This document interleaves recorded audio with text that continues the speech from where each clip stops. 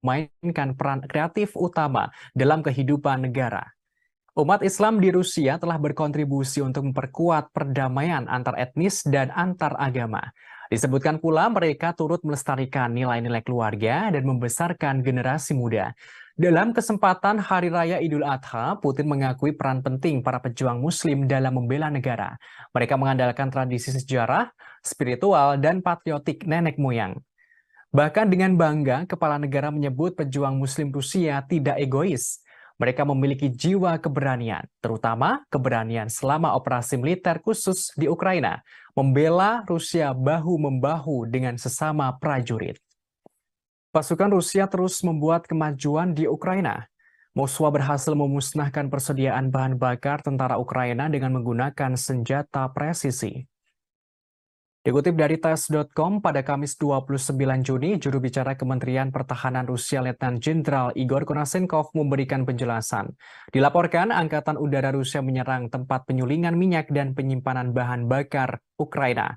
Depot itu digunakan untuk memasok pasukan Ukraina di Donbas selama beberapa hari terakhir selama operasi militer khusus di Ukraina.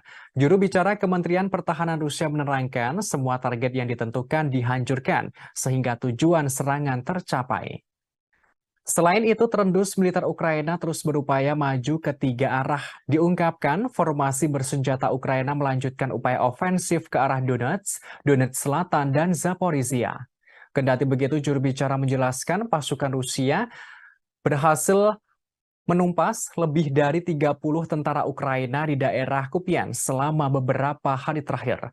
Penyerangan pesawat tentara serta artileri dari kelompok tempur barat menimbulkan kerusakan peralatan tentara Ukraina di dekat permukiman Sinkovka, Kislovka, dan Timkovka di wilayah Kharkov dan Novoyoverskoye di Republik Rakyat Luhansk. Konashenkov juga melaporkan pasukan Rusia memukul mundur dua serangan Ukraina di daerah Krasny Liman selama beberapa hari terakhir. Mereka juga berhasil menumpas sekitar 115 tentara musuh.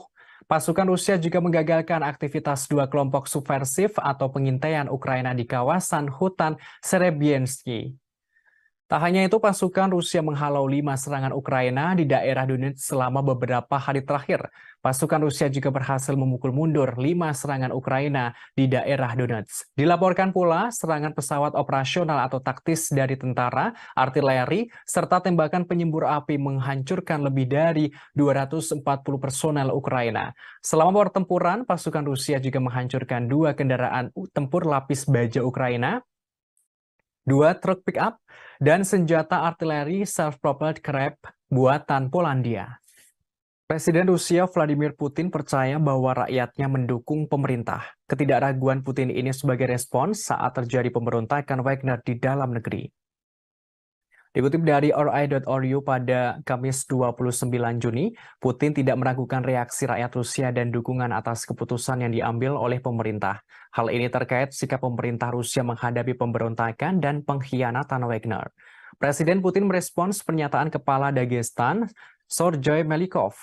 Diketahui Kepala Daerah Dagestan mengatakan bahwa semua orang di Republik ini mendukung tindakan pemerintah selama percobaan pemberontakan. Kepala daerah menandaskan tidak ada satu orang pun di Dagestan yang tidak menyatakan dukungannya setelah pidato Putin kepada rakyat. Melikov meyakinkan bahwa Republik akan terus mendukung semua keputusan yang diambil oleh Presiden Rusia. Sebagaimana diketahui pada 23 Juni, pasukan Wagner menguasai markas besar distrik militer selatan di Rostov-on-Don. Hal ini terjadi dengan klaim Yevgeny Prigozhin yang mengatakan bahwa tentara Rusia telah melakukan serangan rudal dan pengeboman ke kem-kem belakang perusahaan militer swasta tersebut. Ucapannya itu langsung dibantah oleh Kementerian Pertahanan Rusia dan Dinas Keamanan Federal Rusia. Kemudian sebuah kasus kriminal dibuka terhadap Prigozhin karena mengorganisir pemberontakan bersenjata. Presiden Putin menggambarkan tindakan para pemberontak sebagai pertaruhan kriminal, tikaman dari belakang terhadap Rusia, dan pengkhianatan yang dipimpin oleh ambisi yang terlalu tinggi dan kepentingan pribadi. Namun, Presiden Belarus Alexander Lukashenko hadir sebagai penengah. Ia meredakan situasi antara pihak Rusia dan Wagner. Lukashenko tidak merinci negosiasi khusus atas kesepakatan yang mereka capai yang membuat Prigozhin dipindah ke Belarus, termasuk pencabutan kasus pidana terhadap Prigozhin dan para pejuangnya. Diketahui pejuang Wagner diberi pilihan untuk bergabung di Belarus atau dimasukkan ke dalam militer Rusia. Lukashenko menyebutkan mungkin perlu waktu bagi pasukan Wagner yang memilih untuk tidak menandatangani kontrak dengan Kementerian Pertahanan Rusia untuk melakukan perjalanan ke Belarus. Ia juga mengatakan kepada Menteri Pertahanannya untuk mempertimbangkan gagasan merekrut beberapa dari pasukan Wagner untuk bergabung ke Angkatan Darat Belarus. Presiden Belarus Alexander Lukashenko turut angkat bicara soal pemberontakan Wagner atau tentara bayaran Rusia di Moskwa. Ia memperingatkan Direktur Wagner jika nekat memberontak dan tidak mau damai. Menurutnya Rusia bisa menghancurkan Wagner seperti serangga. Dikutip dari tribunnews.com pada Kamis 29 Juni, hal itu disampaikan Presiden Belarus Alexander Lukashenko pada militer Belarus Selasa 27 Juni. Ia memperingatkan pemimpin perusahaan militer swasta Wagner, Yevgeny Prigozhin, saat melakukan negosiasi damai antara Rusia dan Wagner. Dikatakan kepala negara Yevgeny Prigozhin dan Wagner bisa dihancurkan seperti serangga. Hal ini jika ia berani melanjutkan perjalanan dari kota Rostov ke kota Moskow untuk melakukan pemberontakan. Kendati begitu, Lukashenko mengaku khawatir pemberontakan yang terjadi di Moskow akan merembet ke negaranya. Oleh karenanya, kepala negara Belarus turun tangan sebagai mediator atau penengah jalan damai Rusia dan Wagner. Sebelumnya, Lukashenko mengatakan Rusia mengumpulkan sekitar 10.000 tentara untuk mengusir pawai Wagner ke Moskow pada Sabtu 24 Juni. Lukashenko yakin Rusia akan menang melawan para pemberontak. Namun hal itu mungkin akan mengakibatkan ribuan kematian, sehingga menurutnya solusi damai adalah prioritas dalam menengahi Wagner dan Rusia. Presiden Belarus mengatakan Presiden Rusia Vladimir Putin membuatnya harus menawarkan bantuan sebagai mediator karena kekhawatiran. Ia mengaku hal yang paling berbahaya bukanlah dari situasi yang terjadi, tetapi pada potensi konsekuensi yang harus ditanggung ke depannya. Presiden Belarus mengaku mendapatkan keluhan Putin. Diungkapkan, Putin sempat mengatakan Prigozhin tidak berguna lantaran tak mengangkat telepon dan tidak ingin berbicara dengan siapapun. Meski demikian, Lukashenko berhasil menghubungi Yevgeny Prigozhin dengan bantuan Dinas Keamanan Federal Rusia. Pada 30 menit pertama dalam panggilan telepon itu, Yevgeny Prigozhin sangat berapi-api dan berbicara dalam kata-kata kotor. Kemudian Lukashenko mengingatkan Prigozhin, Rusia bisa menghancurkannya seperti serangga. Menurut Lukashenko, para komandan grup Wagner telah dibuat frustasi oleh kekalahan di medan perang yang diderita di Ukraina, dan hal itu sangat mempengaruhi Prigozhin. Seperti yang dikatakan oleh Yevgeny Prigozhin sebelumnya yang mengklaim dia dan Wagner hanya menuntut keadilan. Hal ini dalam menyerukan pemecatan para jenderal Rusia yang dianggap tidak kompeten. Sebagaimana diketahui, Yevgeny Prigozhin menyerukan Wagner akan menggulingkan Menteri Pertahanan Rusia Sergei Shoigu dan mengganti stafnya. Wagner berbaris dari Ukraina ke kota Rostov, Rusia pada Jumat 23 Juni untuk menguasai markas militer Rusia di sana. Pada Sabtu 24 Juni, Wagner yang berada di kota Rostov mengatakan akan melanjutkan aksi menuju ibu kota Moskow. Mereka mengendarai tank dan kendaraan militer di sepanjang kota. Namun di balik pemberontak tersebut, Presiden Rusia Vladimir Putin mengungkapkan fakta pada Selasa 27 Juni, yang mana menurutnya para tentara Wagner yang gagal melakukan pemberontakan itu sebelumnya didanai oleh negara Rusia dengan jumlah yang fantastis, yakni sekitar 1 miliar dolar Amerika Serikat atau sekitar 15 triliun rupiah. Dilansir dari Kompas.com, uang tersebut digunakan untuk gaji para anggota dan hadiah insentif periode Mei 2022 hingga Mei 2023. Angka ini diungkapkan Putin ketika berbicara kepada para pejabat Kementerian Pertahanan dalam pidato yang disiarkan televisi saat awal pertemuan. Хорошо знаем, что жизнь без войны – это результат кропотливой ежедневной работы. Она не всегда видна, но требует колоссальных усилий, порой риска для жизни. Вы люди грамотные, все практически сидите в мессенджерах, читаете разные упреки в мой адрес, что я готовлюсь к войне. Почти 30 лет я каждый день вместе с вами готовились и готовимся к войне. Может быть, и поэтому мы сегодня живем под мирным небом. Особенно сегодня, крайне сложный период в истории суверенной Беларуси, да и всего мира в целом. Угроза нового глобального конфликта как никогда не была так близка, как сегодня.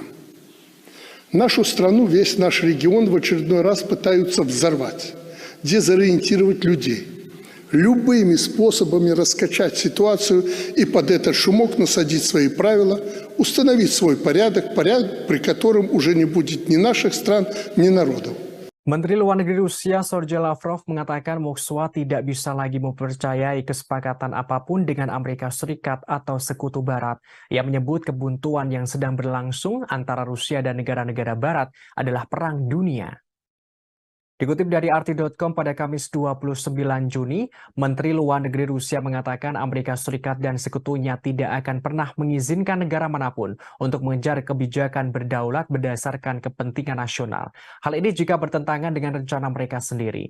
Ia menerangkan kebuntuan antara Rusia dan negara-negara Barat adalah perang dunia yang melibatkan pendekatan yang tidak sesuai dengan politik internasional. Lavrov berujar jika ada negara lain yang mencoba dan mempertahankan kepentingan nasional dengan gigih dan tegas, Barat akan berbalik melawannya. Jika ada negara lain yang mencoba mempertahankan nasionalnya tersebut, maka Barat akan menentangnya pula. Dikatakan Amerika Serikat dan sekutunya masih menganggap ancaman yang ditimbulkan oleh Rusia terhadap rencana mereka sebagai ancaman taktis, namun kemenangan Moskow akan membuat ancaman ini tidak dapat diterima. Disebutkan negara-negara Barat mengklaim bahwa mereka membela tatanan berbasis aturan, namun tatanan semacam ini tidak lain adalah perintah dari Amerika Serikat dan sekutunya. Lavrov membeberkan hal ini tampak saat mereka memutuskan sistem globalisasi mana yang berlaku untuk dunia, termasuk apa mekanisme dan bagaimana perselisihan perdagangan diselesaikan. Diplomat tertinggi Rusia itu juga mengatakan bahwa Washington dan sekutunya telah dengan mudah mengeksploitasi prinsip-prinsip yang sebelumnya mereka nyatakan tidak dapat diganggu-gugat. Tak hanya itu, Kepala Kementerian Luar Negeri Rusia itu pula mengungkapkan Barat berusaha menghancurkan blok yang dipimpin Rusia. Dikatakan Amerika Serikat dan sekutunya telah berulang kali melanggar aturan tatanan yang seharusnya mereka bela dan mengabaikan komitmen mereka di bawah perjanjian yang dibuat dengan Moskow. Ia lantas menyinggung Amerika Serikat dan banyak negara Barat yang mengakui keberadaan kemerdekaan Kosovo tanpa referendum atas dasar deklarasi sepihak oleh Pristina. Namun mereka justru menentang hasil referendum di Crimea. Disebutkan mereka dengan alasan bahwa prinsip keutuhan wilayah Ukraina seharusnya lebih diutamakan dalam kasus ini. Menurutnya, sekarang Barat mencoba untuk menimpakan semua kesalahan kepada Rusia. Mereka menuduh Rusia melakukan agresi yang tidak beralasan. Lavrov menggambarkan hal ini sebagai upaya yang mengalihkan tanggung jawab dari Washington dan sekutunya.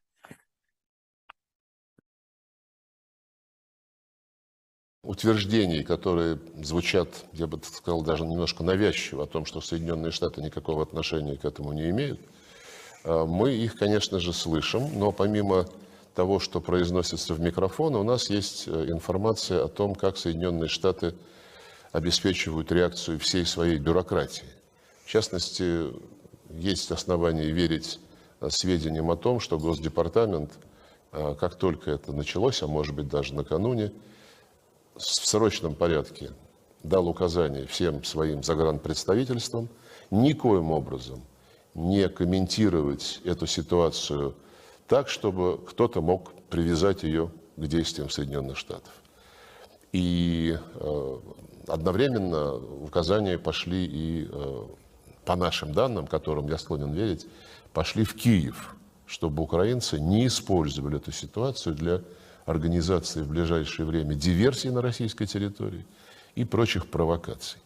Я повторю еще раз, я не могу гарантировать на 100%, но это очень надежные сведения, и они похожи на правду.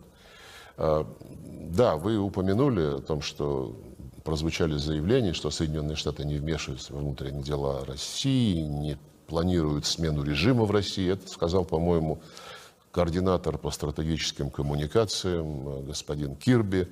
Но, зная послужной список Соединенных Штатов на предмет смены режимов, Но такое, конечно, утверждение звучит, ну, я бы сказал, несколько искусственно на фоне всех остальных стран и территорий, где никогда Соединенные Штаты подобного не заявляли.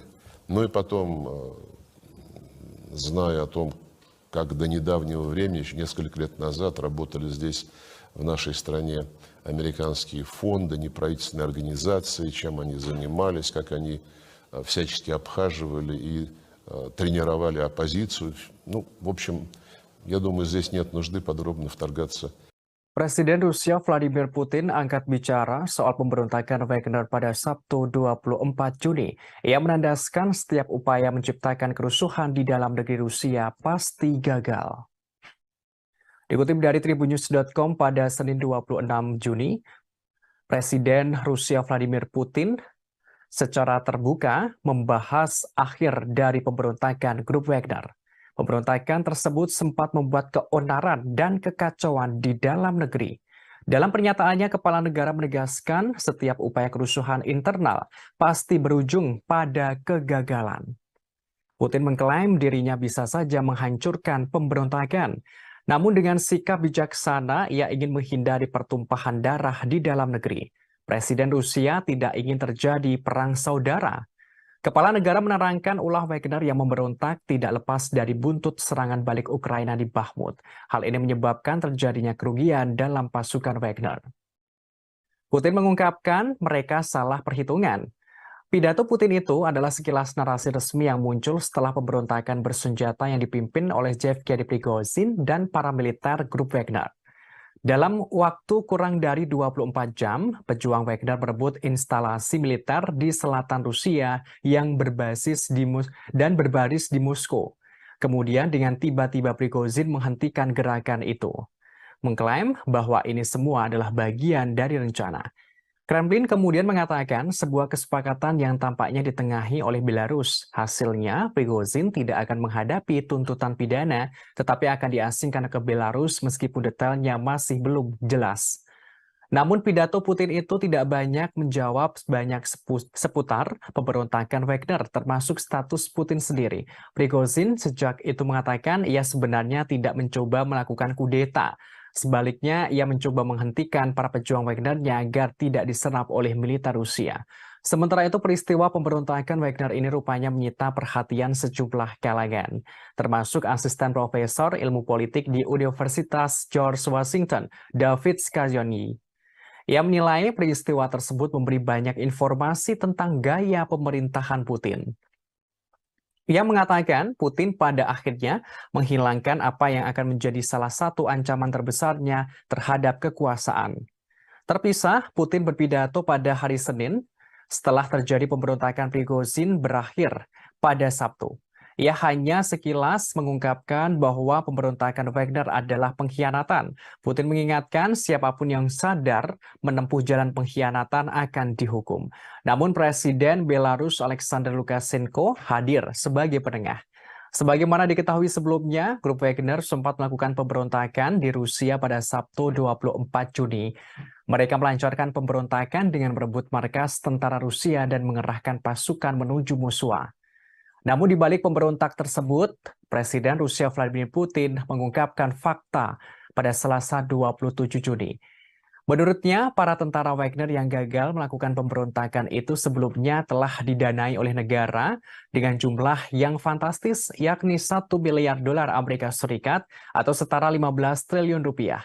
Dilansir dari Kompas.com, uang tersebut digunakan untuk gaji para pegawai, anggota, dan hadiah insentif periode Mei 2022 hingga Mei 2023. Angka ini diungkapkan Putin ketika berpidato kepada para pejabat Kementerian Pertahanan yang disiarkan televisi saat awal pertemuan. Negara-negara NATO di Eropa Timur mulai khawatir dengan dampak yang akan ditimbulkan akibat Wagner pindah ke Belarus. Mereka langsung mengabari NATO pusat untuk meningkatkan keamanan. Dikutip dari Kompas.com, pada Kamis 29 Juni, negara-negara NATO di Eropa Timur memperingatkan pemindahan pasukan tentara bayaran Rusia Wagner ke Belarus akan menciptakan ketidakstabilan regional yang lebih besar. Meski begitu, Sekretaris Jenderal atau Sekjen NATO, Jens Stoltenberg, mengatakan aliansi siap mempertahankan diri terhadap ancaman apapun. Sementara itu, Presiden Lituania Gitanas Nausėda mengatakan pindahnya Wagner ke Belarus untuk menyebarkan pembunuh berantai, maka negara tetangga menghadapi bahaya ketidakstabilan yang lebih besar. Di sisi yang sama, Presiden Polandia Andrzej Duda mengatakan pemindahan Wagner ke Belarus benar-benar sangat memprihatinkan. Pihaknya harus membuat keputusan yang sangat kuat. Hal ini membutuhkan jawaban yang sangat segera dari NATO. Polandia berharap ancaman yang ditimbulkan oleh pasukan Wagner akan menjadi agenda pada pertemuan puncak 31 anggota NATO di Vilnius, Lituania pada 11 hingga 12 Juli mendatang. Bos Wagner Yevgeny Prigozhin seperti diketahui tiba di Belarus pada Selasa 27 Juni di bawah kesepakatan yang dinegosiasikan oleh Presiden Belarus Alexander Lukashenko. Hasilnya, pemberontakan tentara bayaran di Rusia pada Sabtu bisa diakhiri. Presiden Rusia Vladimir Putin mengatakan para pejuang Wagner akan ditawari pilihan untuk pindah ke sana. Mengenai hal ini, Sekjen NATO Stoltenberg mengatakan masih terlalu dini untuk mengatakan apa artinya ini bagi sekutu NATO. Ia menekankan peningkatan pertahanan sayap timur aliansi dalam beberapa tahun terakhir. Sekjen NATO menegaskan pihaknya telah meningkatkan kehadiran militer di bagian timur aliansi. Pihaknya juga akan membuat keputusan lebih lanjut. Hal ini untuk lebih memperkuat pertahanan kolektif dengan pasukan yang lebih siap dan lebih banyak kemampuan di KTT mendatang.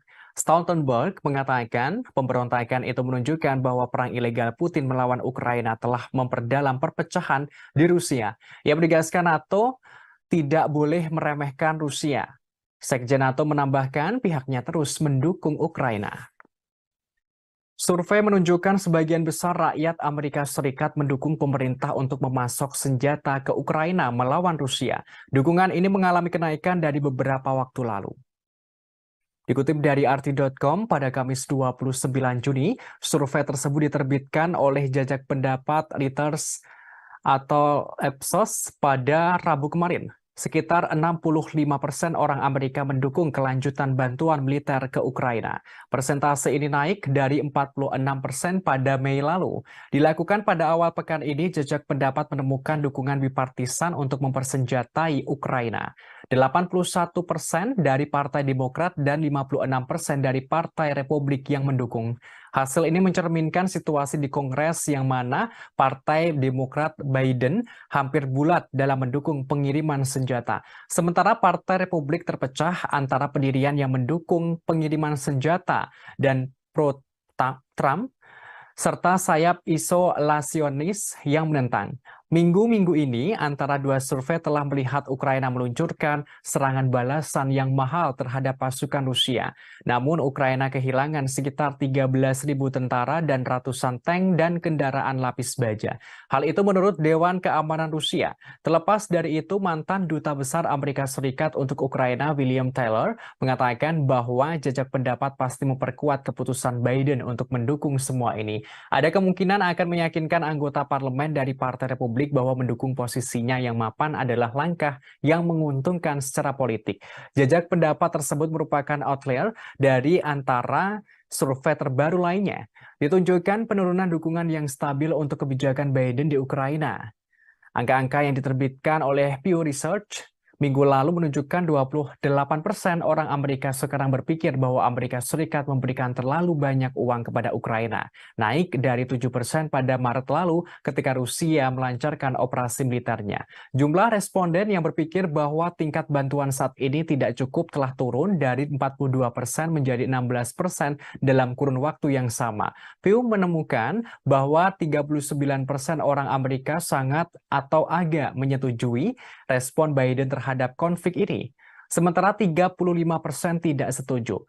Di sisi lain, sebuah jajak pendapat yang dilakukan oleh University of Chicago Harris School of Public Policy akhir bulan lalu menemukan bahwa 50% orang dewasa Amerika Serikat masih mendukung pengiriman senjata ke Ukraina dibanding dengan 61% pada Mei 2022. Hanya 26% orang dewasa Amerika Serikat percaya bahwa pemerintah mereka harus memainkan peran utama dalam konflik itu, turun 40% pada Maret 2022. Dalam kurun waktu antara dua survei Reuters terbaru, Amerika Serikat telah mengumumkan 4 paket senjata untuk Ukraina dengan total nilai 1,5 miliar US dollar. Pentagon mengatakan bahwa isi paket-paket itu akan diambil dari persediaan militer Amerika Serikat, sementara tambahan sekitar 2,2 miliar US dollar akan dihabiskan untuk membeli senjata untuk Ukraina dari produsen senjata. Hingga hari Selasa, Amerika Serikat telah memberikan lebih dari 40,5 miliar US dollar dalam bentuk bantuan militer langsung ke Ukraina sejak Februari lalu. Survei menunjukkan sebagian besar rakyat Rusia menentang penggunaan senjata nuklir untuk melawan Ukraina. Hanya 10% yang mendukung pengerahan senjata nuklir itu. Dikutip dari RT.com pada Kamis 29 Juni, survei ini dilakukan oleh media RTVE dan Lembaga Jajak Pendapat Lapangan Rusia. Dilaporkan hampir 3/4 responden atau sekitar 74% mengatakan bahwa opsi nuklir tidak dapat diterima terlepas dari situasi di medan perang. Hanya 10% orang Rusia mengatakan penggunaan senjata nuklir dapat diterima setiap saat. Sementara 5% lainnya mengatakan langkah seperti itu hanya dapat dilakukan jika menghadapi resiko kekalahan yang nyata. Sedangkan ada sekitar 5% responden tidak memberikan jawaban yang jelas untuk pertanyaan ini. Menurut survei tersebut, tercatat golongan pria setengah baya dan orang Rusia yang lebih tua tampaknya lebih mendukung opsi nuklir.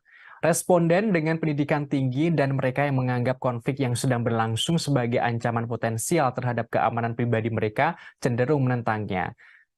Sementara itu, mayoritas warga Rusia menyatakan siap membantu pasukan Rusia yang bertempur di garis depan. Menurut survei, 61% responden mengatakan mereka siap untuk melakukannya. Hampir 40% mengatakan kepada surveyor bahwa mereka telah memberikan bantuan kepada militer setidaknya 1 kali. Hal ini melalui berbagai program bantuan dan dukungan. Hampir 30% juga mengoleksi pakaian dan berbagai barang berguna untuk para prajurit.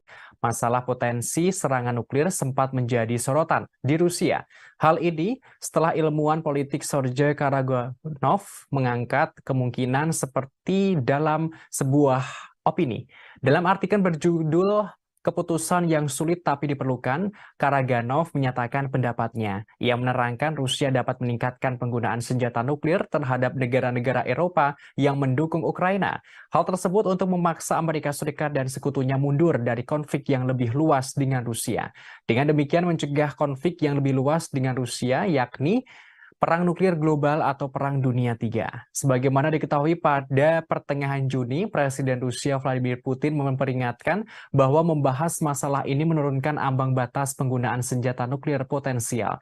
Di bawah doktrin resmi saat ini, Rusia hanya akan menggunakan persenjataan atomnya itu jika dihadapkan pada ancaman eksistensial. Kepala negara seraya menambahkan bahwa tidak percaya menggunakan senjata nuklir taktis hasil rendah sebagai pencegah. Kepala kelompok tentara bayaran Wagner Yevgeny Prigozhin buka suara terkait tindakan Wagner yang disebut-sebut pemberontakan.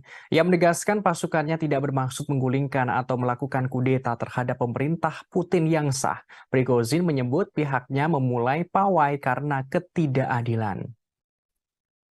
Dikutip dari Kompas.com, hal ini disampaikan Yevgeny Prigozhin pada Senin kemarin setelah meluncurkan pemberontakan bersenjata yang gagal melawan kepemimpinan militer Rusia. Sebaliknya, ia menyebut tindakannya sebagai pawai menuju keadilan. Hal ini dipicu oleh serangan mematikan terhadap pasukan militer pribadinya yang memakai pakaian terkait militer Rusia.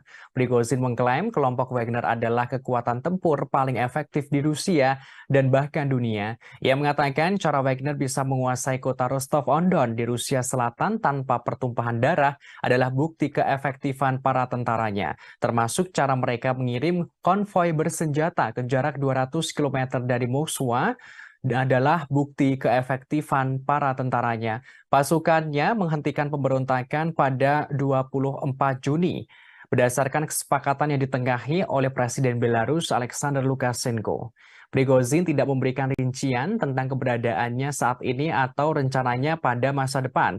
Ia terakhir tampak pada Sabtu tersenyum di belakang sebuah SUV ketika ia meninggalkan Rostov-on-Don setelah memerintahkan anak buahnya untuk mundur. Ketentuan negosiasi Kremlin dengan pendiri grup Wagner yang berusia 62 tahun itu belum diungkapkan.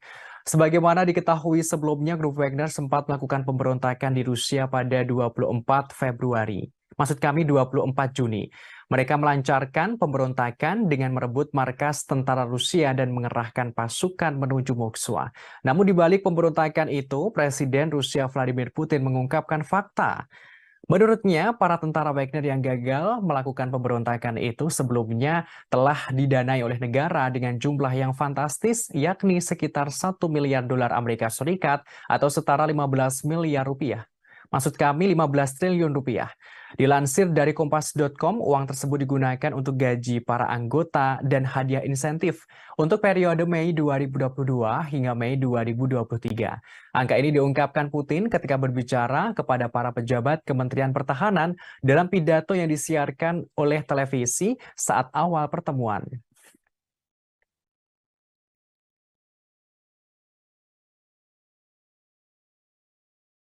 Сегодня я открыл пресс-службу и получил 1000 вопросов по поводу произошедших событий.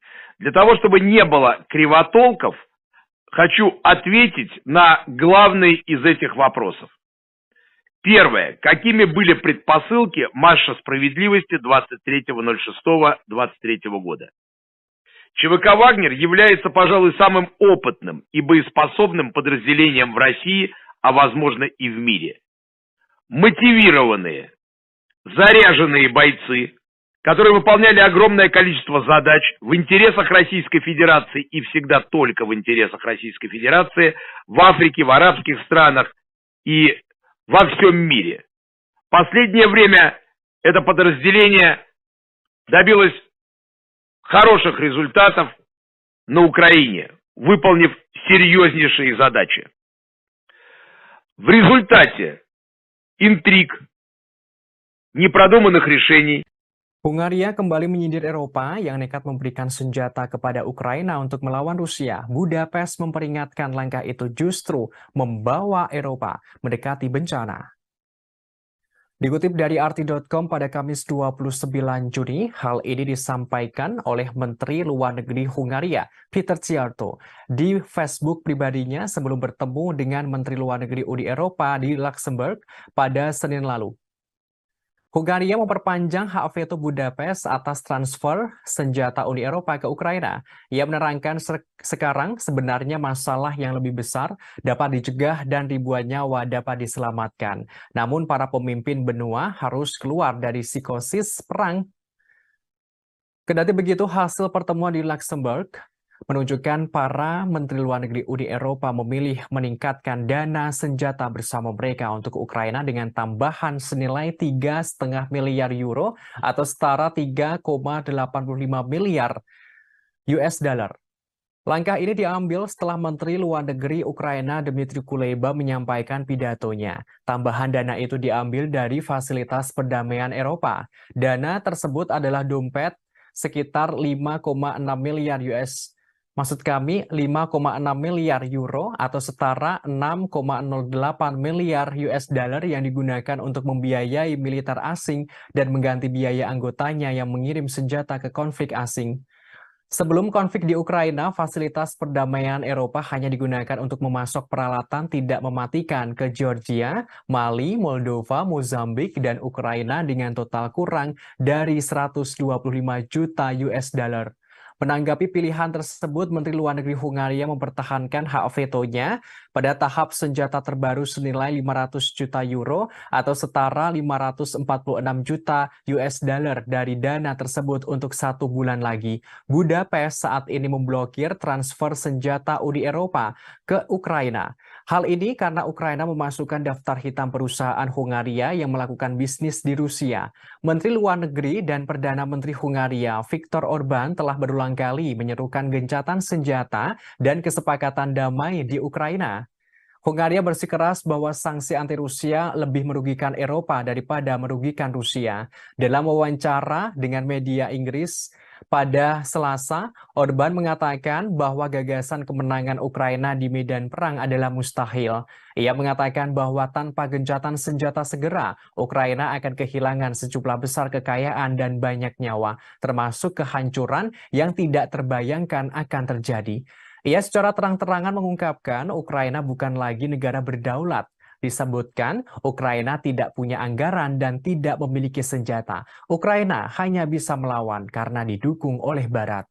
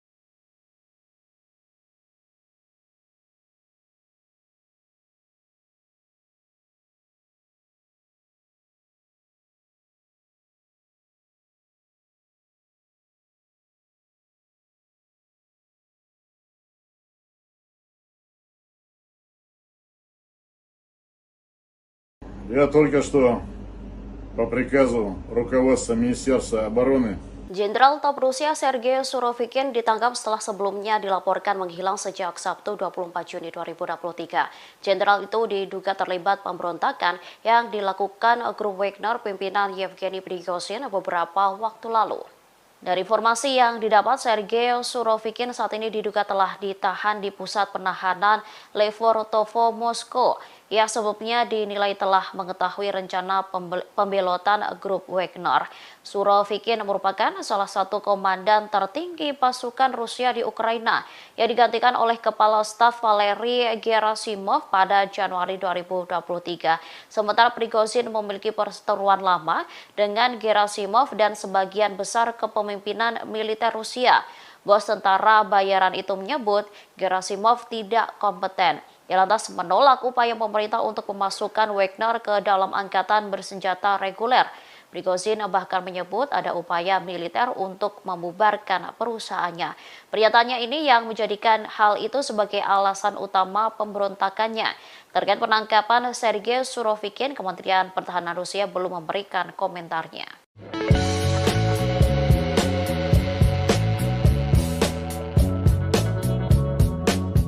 Kepala NATO mengeluarkan peringatan setelah pemberontakan Wagner tidak seharusnya meremehkan Rusia.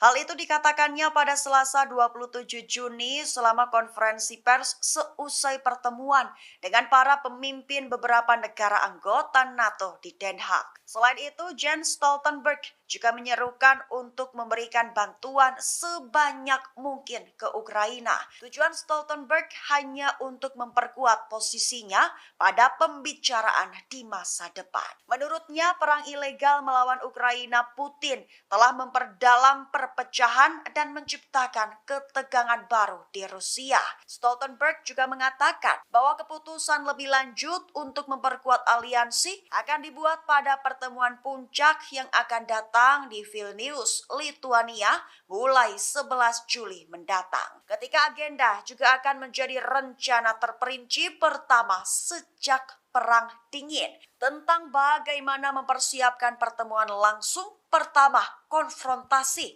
antara NATO dan Moskow.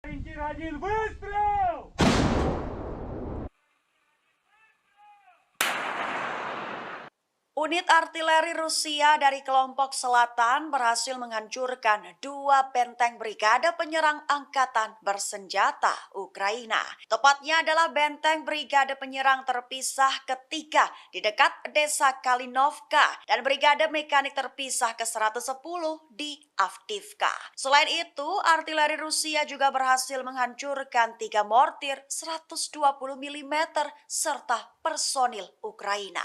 Hal itu dikatakan oleh Vadim Astaviev, Kepala Pusat Pers Kelompok Selatan Rusia pada Kamis 29 Juni 2023. Selain serangan di 2 benteng tersebut, awak sistem penyembur api berat Sons Sepek juga menyerang akumulasi tenaga musuh di garis depan, tepatnya di daerah Malaya Kalinovka. Penyerangan itu dilakukan dari unit perlindungan radiasi, kimia, dan biologis Distrik Militer Selatan Rusia.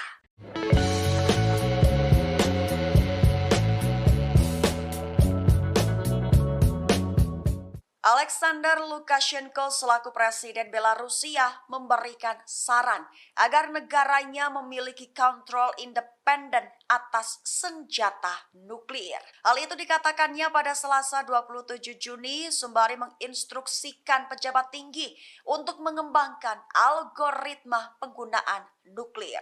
Lukashenko menambahkan jika itu didasarkan pada fakta, jika perlu menggunakannya di saat-saat sulit dan ada penyerang. Di sisi lain, Emma Claire Volley, mitra Asosiasi untuk Kebijakan dan Penelitian dengan gerakan Global Zero, turut buka suara. Ia menyatakan jika tampaknya pernyataan tentang senjata nuklir mungkin menjadi bagian dari pola penekanan yang lebih luas dan mungkin membesar-besarkan pengaruhnya dalam politik internal Rusia dan regional. Ia melanjutkan di mana itu berjalan di garis antara menegaskan Belarusia memiliki peran berbeda untuk dimainkan dalam situasi yang lebih luas tanpa secara eksplisit membuat ancaman nuklir yang akan dilihat Rusia diarahkan kepadanya. Di sisi lainnya lagi, ISW mengatakan jika senjata nuklir juga dapat digunakan sebagai alat oleh Belarus untuk melawan Rusia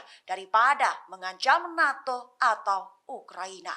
Hari ini, umat Islam merayakan Idul Adha 1444 Hijriah dengan penuh sukacita. Presiden Rusia Vladimir Putin secara khusus turut mengucapkan selamat Hari Raya Idul Adha untuk komunitas Muslim di Rusia. Dikutip dari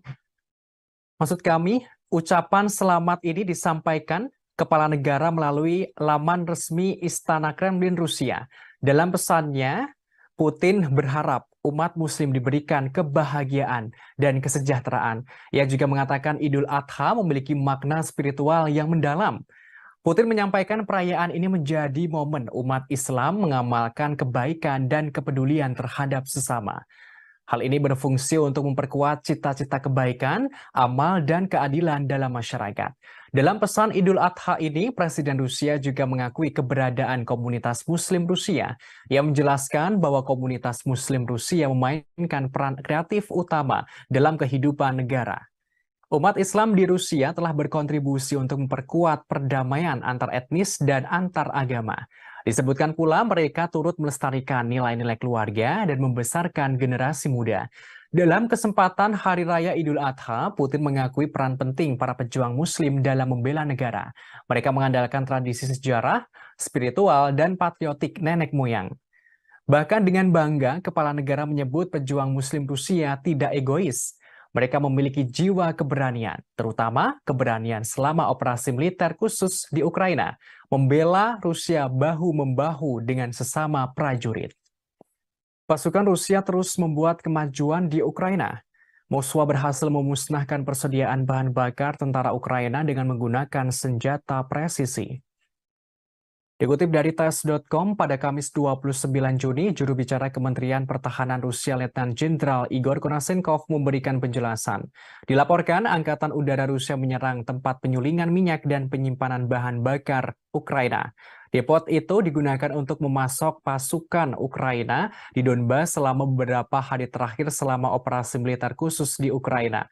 Juru bicara Kementerian Pertahanan Rusia menerangkan semua target yang ditentukan dihancurkan sehingga tujuan serangan tercapai. Selain itu, terendus militer Ukraina terus berupaya maju ke tiga arah. Diungkapkan, formasi bersenjata Ukraina melanjutkan upaya ofensif ke arah Donetsk, Donetsk Selatan, dan Zaporizhia. Kendati begitu, juru bicara menjelaskan pasukan Rusia berhasil menumpas lebih dari 30 tentara Ukraina di daerah Kupiansk selama beberapa hari terakhir. Penyerangan pesawat tentara serta artileri dari kelompok tempur barat menimbulkan kerusakan peralatan tentara Ukraina di dekat permukiman Sinkovka, Kislovka, dan Timkovka di wilayah Kharkov dan Novoyoverskoye di Republik Rakyat Luhansk.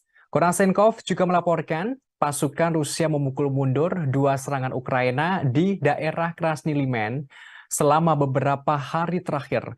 Mereka juga berhasil menumpas sekitar 115 tentara musuh. Pasukan Rusia juga menggagalkan aktivitas dua kelompok subversif atau pengintaian Ukraina di kawasan hutan Serebiensky. Tak hanya itu, pasukan Rusia menghalau 5 serangan Ukraina di daerah Donetsk selama beberapa hari terakhir. Pasukan Rusia juga berhasil memukul mundur 5 serangan Ukraina di daerah Donetsk. Dilaporkan pula serangan pesawat operasional atau taktis dari tentara, artileri, serta tembakan penyembur api menghancurkan lebih dari 240 personel Ukraina. Selama pertempuran, pasukan Rusia juga menghancurkan 2 kendaraan tempur lapis baja Ukraina, 2 truk pick-up, dan senjata artileri self-propelled Krep buatan Polandia. Presiden Rusia Vladimir Putin percaya bahwa rakyatnya mendukung pemerintah. Ketidakraguan Putin ini sebagai respons saat terjadi pemberontakan Wagner di dalam negeri. Dikutip dari RI.ru pada Kamis 29 Juni, Putin tidak meragukan reaksi rakyat Rusia dan dukungan atas keputusan yang diambil oleh pemerintah. Hal ini terkait sikap pemerintah Rusia menghadapi pemberontakan dan pengkhianatan Wagner. Presiden Putin merespons pernyataan Kepala Dagestan, Sergei Melikov.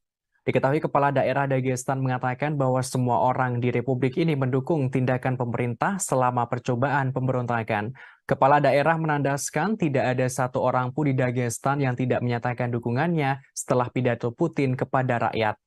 Melikov meyakinkan bahwa Republik akan terus mendukung semua keputusan yang diambil oleh Presiden Rusia. Sebagaimana diketahui pada 23 Juni, pasukan Wagner menguasai markas besar distrik militer selatan di Rostov-on-Don. Hal ini terjadi dengan klaim Yevgeny Prigozhin yang mengatakan bahwa tentara Rusia telah melakukan serangan rudal dan pengeboman ke kem-kem belakang perusahaan militer swasta tersebut. Ucapannya itu langsung dibantah oleh Kementerian Pertahanan Rusia dan Dinas Keamanan Federal Rusia. Kemudian sebuah kasus kriminal dibuka terhadap Prigozhin karena mengorganisir pemberontakan bersenjata. Presiden Putin menggambarkan tindakan para pemberontak sebagai pertaruhan kriminal, tikaman dari belakang terhadap Rusia, dan pengkhianatan yang dipimpin oleh ambisi yang terlalu tinggi dan kepentingan pribadi. Namun, Presiden Belarus Alexander Lukashenko hadir sebagai penengah yang meredakan situasi antara pihak Rusia dan Wagner. Lukashenko tidak merinci negosiasi khusus atas kesepakatan yang mereka capai yang membuat Prigozhin dipindah ke Belarus, termasuk pencabutan kasus pidana terhadap Prigozhin dan para pejuangnya. Diketahui pejuang Wagner diberi pilihan untuk bergabung di Belarus atau dimasukkan ke dalam militer Rusia. Lukashenko menyebutkan mungkin perlu waktu bagi pasukan Wagner yang memilih untuk tidak menandatangani kontrak dengan Kementerian Pertahanan Rusia untuk melakukan perjalanan ke Belarus. Ia juga mengatakan kepada Menteri Pertahanannya untuk mempertimbangkan gagasan merekrut beberapa dari pasukan Wagner untuk bergabung ke Angkatan Darat Belarus. Presiden Belarus Alexander Lukashenko turut angkat bicara soal pemberontakan Wagner atau tentara bayaran Rusia di Moskwa. Ia memperingatkan Direktur Wagner jika nekat memberontak dan tidak mau damai. Menurutnya Rusia bisa menghancurkan Wagner seperti serangga. Dikutip dari Tribunnews.com pada Kamis 29 Juni, hal itu disampaikan Presiden Belarus Alexander Lukashenko pada militer Belarus Selasa 27 Juni. Ia memperingatkan pemimpin perusahaan militer swasta Wagner, Yevgeny Prigozhin, saat melakukan negosiasi damai antara Rusia dan Wagner. Dikatakan kepala negara Yevgeny Prigozhin dan Wagner bisa dihancurkan seperti serangga. Hal ini jika ia berani melanjutkan perjalanan dari kota Rostov ke kota Moskow untuk melakukan pemberontakan. Kendati begitu, Lukashenko mengaku khawatir pemberontakan yang terjadi di Moskow akan merembet ke negaranya. Oleh karenanya, Kepala Negara Belarus turun tangan sebagai mediator atau penengah jalan damai Rusia dan Wagner. Sebelumnya, Lukashenko mengatakan Rusia mengumpulkan sekitar 10.000 tentara untuk mengusir pawai Wagner ke Moskow pada Sabtu 24 Juni. Lukashenko yakin Rusia akan menang melawan para pemberontak. Namun hal itu mungkin akan mengakibatkan ribuan kematian. Sehingga menurutnya solusi damai adalah prioritas dalam menengahi Wagner dan Rusia. Presiden Belarus mengatakan Presiden Rusia Vladimir Putin membuatnya harus menawarkan bantuan sebagai mediator karena kekhawatiran.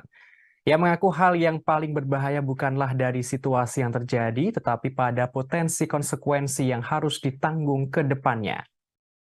Presiden Belarus mengaku mendapatkan keluhan Putin. Diungkapkan, Putin sempat mengatakan Prigozhin tidak berguna lantaran tak mengangkat telepon dan tidak ingin berbicara dengan siapapun.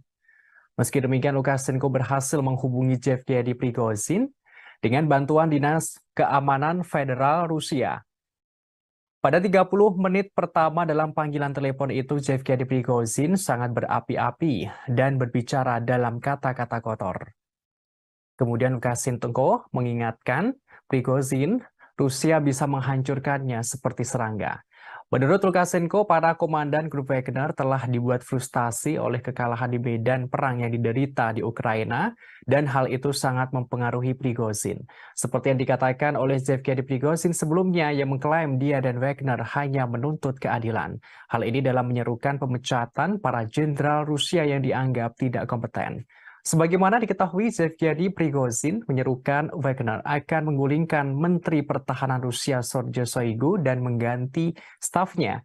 Wagner berbaris dari Ukraina ke kota Rostov, Rusia pada Jumat 23 Juni untuk menguasai markas militer Rusia di sana. Pada Sabtu 24 Juni, Wagner yang berada di kota Rostov mengatakan akan melanjutkan aksi menuju ibu kota Moskow. Mereka mengendarai tank dan kendaraan militer di sepanjang kota.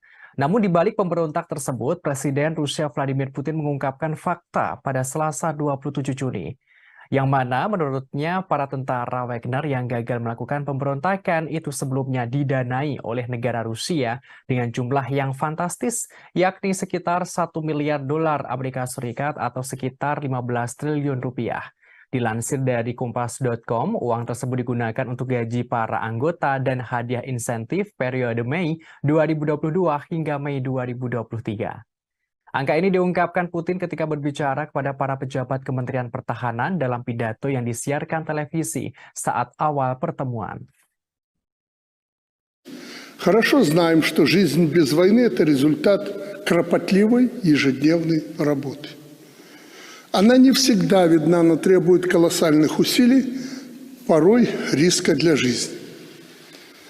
Вы люди грамотные, все практически сидите в мессенджерах, читаете разные упреки в мой адрес, что я готовлюсь к войне. Почти 30 лет я каждый день вместе с вами готовились и готовимся к войне. Может быть, и поэтому мы сегодня живем под мирным небом. Особенно сегодня, крайне сложный период в истории суверенной Беларуси, да и всего мира в целом. Угроза нового глобального конфликта как никогда не была так близка, как сегодня. Нашу страну, весь наш регион в очередной раз пытаются взорвать, дезориентировать людей, любыми способами раскачать ситуацию и под этот шумок насадить свои правила, установить свой порядок, при котором уже не будет ни наших стран, ни народов. Menteri Luar Negeri Rusia Sergei Lavrov mengatakan Moskwa tidak bisa lagi mempercayai kesepakatan apapun dengan Amerika Serikat atau Sekutu Barat. Ia menyebut kebuntuan yang sedang berlangsung antara Rusia dan negara-negara Barat adalah perang dunia. Dikutip dari RT.com pada Kamis 29 Juni, Menteri Luar Negeri Rusia mengatakan Amerika Serikat dan sekutunya tidak akan pernah mengizinkan negara manapun untuk mengejar kebijakan berdaulat berdasarkan kepentingan nasional. Hal ini juga bertentangan dengan rencana mereka sendiri. Ia menerangkan kebuntuan antara Rusia dan negara-negara Barat adalah perang dunia yang melibatkan pendekatan yang tidak sesuai dengan politik internasional. Lavrov berujar jika ada negara lain yang mencoba dan mempertahankan kepentingan nasional dengan gigih dan tegas, Barat akan berbalik melawannya. Jika ada negara lain yang mencoba mempertahankan nasionalnya tersebut, maka Barat akan menentangnya pula. Dikatakan Amerika Serikat dan sekutunya masih menganggap ancaman yang ditimbulkan oleh Rusia terhadap rencana mereka sebagai ancaman taktis, namun kemenangan Moskow akan membuat ancaman ini tidak dapat diterima. Disebutkan negara-negara Barat mengklaim bahwa mereka membela tatanan berbasis aturan, namun tatanan semacam ini tidak lain adalah perintah dari Amerika Serikat dan sekutunya. Lavrov membeberkan hal ini tampak saat mereka memutuskan sistem globalisasi mana yang berlaku untuk dunia, termasuk apa mekanisme dan bagaimana perselisihan perdagangan diselesaikan. Diplomat tertinggi Rusia itu juga mengatakan bahwa Washington dan sekutunya telah dengan mudah mengeksploitasi prinsip-prinsip yang sebelumnya mereka nyatakan tidak dapat diganggu-gugat. Tak hanya itu, Kepala Kementerian Luar Negeri Rusia itu pula mengungkapkan Barat berusaha menghancurkan blok yang dipimpin Rusia. Dikatakan Amerika Serikat dan sekutunya telah berulang kali melanggar aturan tatanan yang seharusnya mereka bela dan mengabaikan komitmen mereka di bawah perjanjian yang dibuat dengan Moskow. Ia lantas menyinggung Amerika Serikat dan banyak negara Barat yang mengakui keberadaan kemerdekaan Kosovo tanpa referendum atas dasar deklarasi sepihak oleh Pristina. Namun mereka justru menentang hasil referendum di Crimea. Disebutkan mereka dengan alasan bahwa prinsip keutuhan wilayah Ukraina seharusnya lebih diutamakan dalam kasus ini. Menurutnya, sekarang Barat mencoba untuk menimpakan semua kesalahan kepada Rusia. Mereka menuduh Rusia melakukan agresi yang tidak beralasan. Lavrov menggambarkan hal ini sebagai upaya yang mengalihkan tanggung jawab dari Washington dan sekutunya.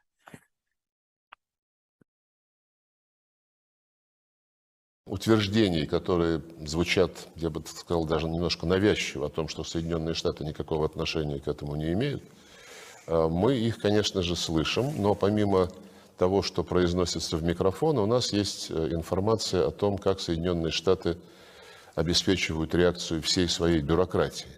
В частности, есть основания верить сведениям о том, что Госдепартамент, как только это началось, а может быть даже накануне, в срочном порядке дал указание всем своим загранпредставительствам никоим образом не комментировать эту ситуацию так, чтобы кто-то мог привязать ее к действиям Соединенных Штатов. И одновременно указания пошли и, по нашим данным, которым я склонен верить, пошли в Киев, чтобы украинцы не использовали эту ситуацию для организации в ближайшее время диверсий на российской территории и прочих провокаций. Я повторю еще раз, я не могу гарантировать на 100%, но это очень надежные сведения, и они похожи на правду. Да, вы упомянули о том, что прозвучали заявления, что Соединенные Штаты не вмешиваются во внутренние дела России, не планируют смену режима в России. Это сказал, по-моему, координатор по стратегическим коммуникациям господин Кирби. Но, зная послужной список Соединенных Штатов на предмет смены режимов, ну, такое, конечно, утверждение звучит, но я бы сказал, несколько искусственно, на фоне всех остальных стран и территорий, где никогда Соединенные Штаты подобного не заявляли. Ну и потом, зная о том, как до недавнего времени, еще несколько лет назад, работали здесь, в нашей стране, американские фонды, неправительственные организации, чем они занимались, как они всячески обхаживали и тренировали оппозицию. Ну, в общем, я думаю, здесь нет нужды подробно вторгаться. Presiden Rusia Vladimir Putin angkat bicara soal pemberontakan Wagner pada Sabtu 24 Juni. Ia menandaskan setiap upaya menciptakan kerusuhan di dalam negeri Rusia pasti gagal. Dikutip dari tribunnews.com pada Senin 26 Juni, Presiden Rusia Vladimir Putin secara terbuka membahas akhir dari pemberontakan grup Wagner. Pemberontakan tersebut sempat membuat keonaran dan kekacauan di dalam negeri. Dalam pernyataannya, kepala negara menegaskan setiap upaya kerusuhan internal pasti berujung pada kegagalan. Putin mengklaim dirinya bisa saja menghancurkan pemberontakan. Namun dengan sikap bijaksana, ia ingin menghindari pertumpahan darah di dalam negeri. Presiden Rusia tidak ingin terjadi perang saudara. Kepala negara menerangkan ulah Wagner yang memberontak tidak lepas dari buntut serangan balik Ukraina di Bakhmut. Hal ini menyebabkan terjadinya kerugian dalam pasukan Wagner. Putin mengungkapkan mereka salah perhitungan. Pidato Putin itu adalah sekilas narasi resmi yang muncul setelah pemberontakan bersenjata yang dipimpin oleh Yevgeny Prigozhin dan para militer grup Wagner. Dalam waktu kurang dari 24 jam, pejuang Wagner merebut instalasi militer di selatan Rusia yang berbasis di berbaris di Moskow. Kemudian dengan tiba-tiba Prigozhin menghentikan gerakan itu, mengklaim bahwa ini semua adalah bagian dari rencana. Kremlin kemudian mengatakan sebuah kesepakatan yang tampaknya ditengahi oleh Belarus. Hasilnya, Prigozhin tidak akan menghadapi tuntutan pidana, tetapi akan diasingkan ke Belarus meskipun detailnya masih belum jelas. Namun pidato Putin itu tidak banyak menjawab seputar pemberontakan Wagner, termasuk status Putin sendiri. Prigozhin sejak itu mengatakan ia sebenarnya tidak mencoba melakukan kudeta. Sebaliknya, ia mencoba menghentikan para pejuang Wagner-nya agar tidak diserap oleh militer Rusia. Sementara itu, peristiwa pemberontakan Wagner ini rupanya menyita perhatian sejumlah kalangan, termasuk asisten profesor ilmu politik di Universitas George Washington, David Scaglione. Ia menilai peristiwa tersebut memberi banyak informasi tentang gaya pemerintahan Putin. Ia mengatakan Putin pada akhirnya menghilangkan apa yang akan menjadi salah satu ancaman terbesarnya terhadap kekuasaan. Terpisah, Putin berpidato pada hari Senin setelah terjadi pemberontakan Prigozhin berakhir pada Sabtu. Ia hanya sekilas mengungkapkan bahwa pemberontakan Wagner adalah pengkhianatan. Putin mengingatkan siapapun yang sadar menempuh jalan pengkhianatan akan dihukum. Namun Presiden Belarus Alexander Lukashenko hadir sebagai penengah. Sebagaimana diketahui sebelumnya, grup Wagner sempat melakukan pemberontakan di Rusia pada Sabtu 24 Juni. Mereka melancarkan pemberontakan dengan merebut markas tentara Rusia dan mengerahkan pasukan menuju Moskwa. Namun di balik pemberontak tersebut, Presiden Rusia Vladimir Putin mengungkapkan fakta pada Selasa 27 Juni. Menurutnya, para tentara Wagner yang gagal melakukan pemberontakan itu sebelumnya telah didanai oleh negara dengan jumlah yang fantastis, yakni 1 miliar dolar Amerika Serikat atau setara 15 triliun rupiah. Dilansir dari Kompas.com, uang tersebut digunakan untuk gaji para pegawai, anggota, dan hadiah insentif periode Mei 2022 hingga Mei 2023. Angka ini diungkapkan Putin ketika berpidato kepada para pejabat Kementerian Pertahanan yang disiarkan televisi saat awal pertemuan. Negara-negara NATO di Eropa Timur mulai khawatir dengan dampak yang akan ditimbulkan akibat Wagner pindah ke Belarus. Mereka langsung mengabari NATO pusat untuk meningkatkan keamanan. Dikutip dari Kompas.com, pada Kamis 29 Juni, negara-negara NATO di Eropa Timur memperingatkan pemindahan pasukan tentara bayaran Rusia Wagner ke Belarus akan menciptakan ketidakstabilan regional yang lebih besar. Meski begitu, Sekretaris Jenderal atau Sekjen NATO, Jens Stoltenberg, mengatakan aliansi siap mempertahankan diri terhadap ancaman apapun. Sementara itu, Presiden Lituania Gitanas Nausėda mengatakan pindahnya Wagner ke Belarus untuk menyebarkan pembunuh berantai, maka negara tetangga menghadapi bahaya ketidakstabilan yang lebih besar. Di sisi yang sama, Presiden Polandia Andrzej Duda mengatakan pemindahan Wagner ke Belarus benar-benar sangat memprihatinkan. Pihaknya harus membuat keputusan yang sangat kuat. Hal ini membutuhkan jawaban yang sangat segera dari NATO. Polandia berharap ancaman yang ditimbulkan oleh pasukan Wagner akan menjadi agenda pada pertemuan puncak 31 anggota NATO di Vilnius, Lituania pada 11 hingga 12 Juli mendatang. Bos Wagner Yevgeny Prigozhin seperti diketahui tiba di Belarus pada Selasa 27 Juni di bawah kesepakatan yang dinegosiasikan oleh Presiden Belarus Alexander Lukashenko. Hasilnya, pemberontakan tentara bayaran di Rusia pada Sabtu bisa diakhiri. Presiden Rusia Vladimir Putin mengatakan para pejuang Wagner akan ditawari pilihan untuk pindah ke sana. Mengenai hal ini, Sekjen NATO Stoltenberg mengatakan masih terlalu dini untuk mengatakan apa artinya ini bagi sekutu NATO. Ia menekankan peningkatan pertahanan sayap timur aliansi dalam beberapa tahun terakhir. Sekjen NATO menegaskan pihaknya telah meningkatkan kehadiran militer di bagian timur aliansi. Pihaknya juga akan membuat keputusan lebih lanjut. Hal ini untuk lebih memperkuat pertahanan kolektif dengan pasukan yang lebih siap dan lebih banyak kemampuan di KTT mendatang. Stoltenberg mengatakan pemberontakan itu menunjukkan bahwa perang ilegal Putin melawan Ukraina telah memperdalam perpecahan di Rusia. Ia menegaskan NATO tidak boleh meremehkan Rusia. Sekjen NATO menambahkan pihaknya terus mendukung Ukraina. Survei menunjukkan sebagian besar rakyat Amerika Serikat mendukung pemerintah untuk memasok senjata ke Ukraina melawan Rusia. Dukungan ini mengalami kenaikan dari beberapa waktu lalu. Dikutip dari RT.com, pada Kamis 29 Juni, survei tersebut diterbitkan oleh Jajak Pendapat Reuters atau Ipsos pada Rabu kemarin. Sekitar 65% orang Amerika mendukung kelanjutan bantuan militer ke Ukraina. Persentase ini naik dari 46% pada Mei lalu. Dilakukan pada awal pekan ini, Jajak Pendapat menemukan dukungan bipartisan untuk mempersenjatai Ukraina. 81% dari Partai Demokrat dan 56% dari Partai Republik yang mendukung. Hasil ini mencerminkan situasi di Kongres yang mana Partai Demokrat Biden hampir bulat dalam mendukung pengiriman senjata. Sementara Partai Republik terpecah antara pendirian yang mendukung pengiriman senjata dan pro-Trump, serta sayap isolasionis yang menentang. Minggu ini, antara dua survei telah melihat Ukraina meluncurkan serangan balasan yang mahal terhadap pasukan Rusia. Namun, Ukraina dengan tentara dan ratusan tank dan kendaraan lapis baja.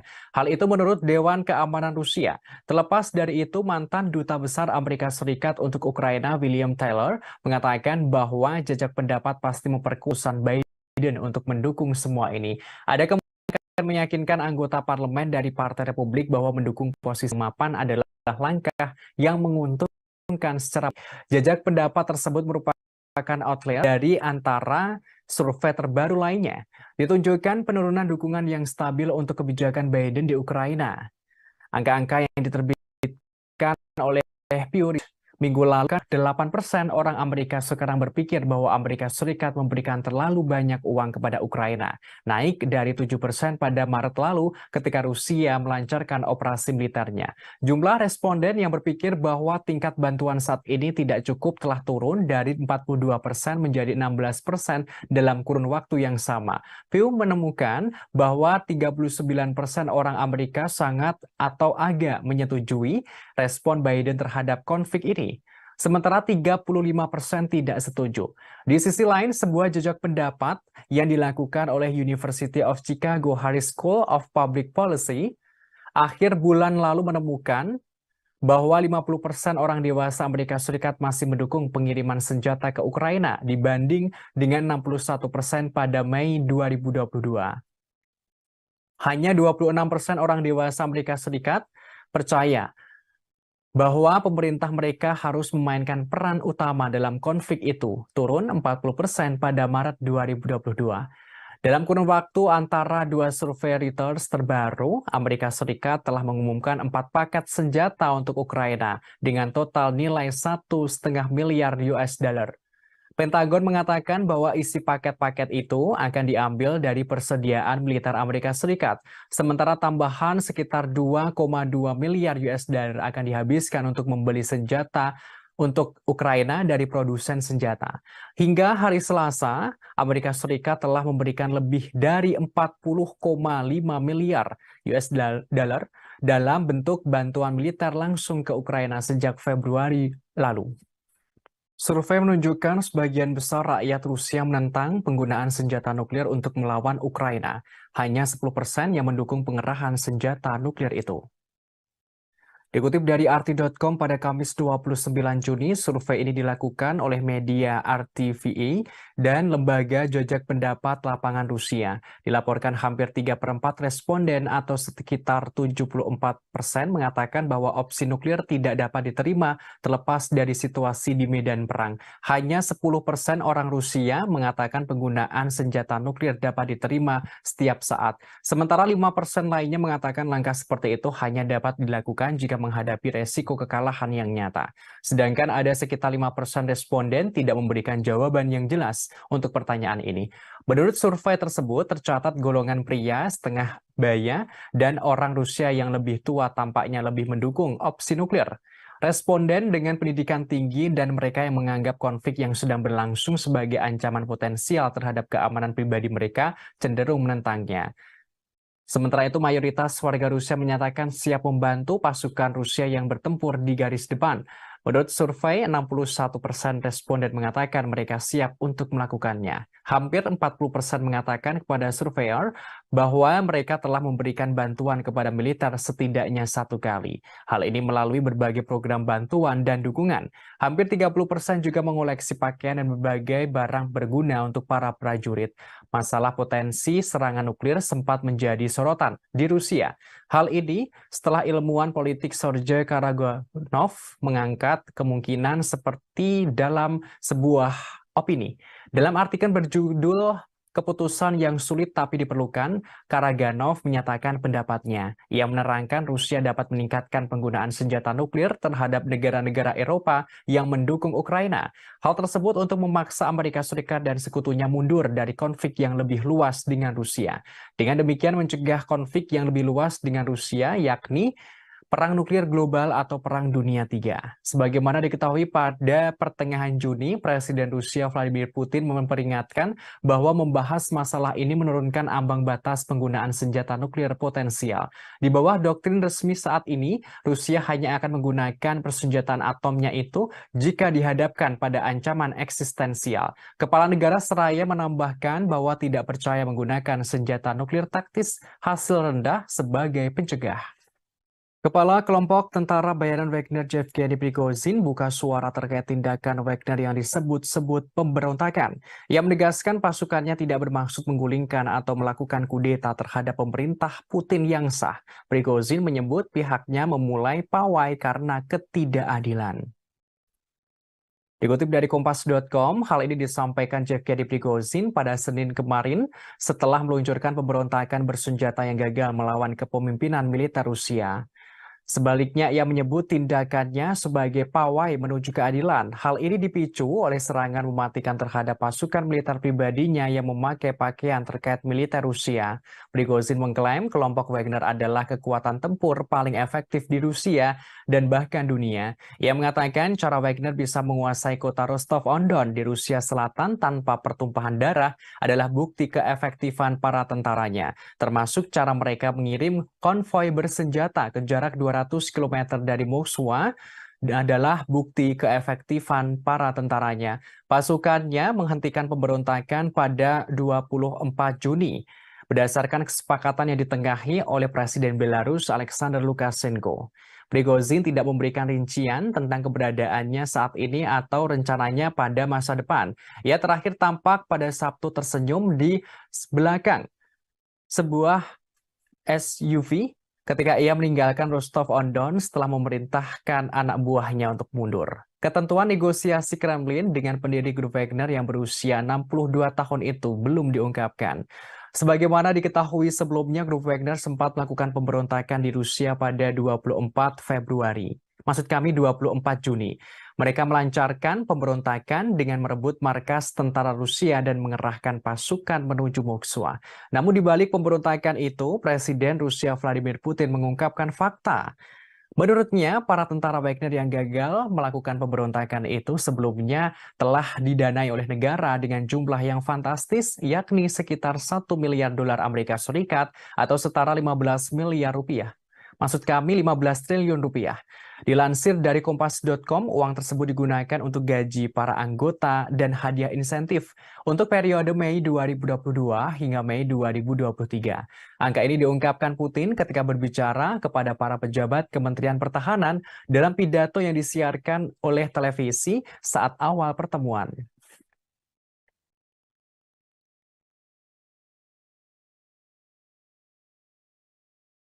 Сегодня я открыл пресс-службу и получил 1000 вопросов по поводу произошедших событий. Для того, чтобы не было кривотолков, хочу ответить на главный из этих вопросов. Первое. Какими были предпосылки марша справедливости 23.06.23 года? ЧВК «Вагнер» является, пожалуй, самым опытным и боеспособным подразделением в России, а возможно и в мире. Мотивированные, заряженные бойцы, которые выполняли огромное количество задач в интересах Российской Федерации и всегда только в интересах Российской Федерации, в Африке, в арабских странах и во всем мире. В последнее время это подразделение добилось хороших результатов на Украине, выполнив серьезнейшие задачи. В результате intrиг, непродуманных решений. Hungaria kembali menyindir Eropa yang nekat memberikan senjata kepada Ukraina untuk melawan Rusia. Budapest memperingatkan langkah itu justru membawa Eropa mendekati bencana. Dikutip dari RT.com pada Kamis 29 Juni, hal ini disampaikan oleh Menteri Luar Negeri Hungaria, Peter Szijjártó, di Facebook pribadinya sebelum bertemu dengan Menteri Luar Negeri Uni Eropa di Luxembourg pada Senin lalu. Hungaria memperpanjang hak veto Budapest atas transfer senjata Uni Eropa ke Ukraina. Ia menerangkan sekarang sebenarnya masalah yang lebih besar dapat dicegah dan ribuan nyawa dapat diselamatkan. Namun para pemimpin benua harus keluar dari psikosis perang. Kendati begitu, hasil pertemuan di Luxembourg menunjukkan para Menteri Luar Negeri Uni Eropa memilih meningkatkan dana senjata bersama mereka untuk Ukraina dengan tambahan senilai 3,5 miliar euro atau setara 3,85 miliar US dollar. Langkah ini diambil setelah Menteri Luar Negeri Ukraina Dmytro Kuleba menyampaikan pidatonya. Tambahan dana itu diambil dari Fasilitas Perdamaian Eropa. Dana tersebut adalah dompet sekitar 5,6 miliar US. Maksud kami 5,6 miliar euro atau setara 6,08 miliar US dollar yang digunakan untuk membiayai militer asing dan mengganti biaya anggotanya yang mengirim senjata ke konflik asing. Sebelum konflik di Ukraina, Fasilitas Perdamaian Eropa hanya digunakan untuk memasok peralatan tidak mematikan ke Georgia, Mali, Moldova, Mozambik, dan Ukraina dengan total kurang dari 125 juta US dollar. Menanggapi pilihan tersebut, Menteri Luar Negeri Hungaria mempertahankan hak vetonya pada tahap senjata terbaru senilai 500 juta euro atau setara 546 juta US dollar dari dana tersebut untuk 1 bulan lagi. Budapest saat ini memblokir transfer senjata Uni Eropa ke Ukraina. Hal ini karena Ukraina memasukkan daftar hitam perusahaan Hungaria yang melakukan bisnis di Rusia. Menteri Luar Negeri dan Perdana Menteri Hungaria, Viktor Orbán, telah berulang kali menyerukan gencatan senjata dan kesepakatan damai di Ukraina. Hungaria bersikeras bahwa sanksi anti-Rusia lebih merugikan Eropa daripada merugikan Rusia. Dalam wawancara dengan media Inggris pada Selasa, Orbán mengatakan bahwa gagasan kemenangan Ukraina di medan perang adalah mustahil. Ia mengatakan bahwa tanpa gencatan senjata segera, Ukraina akan kehilangan sejumlah besar kekayaan dan banyak nyawa, termasuk kehancuran yang tidak terbayangkan akan terjadi. Ia secara terang-terangan mengungkapkan Ukraina bukan lagi negara berdaulat. Disebutkan, Ukraina tidak punya anggaran dan tidak memiliki senjata. Ukraina hanya bisa melawan karena didukung oleh Barat. Я только что по приказу руководства Министерства обороны Jenderal Top Rusia Sergei Surovikin ditangkap setelah sebelumnya dilaporkan menghilang sejak Sabtu 24 Juni 2023. Jenderal itu diduga terlibat pemberontakan yang dilakukan grup Wagner pimpinan Yevgeny Prigozhin beberapa waktu lalu. Dari informasi yang didapat, Sergei Surovikin saat ini diduga telah ditahan di pusat penahanan Lefortovo, Moskow. Ia sebelumnya dinilai telah mengetahui rencana pembelotan grup Wagner. Surovikin merupakan salah satu komandan tertinggi pasukan Rusia di Ukraina yang digantikan oleh Kepala Staf Valery Gerasimov pada Januari 2023. Sementara Prigozhin memiliki perseteruan lama dengan Gerasimov dan sebagian besar kepemimpinan militer Rusia. Bos tentara bayaran itu menyebut Gerasimov tidak kompeten. Ia lantas menolak upaya pemerintah untuk memasukkan Wagner ke dalam angkatan bersenjata reguler. Prigozhin bahkan menyebut ada upaya militer untuk membubarkan perusahaannya. Pernyataannya ini yang menjadikan hal itu sebagai alasan utama pemberontakannya. Terkait penangkapan Sergei Surovikin, Kementerian Pertahanan Rusia belum memberikan komentarnya.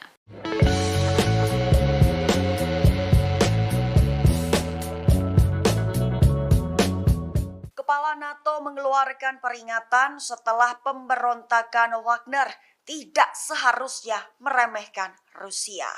Hal itu dikatakannya pada Selasa 27 Juni selama konferensi pers seusai pertemuan dengan para pemimpin beberapa negara anggota NATO di Den Haag. Selain itu, Jens Stoltenberg juga menyerukan untuk memberikan bantuan sebanyak mungkin ke Ukraina. Tujuan Stoltenberg hanya untuk memperkuat posisinya pada pembicaraan di masa depan. Menurutnya, perang ilegal melawan Ukraina Putin telah malah memperdalam perpecahan dan menciptakan ketegangan baru di Rusia. Stoltenberg juga mengatakan bahwa keputusan lebih lanjut untuk memperkuat aliansi akan dibuat pada pertemuan puncak yang akan datang di Vilnius, Lituania mulai 11 Juli mendatang. Ketika agenda juga akan menjadi rencana terperinci pertama sejak Perang Dingin tentang bagaimana mempersiapkan pertemuan langsung pertama konfrontasi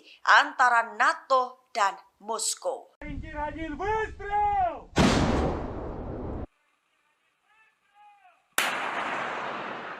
Unit artileri Rusia dari kelompok selatan berhasil menghancurkan 2 benteng brigade penyerang angkatan bersenjata Ukraina.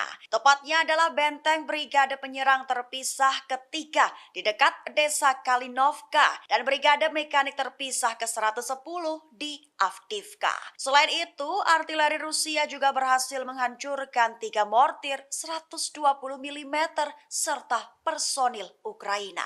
Hal itu dikatakan oleh Vadim Astaviev, Kepala Pusat Pers Kelompok Selatan Rusia pada Kamis 29 Juni 2023. Selain serangan di 2 benteng tersebut, awak sistem penyembur api berat Sons Sepek juga menyerang akumulasi tenaga musuh di garis depan, tepatnya di daerah Malaya Kalinovka. Penyerangan itu dilakukan dari unit perlindungan radiasi, kimia, dan biologis Distrik Militer Selatan Rusia.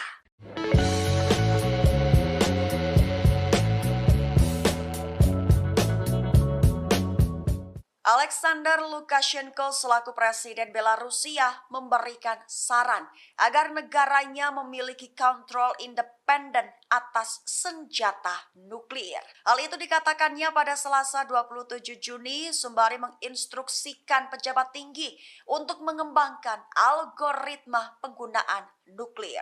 Lukashenko menambahkan jika itu didasarkan pada fakta, jika perlu menggunakannya di saat-saat sulit dan ada penyerang. Di sisi lain, Emma Claire Volley, mitra Asosiasi untuk Kebijakan dan Penelitian dengan gerakan Global Zero, turut buka suara. Ia menyatakan jika tampaknya pernyataan tentang senjata nuklir mungkin menjadi bagian dari pola penekanan yang lebih luas dan mungkin membesar-besarkan pengaruhnya dalam politik internal Rusia dan regional. Ia melanjutkan di mana itu berjalan di garis antara menegaskan Belarusia memiliki peran berbeda untuk dimainkan dalam situasi yang lebih luas tanpa secara eksplisit membuat ancaman nuklir yang akan dilihat Rusia diarahkan kepadanya. Di sisi lainnya lagi, ISW mengatakan jika senjata nuklir juga dapat digunakan sebagai alat oleh Belarus untuk melawan Rusia daripada mengancam NATO atau Ukraina. Hari ini, umat Islam merayakan Idul Adha 1444 Hijriah dengan penuh sukacita. Presiden Rusia Vladimir Putin secara khusus turut mengucapkan selamat Hari Raya Idul Adha untuk komunitas Muslim di Rusia. Dikutip dari maksud kami, ucapan selamat ini disampaikan Kepala Negara melalui laman resmi Istana Kremlin Rusia. Dalam pesannya, Putin berharap umat Muslim diberikan kebahagiaan dan kesejahteraan. Ia juga mengatakan Idul Adha memiliki makna spiritual yang mendalam. Putin menyampaikan perayaan ini menjadi momen umat Islam mengamalkan kebaikan dan kepedulian terhadap sesama. Hal ini berfungsi untuk memperkuat cita-cita kebaikan, amal, dan keadilan dalam masyarakat. Dalam pesan Idul Adha ini, Presiden Rusia juga mengakui keberadaan komunitas Muslim Rusia. Ia menjelaskan bahwa komunitas Muslim Rusia memainkan peran kreatif utama dalam kehidupan negara. Umat Islam di Rusia telah berkontribusi untuk memperkuat perdamaian antar etnis dan antar agama. Disebutkan pula mereka turut melestarikan nilai-nilai keluarga dan membesarkan generasi muda. Dalam kesempatan Hari Raya Idul Adha, Putin mengakui peran penting para pejuang Muslim dalam membela negara. Mereka mengandalkan tradisi sejarah, spiritual, dan patriotik nenek moyang. Bahkan dengan bangga, Kepala Negara menyebut pejuang Muslim Rusia tidak egois. Mereka memiliki jiwa keberanian, terutama keberanian selama operasi militer khusus di Ukraina, membela Rusia bahu-membahu dengan sesama prajurit. Pasukan Rusia terus membuat kemajuan di Ukraina. Moskwa berhasil memusnahkan persediaan bahan bakar tentara Ukraina dengan menggunakan senjata presisi. Dikutip dari tes.com pada Kamis 29 Juni, juru bicara Kementerian Pertahanan Rusia Letnan Jenderal Igor Konashenkov memberikan penjelasan. Dilaporkan Angkatan Udara Rusia menyerang tempat penyulingan minyak dan penyimpanan bahan bakar Ukraina. Depot itu digunakan untuk memasok pasukan Ukraina di Donbas selama beberapa hari terakhir selama operasi militer khusus di Ukraina. Juru bicara Kementerian Pertahanan Rusia menerangkan semua target yang ditentukan dihancurkan sehingga tujuan serangan tercapai. Selain itu, terendus militer Ukraina terus berupaya maju ke tiga arah. Diungkapkan, formasi bersenjata Ukraina melanjutkan upaya ofensif ke arah Donetsk, Donetsk Selatan, dan Zaporizhia. Kendati begitu, juru bicara menjelaskan pasukan Rusia berhasil menumpas lebih dari 30 tentara Ukraina di daerah Kupiansk selama beberapa hari terakhir. Penyerangan pesawat tentara serta artileri dari kelompok tempur barat menimbulkan kerusakan peralatan tentara Ukraina di dekat permukiman Sinkovka, Kislovka, dan Timkovka di wilayah Kharkov dan Novoyoverskoye di Republik Rakyat Luhansk. Konashenkov juga melaporkan pasukan Rusia memukul mundur dua serangan Ukraina di daerah Krasny Liman selama beberapa hari terakhir. Mereka juga berhasil menumpas sekitar 115 tentara musuh. Pasukan Rusia juga menggagalkan aktivitas dua kelompok subversif atau pengintaian Ukraina di kawasan hutan Serebiensky. Tak hanya itu, pasukan Rusia menghalau 5 serangan Ukraina di daerah Donetsk selama beberapa hari terakhir. Pasukan Rusia juga berhasil memukul mundur 5 serangan Ukraina di daerah Donetsk. Dilaporkan pula serangan pesawat operasional atau taktis dari tentara, artileri, serta tembakan penyembur api menghancurkan lebih dari 240 personel Ukraina. Selama pertempuran, pasukan Rusia juga menghancurkan 2 kendaraan tempur lapis baja Ukraina, 2 truk pick-up, dan senjata artileri self-propelled Krep buatan Polandia. Presiden Rusia Vladimir Putin percaya bahwa rakyatnya mendukung pemerintah. Ketidakraguan Putin ini sebagai respons saat terjadi pemberontakan Wagner di dalam negeri. Dikutip dari RI.ru pada Kamis 29 Juni, Putin tidak meragukan reaksi rakyat Rusia dan dukungan atas keputusan yang diambil oleh pemerintah. Hal ini terkait sikap pemerintah Rusia menghadapi pemberontakan dan pengkhianatan Wagner. Presiden Putin merespons pernyataan Kepala Dagestan, Sergei Melikov. Diketahui Kepala Daerah Dagestan mengatakan bahwa semua orang di Republik ini mendukung tindakan pemerintah selama percobaan pemberontakan. Kepala daerah menandaskan tidak ada satu orang pun di Dagestan yang tidak menyatakan dukungannya setelah pidato Putin kepada rakyat. Melikov meyakinkan bahwa Republik akan terdukung semua keputusan yang diambil oleh Presiden Rusia. Sebagaimana diketahui pada 23 Juni, pasukan Wagner menguasai markas besar distrik militer selatan di Rostov-on-Don.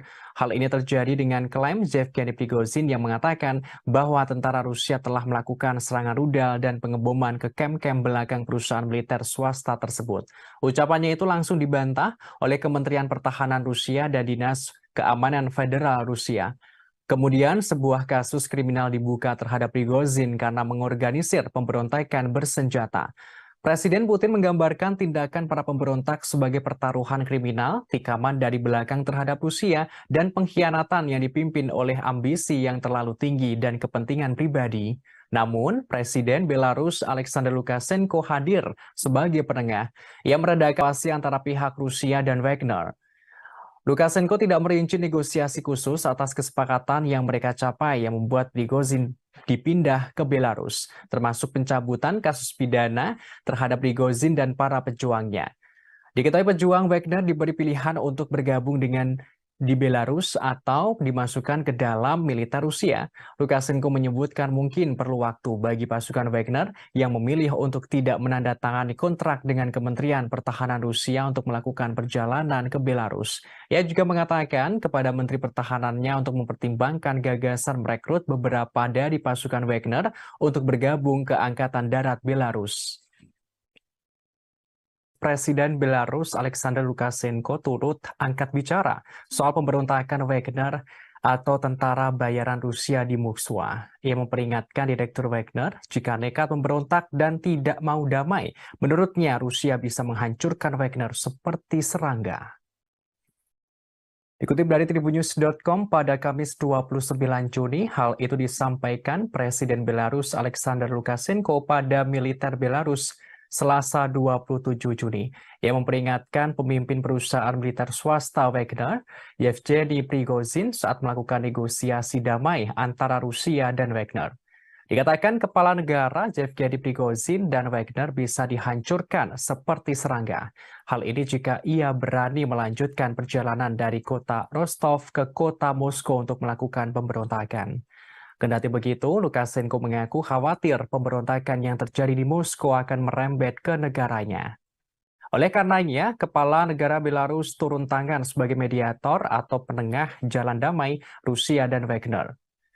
Sebelumnya, Lukashenko mengatakan Rusia mengumpulkan sekitar 10.000 tentara untuk mengusir pawai Wagner ke Moskow pada Sabtu 24 Juni. Lukashenko yakin Rusia akan menang melawan para pemberontak. Namun hal itu mungkin akan mengakibatkan ribuan kematian. Sehingga menurutnya solusi damai adalah prioritas dalam menengahi Wagner dan Rusia. Presiden Belarus mengatakan Presiden Rusia Vladimir Putin membuatnya harus menawarkan bantuan sebagai mediator karena kekhawatiran. Ia mengaku hal yang paling berbahaya bukanlah dari situasi yang terjadi, tetapi pada potensi konsekuensi yang harus ditanggung ke depannya.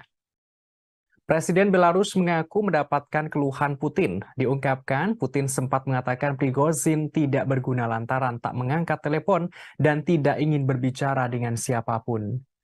Meski demikian, Lukashenko berhasil menghubungi Yevgeny Prigozhin dengan bantuan Dinas Keamanan Federal Rusia. Pada 30 menit pertama dalam panggilan telepon itu, Yevgeny Prigozhin sangat berapi-api dan berbicara dalam kata-kata kotor. Kemudian Lukashenko mengingatkan Prigozhin, Rusia bisa menghancurkannya seperti serangga. Menurut Lukashenko, para komandan grup Wagner telah dibuat frustasi oleh kekalahan di medan perang yang diderita di Ukraina, dan hal itu sangat mempengaruhi Prigozhin. Seperti yang dikatakan oleh Yevgeny Prigozhin sebelumnya yang mengklaim dia dan Wagner hanya menuntut keadilan. Hal ini dalam menyerukan pemecatan para jenderal Rusia yang dianggap tidak kompeten. Sebagaimana diketahui, Yevgeny Prigozhin menyerukan Wagner akan menggulingkan Menteri Pertahanan Rusia Sergei Shoigu dan mengganti stafnya. Wagner berbaris dari Ukraina ke kota Rostov, Rusia pada Jumat 23 Juni untuk menguasai markas militer Rusia di sana. Pada Sabtu 24 Juni, Wagner yang berada di kota Rostov mengatakan akan melanjutkan aksi menuju ibu kota Moskow. Mereka mengendarai tank dan kendaraan militer di sepanjang kota. Namun di balik pemberontak tersebut, Presiden Rusia Vladimir Putin mengungkapkan fakta pada Selasa 27 Juni, yang mana menurutnya para tentara Wagner yang gagal melakukan pemberontakan itu sebelumnya didanai oleh negara Rusia dengan jumlah yang fantastis, yakni sekitar 1 miliar dolar Amerika Serikat atau sekitar 15 triliun rupiah. Dilansir dari Kompas.com, uang tersebut digunakan untuk gaji para anggota dan hadiah insentif periode Mei 2022 hingga Mei 2023. Angka ini diungkapkan Putin ketika berbicara kepada para pejabat Kementerian Pertahanan dalam pidato yang disiarkan televisi saat awal pertemuan. Хорошо знаем, что жизнь без войны – это результат кропотливой ежедневной работы. Она не всегда видна, но требует колоссальных усилий, порой риска для жизни. Вы люди грамотные, все практически сидите в мессенджерах, читаете разные упреки в мой адрес, что я готовлюсь к войне. Почти 30 лет я каждый день вместе с вами готовились и готовимся к войне. Может быть, и поэтому мы сегодня живем под мирным небом. Особенно сегодня, в крайне сложный период в истории суверенной Беларуси, да и всего мира в целом. Угроза нового глобального конфликта как никогда не была так близка, как сегодня. Нашу страну, весь наш регион в очередной раз пытаются взорвать, дезориентировать людей, любыми способами раскачать ситуацию и под этот шумок насадить свои правила, установить свой порядок, при котором уже не будет ни наших стран, ни народов. Menteri Luar Negeri Rusia Sergei Lavrov mengatakan Moskwa tidak bisa lagi mempercayai kesepakatan apapun dengan Amerika Serikat atau Sekutu Barat. Ia menyebut kebuntuan yang sedang berlangsung antara Rusia dan negara-negara Barat adalah perang dunia. Dikutip dari RT.com pada Kamis 29 Juni, Menteri Luar Negeri Rusia mengatakan Amerika Serikat dan sekutunya tidak akan pernah mengizinkan negara manapun untuk mengejar kebijakan berdaulat berdasarkan kepentingan nasional. Hal ini juga bertentangan dengan rencana mereka sendiri. Ia menerangkan kebuntuan antara Rusia dan negara-negara Barat adalah perang dunia yang melibatkan pendekatan yang tidak sesuai dengan politik internasional. Lavrov berujar jika ada negara lain yang mencoba dan mempertahankan kepentingan nasional dengan gigih dan tegas, Barat akan berbalik melawannya. Jika ada negara lain yang mencoba mempertahankan nasionalnya tersebut, maka Barat akan menentangnya pula. Dikatakan Amerika Serikat dan sekutunya masih menganggap ancaman yang ditimbulkan oleh Rusia terhadap rencana mereka sebagai ancaman taktis, namun kemenangan Moskow akan membuat ancaman ini tidak dapat diterima. Disebutkan negara-negara Barat mengklaim bahwa mereka membela tatanan berbasis aturan, namun tatanan semacam ini tidak lain adalah perintah dari Amerika Serikat dan sekutunya. Lavrov membeberkan hal ini tampak saat mereka memutuskan sistem globalisasi mana yang berlaku untuk dunia, termasuk apa mekanisme dan bagaimana perselisihan perdagangan diselesaikan. Diplomat tertinggi Rusia itu juga mengatakan bahwa Washington dan sekutunya telah dengan mudah mengeksploitasi prinsip-prinsip yang sebelumnya mereka nyatakan tidak dapat diganggu-gugat. Tak hanya itu, Kepala Kementerian Luar Negeri Rusia itu pula mengungkapkan Barat berusaha menghancurkan blok yang dipimpin Rusia. Dikatakan Amerika Serikat dan sekutunya telah berulang kali melanggar aturan tatanan yang seharusnya mereka bela dan mengabaikan komitmen mereka di bawah perjanjian yang dibuat dengan Moskow. Ia lantas menyinggung Amerika Serikat dan banyak negara Barat yang mengakui keberadaan kemerdekaan Kosovo tanpa referendum atas dasar deklarasi sepihak oleh Pristina.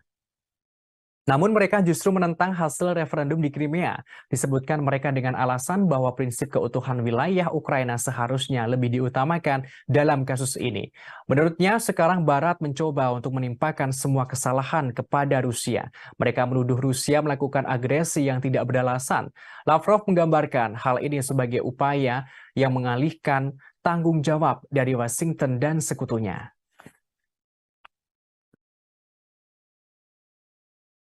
Утверждений, которые звучат, я бы сказал, даже немножко навязчиво, о том, что Соединенные Штаты никакого отношения к этому не имеют, мы их, конечно же, слышим, но помимо того, что произносится в микрофон, у нас есть информация о том, как Соединенные Штаты обеспечивают реакцию всей своей бюрократии. В частности, есть основания верить сведениям о том, что Госдепартамент, как только это началось, а может быть даже накануне, в срочном порядке дал указание всем своим загранпредставительствам никоим образом не комментировать эту ситуацию так, чтобы кто-то мог привязать ее к действиям Соединенных Штатов. И одновременно указания пошли и, по нашим данным, которым я склонен верить, пошли в Киев, чтобы украинцы не использовали эту ситуацию для организации в ближайшее время диверсий на российской территории и прочих провокаций. Я повторю еще раз, я не могу гарантировать на 100%, но это очень надежные сведения, и они похожи на правду. Да, вы упомянули о том, что прозвучали заявления, что Соединенные Штаты не вмешиваются во внутренние дела России, не планируют смену режима в России. Это сказал, по-моему, координатор по стратегическим коммуникациям господин Кирби.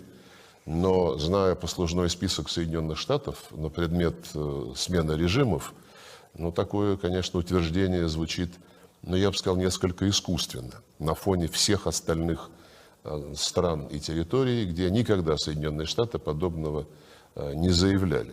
И потом, зная о том, как до недавнего времени, еще несколько лет назад, работали здесь, в нашей стране, американские фонды, неправительственные организации, чем они занимались, как они всячески обхаживали и тренировали оппозицию.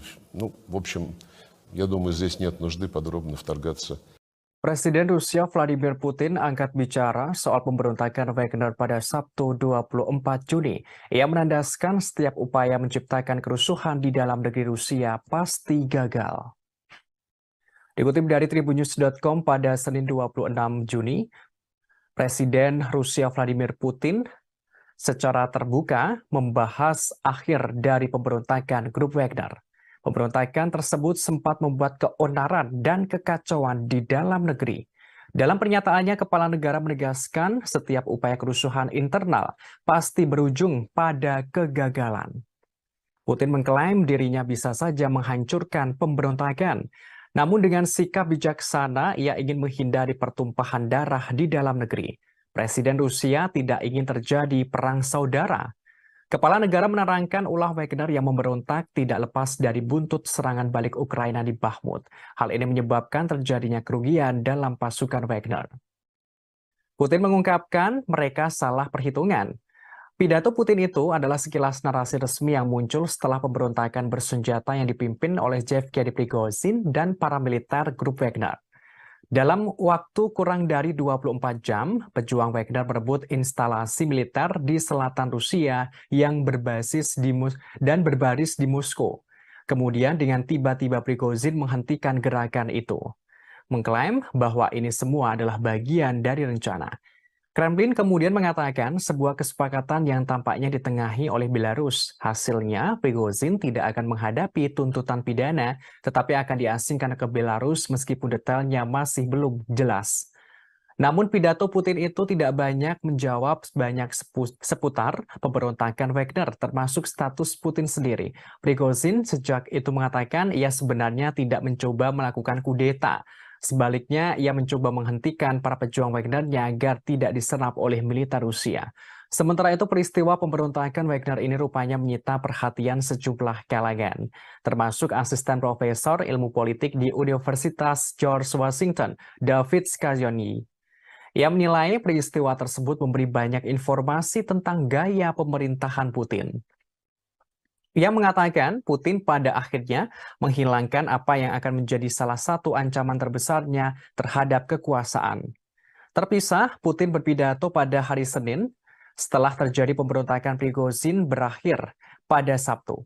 Ia hanya sekilas mengungkapkan bahwa pemberontakan Wagner adalah pengkhianatan. Putin mengingatkan siapapun yang sadar menempuh jalan pengkhianatan akan dihukum. Namun Presiden Belarus Alexander Lukashenko hadir sebagai penengah. Sebagaimana diketahui sebelumnya, grup Wagner sempat melakukan pemberontakan di Rusia pada Sabtu 24 Juni. Mereka melancarkan pemberontakan dengan merebut markas tentara Rusia dan mengerahkan pasukan menuju Moskwa. Namun di balik pemberontak tersebut, Presiden Rusia Vladimir Putin mengungkapkan fakta pada Selasa 27 Juni. Menurutnya, para tentara Wagner yang gagal melakukan pemberontakan itu sebelumnya telah didanai oleh negara dengan jumlah yang fantastis, yakni 1 miliar dolar Amerika Serikat atau setara 15 triliun rupiah. Dilansir dari Kompas.com, uang tersebut digunakan untuk gaji para pegawai, anggota, dan hadiah insentif periode Mei 2022 hingga Mei 2023. Angka ini diungkapkan Putin ketika berpidato kepada para pejabat Kementerian Pertahanan yang disiarkan televisi saat awal pertemuan.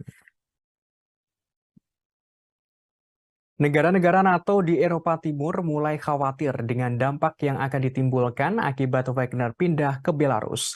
Mereka langsung mengabari NATO pusat untuk meningkatkan keamanan. Dikutip dari Kompas.com, pada Kamis 29 Juni, negara-negara NATO di Eropa Timur memperingatkan pemindahan pasukan tentara bayaran Rusia Wagner ke Belarus akan menciptakan ketidakstabilan regional yang lebih besar. Meski begitu, Sekretaris Jenderal atau Sekjen NATO, Jens Stoltenberg, mengatakan aliansi siap mempertahankan diri terhadap ancaman apapun. Sementara itu, Presiden Lituania Gitanas Nausėda mengatakan pindahnya Wagner ke Belarus untuk menyebarkan pembunuh berantai, maka negara tetangga menghadapi bahaya ketidakstabilan yang lebih besar. Di sisi yang sama, Presiden Polandia Andrzej Duda mengatakan pemindahan Wagner ke Belarus benar-benar sangat memprihatinkan. Pihaknya harus membuat keputusan yang sangat kuat. Hal ini membutuhkan jawaban yang sangat segera dari NATO. Polandia berharap ancaman yang ditimbulkan oleh pasukan Wagner akan menjadi agenda pada pertemuan puncak 31 anggota NATO di Vilnius, Lithuania pada 11 hingga 12 Juli mendatang. Bos Wagner Yevgeny Prigozhin seperti diketahui tiba di Belarus pada Selasa 27 Juni di bawah kesepakatan yang dinegosiasikan oleh Presiden Belarus Alexander Lukashenko. Hasilnya, pemberontakan tentara bayaran di Rusia pada Sabtu bisa diakhiri. Presiden Rusia Vladimir Putin mengatakan para pejuang Wagner akan ditawari pilihan untuk pindah ke sana. Mengenai hal ini, Sekjen NATO Stoltenberg mengatakan masih terlalu dini untuk mengatakan apa artinya ini bagi sekutu NATO. Ia menekankan peningkatan pertahanan sayap timur aliansi dalam beberapa tahun terakhir. Sekjen NATO menegaskan pihaknya telah meningkatkan kehadiran militer di bagian timur aliansi. Pihaknya juga akan membuat keputusan lebih lanjut. Hal ini untuk lebih memperkuat pertahanan kolektif dengan pasukan yang lebih siap dan lebih banyak kemampuan di KTT mendatang. Stoltenberg mengatakan pemberontakan itu menunjukkan bahwa perang ilegal Putin melawan Ukraina telah memperdalam perpecahan di Rusia. Ia menegaskan NATO tidak boleh meremehkan Rusia. Sekjen NATO menambahkan pihaknya terus mendukung Ukraina. Survei menunjukkan sebagian besar rakyat Amerika Serikat mendukung pemerintah untuk memasok senjata ke Ukraina melawan Rusia. Dukungan ini mengalami kenaikan dari beberapa waktu lalu. Dikutip dari RT.com pada Kamis 29 Juni, survei tersebut diterbitkan oleh Jajak Pendapat Reuters atau Ipsos pada Rabu kemarin. Sekitar 65% orang Amerika mendukung kelanjutan bantuan militer ke Ukraina. Persentase ini naik dari 46% pada Mei lalu. Dilakukan pada awal pekan ini, Jajak Pendapat menemukan dukungan bipartisan untuk mempersenjatai Ukraina. 81% dari Partai Demokrat dan 56% dari Partai Republik yang mendukung. Hasil ini mencerminkan situasi di Kongres yang mana Partai Demokrat Biden hampir bulat dalam mendukung pengiriman senjata. Sementara Partai Republik terpecah antara pendirian yang mendukung pengiriman senjata dan pro-Trump, serta sayap isolasionis yang menentang. Minggu-minggu ini, antara dua survei telah melihat Ukraina meluncurkan serangan balasan yang mahal terhadap pasukan Rusia. Namun, Ukraina kehilangan sekitar 13.000 tentara dan ratusan tank dan kendaraan lapis baja. Hal itu menurut Dewan Keamanan Rusia. Terlepas dari itu, mantan Duta Besar Amerika Serikat untuk Ukraina, William Taylor, mengatakan bahwa Jajak Pendapat pasti memperkuat keputusan Biden untuk mendukung semua ini. Ada kemungkinan akan meyakinkan anggota parlemen dari Partai Republik bahwa mendukung posisinya yang mapan adalah langkah yang menguntungkan secara politik. Jajak pendapat tersebut merupakan outlier dari antara survei terbaru lainnya. Ditunjukkan penurunan dukungan yang stabil untuk kebijakan Biden di Ukraina. Angka-angka yang diterbitkan oleh Pew Research minggu lalu menunjukkan 28% orang Amerika sekarang berpikir bahwa Amerika Serikat memberikan terlalu banyak uang kepada Ukraina, naik dari 7% pada Maret lalu ketika Rusia melancarkan operasi militernya. Jumlah responden yang berpikir bahwa tingkat bantuan saat ini tidak cukup telah turun dari 42% menjadi 16% dalam kurun waktu yang sama. Pew menemukan bahwa 39% orang Amerika sangat atau agak menyetujui respon Biden terhadap konflik ini. Sementara 35% tidak setuju. Di sisi lain, sebuah jejak pendapat yang dilakukan oleh University of Chicago Harris School of Public Policy akhir bulan lalu menemukan bahwa 50% orang dewasa Amerika Serikat masih mendukung pengiriman senjata ke Ukraina dibanding dengan 61% pada Mei 2022. Hanya 26% orang dewasa Amerika Serikat percaya bahwa pemerintah mereka harus memainkan peran utama dalam konflik itu, turun 40% pada Maret 2022. Dalam kurun waktu antara dua survei Reuters terbaru, Amerika Serikat telah mengumumkan 4 paket senjata untuk Ukraina dengan total nilai $1,5 miliar. Pentagon mengatakan bahwa isi paket-paket itu akan diambil dari persediaan militer Amerika Serikat, sementara tambahan sekitar 2,2 miliar US dollar akan dihabiskan untuk membeli senjata untuk Ukraina dari produsen senjata. Hingga hari Selasa, Amerika Serikat telah memberikan lebih dari 40,5 miliar US dollar dalam bentuk bantuan militer langsung ke Ukraina sejak Februari lalu. Survei menunjukkan sebagian besar rakyat Rusia menentang penggunaan senjata nuklir untuk melawan Ukraina. Hanya 10% yang mendukung pengerahan senjata nuklir itu. Dikutip dari RT.com pada Kamis 29 Juni, survei ini dilakukan oleh media RTVE dan lembaga jajak pendapat lapangan Rusia. Dilaporkan hampir 3/4 responden atau sekitar 74% mengatakan bahwa opsi nuklir tidak dapat diterima terlepas dari situasi di medan perang. Hanya 10% orang Rusia mengatakan penggunaan senjata nuklir dapat diterima setiap saat. Sementara 5% lainnya mengatakan langkah seperti itu hanya dapat dilakukan jika menghadapi resiko kekalahan yang nyata. Sedangkan ada sekitar 5% responden tidak memberikan jawaban yang jelas untuk pertanyaan ini. Menurut survei tersebut, tercatat golongan pria setengah baya dan orang Rusia yang lebih tua tampaknya lebih mendukung opsi nuklir. Responden dengan pendidikan tinggi dan mereka yang menganggap konflik yang sedang berlangsung sebagai ancaman potensial terhadap keamanan pribadi mereka cenderung menentangnya. Sementara itu, mayoritas warga Rusia menyatakan siap membantu pasukan Rusia yang bertempur di garis depan. Menurut survei, 61% responden mengatakan mereka siap untuk melakukannya. Hampir 40% mengatakan kepada surveyor bahwa mereka telah memberikan bantuan kepada militer setidaknya 1 kali. Hal ini melalui berbagai program bantuan dan dukungan. Hampir 30% juga mengoleksi pakaian dan berbagai barang berguna untuk para prajurit. Masalah potensi serangan nuklir sempat menjadi sorotan di Rusia. Hal ini setelah ilmuwan politik Sergei Karaganov mengangkat kemungkinan seperti dalam sebuah opini. Dalam artikel berjudul "Keputusan yang sulit tapi diperlukan", Karaganov menyatakan pendapatnya. Ia menerangkan Rusia dapat meningkatkan penggunaan senjata nuklir terhadap negara-negara Eropa yang mendukung Ukraina. Hal tersebut untuk memaksa Amerika Serikat dan sekutunya mundur dari konflik yang lebih luas dengan Rusia. Dengan demikian mencegah konflik yang lebih luas dengan Rusia, yakni Perang Nuklir Global atau Perang Dunia III. Sebagaimana diketahui pada pertengahan Juni, Presiden Rusia Vladimir Putin memperingatkan bahwa membahas masalah ini menurunkan ambang batas penggunaan senjata nuklir potensial. Di bawah doktrin resmi saat ini, Rusia hanya akan menggunakan persenjataan atomnya itu jika dihadapkan pada ancaman eksistensial. Kepala negara seraya menambahkan bahwa tidak percaya menggunakan senjata nuklir taktis hasil rendah sebagai pencegah. Kepala kelompok tentara bayaran Wagner Yevgeny Prigozhin buka suara terkait tindakan Wagner yang disebut-sebut pemberontakan.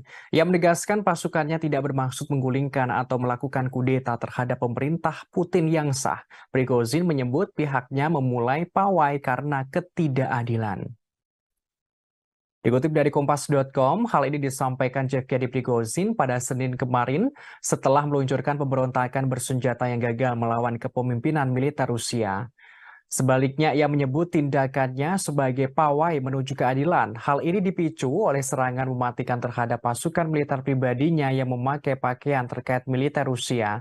Prigozhin mengklaim kelompok Wagner adalah kekuatan tempur paling efektif di Rusia dan bahkan dunia. Ia mengatakan cara Wagner bisa menguasai kota Rostov-on-Don di Rusia Selatan tanpa pertumpahan darah adalah bukti keefektifan para tentaranya, termasuk cara mereka mengirim konvoi bersenjata ke jarak 200 km dari Moskwa adalah bukti keefektifan para tentaranya. Pasukannya menghentikan pemberontakan pada 24 Juni berdasarkan kesepakatan yang ditengahi oleh Presiden Belarus Alexander Lukashenko. Prigozhin tidak memberikan rincian tentang keberadaannya saat ini atau rencananya pada masa depan. Ia terakhir tampak pada Sabtu tersenyum di belakang sebuah SUV ketika ia meninggalkan Rostov-on-Don setelah memerintahkan anak buahnya untuk mundur. Ketentuan negosiasi Kremlin dengan pendiri grup Wagner yang berusia 62 tahun itu belum diungkapkan. Sebagaimana diketahui sebelumnya, grup Wagner sempat melakukan pemberontakan di Rusia pada 24 Februari. Maksud kami 24 Juni. Mereka melancarkan pemberontakan dengan merebut markas tentara Rusia dan mengerahkan pasukan menuju Moskwa. Namun di balik pemberontakan itu, Presiden Rusia Vladimir Putin mengungkapkan fakta. Menurutnya, para tentara Wagner yang gagal melakukan pemberontakan itu sebelumnya telah didanai oleh negara dengan jumlah yang fantastis, yakni sekitar 1 miliar dolar Amerika Serikat atau setara 15 miliar rupiah. Maksud kami 15 triliun rupiah. Dilansir dari kompas.com, uang tersebut digunakan untuk gaji para anggota dan hadiah insentif untuk periode Mei 2022 hingga Mei 2023. Angka ini diungkapkan Putin ketika berbicara kepada para pejabat Kementerian Pertahanan dalam pidato yang disiarkan oleh televisi saat awal pertemuan.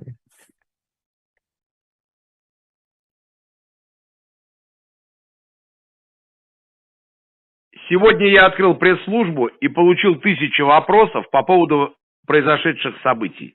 Для того, чтобы не было кривотолков, хочу ответить на главный из этих вопросов.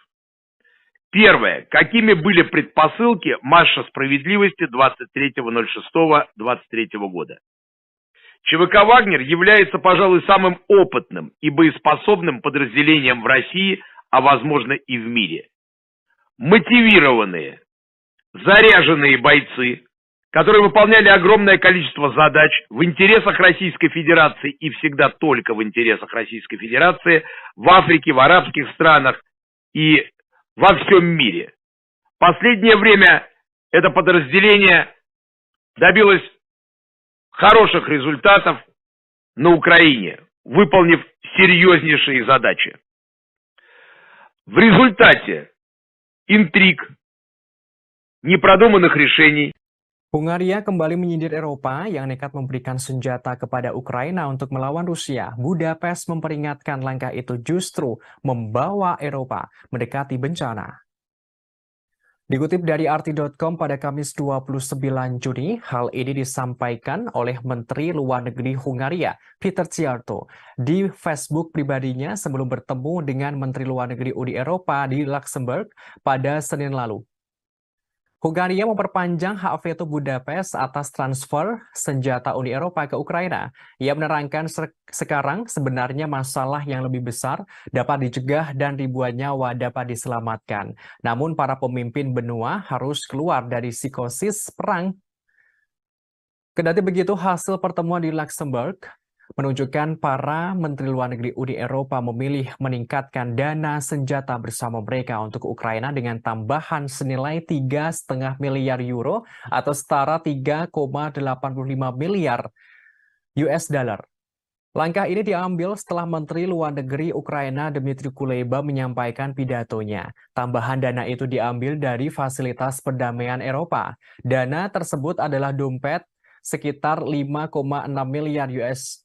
Maksud kami 5,6 miliar euro atau setara 6,08 miliar US dollar yang digunakan untuk membiayai militer asing dan mengganti biaya anggotanya yang mengirim senjata ke konflik asing. Sebelum konflik di Ukraina, Fasilitas Perdamaian Eropa hanya digunakan untuk memasok peralatan tidak mematikan ke Georgia, Mali, Moldova, Mozambik, dan Ukraina dengan total kurang dari 125 juta US dollar. Menanggapi pilihan tersebut, Menteri Luar Negeri Hungaria mempertahankan hak vetonya pada tahap senjata terbaru senilai 500 juta euro atau setara 546 juta US dollar dari dana tersebut untuk 1 bulan lagi. Budapest saat ini memblokir transfer senjata Uni Eropa ke Ukraina. Hal ini karena Ukraina memasukkan daftar hitam perusahaan Hungaria yang melakukan bisnis di Rusia. Menteri Luar Negeri dan Perdana Menteri Hungaria, Viktor Orbán, telah berulang kali menyerukan gencatan senjata dan kesepakatan damai di Ukraina. Hungaria bersikeras bahwa sanksi anti-Rusia lebih merugikan Eropa daripada merugikan Rusia. Dalam wawancara dengan media Inggris pada Selasa, Orbán mengatakan bahwa gagasan kemenangan Ukraina di medan perang adalah mustahil. Ia mengatakan bahwa tanpa gencatan senjata segera, Ukraina akan kehilangan sejumlah besar kekayaan dan banyak nyawa, termasuk kehancuran yang tidak terbayangkan akan terjadi. Ia secara terang-terangan mengungkapkan Ukraina bukan lagi negara berdaulat. Disebutkan, Ukraina tidak punya anggaran dan tidak memiliki senjata. Ukraina hanya bisa melawan karena didukung oleh Barat. Я только что по приказу руководства Министерства обороны Jenderal Top Rusia Sergei Surovikin ditangkap setelah sebelumnya dilaporkan menghilang sejak Sabtu 24 Juni 2023. Jenderal itu diduga terlibat pemberontakan yang dilakukan grup Wagner pimpinan Yevgeny Prigozhin beberapa waktu lalu.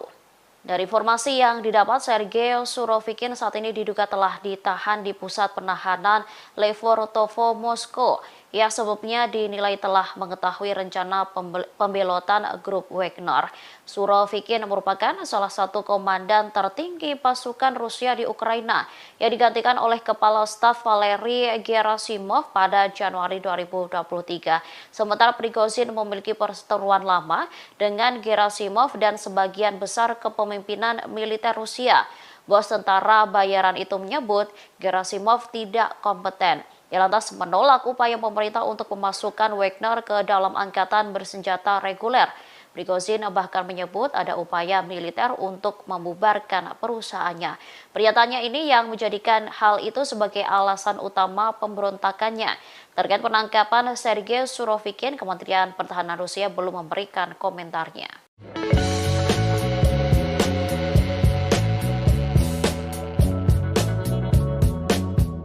Kepala NATO mengeluarkan peringatan setelah pemberontakan Wagner tidak seharusnya meremehkan Rusia.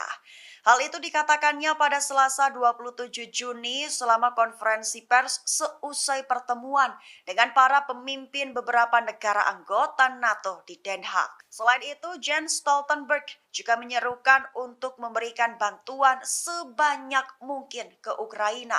Tujuan Stoltenberg hanya untuk memperkuat posisinya pada pembicaraan di masa depan. Menurutnya, perang ilegal melawan Ukraina Putin telah memperdalam perpecahan dan menciptakan ketegangan baru di Rusia. Stoltenberg juga mengatakan bahwa keputusan lebih lanjut untuk memperkuat aliansi akan dibuat pada pertemuan puncak yang akan datang di Vilnius, Lituania mulai 11 Juli mendatang. Ketika agenda juga akan menjadi rencana terperinci pertama sejak Perang Dingin tentang bagaimana mempersiapkan pertemuan langsung pertama konfrontasi antara NATO dan Moskow.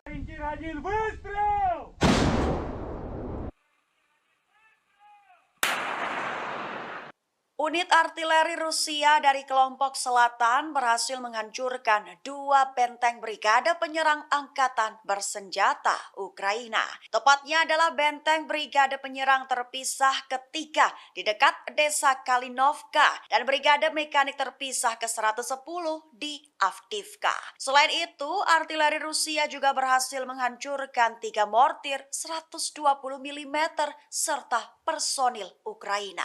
Hal itu dikatakan oleh Vadim Astaviev, Kepala Pusat Pers Kelompok Selatan Rusia pada Kamis 29 Juni 2023. Selain serangan di 2 benteng tersebut, awak sistem penyembur api berat Sons Sepek juga menyerang akumulasi tenaga musuh di garis depan, tepatnya di daerah Malaya Kalinovka. Penyerangan itu dilakukan dari unit perlindungan radiasi, kimia, dan biologis Distrik Militer Selatan Rusia.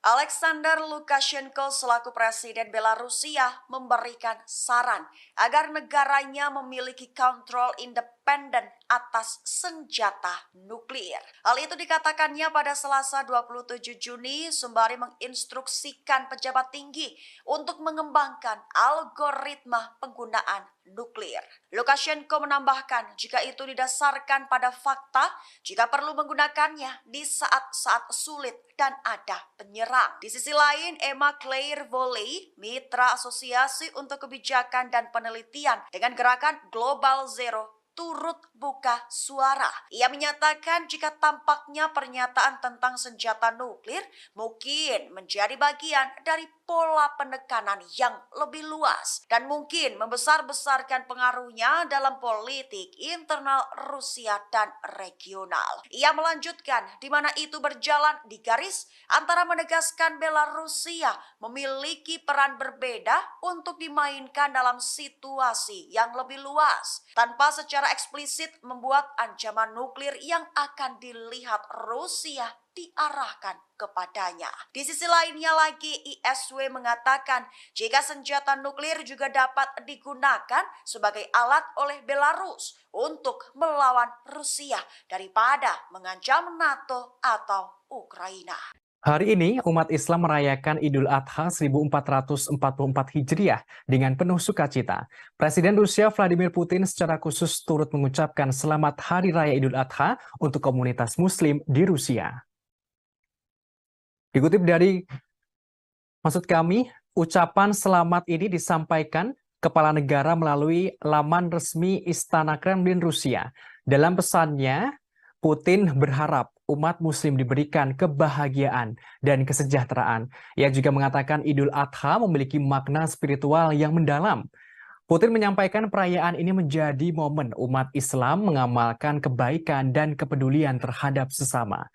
Hal ini berfungsi untuk memperkuat cita-cita kebaikan, amal, dan keadilan dalam masyarakat.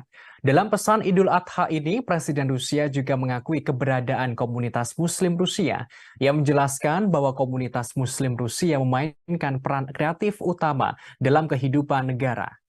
Umat Islam di Rusia telah berkontribusi untuk memperkuat perdamaian antar etnis dan antar agama.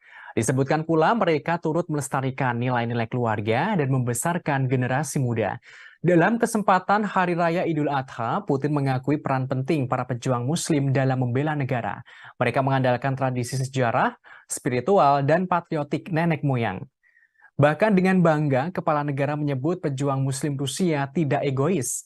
Mereka memiliki jiwa keberanian, terutama keberanian selama operasi militer khusus di Ukraina, membela Rusia bahu-membahu dengan sesama prajurit. Pasukan Rusia terus membuat kemajuan di Ukraina.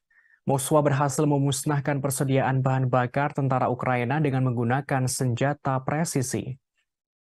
Dikutip dari TASS.com, pada Kamis 29 Juni, juru bicara Kementerian Pertahanan Rusia Letnan Jenderal Igor Konashenkov memberikan penjelasan. Dilaporkan, Angkatan Udara Rusia menyerang tempat penyulingan minyak dan penyimpanan bahan bakar Ukraina. Depot itu digunakan untuk memasok pasukan Ukraina di Donbas selama beberapa hari terakhir selama operasi militer khusus di Ukraina. Juru bicara Kementerian Pertahanan Rusia menerangkan semua target yang ditentukan dihancurkan sehingga tujuan serangan tercapai. Selain itu, terendus militer Ukraina terus berupaya maju ke tiga arah. Diungkapkan, formasi bersenjata Ukraina melanjutkan upaya ofensif ke arah Donetsk, Donetsk Selatan, dan Zaporizhia. Kendati begitu, juru bicara menjelaskan pasukan Rusia berhasil menumpas lebih dari 30 tentara Ukraina di daerah Kupiansk selama beberapa hari terakhir. Penyerangan pesawat tentara serta artileri dari kelompok tempur barat menimbulkan kerusakan peralatan tentara Ukraina di dekat permukiman Sinkovka, Kislovka, dan Timkovka di wilayah Kharkov dan Novoyoverskoye di Republik Rakyat Luhansk. Konashenkov juga melaporkan pasukan Rusia memukul mundur dua serangan Ukraina di daerah Krasny Liman selama beberapa hari terakhir. Mereka juga berhasil menumpas sekitar 115 tentara musuh. Pasukan Rusia juga menggagalkan aktivitas dua kelompok subversif atau pengintaian Ukraina di kawasan hutan Serebiensky.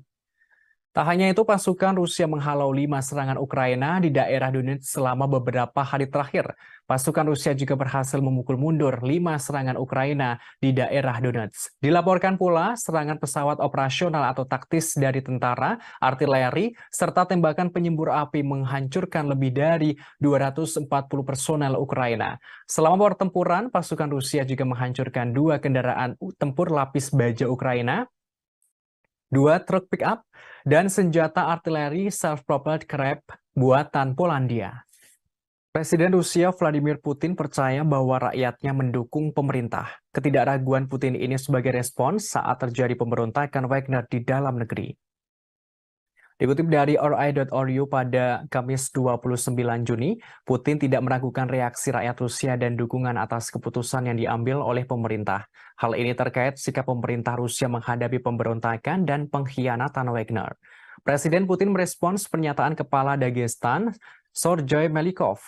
Diketahui Kepala Daerah Dagestan mengatakan bahwa semua orang di Republik ini mendukung tindakan pemerintah selama percobaan pemberontakan.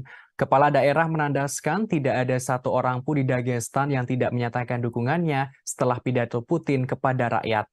Melikov meyakinkan bahwa Republik akan terus mendukung semua keputusan yang diambil oleh Presiden Rusia. Sebagaimana diketahui pada 23 Juni, pasukan Wagner menguasai markas besar distrik militer selatan di Rostov-on-Don. Hal ini terjadi dengan klaim Yevgeny Prigozhin yang mengatakan bahwa tentara Rusia telah melakukan serangan rudal dan pengeboman ke kamp-kamp belakang perusahaan militer swasta tersebut. Ucapannya itu langsung dibantah oleh Kementerian Pertahanan Rusia dan Dinas Keamanan Federal Rusia. Kemudian sebuah kasus kriminal dibuka terhadap Prigozhin karena mengorganisir pemberontakan bersenjata. Presiden Putin menggambarkan tindakan para pemberontak sebagai pertaruhan kriminal, tikaman dari belakang terhadap Rusia, dan pengkhianatan yang dipimpin oleh ambisi yang terlalu tinggi dan kepentingan pribadi. Namun, Presiden Belarus Alexander Lukashenko hadir sebagai penengah. Ia meredakan situasi antara pihak Rusia dan Wagner. Lukashenko tidak merinci negosiasi khusus atas kesepakatan yang mereka capai yang membuat Prigozhin dipindah ke Belarus, termasuk pencabutan kasus pidana terhadap Prigozhin dan para pejuangnya. Diketahui pejuang Wagner diberi pilihan untuk bergabung di Belarus atau dimasukkan ke dalam militer Rusia. Lukashenko menyebutkan mungkin perlu waktu bagi pasukan Wagner yang memilih untuk tidak menandatangani kontrak dengan Kementerian Pertahanan Rusia untuk melakukan perjalanan ke Belarus. Ia juga mengatakan kepada Menteri Pertahanannya untuk mempertimbangkan gagasan merekrut beberapa dari pasukan Wagner untuk bergabung ke Angkatan Darat Belarus. Presiden Belarus Alexander Lukashenko turut angkat bicara soal pemberontakan Wagner atau tentara bayaran Rusia di Moskwa. Ia memperingatkan Direktur Wagner jika nekat memberontak dan tidak mau damai. Menurutnya Rusia bisa menghancurkan Wagner seperti serangga. Dikutip dari Tribunnews.com pada Kamis 29 Juni, hal itu disampaikan Presiden Belarus Alexander Lukashenko pada militer Belarus Selasa 27 Juni. Ia memperingatkan pemimpin perusahaan militer swasta Wagner, Yevgeny Prigozhin, saat melakukan negosiasi damai antara Rusia dan Wagner. Dikatakan kepala negara Yevgeny Prigozhin dan Wagner bisa dihancurkan seperti serangga. Hal ini jika ia berani melanjutkan perjalanan dari kota Rostov ke kota Moskow untuk melakukan pemberontakan. Kendati begitu, Lukashenko mengaku khawatir pemberontakan yang terjadi di Moskow akan merembet ke negaranya. Oleh karenanya, Kepala Negara Belarus turun tangan sebagai mediator atau penengah jalan damai Rusia dan Wagner. Sebelumnya, Lukashenko mengatakan Rusia mengumpulkan sekitar 10.000 tentara untuk mengusir pawai Wagner ke Moskow pada Sabtu 24 Juni. Lukashenko yakin Rusia akan menang melawan para pemberontak. Namun hal itu mungkin akan mengakibatkan ribuan kematian. Sehingga menurutnya solusi damai adalah prioritas dalam menengahi Wagner dan Rusia. Presiden Belarus mengatakan Presiden Rusia Vladimir Putin membuatnya harus menawarkan bantuan sebagai mediator karena kekhawatiran. Ia mengaku hal yang paling berbahaya bukanlah dari situasi yang terjadi, tetapi pada potensi konsekuensi yang harus ditanggung ke depannya. Presiden Belarus mengaku mendapatkan keluhan Putin. Diungkapkan, Putin sempat mengatakan Prigozhin tidak berguna lantaran tak mengangkat telepon dan tidak ingin berbicara dengan siapapun. Meski demikian, Lukashenko berhasil menghubungi Yevgeny Prigozhin dengan bantuan Dinas Keamanan Federal Rusia. Pada 30 menit pertama dalam panggilan telepon itu, Yevgeny Prigozhin sangat berapi-api dan berbicara dalam kata-kata kotor.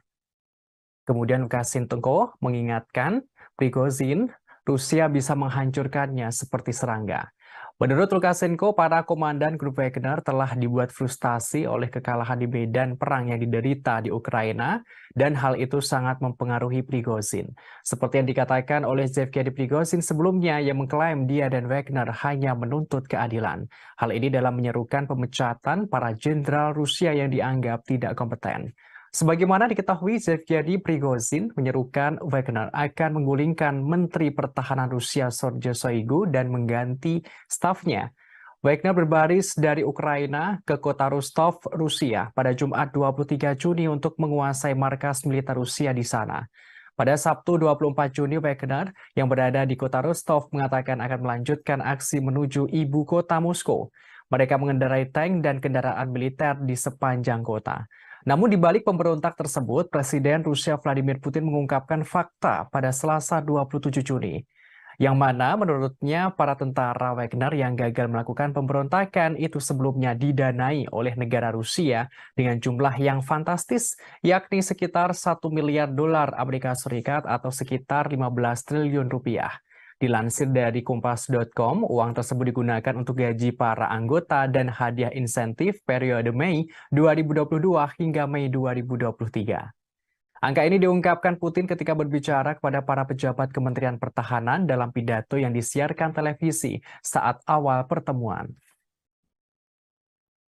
Хорошо знаем, что жизнь без войны – это результат кропотливой ежедневной работы. Она не всегда видна, но требует колоссальных усилий, порой риска для жизни. Вы люди грамотные, все практически сидите в мессенджерах, читаете разные упреки в мой адрес, что я готовлюсь к войне. Почти 30 лет я каждый день вместе с вами готовились и готовимся к войне. Может быть, и поэтому мы сегодня живем под мирным небом. Особенно сегодня, в крайне сложный период в истории суверенной Беларуси, да и всего мира в целом. Угроза нового глобального конфликта как никогда не была так близка, как сегодня. Нашу страну, весь наш регион в очередной раз пытаются взорвать, дезориентировать людей, любыми способами раскачать ситуацию и под этот шумок насадить свои правила, установить свой порядок, при котором уже не будет ни наших стран, ни народов. Menteri Luar Negeri Rusia Sergei Lavrov mengatakan Moskwa tidak bisa lagi mempercayai kesepakatan apapun dengan Amerika Serikat atau Sekutu Barat. Ia menyebut kebuntuan yang sedang berlangsung antara Rusia dan negara-negara Barat adalah perang dunia. Dikutip dari RT.com pada Kamis 29 Juni, Menteri Luar Negeri Rusia mengatakan Amerika Serikat dan sekutunya tidak akan pernah mengizinkan negara manapun untuk mengejar kebijakan berdaulat berdasarkan kepentingan nasional. Hal ini juga bertentangan dengan rencana mereka sendiri. Ia menerangkan kebuntuan antara Rusia dan negara-negara Barat adalah perang dunia yang melibatkan pendekatan yang tidak sesuai dengan politik internasional. Lavrov berujar jika ada negara lain yang mencoba dan mempertahankan kepentingan nasional dengan gigih dan tegas, Barat akan berbalik melawannya. Jika ada negara lain yang mencoba mempertahankan nasionalnya tersebut, maka Barat akan menentangnya pula. Dikatakan Amerika Serikat dan sekutunya masih menganggap ancaman yang ditimbulkan oleh Rusia terhadap rencana mereka sebagai ancaman taktis, namun kemenangan Moskow akan membuat ancaman ini tidak dapat diterima. Disebutkan negara-negara Barat mengklaim bahwa mereka membela tatanan berbasis aturan, namun tatanan semacam ini tidak lain adalah perintah dari Amerika Serikat dan sekutunya. Lavrov membeberkan hal ini tampak saat mereka memutuskan sistem globalisasi mana yang berlaku untuk dunia, termasuk apa mekanisme dan bagaimana perselisihan perdagangan diselesaikan. Diplomat tertinggi Rusia itu juga mengatakan bahwa Washington dan sekutunya telah dengan mudah mengeksploitasi prinsip-prinsip yang sebelumnya mereka nyatakan tidak dapat diganggu-gugat. Tak hanya itu, Kepala Kementerian Luar Negeri Rusia itu pula mengungkapkan Barat berusaha menghancurkan blok yang dipimpin Rusia. Dikatakan Amerika Serikat dan sekutunya telah berulang kali melanggar aturan tatanan yang seharusnya mereka bela dan mengabaikan komitmen mereka di bawah perjanjian yang dibuat dengan Moskow. Ia lantas menyinggung Amerika Serikat dan banyak negara Barat yang mengakui keberadaan kemerdekaan Kosovo tanpa referendum atas dasar deklarasi sepihak oleh Pristina. Namun mereka justru menentang hasil referendum di Crimea. Disebutkan mereka dengan alasan bahwa prinsip keutuhan wilayah Ukraina seharusnya lebih diutamakan dalam kasus ini. Menurutnya, sekarang Barat mencoba untuk menimpakan semua kesalahan kepada Rusia. Mereka menuduh Rusia melakukan agresi yang tidak beralasan. Lavrov menggambarkan hal ini sebagai upaya yang mengalihkan tanggung jawab dari Washington dan sekutunya.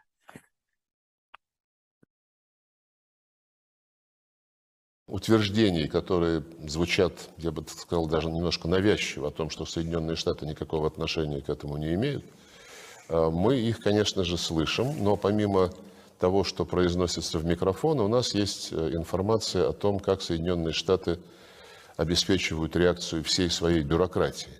В частности, есть основания верить сведениям о том, что Госдепартамент, как только это началось, а может быть даже накануне, в срочном порядке дал указание всем своим загранпредставительствам никоим образом не комментировать эту ситуацию так, чтобы кто-то мог привязать ее к действиям Соединенных Штатов.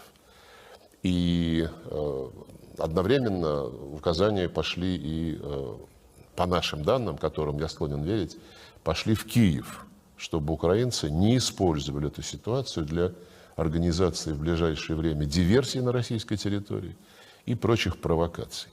Я повторю еще раз, я не могу гарантировать на 100%, но это очень надежные сведения, и они похожи на правду.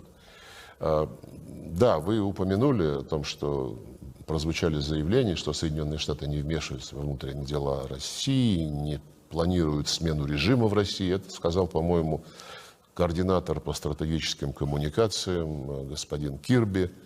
Но, зная послужной список Соединенных Штатов на предмет смены режимов, такое, конечно, утверждение звучит, я бы сказал, несколько искусственно на фоне всех остальных стран и территорий, где никогда Соединенные Штаты подобного не заявляли. И потом, зная о том, как до недавнего времени, еще несколько лет назад, работали здесь, в нашей стране, американские фонды, неправительственные организации, чем они занимались, как они всячески обхаживали и тренировали оппозицию. В общем, я думаю, здесь нет нужды подробно вторгаться. Presiden Rusia Vladimir Putin angkat bicara soal pemberontakan Wagner pada Sabtu 24 Juni. Ia menandaskan setiap upaya menciptakan kerusuhan di dalam negeri Rusia pasti gagal.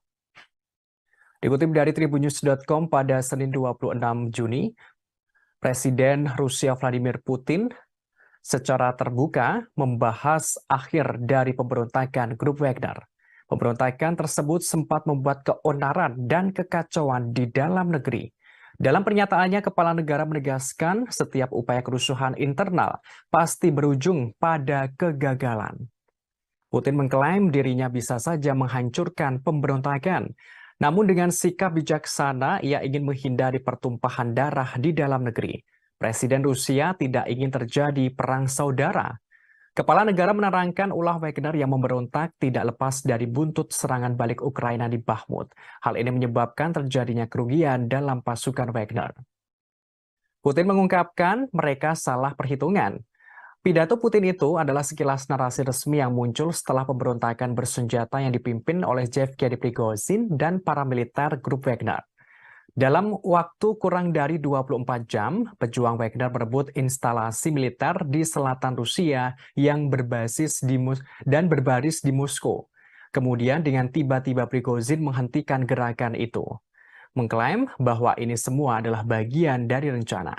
Kremlin kemudian mengatakan sebuah kesepakatan yang tampaknya ditengahi oleh Belarus. Hasilnya, Prigozhin tidak akan menghadapi tuntutan pidana, tetapi akan diasingkan ke Belarus meskipun detailnya masih belum jelas. Namun pidato Putin itu tidak banyak menjawab seputar pemberontakan Wagner, termasuk status Putin sendiri. Prigozhin sejak itu mengatakan ia sebenarnya tidak mencoba melakukan kudeta. Sebaliknya, ia mencoba menghentikan para pejuang Wagner-nya agar tidak diserap oleh militer Rusia.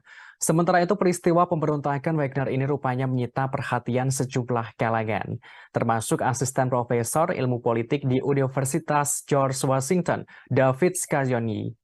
Ia menilai peristiwa tersebut memberi banyak informasi tentang gaya pemerintahan Putin.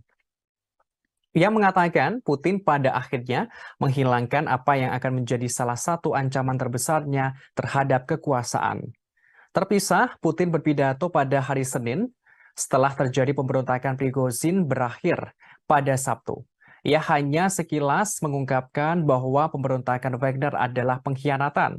Putin mengingatkan siapapun yang sadar menempuh jalan pengkhianatan akan dihukum. Namun Presiden Belarus Alexander Lukashenko hadir sebagai penengah. Sebagaimana diketahui sebelumnya, grup Wagner sempat melakukan pemberontakan di Rusia pada Sabtu 24 Juni. Mereka melancarkan pemberontakan dengan merebut markas tentara Rusia dan mengerahkan pasukan menuju Moskwa. Namun di balik pemberontak tersebut, Presiden Rusia Vladimir Putin mengungkapkan fakta pada Selasa 27 Juni. Menurutnya, para tentara Wagner yang gagal melakukan pemberontakan itu sebelumnya telah didanai oleh negara dengan jumlah yang fantastis, yakni 1 miliar dolar Amerika Serikat atau setara 15 triliun rupiah. Dilansir dari Kompas.com, uang tersebut digunakan untuk gaji para pegawai, anggota, dan hadiah insentif periode Mei 2022 hingga Mei 2023. Angka ini diungkapkan Putin ketika berpidato kepada para pejabat Kementerian Pertahanan yang disiarkan televisi saat awal pertemuan. Negara-negara NATO di Eropa Timur mulai khawatir dengan dampak yang akan ditimbulkan akibat Wagner pindah ke Belarus. Mereka langsung mengabari NATO pusat untuk meningkatkan keamanan. Dikutip dari Kompas.com, pada Kamis 29 Juni, negara-negara NATO di Eropa Timur memperingatkan pemindahan pasukan tentara bayaran Rusia Wagner ke Belarus akan menciptakan ketidakstabilan regional yang lebih besar. Meski begitu, Sekretaris Jenderal atau Sekjen NATO, Jens Stoltenberg, mengatakan aliansi siap mempertahankan diri terhadap ancaman apapun. Sementara itu, Presiden Lituania Gitanas Nausėda mengatakan pindahnya Wagner ke Belarus untuk menyebarkan pembunuh berantai, maka negara tetangga menghadapi bahaya ketidakstabilan yang lebih besar. Di sisi yang sama, Presiden Polandia Andrzej Duda mengatakan pemindahan Wagner ke Belarus benar-benar sangat memprihatinkan. Pihaknya harus membuat keputusan yang sangat kuat. Hal ini membutuhkan jawaban yang sangat segera dari NATO. Polandia berharap ancaman yang ditimbulkan oleh pasukan Wagner akan menjadi agenda pada pertemuan puncak 31 anggota NATO di Vilnius, Lituania pada 11 hingga 12 Juli mendatang. Bos Wagner Yevgeny Prigozhin seperti diketahui tiba di Belarus pada Selasa 27 Juni di bawah kesepakatan yang dinegosiasikan oleh Presiden Belarus Alexander Lukashenko. Hasilnya, pemberontakan tentara bayaran di Rusia pada Sabtu bisa diakhiri. Presiden Rusia Vladimir Putin mengatakan para pejuang Wagner akan ditawari pilihan untuk pindah ke sana.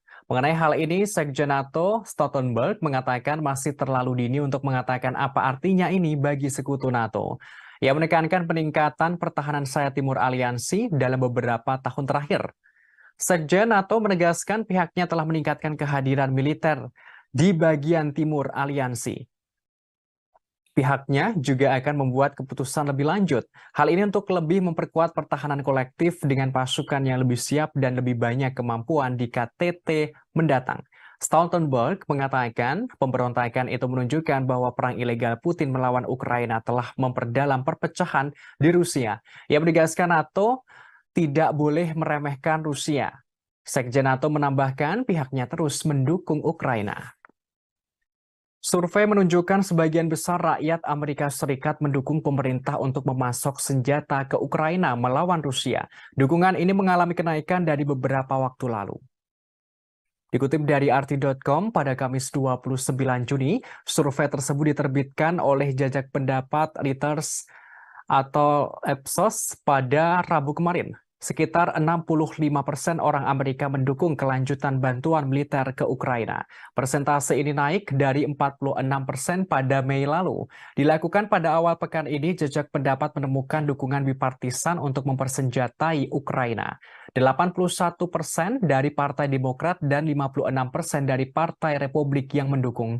Hasil ini mencerminkan situasi di Kongres yang mana Partai Demokrat Biden hampir bulat dalam mendukung pengiriman senjata. Sementara Partai Republik terpecah antara pendirian yang mendukung pengiriman senjata dan pro-Trump, serta sayap isolasionis yang menentang. Minggu-minggu ini, antara dua survei telah melihat Ukraina meluncurkan serangan balasan yang mahal terhadap pasukan Rusia. Namun, Ukraina kehilangan sekitar 13.000 tentara dan ratusan tank dan kendaraan lapis baja. Hal itu menurut Dewan Keamanan Rusia. Terlepas dari itu, mantan Duta Besar Amerika Serikat untuk Ukraina, William Taylor, mengatakan bahwa jajak pendapat pasti memperkuat keputusan Biden untuk mendukung semua ini. Ada kemungkinan akan meyakinkan anggota parlemen dari Partai Republik bahwa mendukung posisinya yang mapan adalah langkah yang menguntungkan secara politik. Jajak pendapat tersebut merupakan outlier dari antara survei terbaru lainnya. Ditunjukkan penurunan dukungan yang stabil untuk kebijakan Biden di Ukraina.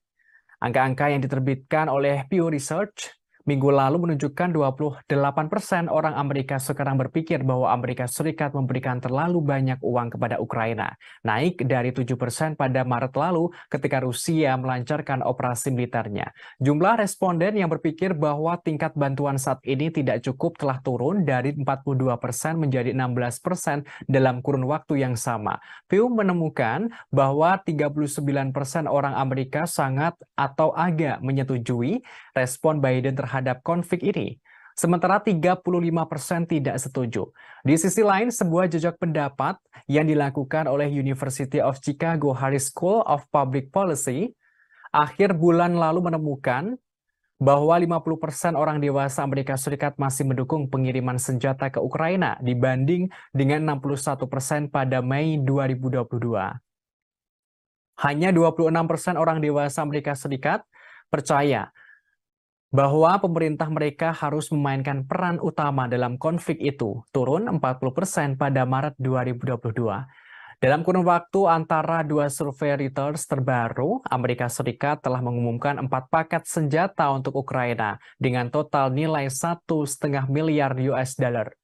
Pentagon mengatakan bahwa isi paket-paket itu akan diambil dari persediaan militer Amerika Serikat, sementara tambahan sekitar 2,2 miliar US dollar akan dihabiskan untuk membeli senjata untuk Ukraina dari produsen senjata.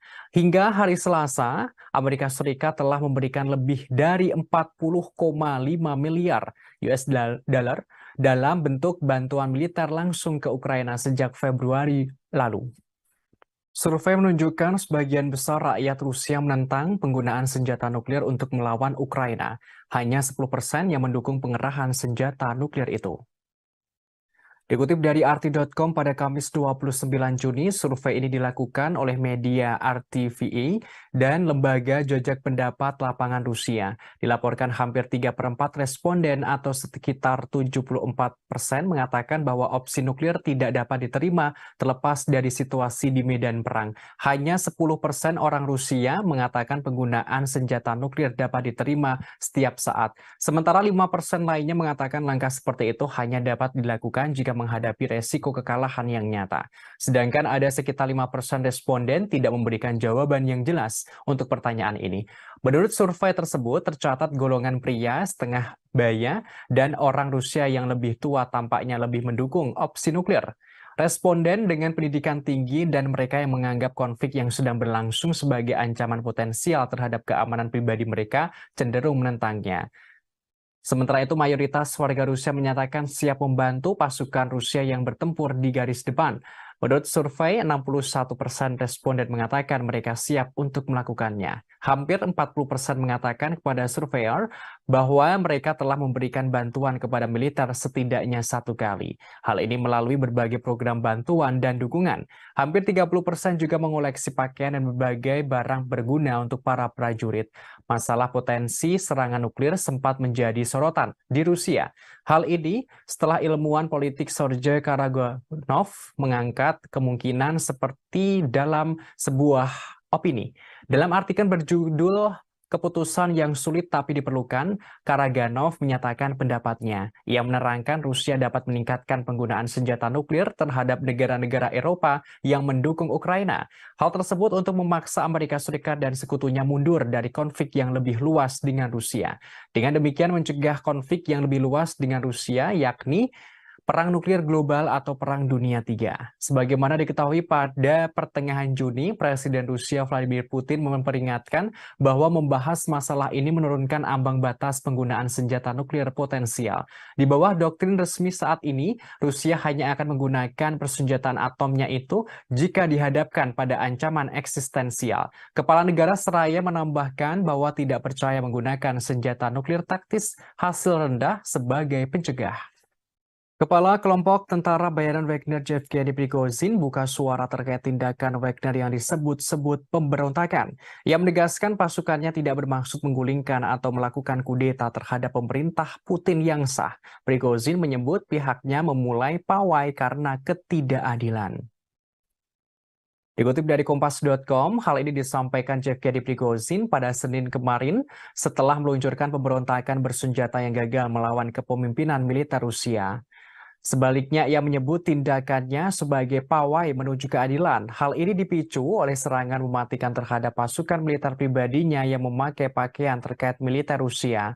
Prigozhin mengklaim kelompok Wagner adalah kekuatan tempur paling efektif di Rusia dan bahkan dunia. Ia mengatakan cara Wagner bisa menguasai kota Rostov-on-Don di Rusia Selatan tanpa pertumpahan darah adalah bukti keefektifan para tentaranya, termasuk cara mereka mengirim konvoi bersenjata ke jarak 200 km dari Moskwa adalah bukti keefektifan para tentaranya. Pasukannya menghentikan pemberontakan pada 24 Juni berdasarkan kesepakatan yang ditengahi oleh Presiden Belarus Alexander Lukashenko.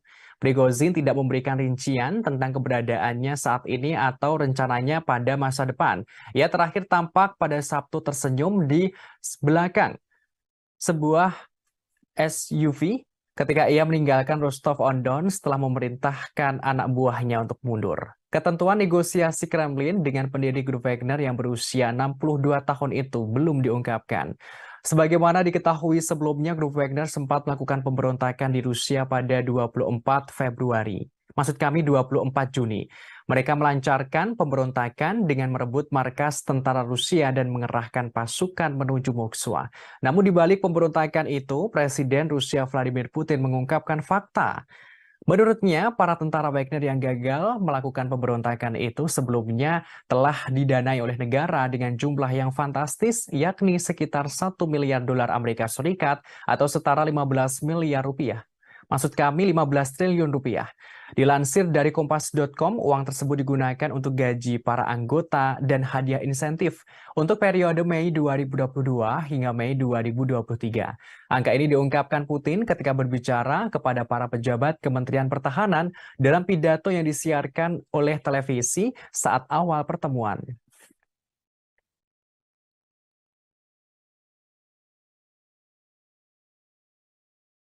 Сегодня я открыл пресс-службу и получил 1000 вопросов по поводу произошедших событий. Для того, чтобы не было кривотолков, хочу ответить на главный из этих вопросов. Первое. Какими были предпосылки марша справедливости 23.06.23 года? ЧВК «Вагнер» является, пожалуй, самым опытным и боеспособным подразделением в России, а возможно и в мире. Мотивированные, заряженные бойцы, которые выполняли огромное количество задач в интересах Российской Федерации и всегда только в интересах Российской Федерации, в Африке, в арабских странах и во всем мире. В последнее время это подразделение добилось хороших результатов на Украине, выполнив серьезнейшие задачи. В результате intrиг, непродуманных решений. Hungaria kembali menyindir Eropa yang nekat memberikan senjata kepada Ukraina untuk melawan Rusia. Budapest memperingatkan langkah itu justru membawa Eropa mendekati bencana. Dikutip dari arti.com pada Kamis 29 Juni, hal ini disampaikan oleh Menteri Luar Negeri Hungaria, Peter Szijjártó, di Facebook pribadinya sebelum bertemu dengan Menteri Luar Negeri Uni Eropa di Luxembourg pada Senin lalu. Hungaria memperpanjang hak veto Budapest atas transfer senjata Uni Eropa ke Ukraina. Ia menerangkan sekarang sebenarnya masalah yang lebih besar dapat dicegah dan ribuan nyawa dapat diselamatkan. Namun para pemimpin benua harus keluar dari psikosis perang. Kendati begitu, hasil pertemuan di Luxembourg menunjukkan para Menteri Luar Negeri Uni Eropa memilih meningkatkan dana senjata bersama mereka untuk Ukraina dengan tambahan senilai 3,5 miliar euro atau setara 3,85 miliar US dollar. Langkah ini diambil setelah Menteri Luar Negeri Ukraina Dmytro Kuleba menyampaikan pidatonya. Tambahan dana itu diambil dari Fasilitas Perdamaian Eropa. Dana tersebut adalah dompet sekitar 5,6 miliar US. Maksud kami 5,6 miliar euro atau setara 6,08 miliar US dollar yang digunakan untuk membiayai militer asing dan mengganti biaya anggotanya yang mengirim senjata ke konflik asing. Sebelum konflik di Ukraina, Fasilitas Perdamaian Eropa hanya digunakan untuk memasok peralatan tidak mematikan ke Georgia, Mali, Moldova, Mozambik, dan Ukraina dengan total kurang dari 125 juta US dollar. Menanggapi pilihan tersebut, Menteri Luar Negeri Hungaria mempertahankan hak vetonya pada tahap senjata terbaru senilai 500 juta euro atau setara 546 juta US dollar dari dana tersebut untuk 1 bulan lagi. Budapest saat ini memblokir transfer senjata Uni Eropa ke Ukraina. Hal ini karena Ukraina memasukkan daftar hitam perusahaan Hungaria yang melakukan bisnis di Rusia. Menteri Luar Negeri dan Perdana Menteri Hungaria, Viktor Orbán, telah berulang kali menyerukan gencatan senjata dan kesepakatan damai di Ukraina. Hungaria bersikeras bahwa sanksi anti-Rusia lebih merugikan Eropa daripada merugikan Rusia. Dalam wawancara dengan media Inggris pada Selasa, Orbán mengatakan bahwa gagasan kemenangan Ukraina di medan perang adalah mustahil. Ia mengatakan bahwa tanpa gencatan senjata segera, Ukraina akan kehilangan sejumlah besar kekayaan dan banyak nyawa, termasuk kehancuran yang tidak terbayangkan akan terjadi. Ia secara terang-terangan mengungkapkan Ukraina bukan lagi negara berdaulat. Disebutkan Ukraina tidak punya anggaran dan tidak memiliki senjata. Ukraina hanya bisa melawan karena didukung oleh Barat.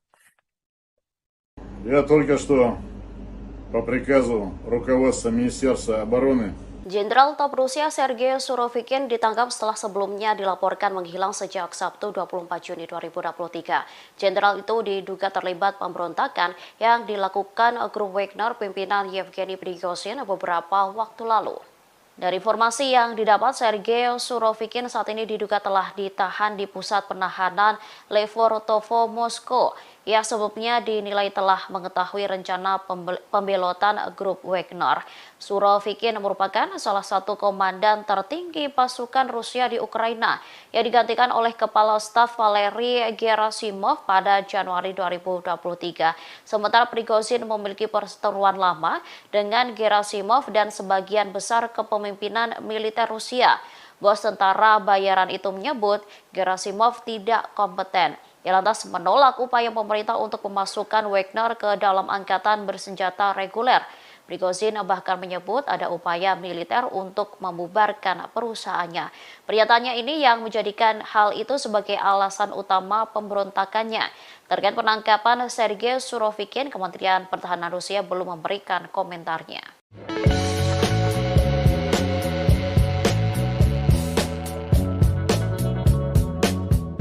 Kepala NATO mengeluarkan peringatan setelah pemberontakan Wagner tidak seharusnya meremehkan Rusia. Hal itu dikatakannya pada Selasa 27 Juni selama konferensi pers seusai pertemuan dengan para pemimpin beberapa negara anggota NATO di Den Haag. Selain itu, Jens Stoltenberg juga menyerukan untuk memberikan bantuan sebanyak mungkin ke Ukraina. Tujuan Stoltenberg hanya untuk memperkuat posisinya pada pembicaraan di masa depan. Menurutnya, perang ilegal melawan Ukraina Putin telah memperdalam perpecahan dan menciptakan ketegangan baru di Rusia. Stoltenberg juga mengatakan bahwa keputusan lebih lanjut untuk memperkuat aliansi akan dibuat pada pertemuan puncak yang akan datang di Vilnius, Lituania mulai 11 Juli mendatang. Ketika agenda juga akan menjadi rencana terperinci pertama sejak Perang Dingin tentang bagaimana mempersiapkan pertemuan langsung pertama konfrontasi antara NATO dan Moskow.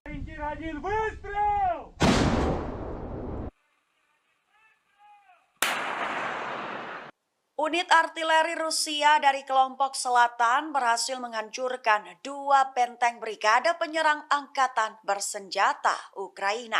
Tepatnya adalah benteng brigade penyerang terpisah ketiga di dekat desa Kalinovka dan brigade mekanik terpisah ke-110 di Avdiivka. Selain itu, artileri Rusia juga berhasil menghancurkan 3 mortir 120 mm serta personil Ukraina. Hal itu dikatakan oleh Vadim Astaviev, Kepala Pusat Pers Kelompok Selatan Rusia pada Kamis 29 Juni 2023. Selain serangan di 2 benteng tersebut, awak sistem penyembur api berat Sons Sepek juga menyerang akumulasi tenaga musuh di garis depan, tepatnya di daerah Malaya Kalinovka. Penyerangan itu dilakukan dari unit perlindungan radiasi, kimia, dan biologis Distrik Militer Selatan Rusia.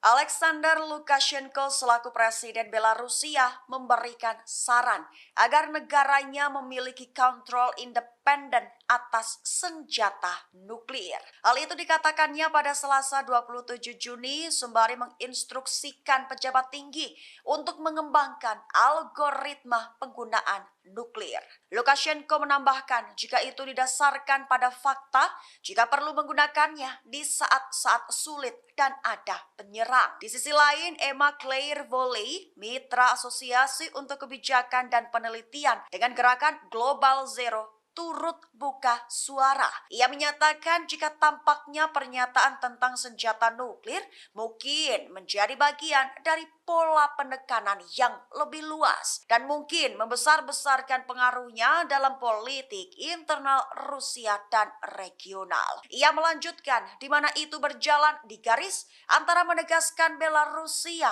memiliki peran berbeda untuk dimainkan dalam situasi yang lebih luas tanpa secara eksplisit membuat ancaman nuklir yang akan dilihat Rusia diarahkan kepadanya. Di sisi lainnya lagi, ISW mengatakan jika senjata nuklir juga dapat digunakan sebagai alat oleh Belarus untuk melawan Rusia daripada mengancam NATO atau Ukraina.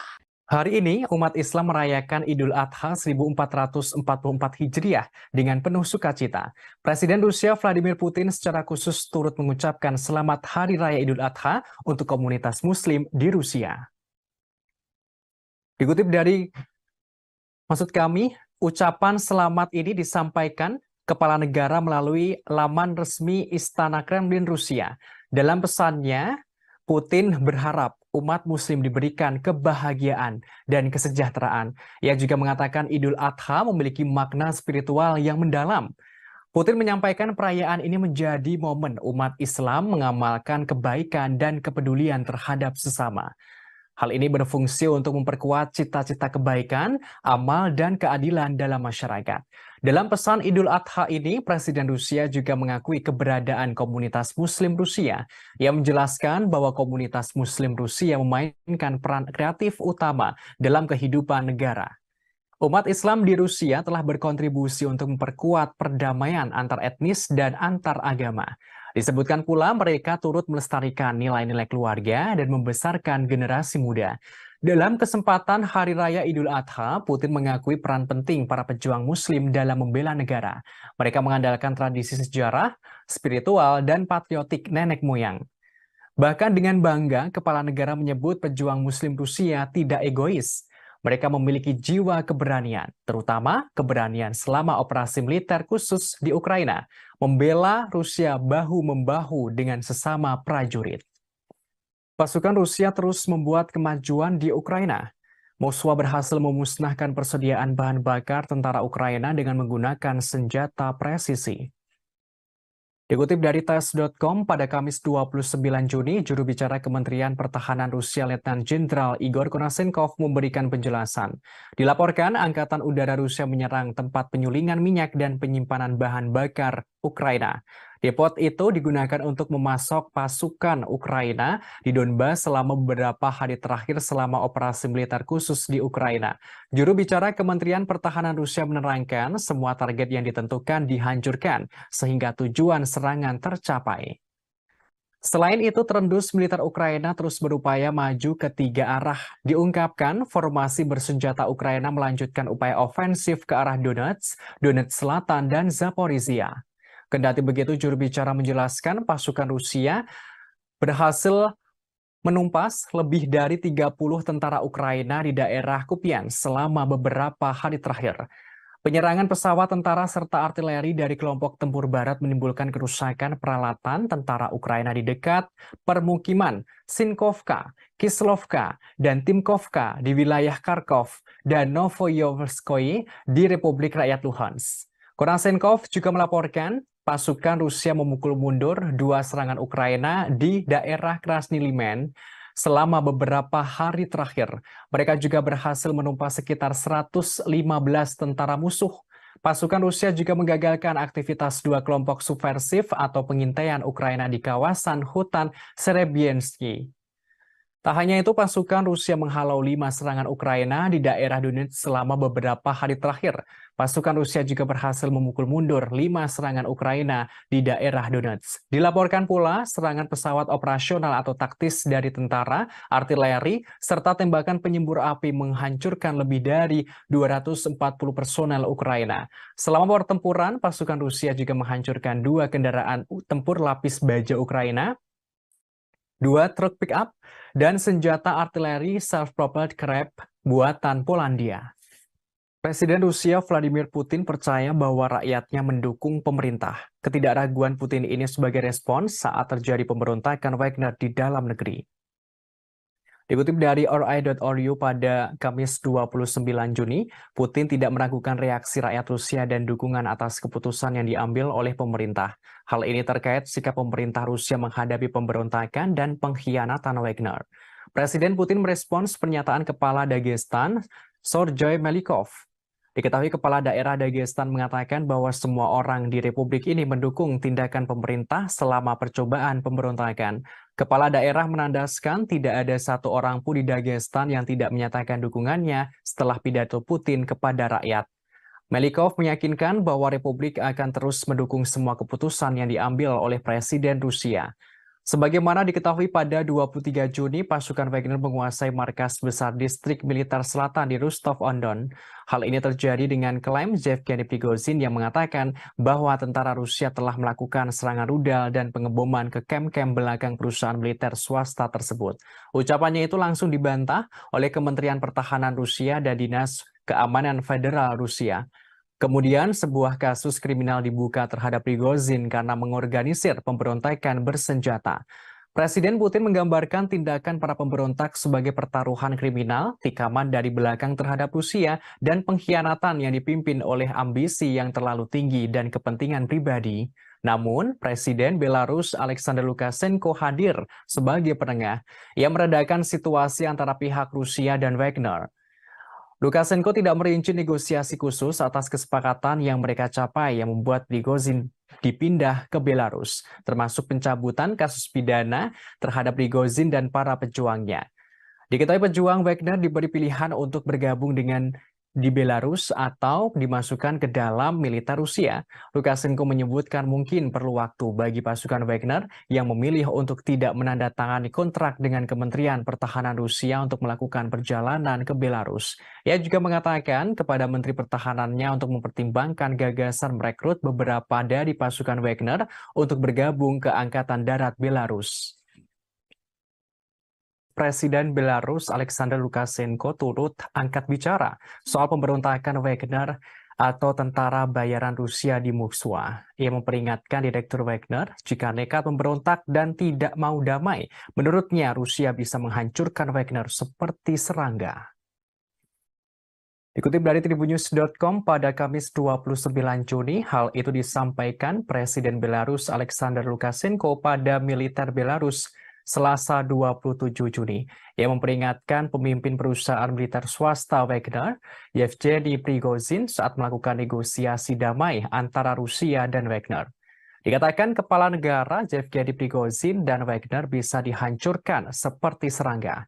Hal ini jika ia berani melanjutkan perjalanan dari kota Rostov ke kota Moskow untuk melakukan pemberontakan. Kendati begitu, Lukashenko mengaku khawatir pemberontakan yang terjadi di Moskow akan merembet ke negaranya. Oleh karenanya, kepala negara Belarus turun tangan sebagai mediator atau penengah jalan damai Rusia dan Wagner. Sebelumnya, Lukashenko mengatakan Rusia mengumpulkan sekitar 10.000 tentara untuk mengusir pawai Wagner ke Moskow pada Sabtu 24 Juni. Lukashenko yakin Rusia akan menang melawan para pemberontak. Namun hal itu mungkin akan mengakibatkan ribuan kematian. Sehingga menurutnya solusi damai adalah prioritas dalam menengahi Wagner dan Rusia. Presiden Belarus mengatakan Presiden Rusia Vladimir Putin membuatnya harus menawarkan bantuan sebagai mediator karena kekhawatiran. Ia mengaku hal yang paling berbahaya bukanlah dari situasi yang terjadi, tetapi pada potensi konsekuensi yang harus ditanggung ke depannya. Presiden Belarus mengaku mendapatkan keluhan Putin. Diungkapkan, Putin sempat mengatakan Prigozhin tidak berguna lantaran tak mengangkat telepon dan tidak ingin berbicara dengan siapapun. Meski demikian, Lukashenko berhasil menghubungi Yevgeny Prigozhin dengan bantuan Dinas Keamanan Federal Rusia. Pada 30 menit pertama dalam panggilan telepon itu, Yevgeny Prigozhin sangat berapi-api dan berbicara dalam kata-kata kotor. Kemudian Lukashenko mengingatkan Prigozhin, Rusia bisa menghancurkannya seperti serangga. Menurut Lukashenko, para komandan grup Wagner telah dibuat frustasi oleh kekalahan di medan perang yang diderita di Ukraina, dan hal itu sangat mempengaruhi Prigozhin. Seperti yang dikatakan oleh Yevgeny Prigozhin sebelumnya yang mengklaim dia dan Wagner hanya menuntut keadilan. Hal ini dalam menyerukan pemecatan para jenderal Rusia yang dianggap tidak kompeten. Sebagaimana diketahui, Yevgeny Prigozhin menyerukan Wagner akan menggulingkan Menteri Pertahanan Rusia Sergei Shoigu dan mengganti stafnya. Wagner berbaris dari Ukraina ke kota Rostov, Rusia pada Jumat 23 Juni untuk menguasai markas militer Rusia di sana. Pada Sabtu 24 Juni, Wagner yang berada di kota Rostov mengatakan akan melanjutkan aksi menuju ibu kota Moskow. Mereka mengendarai tank dan kendaraan militer di sepanjang kota.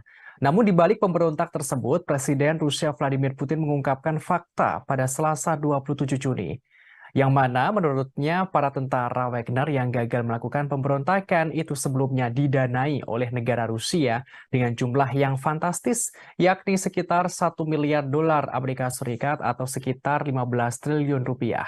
Dilansir dari Kompas.com, uang tersebut digunakan untuk gaji para anggota dan hadiah insentif periode Mei 2022 hingga Mei 2023. Angka ini diungkapkan Putin ketika berbicara kepada para pejabat Kementerian Pertahanan dalam pidato yang disiarkan televisi saat awal pertemuan. Хорошо знаем, что жизнь без войны – это результат кропотливой ежедневной работы. Она не всегда видна, но требует колоссальных усилий, порой риска для жизни. Вы люди грамотные, все практически сидите в мессенджерах, читаете разные упреки в мой адрес, что я готовлюсь к войне. Почти 30 лет я каждый день вместе с вами готовились и готовимся к войне. Может быть, и поэтому мы сегодня живем под мирным небом. Особенно сегодня, в крайне сложный период в истории суверенной Беларуси, да и всего мира в целом. Угроза нового глобального конфликта как никогда не была так близка, как сегодня. Нашу страну, весь наш регион в очередной раз пытаются взорвать, дезориентировать людей, любыми способами раскачать ситуацию и под этот шумок насадить свои правила, установить свой порядок, при котором уже не будет ни наших стран, ни народов. Menteri Luar Negeri Rusia Sergei Lavrov mengatakan Moskwa tidak bisa lagi mempercayai kesepakatan apapun dengan Amerika Serikat atau Sekutu Barat. Ia menyebut kebuntuan yang sedang berlangsung antara Rusia dan negara-negara Barat adalah perang dunia. Dikutip dari RT.com pada Kamis 29 Juni, Menteri Luar Negeri Rusia mengatakan Amerika Serikat dan sekutunya tidak akan pernah mengizinkan negara manapun untuk mengejar kebijakan berdaulat berdasarkan kepentingan nasional. Hal ini juga bertentangan dengan rencana mereka sendiri. Ia menerangkan kebuntuan antara Rusia dan negara-negara Barat adalah perang dunia yang melibatkan pendekatan yang tidak sesuai dengan politik internasional. Lavrov berujar jika ada negara lain yang mencoba dan mempertahankan kepentingan nasional dengan gigih dan tegas, Barat akan berbalik melawannya. Jika ada negara lain yang mencoba mempertahankan nasionalnya tersebut, maka Barat akan menentangnya pula. Dikatakan Amerika Serikat dan sekutunya masih menganggap ancaman yang ditimbulkan oleh Rusia terhadap rencana mereka sebagai ancaman taktis, namun kemenangan Moskow akan membuat ancaman ini tidak dapat diterima. Disebutkan negara-negara Barat mengklaim bahwa mereka membela tatanan berbasis aturan, namun tatanan semacam ini tidak lain adalah perintah dari Amerika Serikat dan sekutunya. Lavrov membeberkan hal ini tampak saat mereka memutuskan sistem globalisasi mana yang berlaku untuk dunia, termasuk apa mekanisme dan bagaimana perselisihan perdagangan diselesaikan. Diplomat tertinggi Rusia itu juga mengatakan bahwa Washington dan sekutunya telah dengan mudah mengeksploitasi prinsip-prinsip yang sebelumnya mereka nyatakan tidak dapat diganggu-gugat. Tak hanya itu, Kepala Kementerian Luar Negeri Rusia itu pula mengungkapkan Barat berusaha menghancurkan blok yang dipimpin Rusia. Dikatakan Amerika Serikat dan sekutunya telah berulang kali melanggar aturan tatanan yang seharusnya mereka bela dan mengabaikan komitmen mereka di bawah perjanjian yang dibuat dengan Moskow. Ia lantas menyinggung Amerika Serikat dan banyak negara Barat yang mengakui keberadaan kemerdekaan Kosovo tanpa referendum atas dasar deklarasi sepihak oleh Pristina. Namun mereka justru menentang hasil referendum di Crimea. Disebutkan mereka dengan alasan bahwa prinsip keutuhan wilayah Ukraina seharusnya lebih diutamakan dalam kasus ini. Menurutnya, sekarang Barat mencoba untuk menimpakan semua kesalahan kepada Rusia. Mereka menuduh Rusia melakukan agresi yang tidak beralasan. Lavrov menggambarkan hal ini sebagai upaya yang mengalihkan tanggung jawab dari Washington dan sekutunya.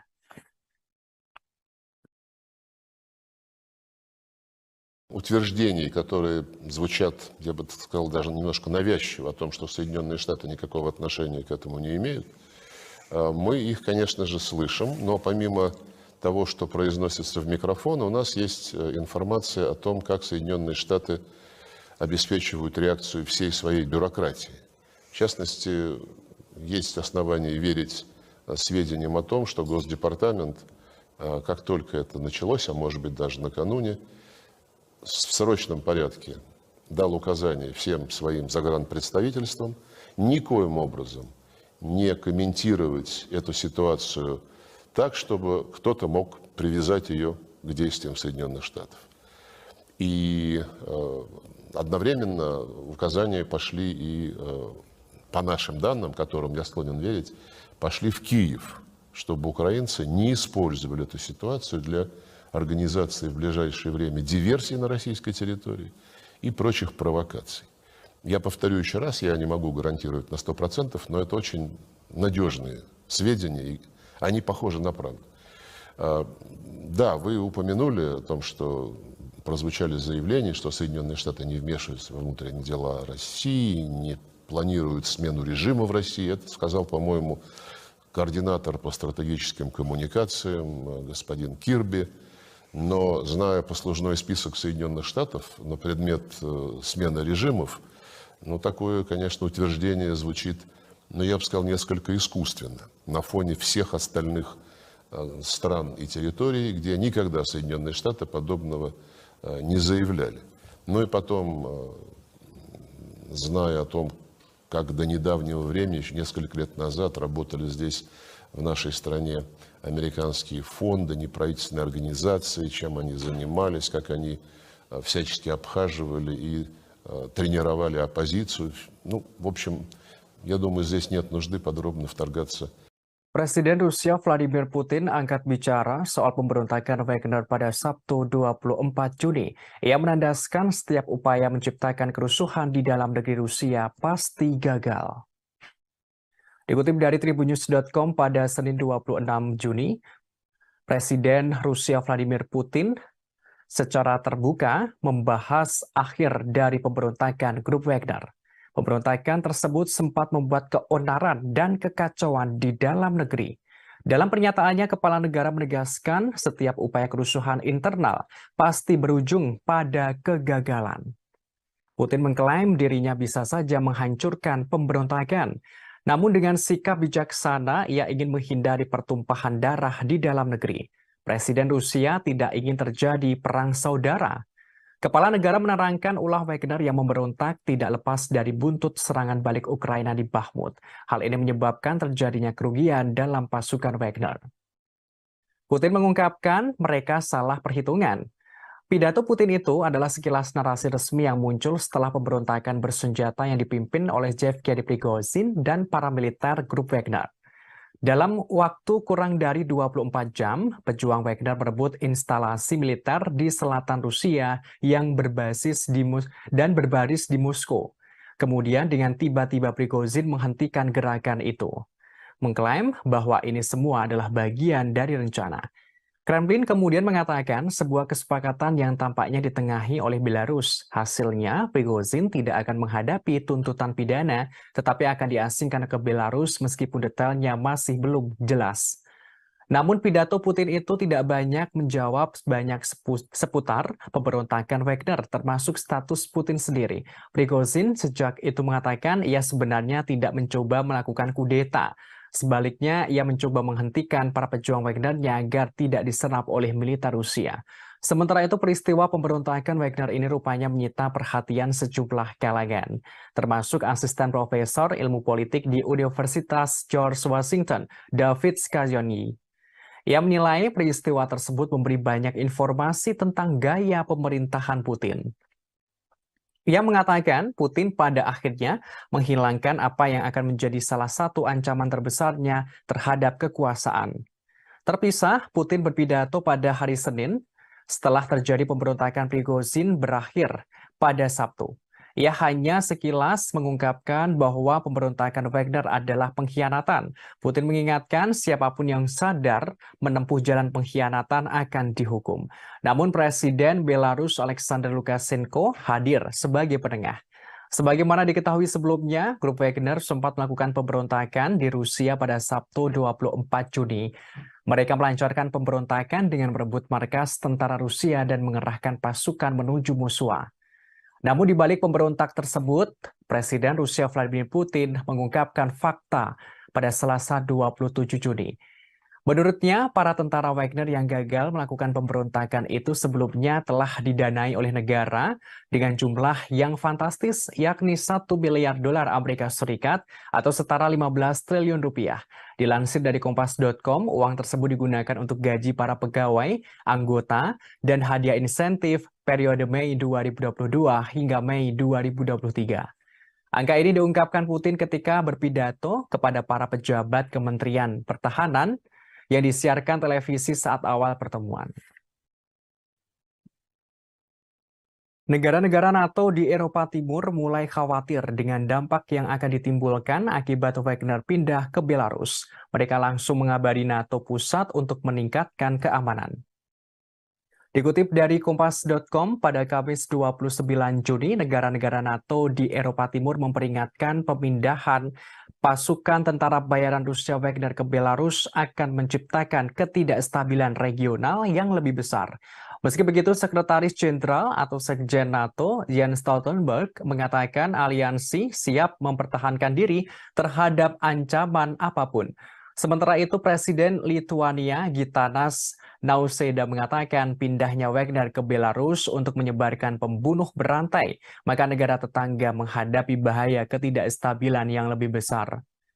Di sisi yang sama, Presiden Polandia Andrzej Duda mengatakan pemindahan Wagner ke Belarus benar-benar sangat memprihatinkan. Pihaknya harus membuat keputusan yang sangat kuat.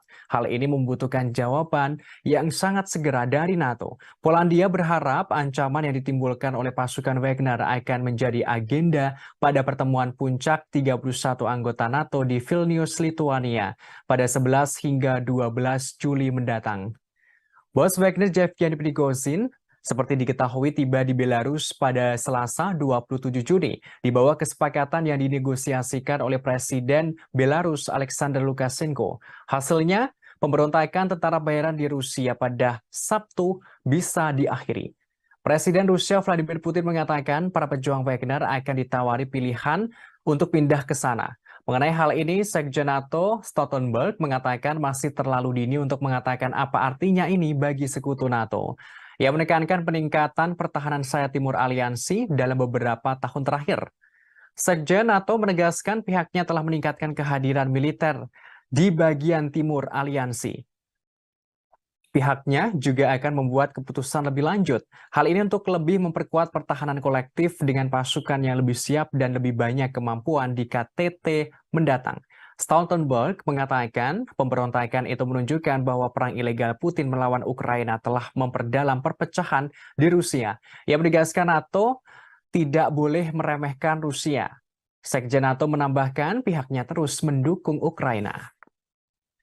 Survei menunjukkan sebagian besar rakyat Amerika Serikat mendukung pemerintah untuk memasok senjata ke Ukraina melawan Rusia. Dukungan ini mengalami kenaikan dari beberapa waktu lalu.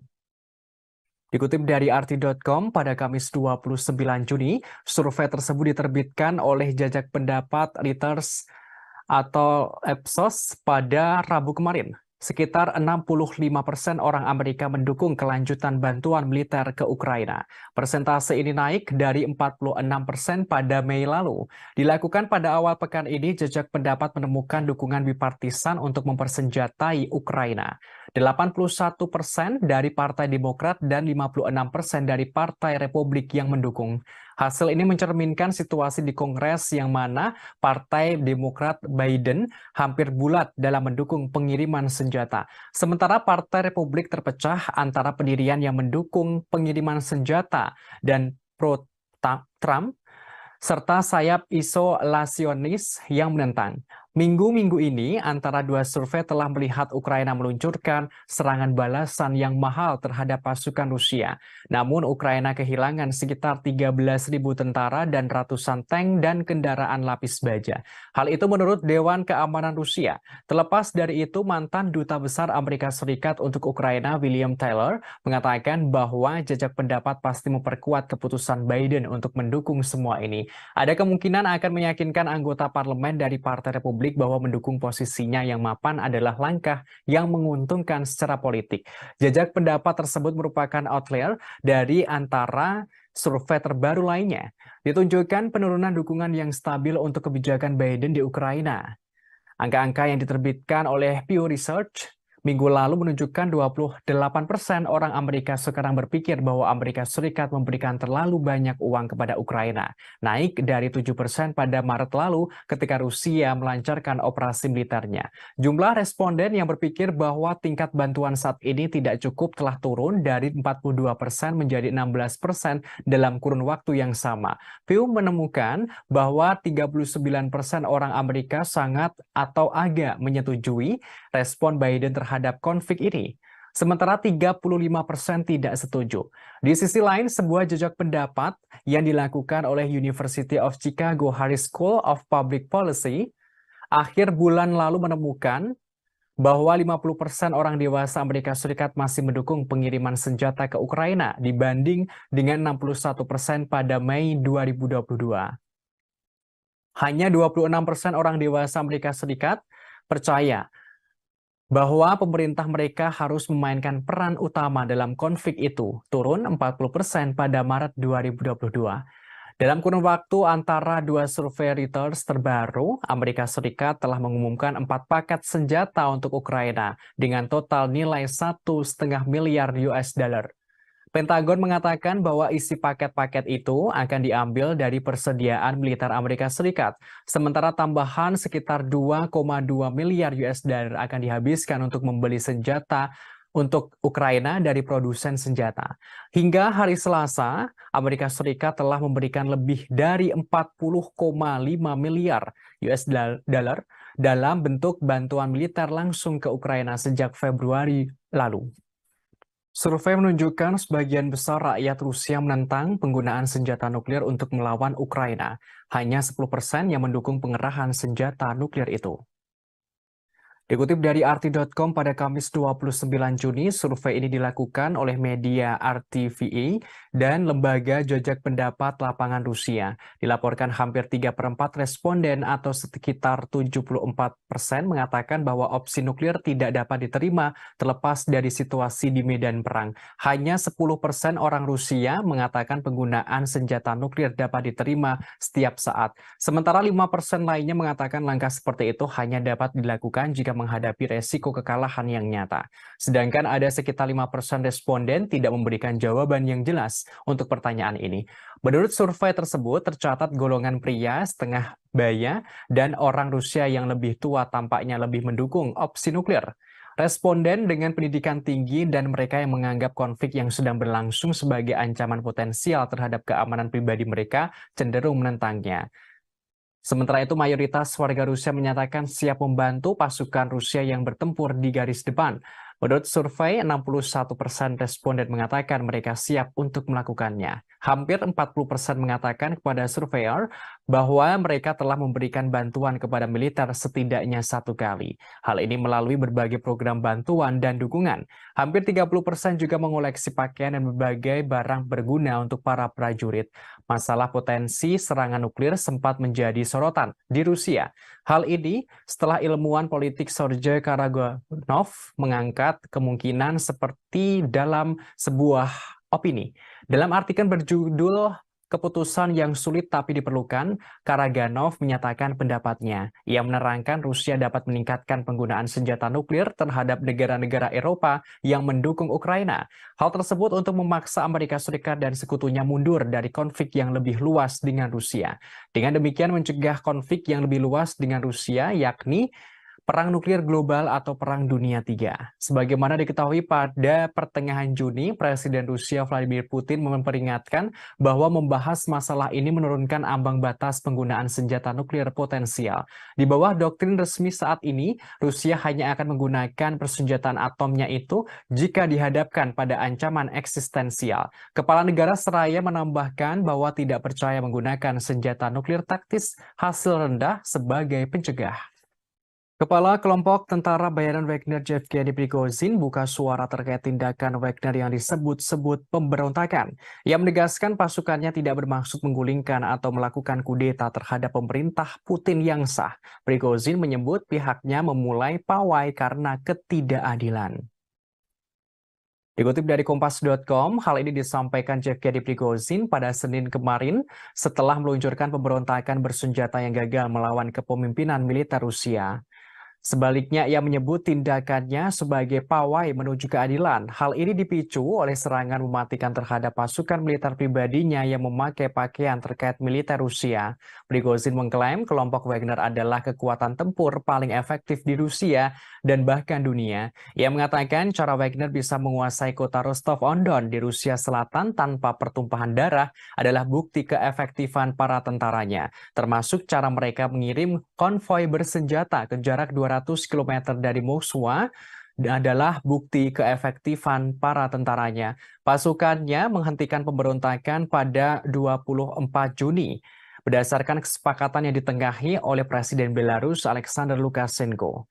Prigozhin tidak memberikan rincian tentang keberadaannya saat ini atau rencananya pada masa depan.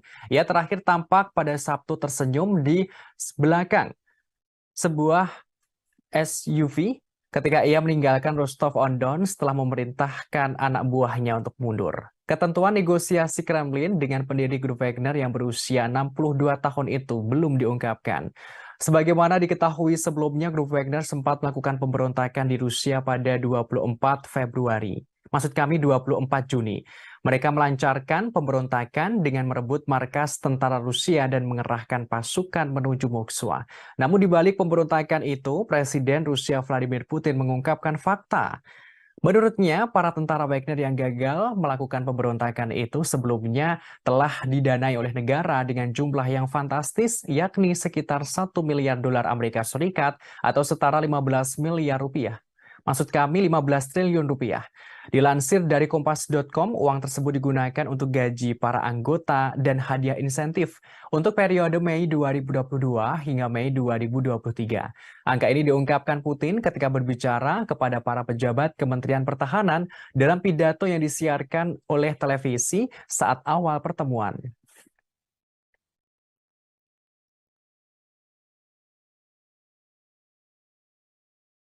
Сегодня я открыл пресс-службу и получил 1000 вопросов по поводу произошедших событий. Для того, чтобы не было кривотолков, хочу ответить на главный из этих вопросов. Первое. Какими были предпосылки марша справедливости 23.06.23 года? ЧВК «Вагнер» является, пожалуй, самым опытным и боеспособным подразделением в России, а возможно и в мире.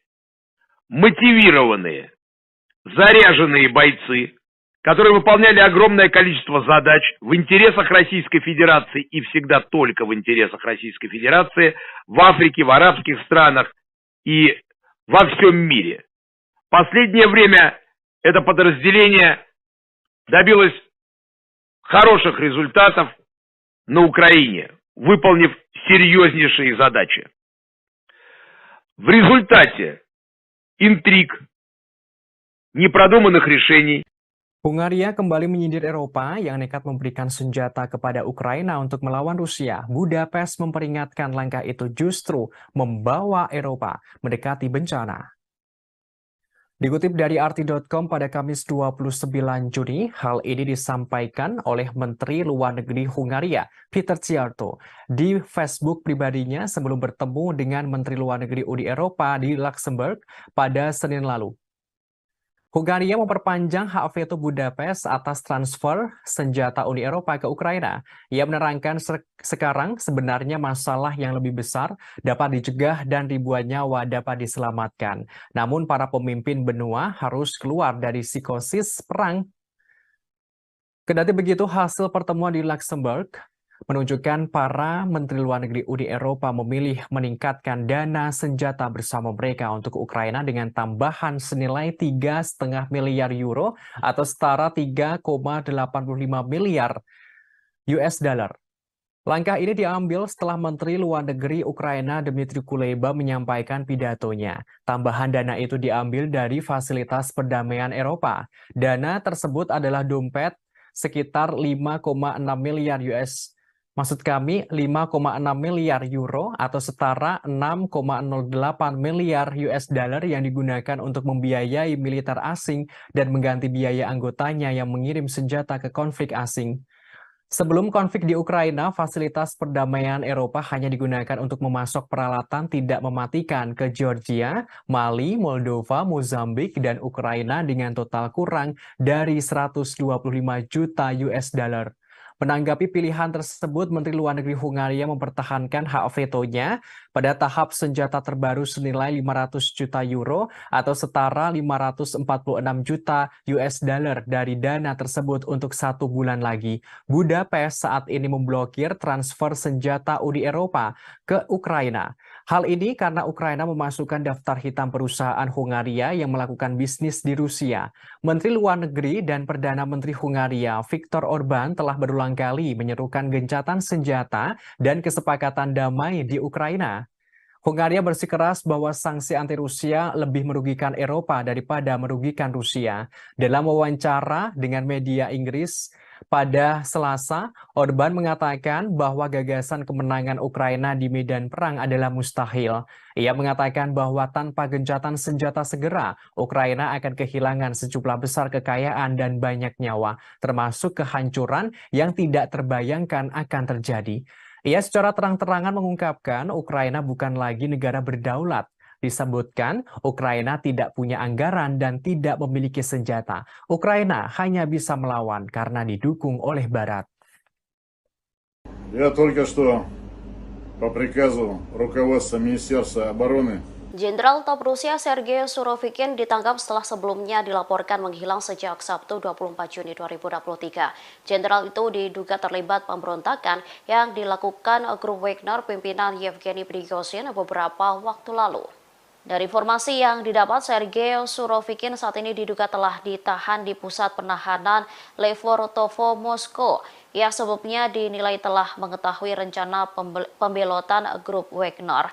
Surovikin merupakan salah satu komandan tertinggi pasukan Rusia di Ukraina yang digantikan oleh Kepala Staf Valery Gerasimov pada Januari 2023. Sementara Prigozhin memiliki perseteruan lama dengan Gerasimov dan sebagian besar kepemimpinan militer Rusia. Bos tentara bayaran itu menyebut Gerasimov tidak kompeten. Ia lantas menolak upaya pemerintah untuk memasukkan Wagner ke dalam angkatan bersenjata reguler. Prigozhin bahkan menyebut ada upaya militer untuk membubarkan perusahaannya. Pernyataannya ini yang menjadikan hal itu sebagai alasan utama pemberontakannya. Terkait penangkapan Sergei Surovikin, Kementerian Pertahanan Rusia belum memberikan komentarnya.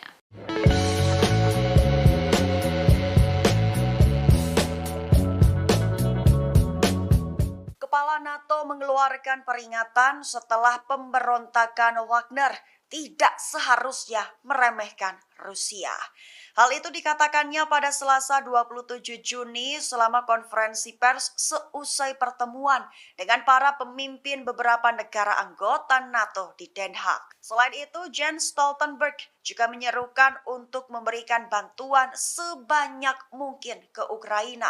Tujuan Stoltenberg hanya untuk memperkuat posisinya pada pembicaraan di masa depan. Menurutnya, perang ilegal melawan Ukraina Putin telah memperdalam perpecahan dan menciptakan ketegangan baru di Rusia. Stoltenberg juga mengatakan bahwa keputusan lebih lanjut untuk memperkuat aliansi akan dibuat pada pertemuan puncak yang akan datang di Vilnius, Lituania mulai 11 Juli mendatang. Ketika agenda juga akan menjadi rencana terperinci pertama sejak Perang Dingin tentang bagaimana mempersiapkan pertemuan langsung pertama konfrontasi antara NATO dan Moskow.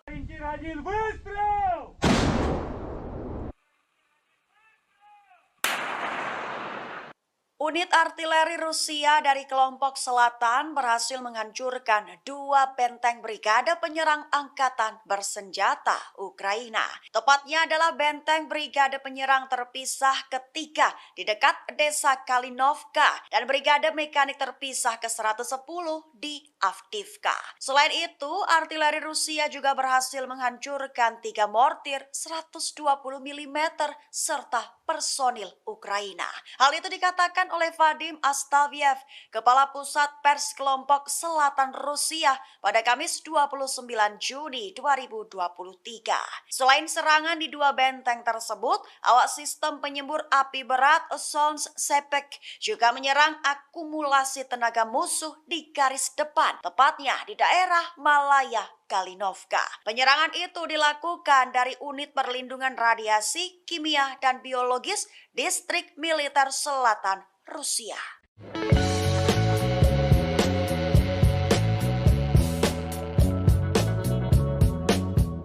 Alexander Lukashenko selaku Presiden Belarusia memberikan saran agar negaranya memiliki kontrol independen atas senjata nuklir. Hal itu dikatakannya pada Selasa 27 Juni sembari menginstruksikan pejabat tinggi untuk mengembangkan algoritma penggunaan nuklir. Lukashenko menambahkan jika itu didasarkan pada fakta, jika perlu menggunakannya di saat-saat sulit dan ada penyerang. Di sisi lain, Emma Claire Volley, mitra asosiasi untuk kebijakan dan penelitian dengan gerakan Global Zero turut buka suara. Ia menyatakan jika tampaknya pernyataan tentang senjata nuklir mungkin menjadi bagian dari pola penekanan yang lebih luas dan mungkin membesar-besarkan pengaruhnya dalam politik internal Rusia dan regional. Ia melanjutkan di mana itu berjalan di garis antara menegaskan Belarusia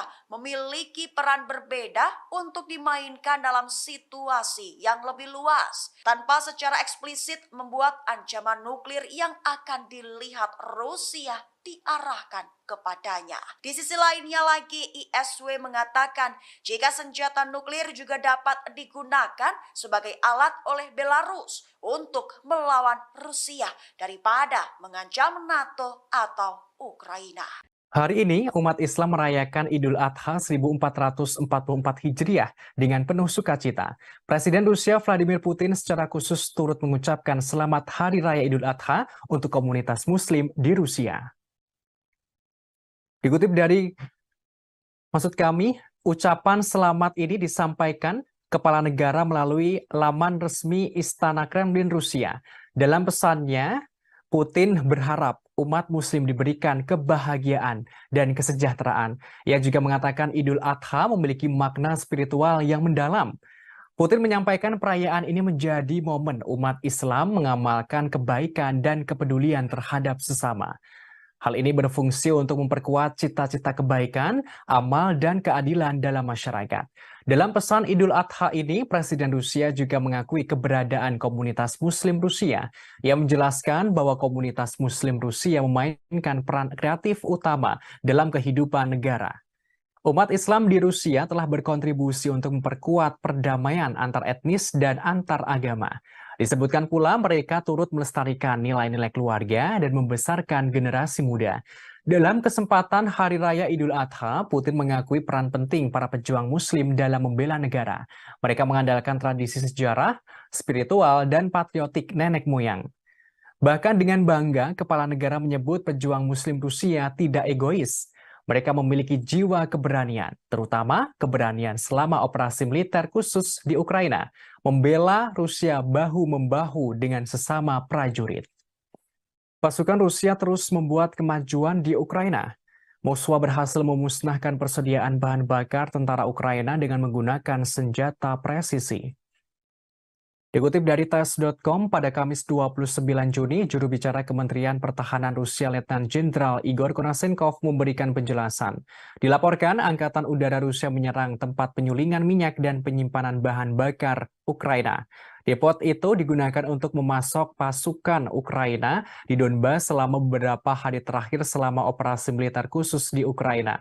Juru bicara Kementerian Pertahanan Rusia menerangkan semua target yang ditentukan dihancurkan sehingga tujuan serangan tercapai. Selain itu, terendus militer Ukraina terus berupaya maju ke tiga arah. Diungkapkan, formasi bersenjata Ukraina melanjutkan upaya ofensif ke arah Donetsk, Donetsk Selatan, dan Zaporizhia. Kendati begitu, juru bicara menjelaskan pasukan Rusia berhasil menumpas lebih dari 30 tentara Ukraina di daerah Kupiansk selama beberapa hari terakhir. Penyerangan pesawat tentara serta artileri dari kelompok tempur barat menimbulkan kerusakan peralatan tentara Ukraina di dekat permukiman Sinkovka, Kislovka, dan Timkovka di wilayah Kharkov dan Novoyoverskoye di Republik Rakyat Luhansk. Konashenkov juga melaporkan pasukan Rusia memukul mundur dua serangan Ukraina di daerah Krasny Liman selama beberapa hari terakhir. Mereka juga berhasil menumpas sekitar 115 tentara musuh. Pasukan Rusia juga menggagalkan aktivitas dua kelompok subversif atau pengintaian Ukraina di kawasan hutan Serebiensky. Tak hanya itu, pasukan Rusia menghalau 5 serangan Ukraina di daerah Donetsk selama beberapa hari terakhir. Pasukan Rusia juga berhasil memukul mundur 5 serangan Ukraina di daerah Donetsk. Dilaporkan pula serangan pesawat operasional atau taktis dari tentara, artileri, serta tembakan penyembur api menghancurkan lebih dari 240 personel Ukraina. Selama pertempuran, pasukan Rusia juga menghancurkan 2 kendaraan tempur lapis baja Ukraina, 2 truk pick-up, dan senjata artileri self-propelled Krep buatan Polandia.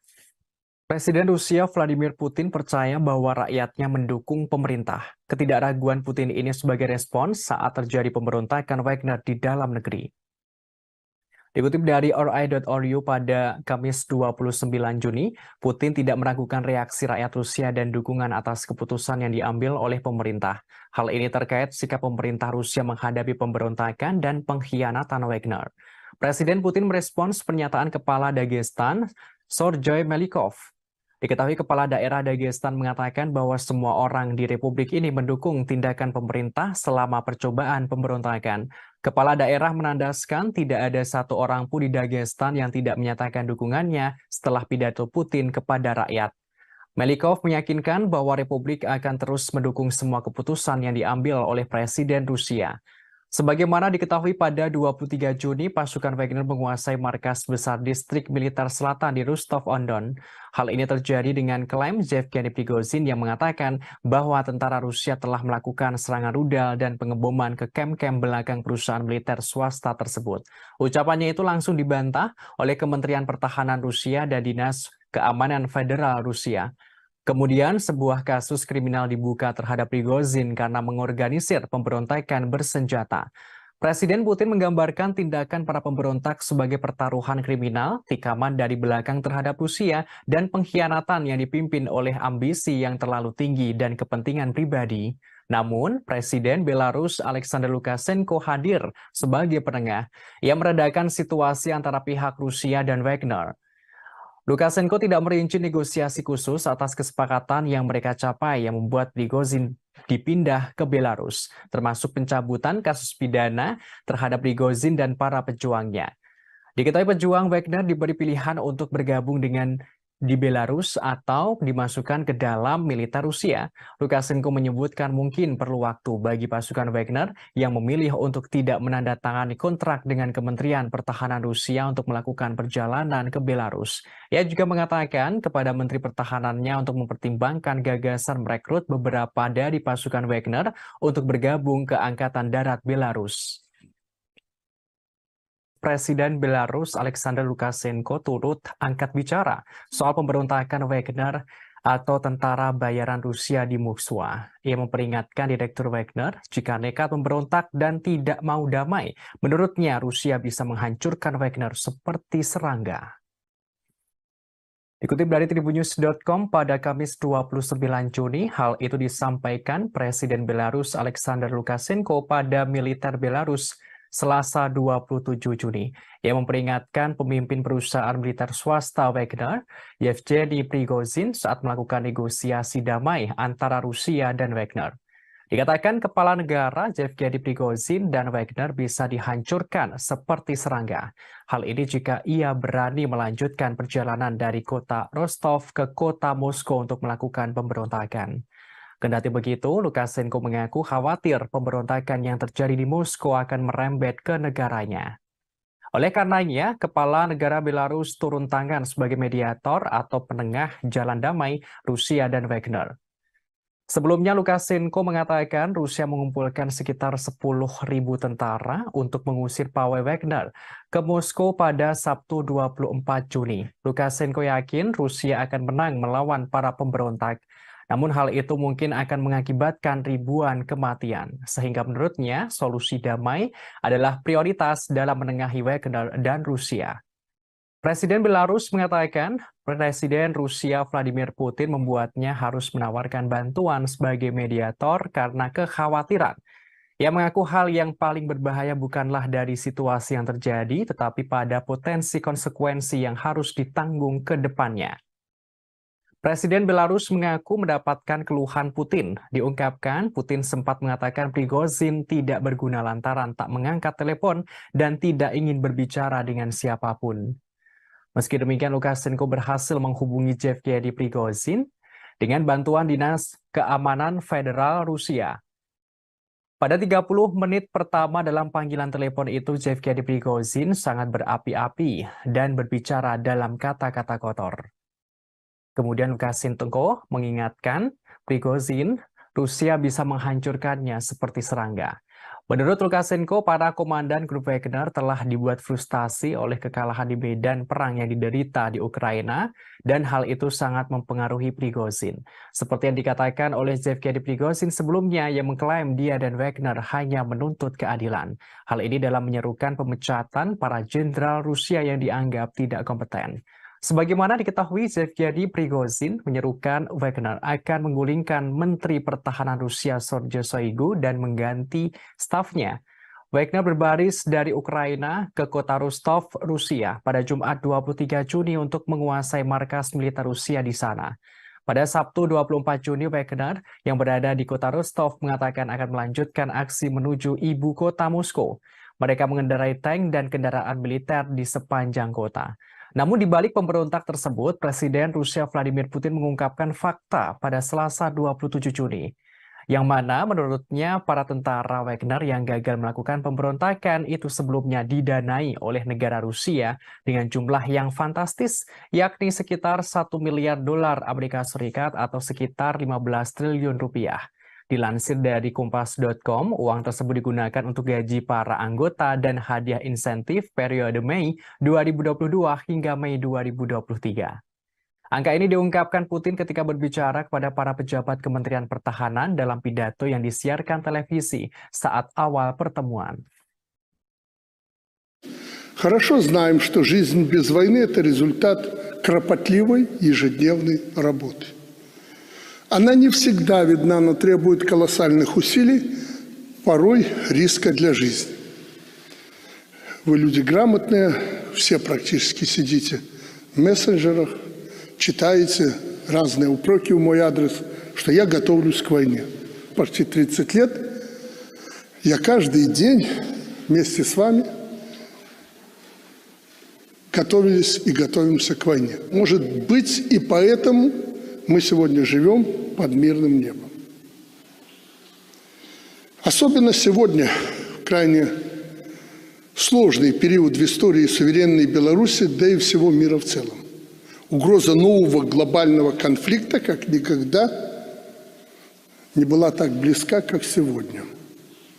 Нашу страну, весь наш регион в очередной раз пытаются взорвать, дезориентировать людей, любыми способами раскачать ситуацию и под этот шумок насадить свои правила, установить свой порядок, при котором уже не будет ни наших стран, ни народов. Menteri Luar Negeri Rusia Sergei Lavrov mengatakan Moskwa tidak bisa lagi mempercayai kesepakatan apapun dengan Amerika Serikat atau Sekutu Barat. Ia menyebut kebuntuan yang sedang berlangsung antara Rusia dan negara-negara Barat adalah perang dunia. Dikutip dari RT.com pada Kamis 29 Juni, Menteri Luar Negeri Rusia mengatakan Amerika Serikat dan sekutunya tidak akan pernah mengizinkan negara manapun untuk mengejar kebijakan berdaulat berdasarkan kepentingan nasional.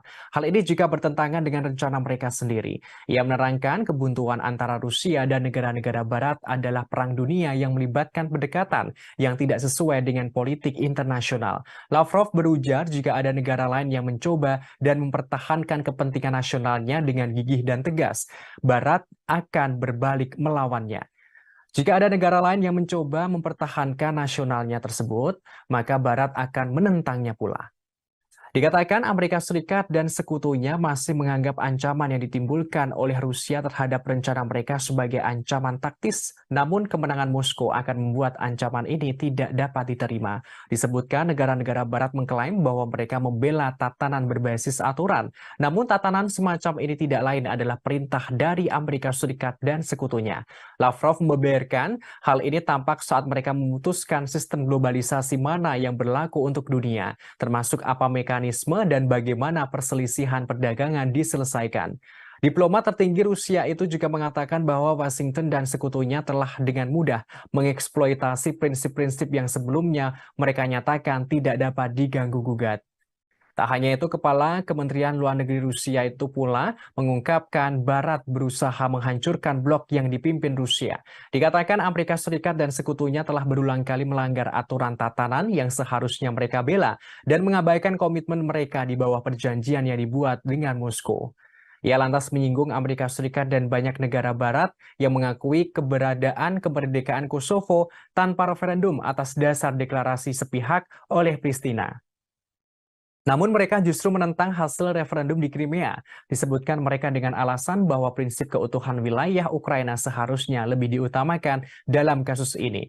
Menurutnya, sekarang Barat mencoba untuk menimpakan semua kesalahan kepada Rusia. Mereka menuduh Rusia melakukan agresi yang tidak beralasan. Lavrov menggambarkan hal ini sebagai upaya yang mengalihkan tanggung jawab dari Washington dan sekutunya.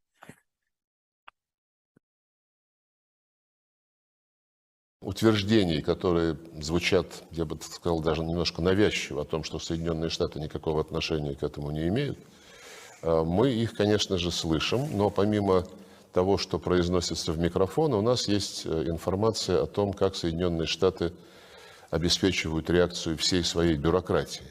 В частности, есть основания верить сведениям о том, что Госдепартамент, как только это началось, а может быть даже накануне, в срочном порядке дал указание всем своим загранпредставительствам никоим образом не комментировать эту ситуацию так, чтобы кто-то мог привязать ее к действиям Соединенных Штатов. И одновременно указания пошли и, по нашим данным, которым я склонен верить, пошли в Киев, чтобы украинцы не использовали эту ситуацию для организации в ближайшее время диверсий на российской территории и прочих провокаций. Я повторю еще раз, я не могу гарантировать на 100%, но это очень надежные сведения, и они похожи на правду. Да, вы упомянули о том, что прозвучали заявления, что Соединенные Штаты не вмешиваются во внутренние дела России, не планируют смену режима в России. Это сказал, по-моему, координатор по стратегическим коммуникациям господин Кирби. Но, зная послужной список Соединенных Штатов на предмет смены режимов, такое, конечно, утверждение звучит, я бы сказал, несколько искусственно на фоне всех остальных стран и территорий, где никогда Соединенные Штаты подобного не заявляли. И потом, зная о том, как до недавнего времени, еще несколько лет назад, работали здесь, в нашей стране, американские фонды, неправительственные организации, чем они занимались, как они всячески обхаживали и тренировали оппозицию. В общем, я думаю, здесь нет нужды подробно вторгаться. Presiden Rusia Vladimir Putin angkat bicara soal pemberontakan Wagner pada Sabtu 24 Juni. Ia menandaskan setiap upaya menciptakan kerusuhan di dalam negeri Rusia pasti gagal. Dikutip dari tribunnews.com pada Senin 26 Juni, Presiden Rusia Vladimir Putin secara terbuka membahas akhir dari pemberontakan grup Wagner. Pemberontakan tersebut sempat membuat keonaran dan kekacauan di dalam negeri. Dalam pernyataannya, kepala negara menegaskan setiap upaya kerusuhan internal pasti berujung pada kegagalan. Putin mengklaim dirinya bisa saja menghancurkan pemberontakan. Namun dengan sikap bijaksana, ia ingin menghindari pertumpahan darah di dalam negeri. Presiden Rusia tidak ingin terjadi perang saudara. Kepala negara menerangkan ulah Wagner yang memberontak tidak lepas dari buntut serangan balik Ukraina di Bakhmut. Hal ini menyebabkan terjadinya kerugian dalam pasukan Wagner. Putin mengungkapkan mereka salah perhitungan. Pidato Putin itu adalah sekilas narasi resmi yang muncul setelah pemberontakan bersenjata yang dipimpin oleh Yevgeny Prigozhin dan para militer grup Wagner. Dalam waktu kurang dari 24 jam, pejuang Wagner merebut instalasi militer di selatan Rusia yang berbasis di Moskow. Kemudian dengan tiba-tiba Prigozhin menghentikan gerakan itu, mengklaim bahwa ini semua adalah bagian dari rencana. Kremlin kemudian mengatakan sebuah kesepakatan yang tampaknya ditengahi oleh Belarus. Hasilnya, Prigozhin tidak akan menghadapi tuntutan pidana, tetapi akan diasingkan ke Belarus meskipun detailnya masih belum jelas. Namun pidato Putin itu tidak banyak menjawab seputar pemberontakan Wagner, termasuk status Putin sendiri. Prigozhin sejak itu mengatakan ia sebenarnya tidak mencoba melakukan kudeta. Sebaliknya, ia mencoba menghentikan para pejuang Wagner-nya agar tidak diserap oleh militer Rusia. Sementara itu, peristiwa pemberontakan Wagner ini rupanya menyita perhatian sejumlah kalangan, termasuk asisten profesor ilmu politik di Universitas George Washington, David Scaglione. Ia menilai peristiwa tersebut memberi banyak informasi tentang gaya pemerintahan Putin. Ia mengatakan Putin pada akhirnya menghilangkan apa yang akan menjadi salah satu ancaman terbesarnya terhadap kekuasaan. Terpisah, Putin berpidato pada hari Senin setelah terjadi pemberontakan Prigozhin berakhir pada Sabtu. Ia hanya sekilas mengungkapkan bahwa pemberontakan Wagner adalah pengkhianatan. Putin mengingatkan siapapun yang sadar menempuh jalan pengkhianatan akan dihukum. Namun Presiden Belarus Alexander Lukashenko hadir sebagai penengah. Sebagaimana diketahui sebelumnya, grup Wagner sempat melakukan pemberontakan di Rusia pada Sabtu 24 Juni. Mereka melancarkan pemberontakan dengan merebut markas tentara Rusia dan mengerahkan pasukan menuju Moskwa. Namun di balik pemberontak tersebut, Presiden Rusia Vladimir Putin mengungkapkan fakta pada Selasa 27 Juni. Menurutnya, para tentara Wagner yang gagal melakukan pemberontakan itu sebelumnya telah didanai oleh negara dengan jumlah yang fantastis, yakni 1 miliar dolar Amerika Serikat atau setara 15 triliun rupiah. Dilansir dari Kompas.com, uang tersebut digunakan untuk gaji para pegawai, anggota, dan hadiah insentif periode Mei 2022 hingga Mei 2023. Angka ini diungkapkan Putin ketika berpidato kepada para pejabat Kementerian Pertahanan yang disiarkan televisi saat awal pertemuan. Negara-negara NATO di Eropa Timur mulai khawatir dengan dampak yang akan ditimbulkan akibat Wagner pindah ke Belarus. Mereka langsung mengabari NATO pusat untuk meningkatkan keamanan. Dikutip dari Kompas.com, pada Kamis 29 Juni, negara-negara NATO di Eropa Timur memperingatkan pemindahan pasukan tentara bayaran Rusia Wagner ke Belarus akan menciptakan ketidakstabilan regional yang lebih besar. Meski begitu, Sekretaris Jenderal atau Sekjen NATO, Jens Stoltenberg, mengatakan aliansi siap mempertahankan diri terhadap ancaman apapun. Sementara itu, Presiden Lituania Gitanas Nausėda mengatakan pindahnya Wagner ke Belarus untuk menyebarkan pembunuh berantai, maka negara tetangga menghadapi bahaya ketidakstabilan yang lebih besar. Di sisi yang sama, Presiden Polandia Andrzej Duda mengatakan pemindahan Wagner ke Belarus benar-benar sangat memprihatinkan. Pihaknya harus membuat keputusan yang sangat kuat. Hal ini membutuhkan jawaban yang sangat segera dari NATO. Polandia berharap ancaman yang ditimbulkan oleh pasukan Wagner akan menjadi agenda pada pertemuan puncak 31 anggota NATO di Vilnius, Lituania pada 11 hingga 12 Juli mendatang. Bos Wagner Yevgeny Prigozhin seperti diketahui tiba di Belarus pada Selasa 27 Juni di bawah kesepakatan yang dinegosiasikan oleh Presiden Belarus Alexander Lukashenko. Hasilnya, pemberontakan tentara bayaran di Rusia pada Sabtu bisa diakhiri. Presiden Rusia Vladimir Putin mengatakan para pejuang Wagner akan ditawari pilihan untuk pindah ke sana. Mengenai hal ini, Sekjen NATO Stoltenberg mengatakan masih terlalu dini untuk mengatakan apa artinya ini bagi sekutu NATO.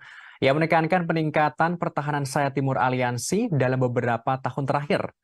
Sekjen NATO menegaskan pihaknya telah meningkatkan kehadiran militer di bagian timur aliansi. Pihaknya juga akan membuat keputusan lebih lanjut. Hal ini untuk lebih memperkuat pertahanan kolektif dengan pasukan yang lebih siap dan lebih banyak kemampuan di KTT mendatang. Stoltenberg mengatakan pemberontakan itu menunjukkan bahwa perang ilegal Putin melawan Ukraina telah memperdalam perpecahan di Rusia. Ia menegaskan NATO tidak boleh meremehkan Rusia. Sekjen NATO menambahkan pihaknya terus mendukung Ukraina. Survei menunjukkan sebagian besar rakyat Amerika Serikat mendukung pemerintah untuk memasok senjata ke Ukraina melawan Rusia. Dukungan ini mengalami kenaikan dari beberapa waktu lalu. Dikutip dari RT.com pada Kamis 29 Juni, survei tersebut diterbitkan oleh Jajak Pendapat Reuters atau Ipsos pada Rabu kemarin. Sekitar 65% orang Amerika mendukung kelanjutan bantuan militer ke Ukraina. Persentase ini naik dari 46% pada Mei lalu. Dilakukan pada awal pekan ini, Jajak Pendapat menemukan dukungan bipartisan untuk mempersenjatai Ukraina. 81% dari Partai Demokrat dan 56% dari Partai Republik yang mendukung. Hasil ini mencerminkan situasi di Kongres yang mana Partai Demokrat Biden hampir bulat dalam mendukung pengiriman senjata. Sementara Partai Republik terpecah antara pendirian yang mendukung pengiriman senjata dan pro-Trump, serta sayap isolasionis yang menentang. Minggu-minggu ini, antara dua survei telah melihat Ukraina meluncurkan serangan balasan yang mahal terhadap pasukan Rusia. Namun, Ukraina kehilangan sekitar 13.000 tentara dan ratusan tank dan kendaraan lapis baja. Hal itu menurut Dewan Keamanan Rusia. Terlepas dari itu, mantan Duta Besar Amerika Serikat untuk Ukraina, William Taylor, mengatakan bahwa jejak pendapat pasti memperkuat keputusan Biden untuk mendukung semua ini. Ada kemungkinan akan meyakinkan anggota parlemen dari Partai Republik bahwa mendukung posisinya yang mapan adalah langkah yang menguntungkan secara politik. Jejak pendapat tersebut merupakan outlier dari antara survei terbaru lainnya. Ditunjukkan penurunan dukungan yang stabil untuk kebijakan Biden di Ukraina. Angka-angka yang diterbitkan oleh Pew Research minggu lalu menunjukkan 28% orang Amerika sekarang berpikir bahwa Amerika Serikat memberikan terlalu banyak uang kepada Ukraina, naik dari 7% pada Maret lalu ketika Rusia melancarkan operasi militernya. Jumlah responden yang berpikir bahwa tingkat bantuan saat ini tidak cukup telah turun dari 42% menjadi 16% dalam kurun waktu yang sama. Pew menemukan bahwa 39% orang Amerika sangat atau agak menyetujui respon Biden terhadap konflik ini. Sementara 35% tidak setuju. Di sisi lain, sebuah jejak pendapat yang dilakukan oleh University of Chicago Harris School of Public Policy akhir bulan lalu menemukan bahwa 50% orang dewasa Amerika Serikat masih mendukung pengiriman senjata ke Ukraina dibanding dengan 61% pada Mei 2022.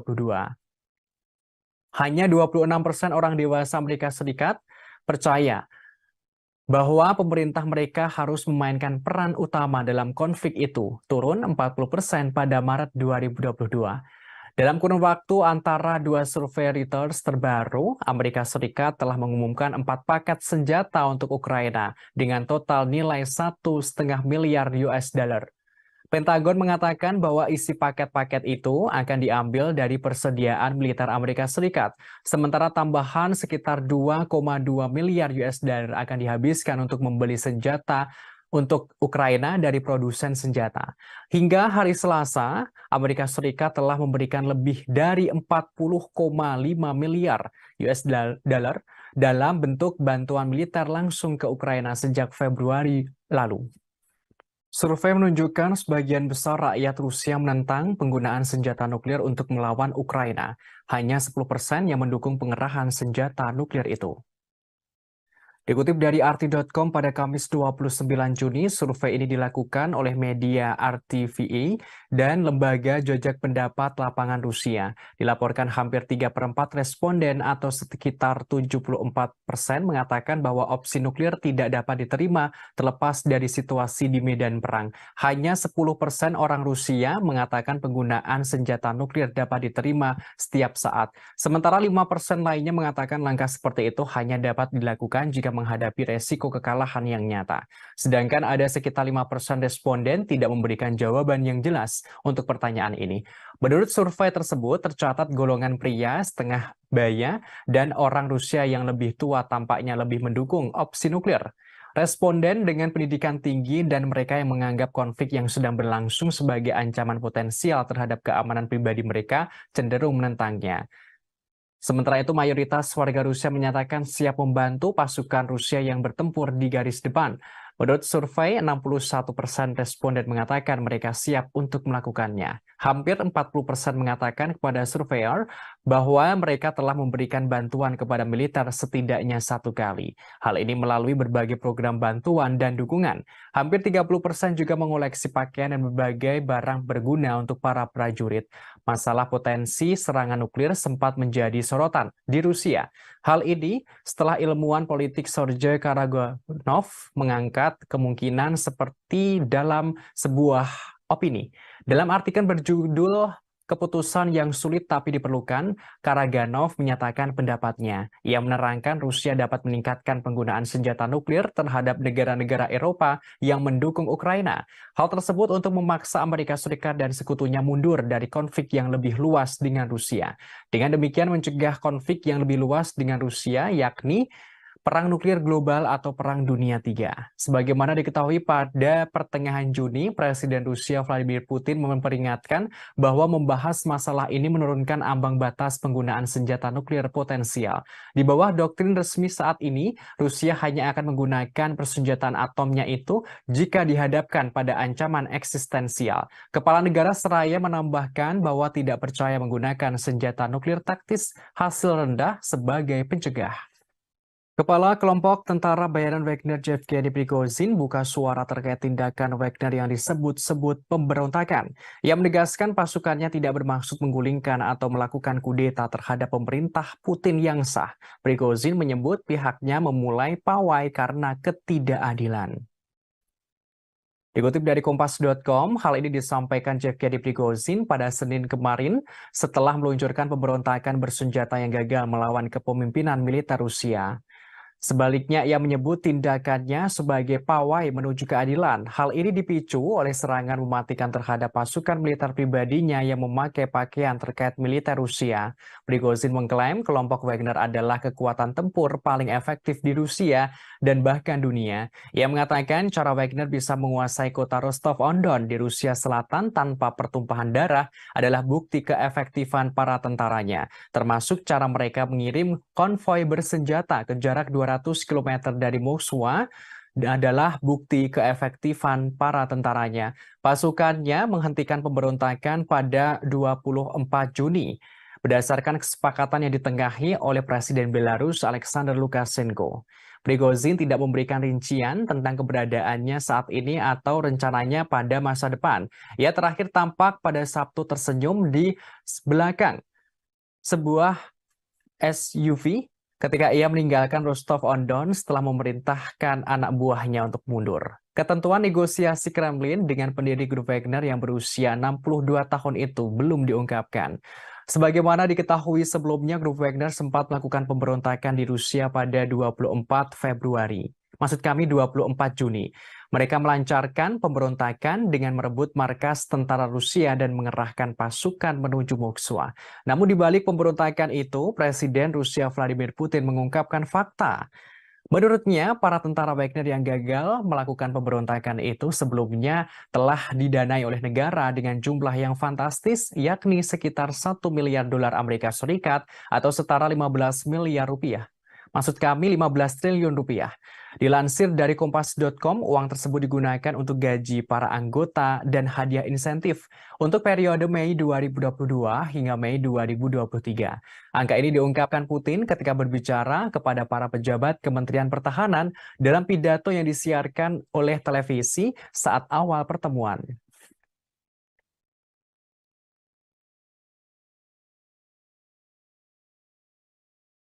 Сегодня я открыл пресс-службу и получил 1000 вопросов по поводу произошедших событий. Для того, чтобы не было кривотолков, хочу ответить на главный из этих вопросов. Первое. Какими были предпосылки марша справедливости 23.06.23 года? ЧВК «Вагнер» является, пожалуй, самым опытным и боеспособным подразделением в России, а возможно и в мире. Мотивированные, заряженные бойцы, которые выполняли огромное количество задач в интересах Российской Федерации и всегда только в интересах Российской Федерации, в Африке, в арабских странах и во всем мире. В последнее время это подразделение добилось хороших результатов на Украине, выполнив серьезнейшие задачи. В результате intrиг, непродуманных решений. Hungaria kembali menyindir Eropa yang nekat memberikan senjata kepada Ukraina untuk melawan Rusia. Budapest memperingatkan langkah itu justru membawa Eropa mendekati bencana. Dikutip dari RT.com pada Kamis 29 Juni, hal ini disampaikan oleh Menteri Luar Negeri Hungaria, Peter Szijjártó, di Facebook pribadinya sebelum bertemu dengan Menteri Luar Negeri Uni Eropa di Luxembourg pada Senin lalu. Hungaria memperpanjang hak veto Budapest atas transfer senjata Uni Eropa ke Ukraina. Ia menerangkan sekarang sebenarnya masalah yang lebih besar dapat dicegah dan ribuan nyawa dapat diselamatkan. Namun para pemimpin benua harus keluar dari psikosis perang. Kendati begitu, hasil pertemuan di Luxembourg menunjukkan para Menteri Luar Negeri Uni Eropa memilih meningkatkan dana senjata bersama mereka untuk Ukraina dengan tambahan senilai 3,5 miliar euro atau setara 3,85 miliar US dollar. Langkah ini diambil setelah Menteri Luar Negeri Ukraina Dmytro Kuleba menyampaikan pidatonya. Tambahan dana itu diambil dari Fasilitas Perdamaian Eropa. Dana tersebut adalah dompet sekitar 5,6 miliar US. Maksud kami 5,6 miliar euro atau setara 6,08 miliar US dollar yang digunakan untuk membiayai militer asing dan mengganti biaya anggotanya yang mengirim senjata ke konflik asing. Sebelum konflik di Ukraina, Fasilitas Perdamaian Eropa hanya digunakan untuk memasok peralatan tidak mematikan ke Georgia, Mali, Moldova, Mozambik, dan Ukraina dengan total kurang dari 125 juta US dollar. Menanggapi pilihan tersebut, Menteri Luar Negeri Hungaria mempertahankan hak vetonya pada tahap senjata terbaru senilai 500 juta euro atau setara 546 juta US dollar dari dana tersebut untuk 1 bulan lagi. Budapest saat ini memblokir transfer senjata Uni Eropa ke Ukraina. Hal ini karena Ukraina memasukkan daftar hitam perusahaan Hungaria yang melakukan bisnis di Rusia. Menteri Luar Negeri dan Perdana Menteri Hungaria, Viktor Orbán, telah berulang kali menyerukan gencatan senjata dan kesepakatan damai di Ukraina. Hungaria bersikeras bahwa sanksi anti-Rusia lebih merugikan Eropa daripada merugikan Rusia. Dalam wawancara dengan media Inggris pada Selasa, Orbán mengatakan bahwa gagasan kemenangan Ukraina di medan perang adalah mustahil. Ia mengatakan bahwa tanpa gencatan senjata segera, Ukraina akan kehilangan sejumlah besar kekayaan dan banyak nyawa, termasuk kehancuran yang tidak terbayangkan akan terjadi. Ia secara terang-terangan mengungkapkan Ukraina bukan lagi negara berdaulat. Disebutkan Ukraina tidak punya anggaran dan tidak memiliki senjata. Ukraina hanya bisa melawan karena didukung oleh Barat. Я только что по приказу руководства Министерства обороны Jenderal Top Rusia Sergei Surovikin ditangkap setelah sebelumnya dilaporkan menghilang sejak Sabtu 24 Juni 2023. Jenderal itu diduga terlibat pemberontakan yang dilakukan grup Wagner pimpinan Yevgeny Prigozhin beberapa waktu lalu. Dari informasi yang didapat, Sergei Surovikin saat ini diduga telah ditahan di pusat penahanan Lefortovo, Moskow. Ia sebelumnya dinilai telah mengetahui rencana pembelotan grup Wagner. Surovikin merupakan salah satu komandan tertinggi pasukan Rusia di Ukraina yang digantikan oleh Kepala Staf Valery Gerasimov pada Januari 2023. Sementara Prigozhin memiliki perseteruan lama dengan Gerasimov dan sebagian besar kepemimpinan militer Rusia. Bos tentara bayaran itu menyebut Gerasimov tidak kompeten. Ia lantas menolak upaya pemerintah untuk memasukkan Wagner ke dalam angkatan bersenjata reguler. Prigozhin bahkan menyebut ada upaya militer untuk membubarkan perusahaannya. Pernyataannya ini yang menjadikan hal itu sebagai alasan utama pemberontakannya. Terkait penangkapan Sergei Surovikin, Kementerian Pertahanan Rusia belum memberikan komentarnya.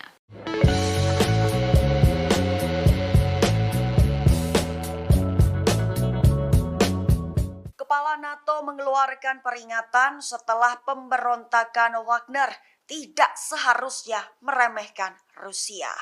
Hal itu dikatakannya pada Selasa 27 Juni selama konferensi pers seusai pertemuan dengan para pemimpin beberapa negara anggota NATO di Den Haag. Selain itu, Jens Stoltenberg juga menyerukan untuk memberikan bantuan sebanyak mungkin ke Ukraina. Tujuan Stoltenberg hanya untuk memperkuat posisinya pada pembicaraan di masa depan. Menurutnya, perang ilegal melawan Ukraina Putin telah memperdalam perpecahan dan menciptakan ketegangan baru di Rusia. Stoltenberg juga mengatakan bahwa keputusan lebih lanjut untuk memperkuat aliansi akan dibuat pada pertemuan puncak yang akan datang di Vilnius, Lituania mulai 11 Juli mendatang. Ketika agenda juga akan menjadi rencana terperinci pertama sejak Perang Dingin tentang bagaimana mempersiapkan pertemuan langsung pertama konfrontasi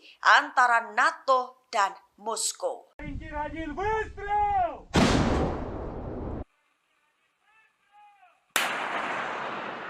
Unit artileri Rusia dari kelompok selatan berhasil menghancurkan 2 benteng brigade penyerang angkatan bersenjata Ukraina. Tepatnya adalah benteng brigade penyerang terpisah ketiga di dekat desa Kalinovka dan brigade mekanik terpisah ke-110 di Avdiivka. Selain itu, artileri Rusia juga berhasil menghancurkan 3 mortir 120 mm serta personil Ukraina.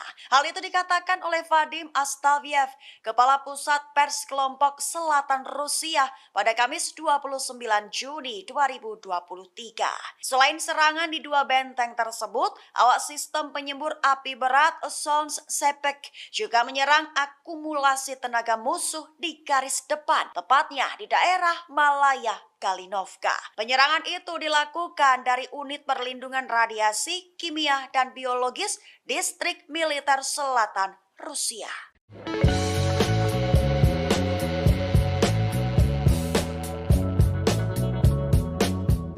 Alexander Lukashenko selaku Presiden Belarusia memberikan saran agar negaranya memiliki kontrol independen atas senjata nuklir. Hal itu dikatakannya pada Selasa 27 Juni sembari menginstruksikan pejabat tinggi untuk mengembangkan algoritma penggunaan nuklir. Lukashenko menambahkan jika itu didasarkan pada fakta, jika perlu menggunakannya di saat-saat sulit dan ada penyerang. Di sisi lain, Emma Claire Volley, mitra Asosiasi untuk Kebijakan dan Penelitian dengan gerakan Global Zero, turut buka suara. Ia menyatakan jika tampaknya pernyataan tentang senjata nuklir mungkin menjadi bagian dari pola penekanan yang lebih luas dan mungkin membesar-besarkan pengaruhnya dalam politik internal Rusia dan regional. Ia melanjutkan di mana itu berjalan di garis antara menegaskan Belarusia memiliki peran berbeda untuk dimainkan dalam situasi yang lebih luas tanpa secara eksplisit membuat ancaman nuklir yang akan dilihat Rusia diarahkan kepadanya. Di sisi lainnya lagi, ISW mengatakan jika senjata nuklir juga dapat digunakan sebagai alat oleh Belarus untuk melawan Rusia daripada mengancam NATO atau Ukraina. Hari ini, umat Islam merayakan Idul Adha 1444 Hijriah dengan penuh sukacita. Presiden Rusia Vladimir Putin secara khusus turut mengucapkan selamat Hari Raya Idul Adha untuk komunitas Muslim di Rusia. Dikutip dari maksud kami, ucapan selamat ini disampaikan Kepala Negara melalui laman resmi Istana Kremlin Rusia. Dalam pesannya, Putin berharap umat Muslim diberikan kebahagiaan dan kesejahteraan. Ia juga mengatakan Idul Adha memiliki makna spiritual yang mendalam. Putin menyampaikan perayaan ini menjadi momen umat Islam mengamalkan kebaikan dan kepedulian terhadap sesama. Hal ini berfungsi untuk memperkuat cita-cita kebaikan, amal, dan keadilan dalam masyarakat. Dalam pesan Idul Adha ini, Presiden Rusia juga mengakui keberadaan komunitas Muslim Rusia. Ia menjelaskan bahwa komunitas Muslim Rusia memainkan peran kreatif utama dalam kehidupan negara. Umat Islam di Rusia telah berkontribusi untuk memperkuat perdamaian antar etnis dan antar agama. Disebutkan pula mereka turut melestarikan nilai-nilai keluarga dan membesarkan generasi muda. Dalam kesempatan Hari Raya Idul Adha, Putin mengakui peran penting para pejuang Muslim dalam membela negara. Mereka mengandalkan tradisi sejarah, spiritual, dan patriotik nenek moyang. Bahkan dengan bangga, kepala negara menyebut pejuang Muslim Rusia tidak egois. Mereka memiliki jiwa keberanian, terutama keberanian selama operasi militer khusus di Ukraina, membela Rusia bahu-membahu dengan sesama prajurit. Pasukan Rusia terus membuat kemajuan di Ukraina. Moskwa berhasil memusnahkan persediaan bahan bakar tentara Ukraina dengan menggunakan senjata presisi. Dikutip dari tes.com pada Kamis 29 Juni, juru bicara Kementerian Pertahanan Rusia Letnan Jenderal Igor Konashenkov memberikan penjelasan. Dilaporkan Angkatan Udara Rusia menyerang tempat penyulingan minyak dan penyimpanan bahan bakar Ukraina. Depot itu digunakan untuk memasok pasukan Ukraina di Donbas selama beberapa hari terakhir selama operasi militer khusus di Ukraina. Juru bicara Kementerian Pertahanan Rusia menerangkan semua target yang ditentukan dihancurkan sehingga tujuan serangan tercapai. Selain itu, terendus militer Ukraina terus berupaya maju ke tiga arah. Diungkapkan, formasi bersenjata Ukraina melanjutkan upaya ofensif ke arah Donetsk, Donetsk Selatan, dan Zaporizhia. Kendati begitu, juru bicara menjelaskan pasukan Rusia berhasil menumpas lebih dari 30 tentara Ukraina di daerah Kupiansk selama beberapa hari terakhir. Penyerangan pesawat tentara serta artileri dari kelompok tempur barat menimbulkan kerusakan peralatan tentara Ukraina di dekat permukiman Sinkovka, Kislovka, dan Timkovka di wilayah Kharkov dan Novoyoverskoye di Republik Rakyat Luhansk. Konashenkov juga melaporkan pasukan Rusia memukul mundur dua serangan Ukraina di daerah Krasny Liman selama beberapa hari terakhir. Mereka juga berhasil menumpas sekitar 115 tentara musuh. Pasukan Rusia juga menggagalkan aktivitas dua kelompok subversif atau pengintaian Ukraina di kawasan hutan Serebiensky. Tak hanya itu, pasukan Rusia menghalau 5 serangan Ukraina di daerah Donetsk selama beberapa hari terakhir. Pasukan Rusia juga berhasil memukul mundur 5 serangan Ukraina di daerah Donetsk. Dilaporkan pula serangan pesawat operasional atau taktis dari tentara, artileri, serta tembakan penyembur api menghancurkan lebih dari 240 personel Ukraina. Selama pertempuran, pasukan Rusia juga menghancurkan 2 kendaraan tempur lapis baja Ukraina, 2 truk pick-up, dan senjata artileri self-propelled Krep buatan Polandia. Presiden Rusia Vladimir Putin percaya bahwa rakyatnya mendukung pemerintah. Ketidakraguan Putin ini sebagai respons saat terjadi pemberontakan Wagner di dalam negeri. Dikutip dari RI.ru pada Kamis 29 Juni, Putin tidak meragukan reaksi rakyat Rusia dan dukungan atas keputusan yang diambil oleh pemerintah. Hal ini terkait sikap pemerintah Rusia menghadapi pemberontakan dan pengkhianatan Wagner. Presiden Putin merespons pernyataan Kepala Dagestan, Sergei Melikov. Diketahui Kepala Daerah Dagestan mengatakan bahwa semua orang di Republik ini mendukung tindakan pemerintah selama percobaan pemberontakan. Kepala daerah menandaskan tidak ada satu orang pun di Dagestan yang tidak menyatakan dukungannya setelah pidato Putin kepada rakyat. Melikov meyakinkan bahwa Republik akan terus mendukung semua keputusan yang diambil oleh Presiden Rusia. Sebagaimana diketahui pada 23 Juni, pasukan Wagner menguasai markas besar distrik militer selatan di Rostov-on-Don. Hal ini terjadi dengan klaim Yevgeny Prigozhin yang mengatakan bahwa tentara Rusia telah melakukan serangan rudal dan pengeboman ke kem-kem belakang perusahaan militer swasta tersebut. Ucapannya itu langsung dibantah oleh Kementerian Pertahanan Rusia dan Dinas Keamanan Federal Rusia. Kemudian sebuah kasus kriminal dibuka terhadap Prigozhin karena mengorganisir pemberontakan bersenjata. Presiden Putin menggambarkan tindakan para pemberontak sebagai pertaruhan kriminal, tikaman dari belakang terhadap Rusia, dan pengkhianatan yang dipimpin oleh ambisi yang terlalu tinggi dan kepentingan pribadi. Namun, Presiden Belarus Alexander Lukashenko hadir sebagai penengah. Ia meredakan situasi antara pihak Rusia dan Wagner. Lukashenko tidak merinci negosiasi khusus atas kesepakatan yang mereka capai yang membuat Prigozhin dipindah ke Belarus, termasuk pencabutan kasus pidana terhadap Prigozhin dan para pejuangnya. Diketahui pejuang Wagner diberi pilihan untuk bergabung di Belarus atau dimasukkan ke dalam militer Rusia. Lukashenko menyebutkan mungkin perlu waktu bagi pasukan Wagner yang memilih untuk tidak menandatangani kontrak dengan Kementerian Pertahanan Rusia untuk melakukan perjalanan ke Belarus. Ia juga mengatakan kepada Menteri Pertahanannya untuk mempertimbangkan gagasan merekrut beberapa dari pasukan Wagner untuk bergabung ke Angkatan Darat Belarus. Presiden Belarus Alexander Lukashenko turut angkat bicara soal pemberontakan Wagner atau tentara bayaran Rusia di Moskwa. Ia memperingatkan Direktur Wagner jika nekat memberontak dan tidak mau damai. Menurutnya, Rusia bisa menghancurkan Wagner seperti serangga. Dikutip dari tribunnews.com pada Kamis 29 Juni, hal itu disampaikan Presiden Belarus Alexander Lukashenko pada militer Belarus Selasa 27 Juni. Ia memperingatkan pemimpin perusahaan militer swasta Wagner, Yevgeny Prigozhin, saat melakukan negosiasi damai antara Rusia dan Wagner. Dikatakan kepala negara Yevgeny Prigozhin dan Wagner bisa dihancurkan seperti serangga. Hal ini jika ia berani melanjutkan perjalanan dari kota Rostov ke kota Moskow untuk melakukan pemberontakan. Kendati begitu, Lukashenko mengaku khawatir pemberontakan yang terjadi di Moskow akan merembet ke negaranya.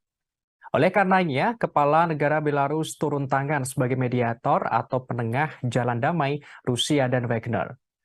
Sebelumnya, Lukashenko mengatakan Rusia mengumpulkan sekitar 10.000 tentara untuk mengusir pawai Wagner ke Moskow pada Sabtu 24 Juni. Lukashenko yakin Rusia akan menang melawan para pemberontak.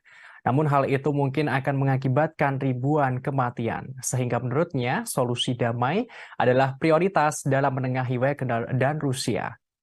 Presiden Belarus mengatakan Presiden Rusia Vladimir Putin membuatnya harus menawarkan bantuan sebagai mediator karena kekhawatiran.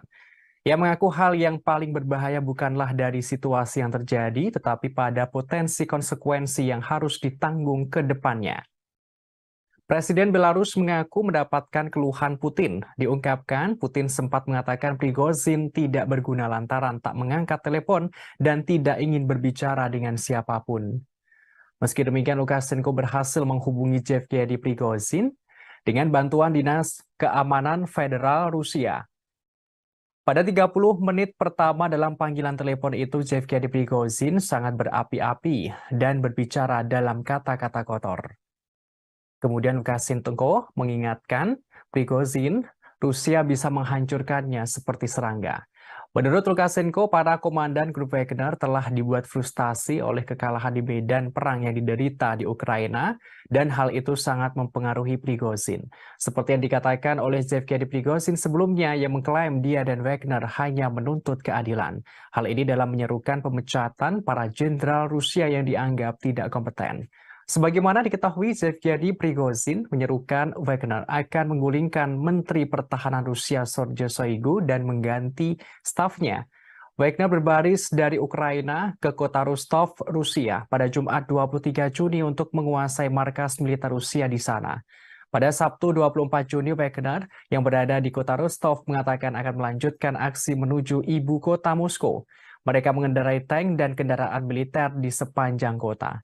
Namun di balik pemberontak tersebut, Presiden Rusia Vladimir Putin mengungkapkan fakta pada Selasa 27 Juni, yang mana menurutnya para tentara Wagner yang gagal melakukan pemberontakan itu sebelumnya didanai oleh negara Rusia dengan jumlah yang fantastis, yakni sekitar $1 miliar Amerika Serikat atau sekitar 15 triliun rupiah. Dilansir dari Kompas.com, uang tersebut digunakan untuk gaji para anggota dan hadiah insentif periode Mei 2022 hingga Mei 2023. Angka ini diungkapkan Putin ketika berbicara kepada para pejabat Kementerian Pertahanan dalam pidato yang disiarkan televisi saat awal pertemuan. Хорошо знаем, что жизнь без войны – это результат кропотливой ежедневной работы. Она не всегда видна, но требует колоссальных усилий, порой риска для жизни. Вы люди грамотные, все практически сидите в мессенджерах, читаете разные упреки в мой адрес, что я готовлюсь к войне. Почти 30 лет я каждый день вместе с вами готовились и готовимся к войне. Может быть, и поэтому мы сегодня живем под мирным небом. Особенно сегодня, в крайне сложный период в истории суверенной Беларуси, да и всего мира в целом. Угроза нового глобального конфликта как никогда не была так близка, как сегодня. Нашу страну, весь наш регион в очередной раз пытаются взорвать, дезориентировать людей, любыми способами раскачать ситуацию и под этот шумок насадить свои правила, установить свой порядок, при котором уже не будет ни наших стран, ни народов. Menteri Luar Negeri Rusia Sergei Lavrov mengatakan Moskwa tidak bisa lagi mempercayai kesepakatan apapun dengan Amerika Serikat atau Sekutu Barat. Ia menyebut kebuntuan yang sedang berlangsung antara Rusia dan negara-negara Barat adalah perang dunia. Dikutip dari RT.com pada Kamis 29 Juni, Menteri Luar Negeri Rusia mengatakan Amerika Serikat dan sekutunya tidak akan pernah mengizinkan negara manapun untuk mengejar kebijakan berdaulat berdasarkan kepentingan nasional. Hal ini juga bertentangan dengan rencana mereka sendiri. Ia menerangkan kebuntuan antara Rusia dan negara-negara Barat adalah perang dunia yang melibatkan pendekatan yang tidak sesuai dengan politik internasional. Lavrov berujar jika ada negara lain yang mencoba dan mempertahankan kepentingan nasional dengan gigih dan tegas, Barat akan berbalik melawannya. Jika ada negara lain yang mencoba mempertahankan nasionalnya tersebut, maka Barat akan menentangnya pula. Dikatakan Amerika Serikat dan sekutunya masih menganggap ancaman yang ditimbulkan oleh Rusia terhadap rencana mereka sebagai ancaman taktis, namun kemenangan Moskow akan membuat ancaman ini tidak dapat diterima. Disebutkan negara-negara Barat mengklaim bahwa mereka membela tatanan berbasis aturan, namun tatanan semacam ini tidak lain adalah perintah dari Amerika Serikat dan sekutunya. Lavrov membeberkan hal ini tampak saat mereka memutuskan sistem globalisasi mana yang berlaku untuk dunia, termasuk apa mekanisme dan bagaimana perselisihan perdagangan diselesaikan. Diplomat tertinggi Rusia itu juga mengatakan bahwa Washington dan sekutunya telah dengan mudah mengeksploitasi prinsip-prinsip yang sebelumnya mereka nyatakan tidak dapat diganggu-gugat. Tak hanya itu, Kepala Kementerian Luar Negeri Rusia itu pula mengungkapkan Barat berusaha menghancurkan blok yang dipimpin Rusia. Dikatakan Amerika Serikat dan sekutunya telah berulang kali melanggar aturan tatanan yang seharusnya mereka bela dan mengabaikan komitmen mereka di bawah perjanjian yang dibuat dengan Moskow. Ia lantas menyinggung Amerika Serikat dan banyak negara Barat yang mengakui keberadaan kemerdekaan Kosovo tanpa referendum atas dasar deklarasi sepihak oleh Pristina. Namun mereka justru menentang hasil referendum di Crimea. Disebutkan mereka dengan alasan bahwa prinsip keutuhan wilayah Ukraina seharusnya lebih diutamakan dalam kasus ini. Menurutnya, sekarang Barat mencoba untuk menimpakan semua kesalahan kepada Rusia. Mereka menuduh Rusia melakukan agresi yang tidak beralasan. Lavrov menggambarkan hal ini sebagai upaya yang mengalihkan tanggung jawab dari Washington dan sekutunya.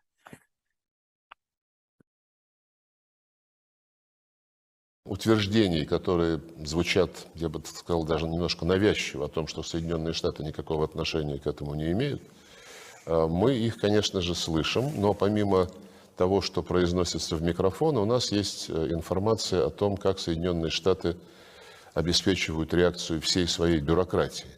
В частности, есть основания верить сведениям о том, что Госдепартамент, как только это началось, а может быть даже накануне, в срочном порядке дал указание всем своим загранпредставительствам никоим образом не комментировать эту ситуацию так, чтобы кто-то мог привязать ее к действиям Соединенных Штатов. И одновременно указания пошли и, по нашим данным, которым я склонен верить, пошли в Киев, чтобы украинцы не использовали эту ситуацию для организации в ближайшее время диверсий на российской территории и прочих провокаций. Я повторю еще раз, я не могу гарантировать на 100%, но это очень надежные сведения, и они похожи на правду. Да, вы упомянули о том, что прозвучали заявления, что Соединенные Штаты не вмешиваются во внутренние дела России, не планируют смену режима в России. Это сказал, по-моему, координатор по стратегическим коммуникациям господин Кирби. Но, зная послужной список Соединенных Штатов на предмет смены режимов, ну, такое, конечно, утверждение звучит, но я бы сказал, несколько искусственно на фоне всех остальных стран и территорий, где никогда Соединенные Штаты подобного не заявляли. Ну и потом, зная о том, как до недавнего времени, еще несколько лет назад, работали здесь, в нашей стране, американские фонды, неправительственные организации, чем они занимались, как они всячески обхаживали и тренировали оппозицию. Ну, в общем, я думаю, здесь нет нужды подробно вторгаться. Presiden Rusia Vladimir Putin angkat bicara soal pemberontakan Wagner pada Sabtu 24 Juni. Ia menandaskan setiap upaya menciptakan kerusuhan di dalam negeri Rusia pasti gagal. Dikutip dari tribunnews.com pada Senin 26 Juni, Presiden Rusia Vladimir Putin secara terbuka membahas akhir dari pemberontakan grup Wagner. Pemberontakan tersebut sempat membuat keonaran dan kekacauan di dalam negeri. Dalam pernyataannya, kepala negara menegaskan setiap upaya kerusuhan internal pasti berujung pada kegagalan. Putin mengklaim dirinya bisa saja menghancurkan pemberontakan. Namun dengan sikap bijaksana, ia ingin menghindari pertumpahan darah di dalam negeri. Presiden Rusia tidak ingin terjadi perang saudara. Kepala negara menerangkan ulah Wagner yang memberontak tidak lepas dari buntut serangan balik Ukraina di Bakhmut. Hal ini menyebabkan terjadinya kerugian dalam pasukan Wagner. Putin mengungkapkan mereka salah perhitungan. Pidato Putin itu adalah sekilas narasi resmi yang muncul setelah pemberontakan bersenjata yang dipimpin oleh Yevgeny Prigozhin dan para militer grup Wagner. Dalam waktu kurang dari 24 jam, pejuang Wagner merebut instalasi militer di selatan Rusia yang berbasis di berbaris di Moskow. Kemudian dengan tiba-tiba Prigozhin menghentikan gerakan itu, mengklaim bahwa ini semua adalah bagian dari rencana. Kremlin kemudian mengatakan sebuah kesepakatan yang tampaknya ditengahi oleh Belarus. Hasilnya, Prigozhin tidak akan menghadapi tuntutan pidana, tetapi akan diasingkan ke Belarus meskipun detailnya masih belum jelas. Namun pidato Putin itu tidak banyak menjawab seputar pemberontakan Wagner, termasuk status Putin sendiri. Prigozhin sejak itu mengatakan ia sebenarnya tidak mencoba melakukan kudeta. Sebaliknya, ia mencoba menghentikan para pejuang Wagner-nya agar tidak diserap oleh militer Rusia. Sementara itu, peristiwa pemberontakan Wagner ini rupanya menyita perhatian sejumlah kalangan, termasuk asisten profesor ilmu politik di Universitas George Washington, David Scaglione. Ia menilai peristiwa tersebut memberi banyak informasi tentang gaya pemerintahan Putin. Ia mengatakan Putin pada akhirnya menghilangkan apa yang akan menjadi salah satu ancaman terbesarnya terhadap kekuasaan. Terpisah, Putin berpidato pada hari Senin setelah terjadi pemberontakan Prigozhin berakhir pada Sabtu. Ia hanya sekilas mengungkapkan bahwa pemberontakan Wagner adalah pengkhianatan. Putin mengingatkan siapapun yang sadar menempuh jalan pengkhianatan akan dihukum. Namun Presiden Belarus Alexander Lukashenko hadir sebagai penengah. Sebagaimana diketahui sebelumnya, grup Wagner sempat melakukan pemberontakan di Rusia pada Sabtu 24 Juni. Mereka melancarkan pemberontakan dengan merebut markas tentara Rusia dan mengerahkan pasukan menuju Moskwa. Namun di balik pemberontak tersebut, Presiden Rusia Vladimir Putin mengungkapkan fakta pada Selasa 27 Juni. Menurutnya, para tentara Wagner yang gagal melakukan pemberontakan itu sebelumnya telah didanai oleh negara dengan jumlah yang fantastis, yakni $1 miliar Amerika Serikat atau setara 15 triliun rupiah. Dilansir dari Kompas.com, uang tersebut digunakan untuk gaji para pegawai, anggota, dan hadiah insentif periode Mei 2022 hingga Mei 2023. Angka ini diungkapkan Putin ketika berpidato kepada para pejabat Kementerian Pertahanan yang disiarkan televisi saat awal pertemuan. Negara-negara NATO di Eropa Timur mulai khawatir dengan dampak yang akan ditimbulkan akibat Wagner pindah ke Belarus. Mereka langsung mengabari NATO pusat untuk meningkatkan keamanan. Dikutip dari Kompas.com, pada Kamis 29 Juni, negara-negara NATO di Eropa Timur memperingatkan pemindahan pasukan tentara bayaran Rusia Wagner ke Belarus akan menciptakan ketidakstabilan regional yang lebih besar. Meski begitu, Sekretaris Jenderal atau Sekjen NATO, Jens Stoltenberg, mengatakan aliansi siap mempertahankan diri terhadap ancaman apapun. Sementara itu, Presiden Lituania Gitanas Nausėda mengatakan pindahnya Wagner ke Belarus untuk menyebarkan pembunuh berantai, maka negara tetangga menghadapi bahaya ketidakstabilan yang lebih besar. Di sisi yang sama, Presiden Polandia Andrzej Duda mengatakan pemindahan Wagner ke Belarus benar-benar sangat memprihatinkan. Pihaknya harus membuat keputusan yang sangat kuat. Hal ini membutuhkan jawaban yang sangat segera dari NATO. Polandia berharap ancaman yang ditimbulkan oleh pasukan Wagner akan menjadi agenda pada pertemuan puncak 31 anggota NATO di Vilnius, Lithuania pada 11 hingga 12 Juli mendatang. Bos Wagner Yevgeny Prigozhin seperti diketahui tiba di Belarus pada Selasa 27 Juni di bawah kesepakatan yang dinegosiasikan oleh Presiden Belarus Alexander Lukashenko. Hasilnya, pemberontakan tentara bayaran di Rusia pada Sabtu bisa diakhiri. Presiden Rusia Vladimir Putin mengatakan para pejuang Wagner akan ditawari pilihan untuk pindah ke sana. Mengenai hal ini, Sekjen NATO Stoltenberg mengatakan masih terlalu dini untuk mengatakan apa artinya ini bagi sekutu NATO. Ia menekankan peningkatan pertahanan sayap timur aliansi dalam beberapa tahun terakhir. Sekjen NATO menegaskan pihaknya telah meningkatkan kehadiran militer di bagian timur aliansi. Pihaknya juga akan membuat keputusan lebih lanjut.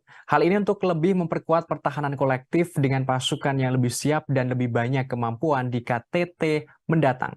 Stoltenberg mengatakan pemberontakan itu menunjukkan bahwa perang ilegal Putin melawan Ukraina telah memperdalam perpecahan di Rusia. Ia menegaskan NATO tidak boleh meremehkan Rusia.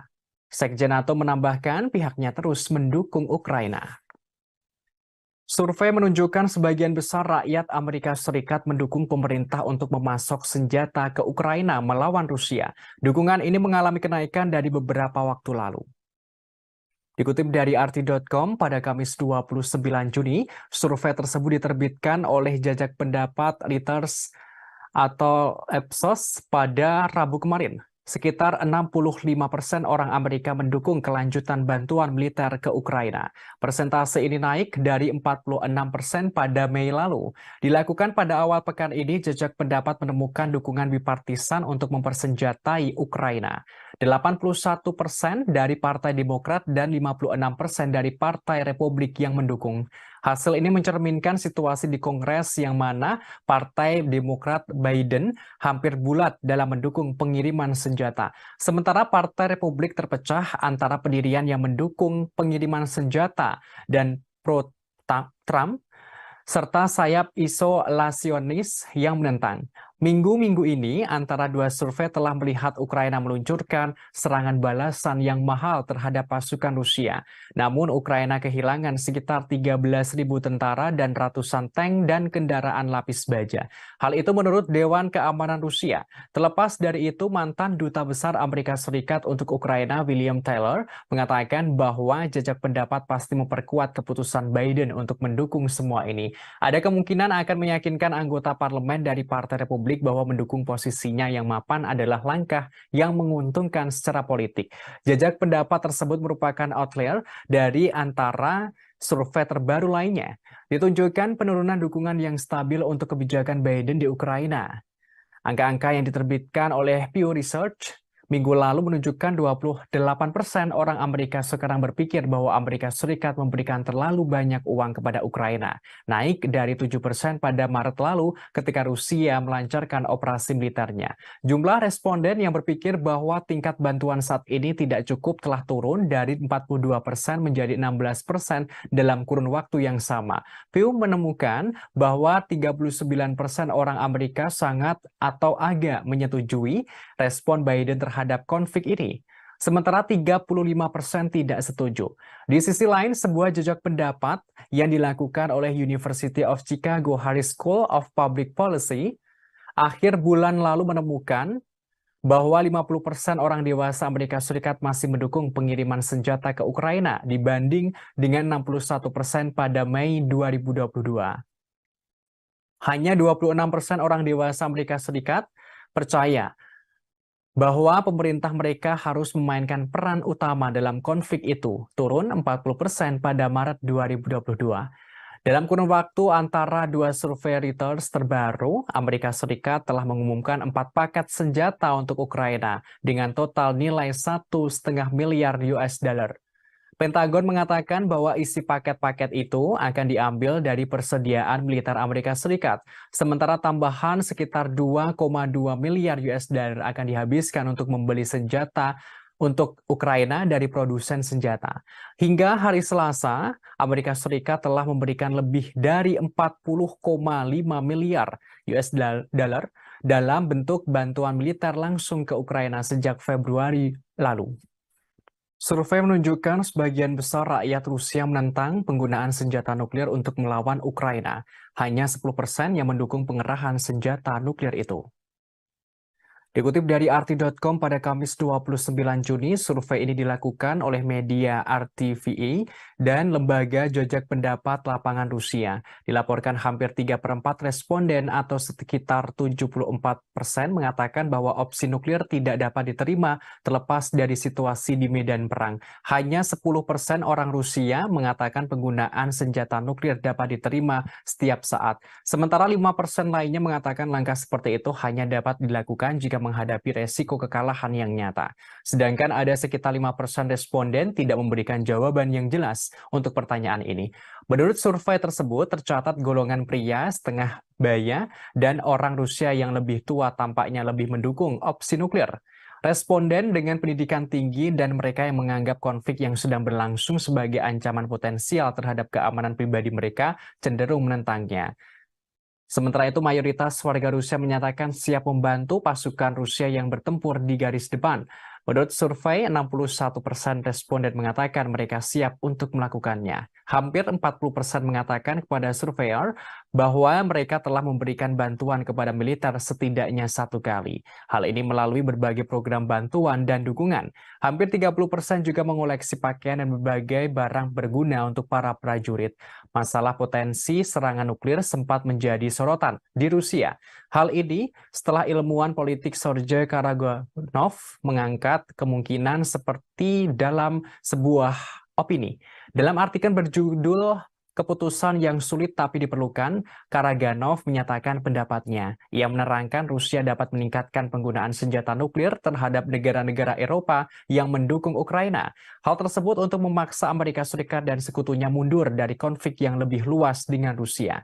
Dengan demikian mencegah konflik yang lebih luas dengan Rusia, yakni Perang Nuklir Global atau Perang Dunia III. Sebagaimana diketahui pada pertengahan Juni, Presiden Rusia Vladimir Putin memperingatkan bahwa membahas masalah ini menurunkan ambang batas penggunaan senjata nuklir potensial. Di bawah doktrin resmi saat ini, Rusia hanya akan menggunakan persenjataan atomnya itu jika dihadapkan pada ancaman eksistensial. Kepala negara seraya menambahkan bahwa tidak percaya menggunakan senjata nuklir taktis hasil rendah sebagai pencegah.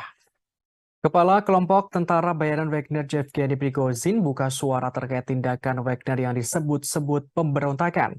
Ia menegaskan pasukannya tidak bermaksud menggulingkan atau melakukan kudeta terhadap pemerintah Putin yang sah. Prigozhin menyebut pihaknya memulai pawai karena ketidakadilan. Dikutip dari Kompas.com, hal ini disampaikan Yevgeny Prigozhin pada Senin kemarin setelah meluncurkan pemberontakan bersenjata yang gagal melawan kepemimpinan militer Rusia. Sebaliknya, ia menyebut tindakannya sebagai pawai menuju keadilan. Hal ini dipicu oleh serangan mematikan terhadap pasukan militer pribadinya yang memakai pakaian terkait militer Rusia. Prigozhin mengklaim kelompok Wagner adalah kekuatan tempur paling efektif di Rusia dan bahkan dunia. Ia mengatakan cara Wagner bisa menguasai kota Rostov-on-Don di Rusia Selatan tanpa pertumpahan darah adalah bukti keefektifan para tentaranya, termasuk cara mereka mengirim konvoi bersenjata ke jarak 200 km dari Moskwa adalah bukti keefektifan para tentaranya. Pasukannya menghentikan pemberontakan pada 24 Juni berdasarkan kesepakatan yang ditengahi oleh Presiden Belarus Alexander Lukashenko. Prigozhin tidak memberikan rincian tentang keberadaannya saat ini atau rencananya pada masa depan. Ia terakhir tampak pada Sabtu tersenyum di belakang sebuah SUV ketika ia meninggalkan Rostov-on-Don setelah memerintahkan anak buahnya untuk mundur. Ketentuan negosiasi Kremlin dengan pendiri grup Wagner yang berusia 62 tahun itu belum diungkapkan. Sebagaimana diketahui sebelumnya, grup Wagner sempat melakukan pemberontakan di Rusia pada 24 Februari. Maksud kami 24 Juni. Mereka melancarkan pemberontakan dengan merebut markas tentara Rusia dan mengerahkan pasukan menuju Moskwa. Namun di balik pemberontakan itu, Presiden Rusia Vladimir Putin mengungkapkan fakta. Menurutnya, para tentara Wagner yang gagal melakukan pemberontakan itu sebelumnya telah didanai oleh negara dengan jumlah yang fantastis, yakni sekitar 1 miliar dolar Amerika Serikat atau setara 15 miliar rupiah. Maksud kami 15 triliun rupiah. Dilansir dari Kompas.com, uang tersebut digunakan untuk gaji para anggota dan hadiah insentif untuk periode Mei 2022 hingga Mei 2023. Angka ini diungkapkan Putin ketika berbicara kepada para pejabat Kementerian Pertahanan dalam pidato yang disiarkan oleh televisi saat awal pertemuan.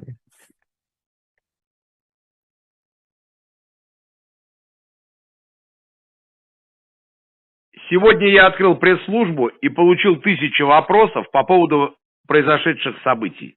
Для того, чтобы не было кривотолков, хочу ответить на главный из этих вопросов.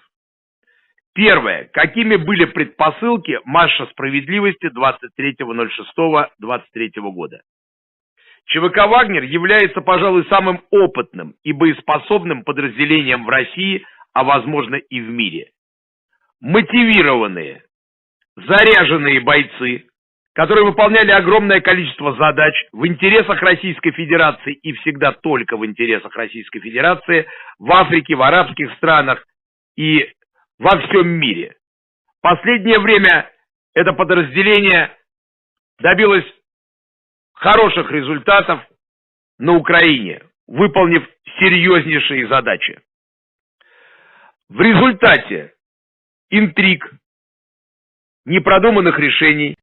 Hungaria kembali menyindir Eropa yang nekat memberikan senjata kepada Ukraina untuk melawan Rusia. Budapest memperingatkan langkah itu justru membawa Eropa mendekati bencana.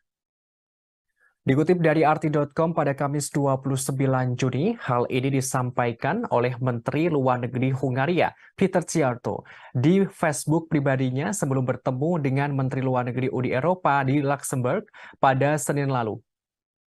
Hungaria memperpanjang hak veto Budapest atas transfer senjata Uni Eropa ke Ukraina. Ia menerangkan sekarang sebenarnya masalah yang lebih besar dapat dicegah dan ribuan nyawa dapat diselamatkan. Namun para pemimpin benua harus keluar dari psikosis perang. Kendati begitu, hasil pertemuan di Luxembourg menunjukkan para Menteri Luar Negeri Uni Eropa memilih meningkatkan dana senjata bersama mereka untuk Ukraina dengan tambahan senilai 3,5 miliar euro atau setara 3,85 miliar US dollar. Langkah ini diambil setelah Menteri Luar Negeri Ukraina Dmytro Kuleba menyampaikan pidatonya. Tambahan dana itu diambil dari Fasilitas Perdamaian Eropa. Dana tersebut adalah dompet sekitar 5,6 miliar US. Maksud kami 5,6 miliar euro atau setara 6,08 miliar US dollar yang digunakan untuk membiayai militer asing dan mengganti biaya anggotanya yang mengirim senjata ke konflik asing. Sebelum konflik di Ukraina, Fasilitas Perdamaian Eropa hanya digunakan untuk memasok peralatan tidak mematikan ke Georgia, Mali, Moldova, Mozambik, dan Ukraina dengan total kurang dari 125 juta US dollar.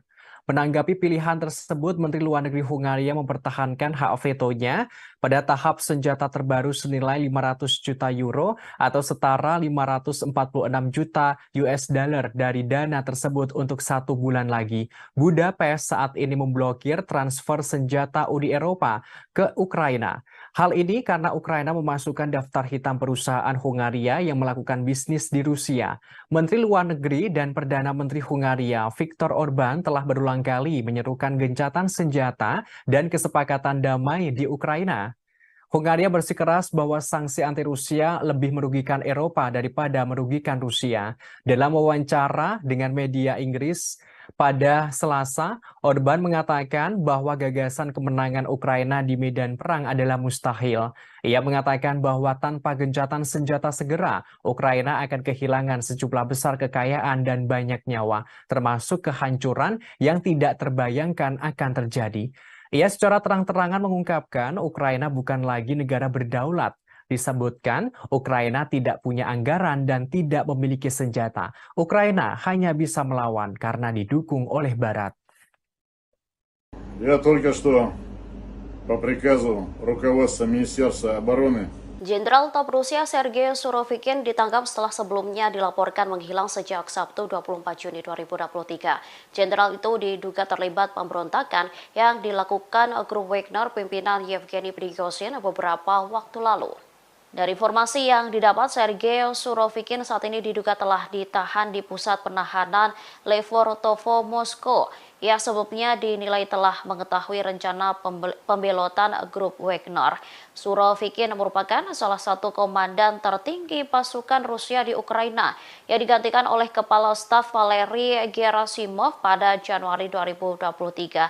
Sementara Prigozhin memiliki perseteruan lama dengan Gerasimov dan sebagian besar kepemimpinan militer Rusia. Bos tentara bayaran itu menyebut Gerasimov tidak kompeten. Ia lantas menolak upaya pemerintah untuk memasukkan Wagner ke dalam angkatan bersenjata reguler. Prigozhin bahkan menyebut ada upaya militer untuk membubarkan perusahaannya.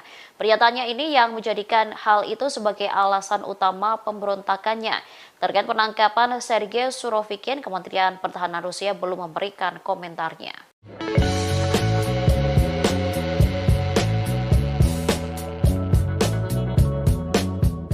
Kepala NATO mengeluarkan peringatan setelah pemberontakan Wagner tidak seharusnya meremehkan Rusia.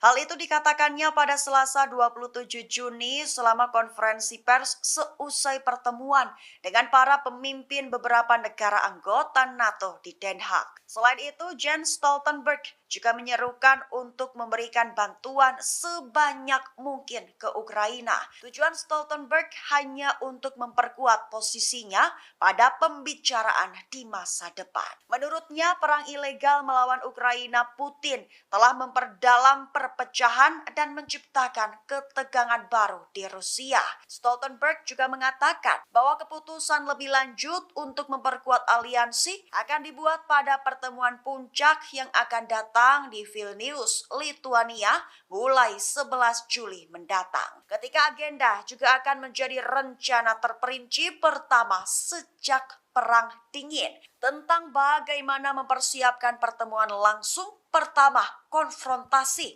antara NATO dan Moskow.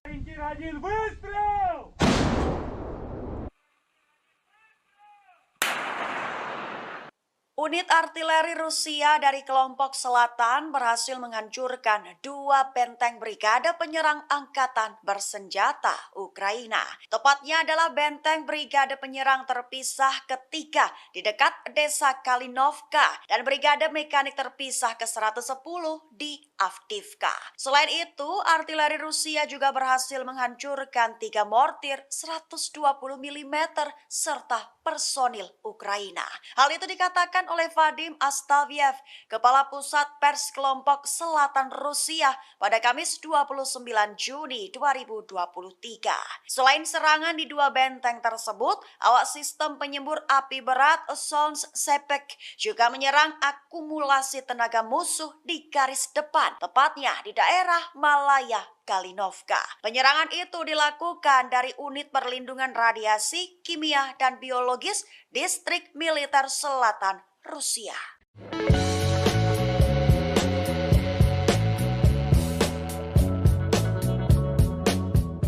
Alexander Lukashenko selaku Presiden Belarusia memberikan saran agar negaranya memiliki kontrol independen atas senjata nuklir. Hal itu dikatakannya pada Selasa 27 Juni sembari menginstruksikan pejabat tinggi untuk mengembangkan algoritma penggunaan nuklir.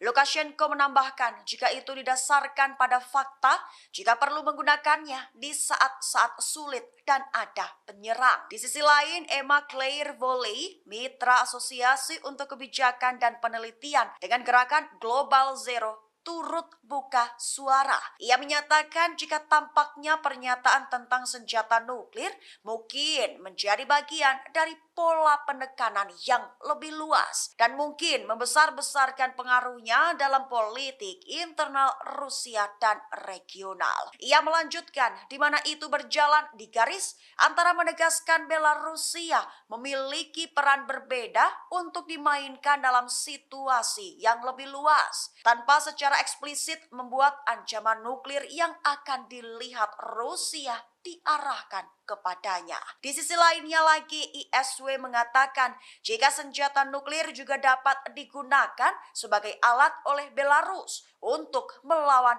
Rusia daripada mengancam NATO atau Ukraina. Hari ini, umat Islam merayakan Idul Adha 1444 Hijriah dengan penuh sukacita. Presiden Rusia Vladimir Putin secara khusus turut mengucapkan selamat Hari Raya Idul Adha untuk komunitas Muslim di Rusia. Dikutip dari maksud kami, ucapan selamat ini disampaikan Kepala Negara melalui laman resmi Istana Kremlin Rusia. Dalam pesannya, Putin berharap umat Muslim diberikan kebahagiaan dan kesejahteraan. Ia juga mengatakan Idul Adha memiliki makna spiritual yang mendalam. Putin menyampaikan perayaan ini menjadi momen umat Islam mengamalkan kebaikan dan kepedulian terhadap sesama. Hal ini berfungsi untuk memperkuat cita-cita kebaikan, amal, dan keadilan dalam masyarakat. Dalam pesan Idul Adha ini, Presiden Rusia juga mengakui keberadaan komunitas Muslim Rusia. Ia menjelaskan bahwa komunitas Muslim Rusia memainkan peran kreatif utama dalam kehidupan negara. Umat Islam di Rusia telah berkontribusi untuk memperkuat perdamaian antar etnis dan antar agama. Disebutkan pula mereka turut melestarikan nilai-nilai keluarga dan membesarkan generasi muda. Dalam kesempatan Hari Raya Idul Adha, Putin mengakui peran penting para pejuang Muslim dalam membela negara. Mereka mengandalkan tradisi sejarah, spiritual, dan patriotik nenek moyang. Bahkan dengan bangga, Kepala Negara menyebut pejuang Muslim Rusia tidak egois. Mereka memiliki jiwa keberanian, terutama keberanian selama operasi militer khusus di Ukraina, membela Rusia bahu-membahu dengan sesama prajurit. Pasukan Rusia terus membuat kemajuan di Ukraina. Moskwa berhasil memusnahkan persediaan bahan bakar tentara Ukraina dengan menggunakan senjata presisi. Dikutip dari tes.com, pada Kamis 29 Juni, juru bicara Kementerian Pertahanan Rusia Letnan Jenderal Igor Konashenkov memberikan penjelasan. Dilaporkan, Angkatan Udara Rusia menyerang tempat penyulingan minyak dan penyimpanan bahan bakar Ukraina. Depot itu digunakan untuk memasok pasukan Ukraina di Donbas selama beberapa hari terakhir selama operasi militer khusus di Ukraina. Juru bicara Kementerian Pertahanan Rusia menerangkan semua target yang ditentukan dihancurkan sehingga tujuan serangan tercapai. Selain itu, terendus militer Ukraina terus berupaya maju ke tiga arah. Diungkapkan, formasi bersenjata Ukraina melanjutkan upaya ofensif ke arah Donetsk, Donetsk Selatan, dan Zaporizhia. Kendati begitu, juru bicara menjelaskan pasukan Rusia berhasil menumpas lebih dari 30 tentara Ukraina di daerah Kupiansk selama beberapa hari terakhir. Penyerangan pesawat tentara serta artileri dari kelompok tempur barat menimbulkan kerusakan peralatan tentara Ukraina di dekat permukiman Sinkovka, Kislovka, dan Timkovka di wilayah Kharkov dan Novoyoverskoye di Republik Rakyat Luhansk. Konashenkov juga melaporkan pasukan Rusia memukul mundur dua serangan Ukraina di daerah Krasny Liman selama beberapa hari terakhir. Mereka juga berhasil menumpas sekitar 115 tentara musuh. Pasukan Rusia juga menggagalkan aktivitas dua kelompok subversif atau pengintaian Ukraina di kawasan hutan Serebiensky. Tak hanya itu, pasukan Rusia menghalau 5 serangan Ukraina di daerah Donetsk selama beberapa hari terakhir. Pasukan Rusia juga berhasil memukul mundur 5 serangan Ukraina di daerah Donetsk. Dilaporkan pula serangan pesawat operasional atau taktis dari tentara, artileri, serta tembakan penyembur api menghancurkan lebih dari 240 personel Ukraina. Selama pertempuran, pasukan Rusia juga menghancurkan 2 kendaraan tempur lapis baja Ukraina, 2 truk pick-up, dan senjata artileri self-propelled Krep buatan Polandia.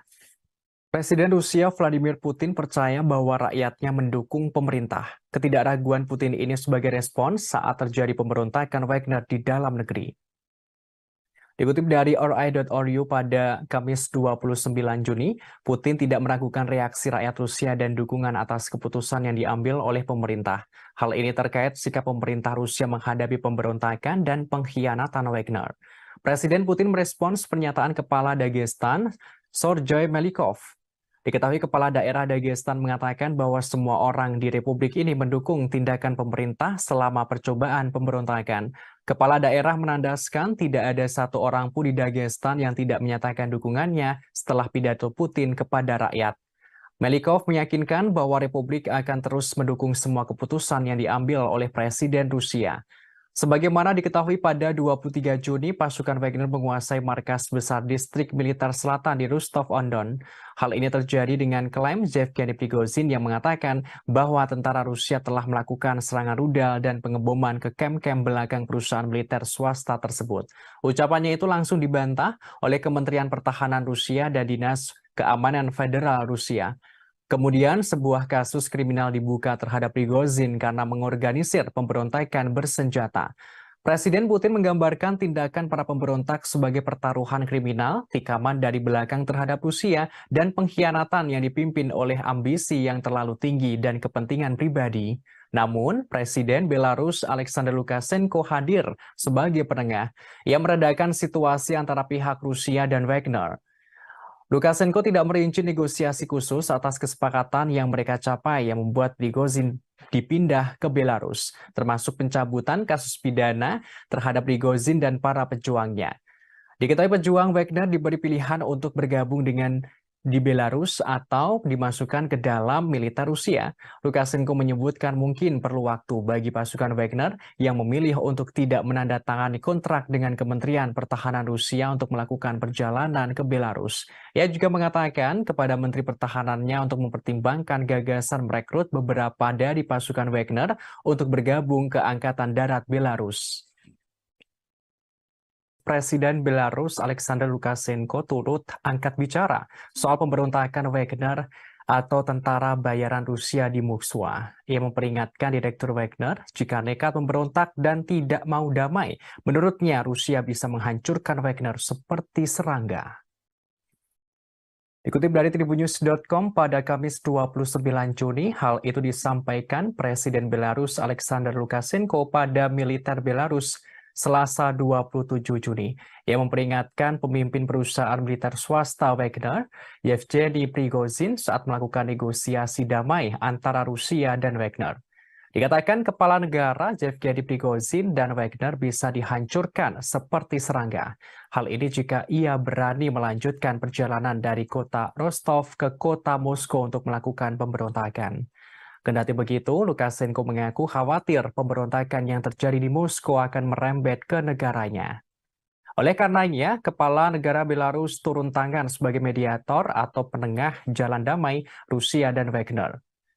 Sebelumnya, Lukashenko mengatakan Rusia mengumpulkan sekitar 10.000 tentara untuk mengusir pawai Wagner ke Moskow pada Sabtu 24 Juni. Lukashenko yakin Rusia akan menang melawan para pemberontak.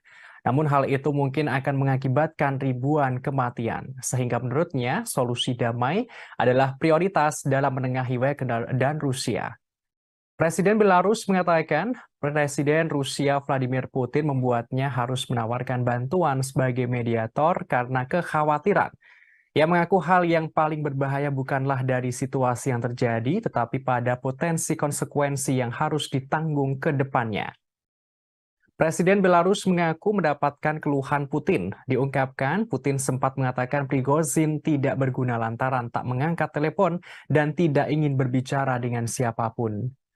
Meski demikian, Lukashenko berhasil menghubungi Yevgeny Prigozhin dengan bantuan Dinas Keamanan Federal Rusia. Pada 30 menit pertama dalam panggilan telepon itu, Yevgeny Prigozhin sangat berapi-api dan berbicara dalam kata-kata kotor. Kemudian Lukashenko mengingatkan Prigozhin, Rusia bisa menghancurkannya seperti serangga. Menurut Lukashenko, para komandan grup Wagner telah dibuat frustasi oleh kekalahan di medan perang yang diderita di Ukraina, dan hal itu sangat mempengaruhi Prigozhin. Seperti yang dikatakan oleh Yevgeny Prigozhin sebelumnya yang mengklaim dia dan Wagner hanya menuntut keadilan. Hal ini dalam menyerukan pemecatan para jenderal Rusia yang dianggap tidak kompeten. Sebagaimana diketahui, Yevgeny Prigozhin menyerukan Wagner akan menggulingkan Menteri Pertahanan Rusia Sergei Shoigu dan mengganti stafnya. Wagner berbaris dari Ukraina ke kota Rostov, Rusia pada Jumat 23 Juni untuk menguasai markas militer Rusia di sana. Pada Sabtu 24 Juni, Wagner yang berada di kota Rostov mengatakan akan melanjutkan aksi menuju ibu kota Moskow. Mereka mengendarai tank dan kendaraan militer di sepanjang kota. Namun di balik pemberontak tersebut, Presiden Rusia Vladimir Putin mengungkapkan fakta pada Selasa 27 Juni, yang mana menurutnya para tentara Wagner yang gagal melakukan pemberontakan itu sebelumnya didanai oleh negara Rusia dengan jumlah yang fantastis, yakni sekitar 1 miliar dolar Amerika Serikat atau sekitar 15 triliun rupiah. Dilansir dari Kompas.com, uang tersebut digunakan untuk gaji para anggota dan hadiah insentif periode Mei 2022 hingga Mei 2023. Angka ini diungkapkan Putin ketika berbicara kepada para pejabat Kementerian Pertahanan dalam pidato yang disiarkan televisi saat awal pertemuan. Хорошо знаем, что жизнь без войны – это результат кропотливой ежедневной работы. Она не всегда видна, но требует колоссальных усилий, порой риска для жизни. Вы люди грамотные, все практически сидите в мессенджерах, читаете разные упреки в мой адрес, что я готовлюсь к войне. Почти 30 лет я каждый день вместе с вами готовились и готовимся к войне. Может быть, и поэтому мы сегодня живем под мирным небом. Особенно сегодня, в крайне сложный период в истории суверенной Беларуси, да и всего мира в целом. Угроза нового глобального конфликта как никогда не была так близка, как сегодня. Нашу страну, весь наш регион в очередной раз пытаются взорвать, дезориентировать людей, любыми способами раскачать ситуацию и под этот шумок насадить свои правила, установить свой порядок, при котором уже не будет ни наших стран, ни народов.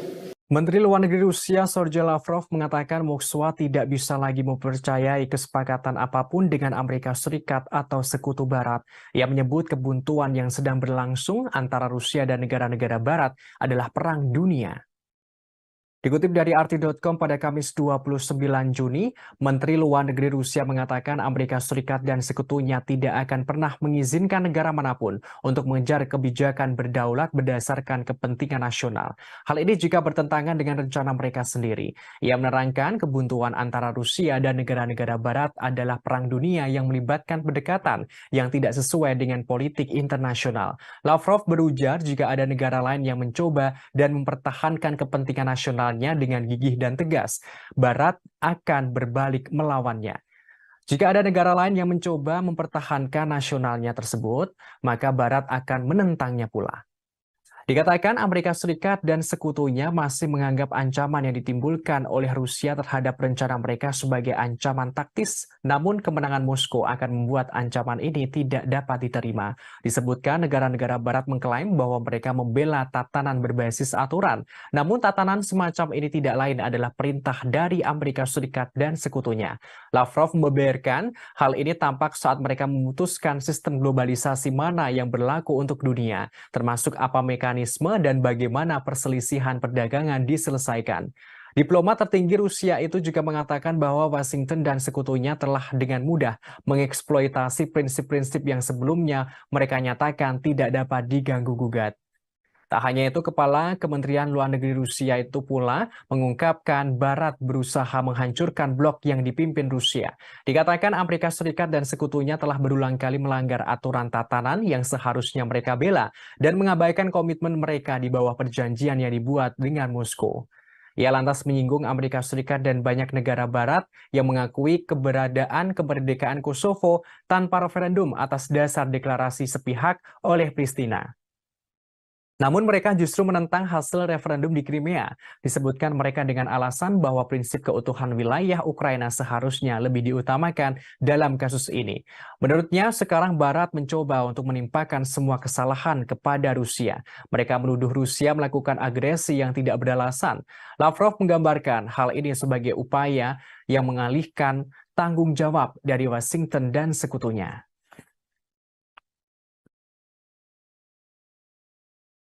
Утверждений, которые звучат, я бы так сказал, даже немножко навязчиво, о том, что Соединенные Штаты никакого отношения к этому не имеют, мы их, конечно же, слышим, но помимо того, что произносится в микрофон, у нас есть информация о том, как Соединенные Штаты обеспечивают реакцию всей своей бюрократии. В частности, есть основания верить сведениям о том, что Госдепартамент, как только это началось, а может быть даже накануне, в срочном порядке дал указание всем своим загранпредставительствам никоим образом не комментировать эту ситуацию так, чтобы кто-то мог привязать ее к действиям Соединенных Штатов. И одновременно указания пошли и, по нашим данным, которым я склонен верить, пошли в Киев, чтобы украинцы не использовали эту ситуацию для организации в ближайшее время диверсий на российской территории и прочих провокаций. Я повторю еще раз, я не могу гарантировать на 100%, но это очень надежные сведения, и они похожи на правду. Да, вы упомянули о том, что прозвучали заявления, что Соединенные Штаты не вмешиваются во внутренние дела России, не планируют смену режима в России. Это сказал, по-моему, координатор по стратегическим коммуникациям господин Кирби. Но, зная послужной список Соединенных Штатов на предмет смены режимов, ну, такое, конечно, утверждение звучит, но я бы сказал, несколько искусственно на фоне всех остальных стран и территорий, где никогда Соединенные Штаты подобного не заявляли. Ну и потом, зная о том, как до недавнего времени, еще несколько лет назад, работали здесь, в нашей стране, американские фонды, неправительственные организации, чем они занимались, как они всячески обхаживали и тренировали оппозицию. Ну, в общем, я думаю, здесь нет нужды подробно вторгаться. Presiden Rusia Vladimir Putin angkat bicara soal pemberontakan Wagner pada Sabtu 24 Juni. Ia menandaskan setiap upaya menciptakan kerusuhan di dalam negeri Rusia pasti gagal. Dikutip dari tribunnews.com pada Senin 26 Juni, Presiden Rusia Vladimir Putin secara terbuka membahas akhir dari pemberontakan grup Wagner. Pemberontakan tersebut sempat membuat keonaran dan kekacauan di dalam negeri. Dalam pernyataannya, kepala negara menegaskan setiap upaya kerusuhan internal pasti berujung pada kegagalan.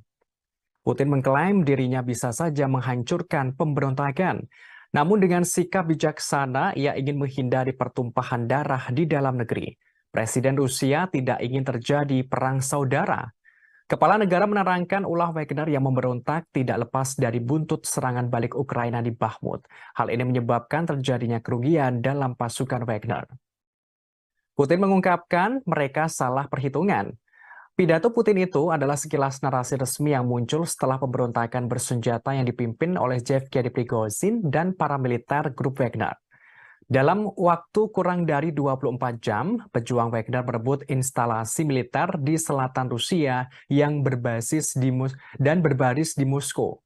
Kemudian dengan tiba-tiba Prigozhin menghentikan gerakan itu, mengklaim bahwa ini semua adalah bagian dari rencana. Kremlin kemudian mengatakan sebuah kesepakatan yang tampaknya ditengahi oleh Belarus. Hasilnya, Prigozhin tidak akan menghadapi tuntutan pidana, tetapi akan diasingkan ke Belarus meskipun detailnya masih belum jelas. Namun pidato Putin itu tidak banyak menjawab seputar pemberontakan Wagner, termasuk status Putin sendiri. Prigozhin sejak itu mengatakan ia sebenarnya tidak mencoba melakukan kudeta.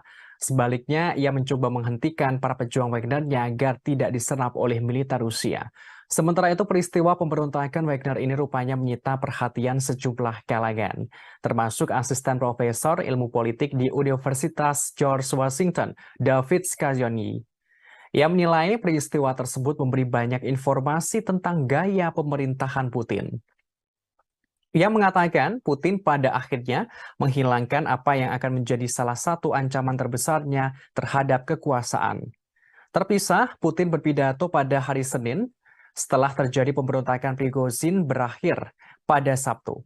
Ia hanya sekilas mengungkapkan bahwa pemberontakan Wagner adalah pengkhianatan. Putin mengingatkan siapapun yang sadar menempuh jalan pengkhianatan akan dihukum. Namun Presiden Belarus Alexander Lukashenko hadir sebagai penengah. Sebagaimana diketahui sebelumnya, grup Wagner sempat melakukan pemberontakan di Rusia pada Sabtu 24 Juni. Mereka melancarkan pemberontakan dengan merebut markas tentara Rusia dan mengerahkan pasukan menuju Moskwa.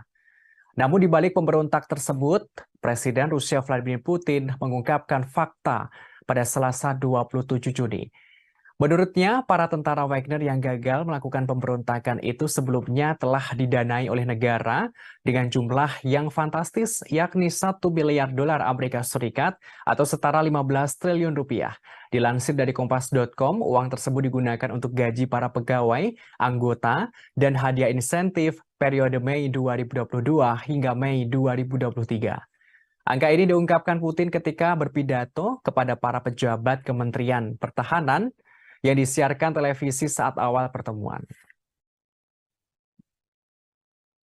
Negara-negara NATO di Eropa Timur mulai khawatir dengan dampak yang akan ditimbulkan akibat Wagner pindah ke Belarus. Mereka langsung mengabari NATO pusat untuk meningkatkan keamanan. Dikutip dari Kompas.com, pada Kamis 29 Juni, negara-negara NATO di Eropa Timur memperingatkan pemindahan pasukan tentara bayaran Rusia Wagner ke Belarus akan menciptakan ketidakstabilan regional yang lebih besar. Meski begitu, Sekretaris Jenderal atau Sekjen NATO, Jens Stoltenberg, mengatakan aliansi siap mempertahankan diri terhadap ancaman apapun. Sementara itu, Presiden Lituania Gitanas Nausėda mengatakan pindahnya Wagner ke Belarus untuk menyebarkan pembunuh berantai, maka negara tetangga menghadapi bahaya ketidakstabilan yang lebih besar.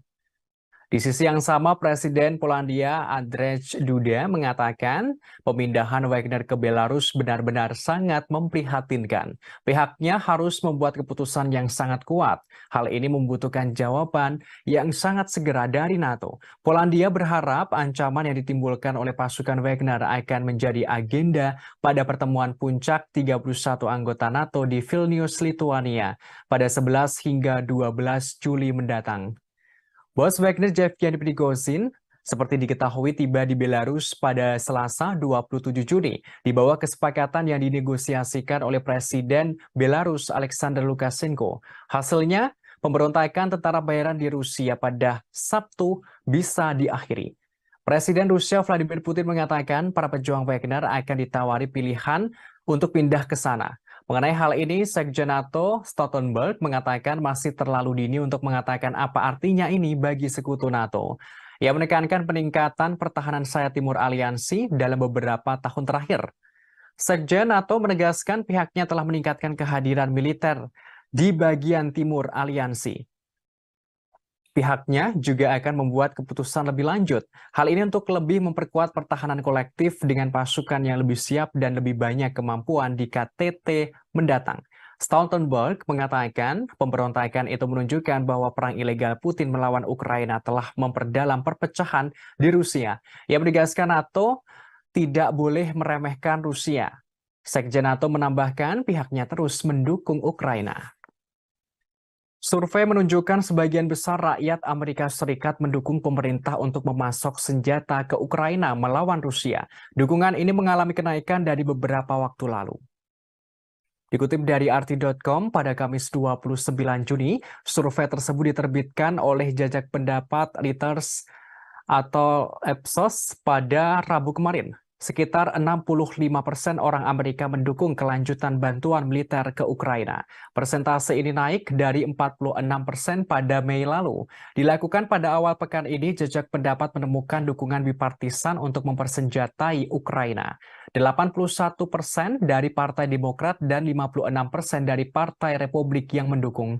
Hasil ini mencerminkan situasi di Kongres yang mana Partai Demokrat Biden hampir bulat dalam mendukung pengiriman senjata. Sementara Partai Republik terpecah antara pendirian yang mendukung pengiriman senjata dan pro-Trump, serta sayap isolasionis yang menentang. Minggu-minggu ini, antara dua survei telah melihat Ukraina meluncurkan serangan balasan yang mahal terhadap pasukan Rusia.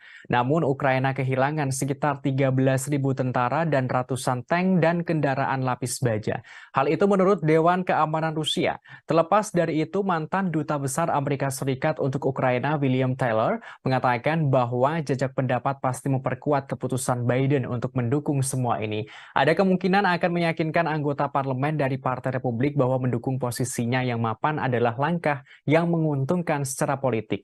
Jajak pendapat tersebut merupakan outlier dari antara survei terbaru lainnya. Ditunjukkan penurunan dukungan yang stabil untuk kebijakan Biden di Ukraina.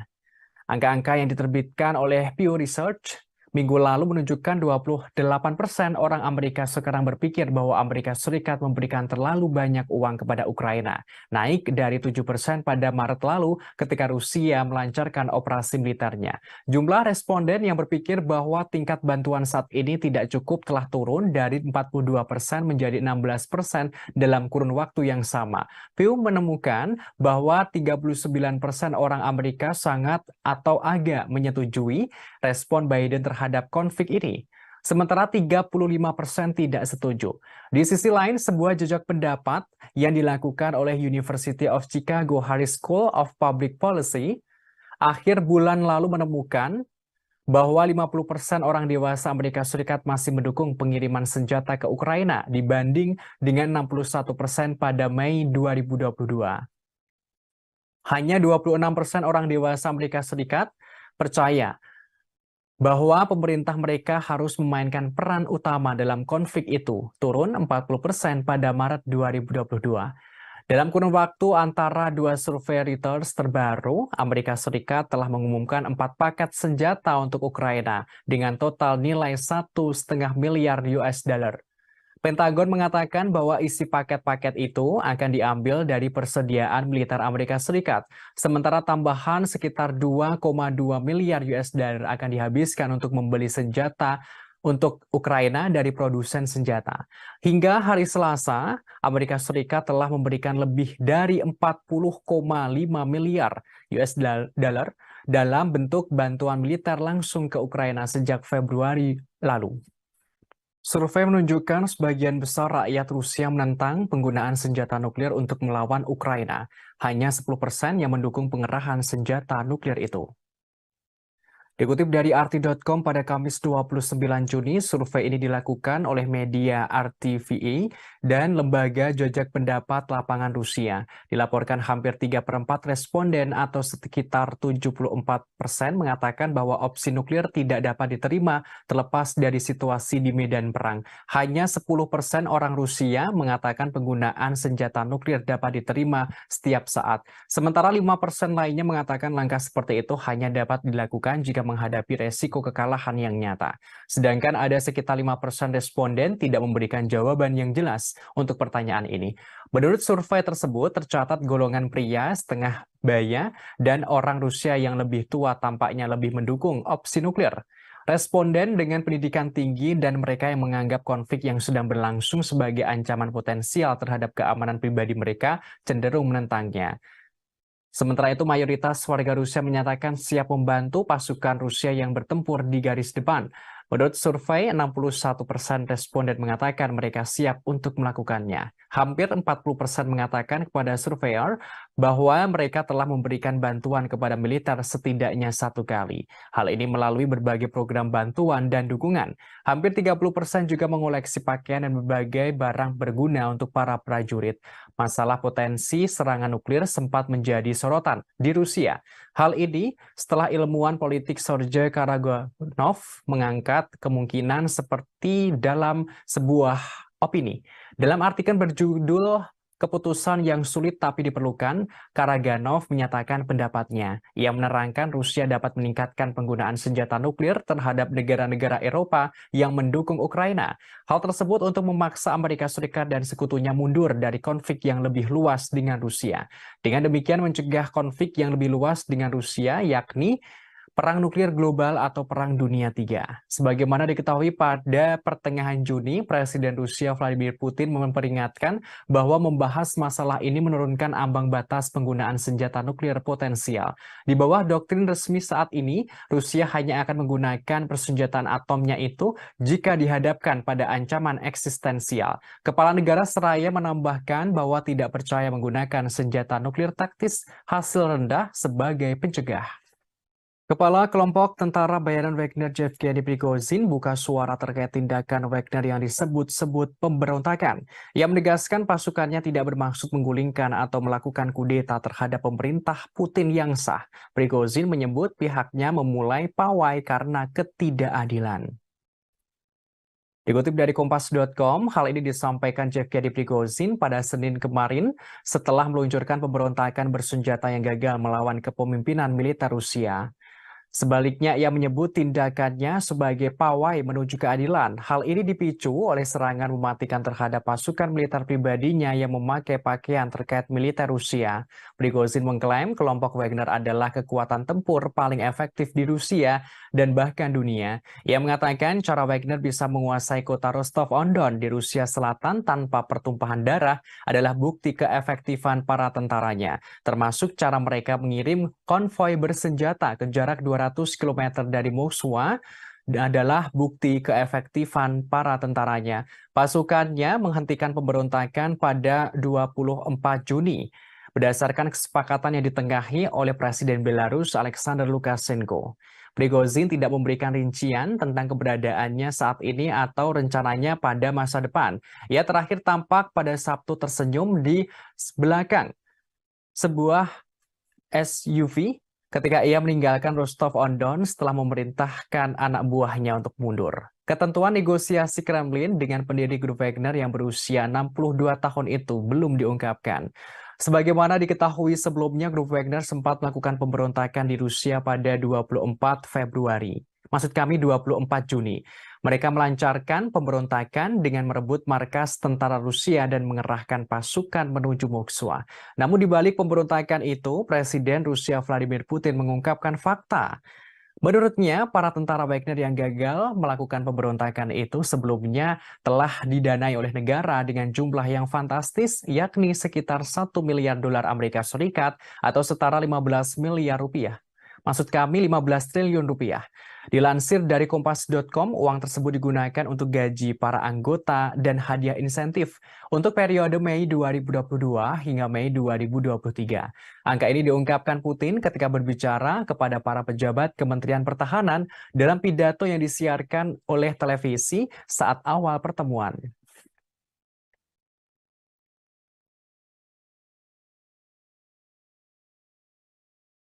Сегодня я открыл пресс-службу и получил 1000 вопросов по поводу произошедших событий.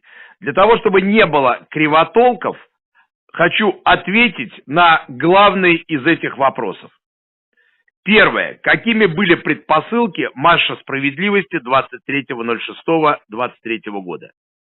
ЧВК «Вагнер» является, пожалуй, самым опытным и боеспособным подразделением в России, а возможно и в мире. Мотивированные, заряженные бойцы, которые выполняли огромное количество задач в интересах Российской Федерации и всегда только в интересах Российской Федерации, в Африке, в арабских странах и во всем мире. В последнее время это подразделение добилось хороших результатов на Украине, выполнив серьезнейшие задачи. В результате intrиг, непродуманных решений. Hungaria kembali menyindir Eropa yang nekat memberikan senjata kepada Ukraina untuk melawan Rusia. Budapest memperingatkan langkah itu justru membawa Eropa mendekati bencana. Dikutip dari arti.com pada Kamis 29 Juni, hal ini disampaikan oleh Menteri Luar Negeri Hungaria, Peter Szijjártó, di Facebook pribadinya sebelum bertemu dengan Menteri Luar Negeri Uni Eropa di Luxembourg pada Senin lalu.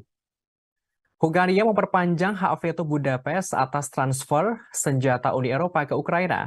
Ia menerangkan sekarang sebenarnya masalah yang lebih besar dapat dicegah dan ribuan nyawa dapat diselamatkan. Namun para pemimpin benua harus keluar dari psikosis perang. Kendati begitu, hasil pertemuan di Luxembourg menunjukkan para Menteri Luar Negeri Uni Eropa memilih meningkatkan dana senjata bersama mereka untuk Ukraina dengan tambahan senilai 3,5 miliar euro atau setara 3,85 miliar US dollar. Langkah ini diambil setelah Menteri Luar Negeri Ukraina Dmytro Kuleba menyampaikan pidatonya. Tambahan dana itu diambil dari Fasilitas Perdamaian Eropa. Dana tersebut adalah dompet sekitar 5,6 miliar US. Maksud kami 5,6 miliar euro atau setara 6,08 miliar US dollar yang digunakan untuk membiayai militer asing dan mengganti biaya anggotanya yang mengirim senjata ke konflik asing. Sebelum konflik di Ukraina, Fasilitas Perdamaian Eropa hanya digunakan untuk memasok peralatan tidak mematikan ke Georgia, Mali, Moldova, Mozambik, dan Ukraina dengan total kurang dari 125 juta US dollar. Menanggapi pilihan tersebut, Menteri Luar Negeri Hungaria mempertahankan hak vetonya pada tahap senjata terbaru senilai 500 juta euro atau setara 546 juta US dollar dari dana tersebut untuk 1 bulan lagi. Budapest saat ini memblokir transfer senjata Uni Eropa ke Ukraina. Hal ini karena Ukraina memasukkan daftar hitam perusahaan Hungaria yang melakukan bisnis di Rusia. Menteri Luar Negeri dan Perdana Menteri Hungaria, Viktor Orbán, telah berulang kali menyerukan gencatan senjata dan kesepakatan damai di Ukraina. Hungaria bersikeras bahwa sanksi anti-Rusia lebih merugikan Eropa daripada merugikan Rusia. Dalam wawancara dengan media Inggris pada Selasa, Orbán mengatakan bahwa gagasan kemenangan Ukraina di medan perang adalah mustahil. Ia mengatakan bahwa tanpa gencatan senjata segera, Ukraina akan kehilangan sejumlah besar kekayaan dan banyak nyawa, termasuk kehancuran yang tidak terbayangkan akan terjadi. Ia secara terang-terangan mengungkapkan Ukraina bukan lagi negara berdaulat.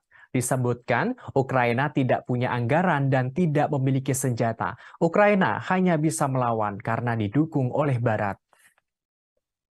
Я только что по приказу руководства Министерства обороны Jenderal Top Rusia Sergei Surovikin ditangkap setelah sebelumnya dilaporkan menghilang sejak Sabtu 24 Juni 2023. Jenderal itu diduga terlibat pemberontakan yang dilakukan grup Wagner pimpinan Yevgeny Prigozhin beberapa waktu lalu.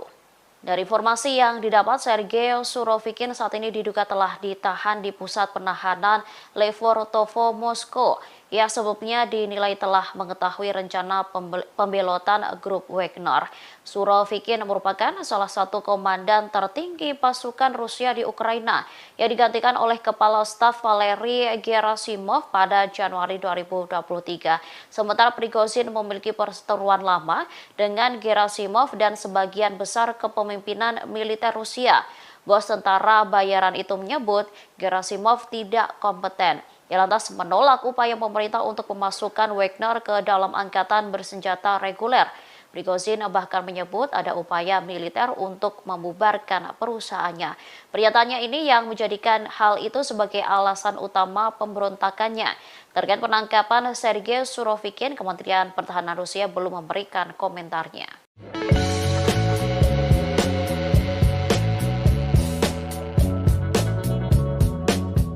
Kepala NATO mengeluarkan peringatan setelah pemberontakan Wagner tidak seharusnya meremehkan Rusia.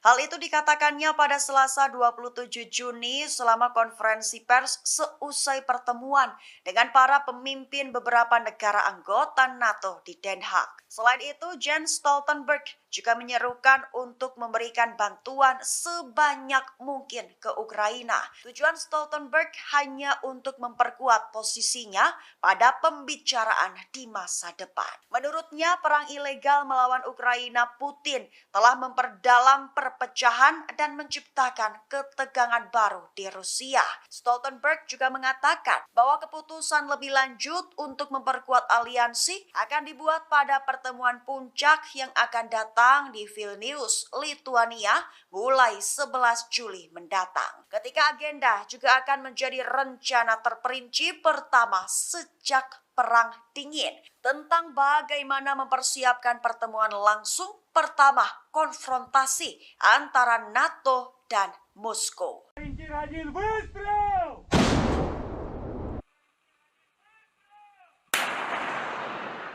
Unit artileri Rusia dari kelompok selatan berhasil menghancurkan 2 benteng brigade penyerang angkatan bersenjata Ukraina.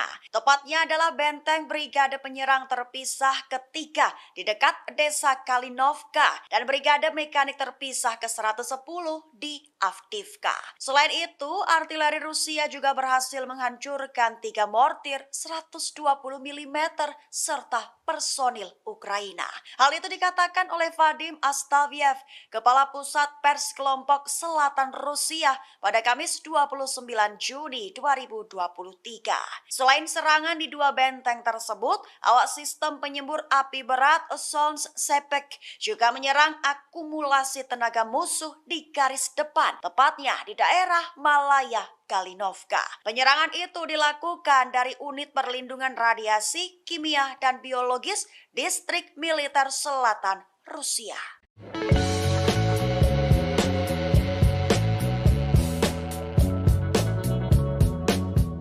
Alexander Lukashenko selaku Presiden Belarusia memberikan saran agar negaranya memiliki kontrol independen atas senjata nuklir. Hal itu dikatakannya pada Selasa 27 Juni sembari menginstruksikan pejabat tinggi untuk mengembangkan algoritma penggunaan nuklir.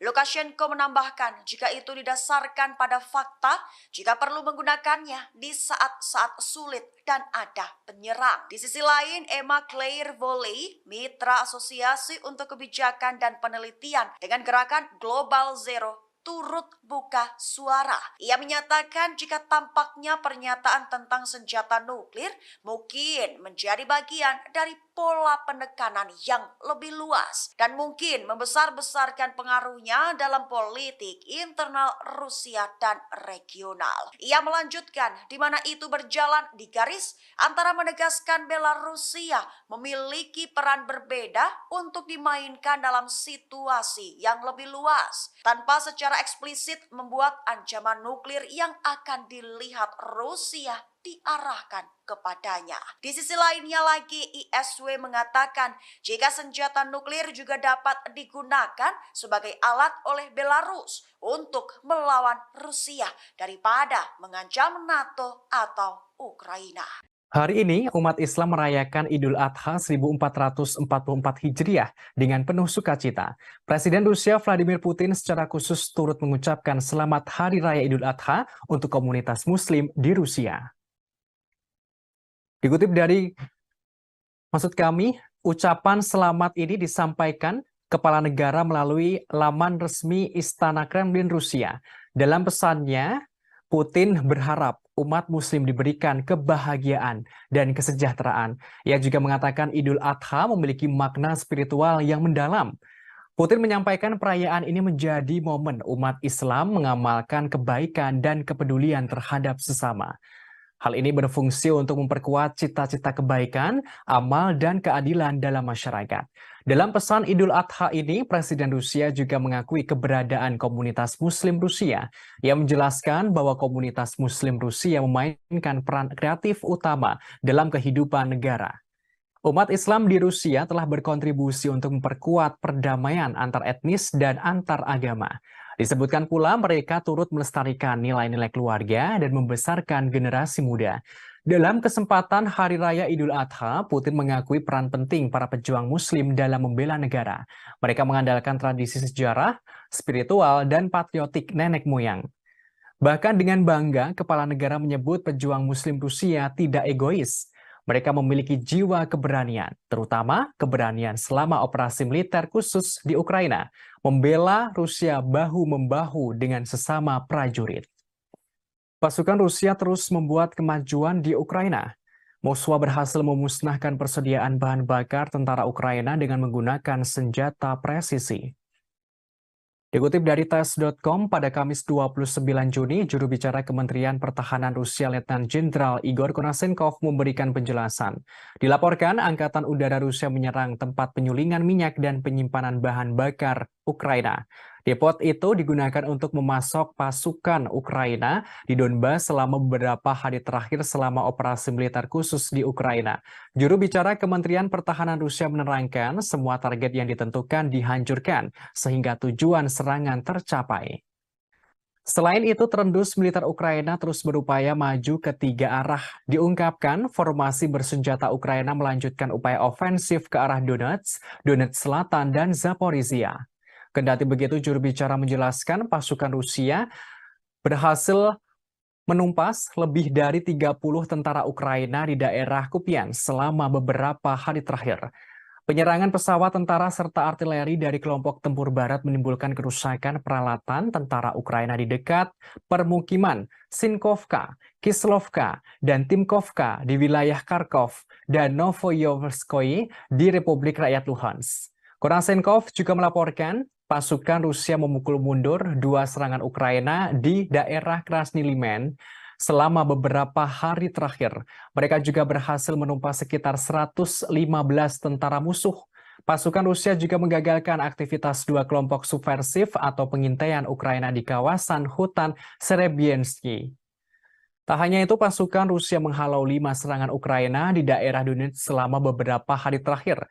Pasukan Rusia juga berhasil memukul mundur 5 serangan Ukraina di daerah Donetsk. Dilaporkan pula serangan pesawat operasional atau taktis dari tentara, artileri, serta tembakan penyembur api menghancurkan lebih dari 240 personel Ukraina. Selama pertempuran, pasukan Rusia juga menghancurkan 2 kendaraan tempur lapis baja Ukraina, 2 truk pick-up, dan senjata artileri self-propelled Krep buatan Polandia. Presiden Rusia Vladimir Putin percaya bahwa rakyatnya mendukung pemerintah. Ketidakraguan Putin ini sebagai respons saat terjadi pemberontakan Wagner di dalam negeri.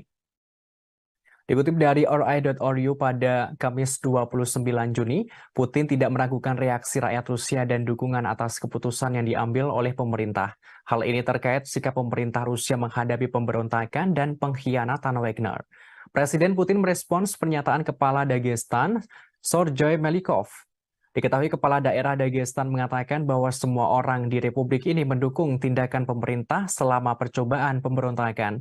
Kepala daerah menandaskan tidak ada satu orang pun di Dagestan yang tidak menyatakan dukungannya setelah pidato Putin kepada rakyat. Melikov meyakinkan bahwa Republik akan terus mendukung semua keputusan yang diambil oleh Presiden Rusia. Sebagaimana diketahui pada 23 Juni, pasukan Wagner menguasai markas besar distrik militer selatan di Rostov-on-Don. Hal ini terjadi dengan klaim Yevgeny Prigozhin yang mengatakan bahwa tentara Rusia telah melakukan serangan rudal dan pengeboman ke kem-kem belakang perusahaan militer swasta tersebut. Ucapannya itu langsung dibantah oleh Kementerian Pertahanan Rusia dan Dinas Keamanan Federal Rusia. Kemudian sebuah kasus kriminal dibuka terhadap Prigozhin karena mengorganisir pemberontakan bersenjata. Presiden Putin menggambarkan tindakan para pemberontak sebagai pertaruhan kriminal, tikaman dari belakang terhadap Rusia, dan pengkhianatan yang dipimpin oleh ambisi yang terlalu tinggi dan kepentingan pribadi.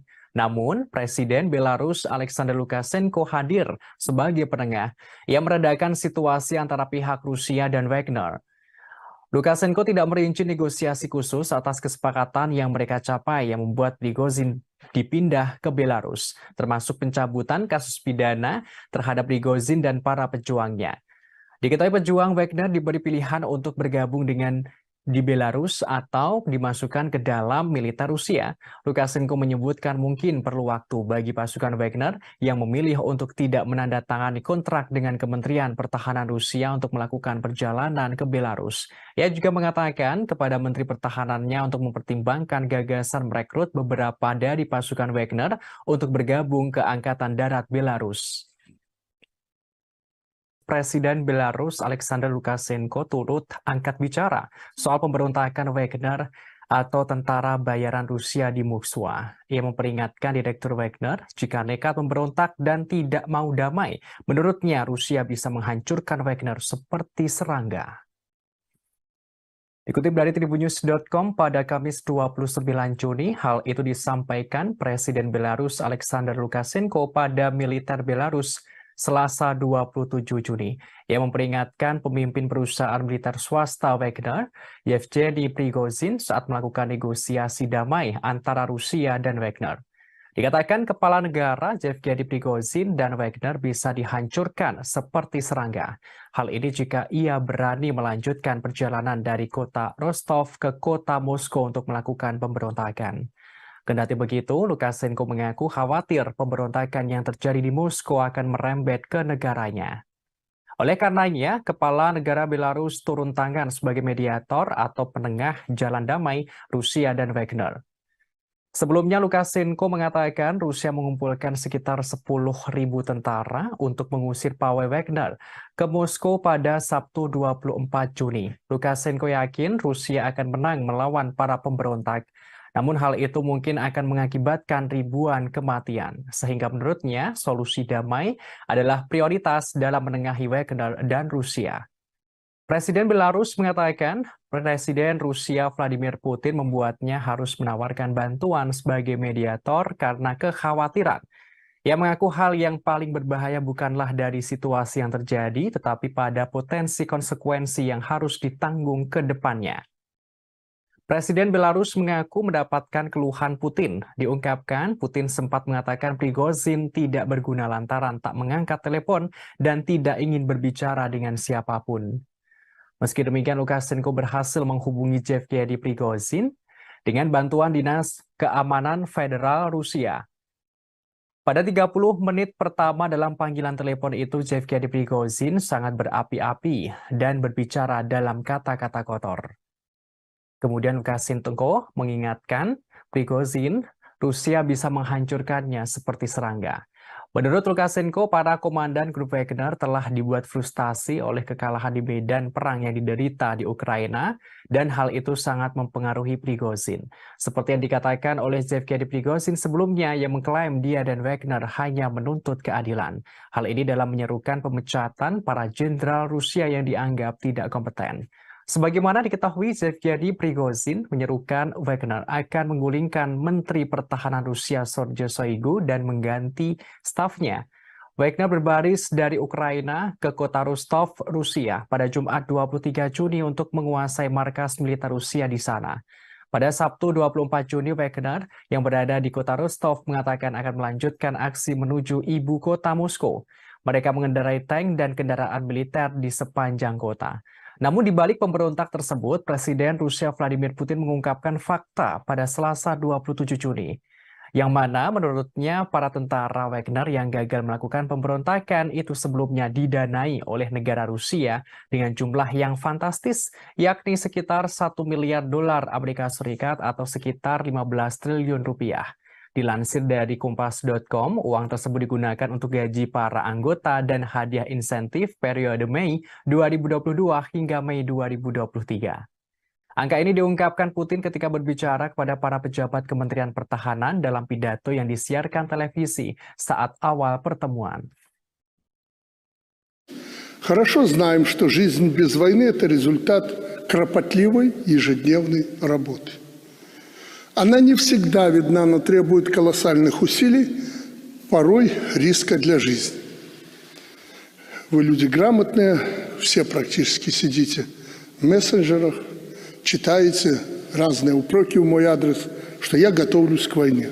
Почти 30 лет я каждый день вместе с вами готовились и готовимся к войне. Может быть, и поэтому мы сегодня живем под мирным небом. Особенно сегодня, крайне сложный период в истории суверенной Беларуси, да и всего мира в целом.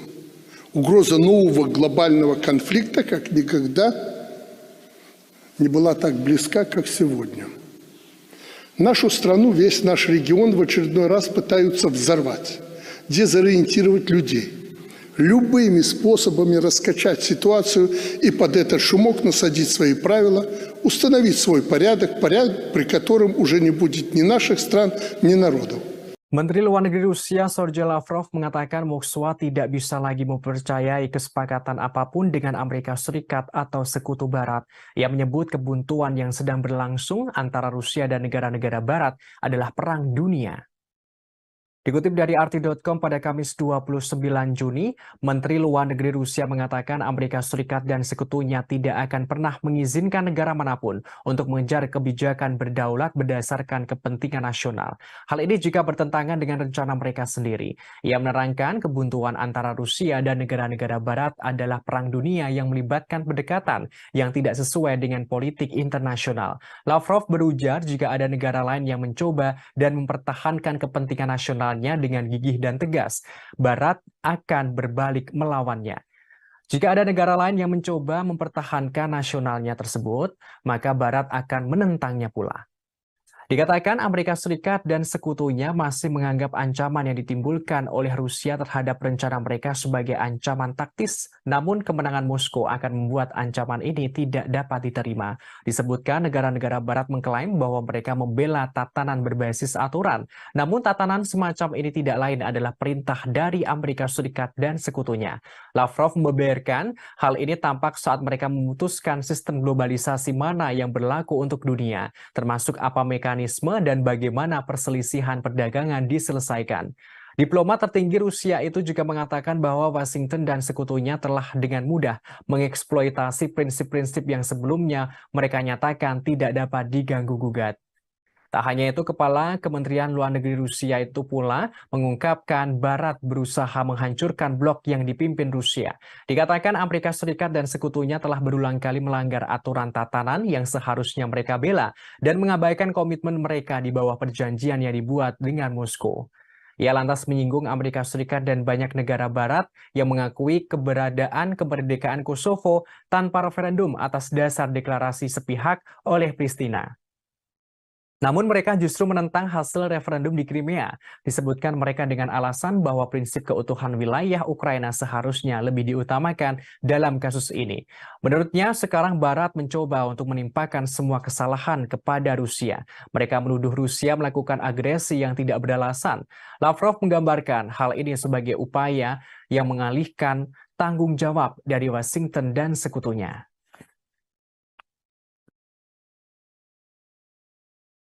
Утверждений, которые звучат, я бы сказал, даже немножко навязчиво, о том, что Соединенные Штаты никакого отношения к этому не имеют, мы их, конечно же, слышим, но помимо того, что произносится в микрофон, у нас есть информация о том, как Соединенные Штаты обеспечивают реакцию всей своей бюрократии. В частности, есть основания верить сведениям о том, что Госдепартамент, как только это началось, а может быть даже накануне, в срочном порядке дал указание всем своим загранпредставительствам никоим образом не комментировать эту ситуацию так, чтобы кто-то мог привязать ее к действиям Соединенных Штатов. И одновременно указания пошли и, по нашим данным, которым я склонен верить, пошли в Киев, чтобы украинцы не использовали эту ситуацию для организации в ближайшее время диверсий на российской территории и прочих провокаций. Я повторю еще раз, я не могу гарантировать на 100%, но это очень надежные сведения, и они похожи на правду. Да, вы упомянули о том, что прозвучали заявления, что Соединенные Штаты не вмешиваются во внутренние дела России, не планируют смену режима в России. Это сказал, по-моему, координатор по стратегическим коммуникациям господин Кирби. Но, зная послужной список Соединенных Штатов на предмет смены режимов, такое, конечно, утверждение звучит, я бы сказал, несколько искусственно на фоне всех остальных стран и территорий, где никогда Соединенные Штаты подобного не заявляли. И потом, зная о том, как до недавнего времени, еще несколько лет назад, работали здесь, в нашей стране, американские фонды, неправительственные организации, чем они занимались, как они всячески обхаживали и тренировали оппозицию. Ну, в общем, я думаю, здесь нет нужды подробно вторгаться. Presiden Rusia Vladimir Putin angkat bicara soal pemberontakan Wagner pada Sabtu 24 Juni. Ia menandaskan setiap upaya menciptakan kerusuhan di dalam negeri Rusia pasti gagal. Dikutip dari Tribunnews.com pada Senin 26 Juni, Presiden Rusia Vladimir Putin secara terbuka membahas akhir dari pemberontakan grup Wagner. Pemberontakan tersebut sempat membuat keonaran dan kekacauan di dalam negeri. Dalam pernyataannya, kepala negara menegaskan setiap upaya kerusuhan internal pasti berujung pada kegagalan. Putin mengklaim dirinya bisa saja menghancurkan pemberontakan. Namun dengan sikap bijaksana, ia ingin menghindari pertumpahan darah di dalam negeri. Presiden Rusia tidak ingin terjadi perang saudara. Kepala negara menerangkan ulah Wagner yang memberontak tidak lepas dari buntut serangan balik Ukraina di Bakhmut. Hal ini menyebabkan terjadinya kerugian dalam pasukan Wagner. Putin mengungkapkan mereka salah perhitungan. Pidato Putin itu adalah sekilas narasi resmi yang muncul setelah pemberontakan bersenjata yang dipimpin oleh Yevgeny Prigozhin dan para militer grup Wagner. Dalam waktu kurang dari 24 jam, pejuang Wagner merebut instalasi militer di selatan Rusia yang berbasis di berbaris di Moskow. Kemudian dengan tiba-tiba Prigozhin menghentikan gerakan itu, mengklaim bahwa ini semua adalah bagian dari rencana. Kremlin kemudian mengatakan sebuah kesepakatan yang tampaknya ditengahi oleh Belarus. Hasilnya, Prigozhin tidak akan menghadapi tuntutan pidana, tetapi akan diasingkan ke Belarus meskipun detailnya masih belum jelas. Namun pidato Putin itu tidak banyak menjawab seputar pemberontakan Wagner, termasuk status Putin sendiri. Prigozhin sejak itu mengatakan ia sebenarnya tidak mencoba melakukan kudeta.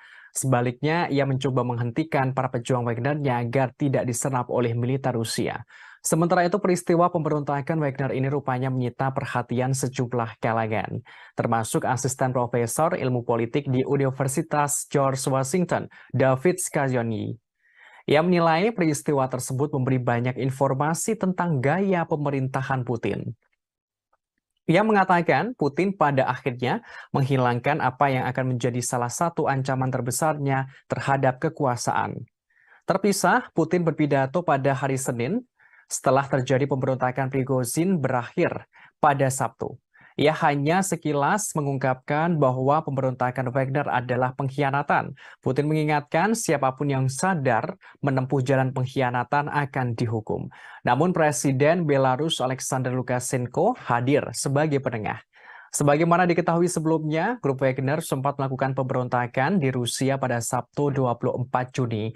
Mereka melancarkan pemberontakan dengan merebut markas tentara Rusia dan mengerahkan pasukan menuju Moskwa. Namun di balik pemberontak tersebut, Presiden Rusia Vladimir Putin mengungkapkan fakta pada Selasa 27 Juni. Menurutnya, para tentara Wagner yang gagal melakukan pemberontakan itu sebelumnya telah didanai oleh negara dengan jumlah yang fantastis, yakni 1 miliar dolar Amerika Serikat atau setara 15 triliun rupiah. Dilansir dari Kompas.com, uang tersebut digunakan untuk gaji para pegawai, anggota, dan hadiah insentif periode Mei 2022 hingga Mei 2023. Angka ini diungkapkan Putin ketika berpidato kepada para pejabat Kementerian Pertahanan yang disiarkan televisi saat awal pertemuan. Negara-negara NATO di Eropa Timur mulai khawatir dengan dampak yang akan ditimbulkan akibat Wagner pindah ke Belarus. Mereka langsung mengabari NATO pusat untuk meningkatkan keamanan. Dikutip dari Kompas.com, pada Kamis 29 Juni, negara-negara NATO di Eropa Timur memperingatkan pemindahan pasukan tentara bayaran Rusia Wagner ke Belarus akan menciptakan ketidakstabilan regional yang lebih besar. Meski begitu, Sekretaris Jenderal atau Sekjen NATO, Jens Stoltenberg, mengatakan aliansi siap mempertahankan diri terhadap ancaman apapun. Sementara itu, Presiden Lituania Gitanas Nausėda mengatakan pindahnya Wagner ke Belarus untuk menyebarkan pembunuh berantai, maka negara tetangga menghadapi bahaya ketidakstabilan yang lebih besar. Di sisi yang sama, Presiden Polandia Andrzej Duda mengatakan pemindahan Wagner ke Belarus benar-benar sangat memprihatinkan. Pihaknya harus membuat keputusan yang sangat kuat. Hal ini membutuhkan jawaban yang sangat segera dari NATO. Polandia berharap ancaman yang ditimbulkan oleh pasukan Wagner akan menjadi agenda pada pertemuan puncak 31 anggota NATO di Vilnius, Lithuania pada 11 hingga 12 Juli mendatang. Bos Wagner Yevgeny Prigozhin seperti diketahui tiba di Belarus pada Selasa 27 Juni di bawah kesepakatan yang dinegosiasikan oleh Presiden Belarus Alexander Lukashenko. Hasilnya, pemberontakan tentara bayaran di Rusia pada Sabtu bisa diakhiri. Presiden Rusia Vladimir Putin mengatakan para pejuang Wagner akan ditawari pilihan untuk pindah ke sana. Mengenai hal ini, Sekjen NATO Stoltenberg mengatakan masih terlalu dini untuk mengatakan apa artinya ini bagi sekutu NATO.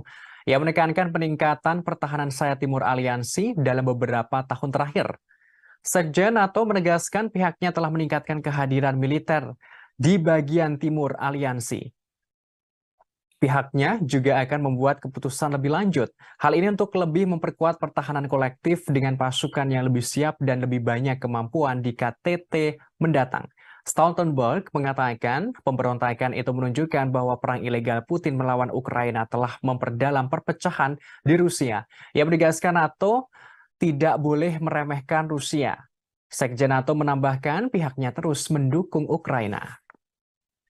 Survei menunjukkan sebagian besar rakyat Amerika Serikat mendukung pemerintah untuk memasok senjata ke Ukraina melawan Rusia. Dukungan ini mengalami kenaikan dari beberapa waktu lalu. Dikutip dari RT.com pada Kamis 29 Juni, survei tersebut diterbitkan oleh Jajak Pendapat Reuters atau Ipsos pada Rabu kemarin. Sekitar 65% orang Amerika mendukung kelanjutan bantuan militer ke Ukraina. Persentase ini naik dari 46% pada Mei lalu. Dilakukan pada awal pekan ini, Jajak Pendapat menemukan dukungan bipartisan untuk mempersenjatai Ukraina. 81% dari Partai Demokrat dan 56% dari Partai Republik yang mendukung. Hasil ini mencerminkan situasi di Kongres yang mana Partai Demokrat Biden hampir bulat dalam mendukung pengiriman senjata. Sementara Partai Republik terpecah antara pendirian yang mendukung pengiriman senjata dan pro-Trump, serta sayap isolasionis yang menentang. Minggu-minggu ini, antara dua survei telah melihat Ukraina meluncurkan serangan balasan yang mahal terhadap pasukan Rusia. Namun, Ukraina kehilangan sekitar 13.000 tentara dan ratusan tank dan kendaraan lapis baja. Hal itu menurut Dewan Keamanan Rusia. Terlepas dari itu, mantan Duta Besar Amerika Serikat untuk Ukraina, William Taylor, mengatakan bahwa Jajak Pendapat pasti memperkuat keputusan Biden untuk mendukung semua ini. Ada kemungkinan akan meyakinkan anggota parlemen dari Partai Republik bahwa mendukung posisinya yang mapan adalah langkah yang menguntungkan secara politik. Jajak pendapat tersebut merupakan outlier dari antara survei terbaru lainnya. Ditunjukkan penurunan dukungan yang stabil untuk kebijakan Biden di Ukraina. Angka-angka yang diterbitkan oleh Pew Research minggu lalu menunjukkan 28% orang Amerika sekarang berpikir bahwa Amerika Serikat memberikan terlalu banyak uang kepada Ukraina, naik dari 7% pada Maret lalu ketika Rusia melancarkan operasi militernya. Jumlah responden yang berpikir bahwa tingkat bantuan saat ini tidak cukup telah turun dari 42% menjadi 16% dalam kurun waktu yang sama. Pew menemukan bahwa 39% orang Amerika sangat atau agak menyetujui respon Biden terhadap konflik ini. Sementara 35% tidak setuju. Di sisi lain, sebuah jejak pendapat yang dilakukan oleh University of Chicago Harris School of Public Policy akhir bulan lalu menemukan bahwa 50% orang dewasa Amerika Serikat masih mendukung pengiriman senjata ke Ukraina dibanding dengan 61% pada Mei 2022. Hanya 26% orang dewasa Amerika Serikat percaya bahwa pemerintah mereka harus memainkan peran utama dalam konflik itu, turun 40% pada Maret 2022. Dalam kurun waktu antara dua survei Reuters terbaru, Amerika Serikat telah mengumumkan 4 paket senjata untuk Ukraina dengan total nilai $1,5 miliar. Pentagon mengatakan bahwa isi paket-paket itu akan diambil dari persediaan militer Amerika Serikat, sementara tambahan sekitar 2,2 miliar US dollar akan dihabiskan untuk membeli senjata untuk Ukraina dari produsen senjata. Hingga hari Selasa, Amerika Serikat telah memberikan lebih dari 40,5 miliar US dollar dalam bentuk bantuan militer langsung ke Ukraina sejak Februari lalu. Survei menunjukkan sebagian besar rakyat Rusia menentang penggunaan senjata nuklir untuk melawan Ukraina. Hanya 10% yang mendukung pengerahan senjata nuklir itu. Dikutip dari RT.com pada Kamis 29 Juni, survei ini dilakukan oleh media RTVE dan lembaga jajak pendapat lapangan Rusia. Dilaporkan hampir 3/4 responden atau sekitar 74% mengatakan bahwa opsi nuklir tidak dapat diterima terlepas dari situasi di medan perang. Hanya 10% orang Rusia mengatakan penggunaan senjata nuklir dapat diterima setiap saat. Sementara 5% lainnya mengatakan langkah seperti itu hanya dapat dilakukan jika menghadapi resiko kekalahan yang nyata. Sedangkan ada sekitar 5% responden tidak memberikan jawaban yang jelas untuk pertanyaan ini. Menurut survei tersebut, tercatat golongan pria setengah baya dan orang Rusia yang lebih tua tampaknya lebih mendukung opsi nuklir. Responden dengan pendidikan tinggi dan mereka yang menganggap konflik yang sedang berlangsung sebagai ancaman potensial terhadap keamanan pribadi mereka cenderung menentangnya. Sementara itu, mayoritas warga Rusia menyatakan siap membantu pasukan Rusia yang bertempur di garis depan. Menurut survei, 61% responden mengatakan mereka siap untuk melakukannya. Hampir 40% mengatakan kepada surveyor bahwa mereka telah memberikan bantuan kepada militer setidaknya 1 kali. Hal ini melalui berbagai program bantuan dan dukungan. Hampir 30% juga mengoleksi pakaian dan berbagai barang berguna untuk para prajurit. Masalah potensi serangan nuklir sempat menjadi sorotan di Rusia. Hal ini setelah ilmuwan politik Sergei Karaganov mengangkat kemungkinan seperti dalam sebuah opini. Dalam artikel berjudul "Keputusan yang sulit tapi diperlukan", Karaganov menyatakan pendapatnya. Ia menerangkan Rusia dapat meningkatkan penggunaan senjata nuklir terhadap negara-negara Eropa yang mendukung Ukraina. Hal tersebut untuk memaksa Amerika Serikat dan sekutunya mundur dari konflik yang lebih luas dengan Rusia. Dengan demikian mencegah konflik yang lebih luas dengan Rusia, yakni Perang Nuklir Global atau Perang Dunia III. Sebagaimana diketahui pada pertengahan Juni, Presiden Rusia Vladimir Putin memperingatkan bahwa membahas masalah ini menurunkan ambang batas penggunaan senjata nuklir potensial. Di bawah doktrin resmi saat ini, Rusia hanya akan menggunakan persenjataan atomnya itu jika dihadapkan pada ancaman eksistensial. Kepala negara seraya menambahkan bahwa tidak percaya menggunakan senjata nuklir taktis hasil rendah sebagai pencegah. Kepala kelompok tentara bayaran Wagner Yevgeny Prigozhin buka suara terkait tindakan Wagner yang disebut-sebut pemberontakan. Ia menegaskan pasukannya tidak bermaksud menggulingkan atau melakukan kudeta terhadap pemerintah Putin yang sah. Prigozhin menyebut pihaknya memulai pawai karena ketidakadilan.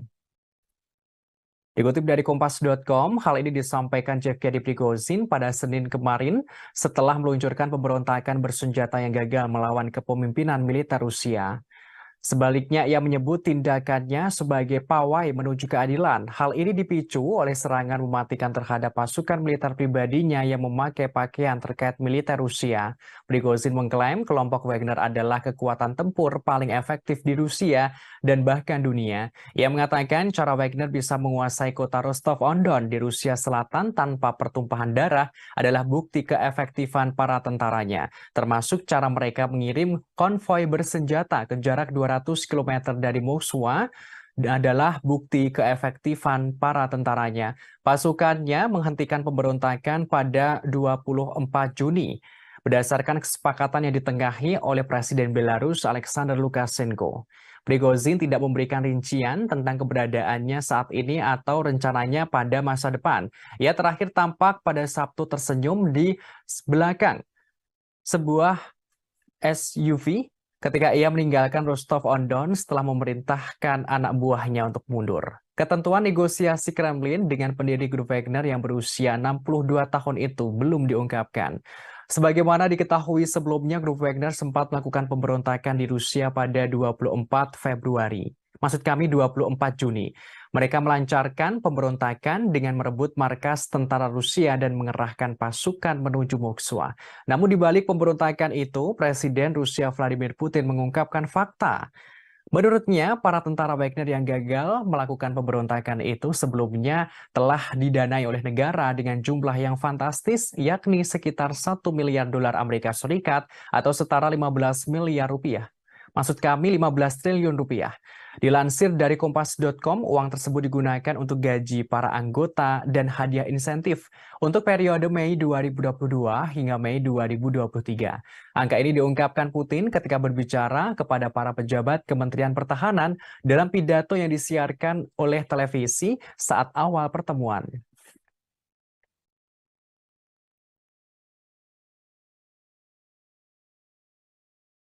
Сегодня я открыл пресс-службу и получил 1000 вопросов по поводу произошедших событий. Для того, чтобы не было кривотолков, хочу ответить на главный из этих вопросов. Первое. Какими были предпосылки марша справедливости 23.06.23 года? ЧВК «Вагнер» является, пожалуй, самым опытным и боеспособным подразделением в России, а возможно и в мире. Мотивированные, заряженные бойцы, которые выполняли огромное количество задач в интересах Российской Федерации и всегда только в интересах Российской Федерации, в Африке, в арабских странах и во всем мире.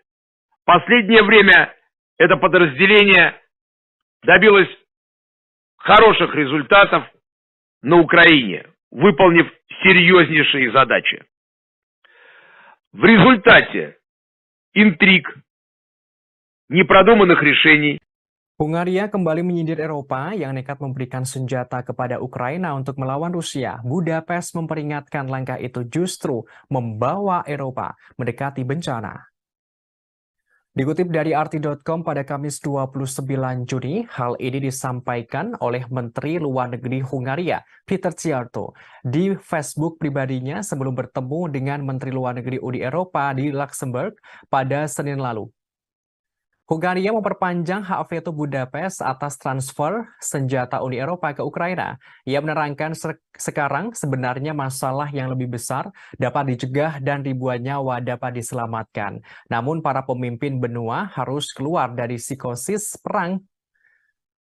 Kendati begitu, hasil pertemuan di Luxembourg menunjukkan para Menteri Luar Negeri Uni Eropa memilih meningkatkan dana senjata bersama mereka untuk Ukraina dengan tambahan senilai 3,5 miliar euro atau setara 3,85 miliar US dollar. Langkah ini diambil setelah Menteri Luar Negeri Ukraina Dmytro Kuleba menyampaikan pidatonya. Tambahan dana itu diambil dari Fasilitas Perdamaian Eropa. Dana tersebut adalah dompet sekitar 5,6 miliar US. Maksud kami 5,6 miliar euro atau setara 6,08 miliar US dollar yang digunakan untuk membiayai militer asing dan mengganti biaya anggotanya yang mengirim senjata ke konflik asing. Sebelum konflik di Ukraina, Fasilitas Perdamaian Eropa hanya digunakan untuk memasok peralatan tidak mematikan ke Georgia, Mali, Moldova, Mozambik, dan Ukraina dengan total kurang dari 125 juta US dollar.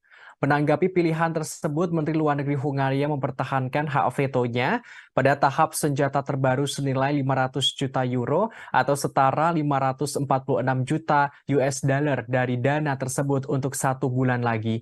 Budapest saat ini memblokir transfer senjata Uni Eropa ke Ukraina. Hal ini karena Ukraina memasukkan daftar hitam perusahaan Hungaria yang melakukan bisnis di Rusia.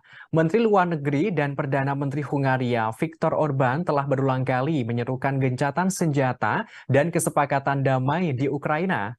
Hungaria bersikeras bahwa sanksi anti-Rusia lebih merugikan Eropa daripada merugikan Rusia. Dalam wawancara dengan media Inggris pada Selasa, Orbán mengatakan bahwa gagasan kemenangan Ukraina di medan perang adalah mustahil. Ia mengatakan bahwa tanpa gencatan senjata segera, Ukraina akan kehilangan sejumlah besar kekayaan dan banyak nyawa, termasuk kehancuran yang tidak terbayangkan akan terjadi. Ia secara terang-terangan mengungkapkan Ukraina bukan lagi negara berdaulat. Disebutkan, Ukraina tidak punya anggaran dan tidak memiliki senjata. Ukraina hanya bisa melawan karena didukung oleh Barat. Я только что по приказу руководства Министерства обороны Jenderal Top Rusia Sergei Surovikin ditangkap setelah sebelumnya dilaporkan menghilang sejak Sabtu 24 Juni 2023. Jenderal itu diduga terlibat pemberontakan yang dilakukan grup Wagner pimpinan Yevgeny Prigozhin beberapa waktu lalu.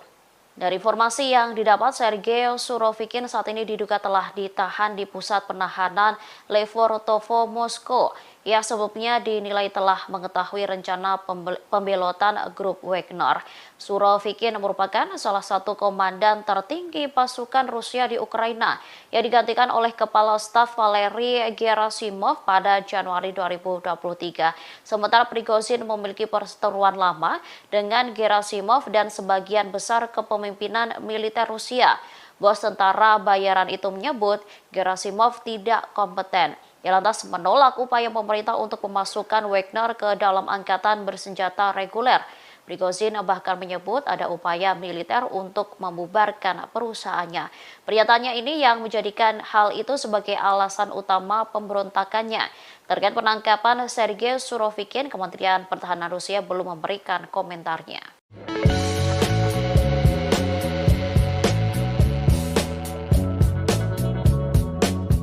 Kepala NATO mengeluarkan peringatan setelah pemberontakan Wagner tidak seharusnya meremehkan Rusia. Hal itu dikatakannya pada Selasa 27 Juni selama konferensi pers seusai pertemuan dengan para pemimpin beberapa negara anggota NATO di Den Haag. Selain itu, Jens Stoltenberg juga menyerukan untuk memberikan bantuan sebanyak mungkin ke Ukraina.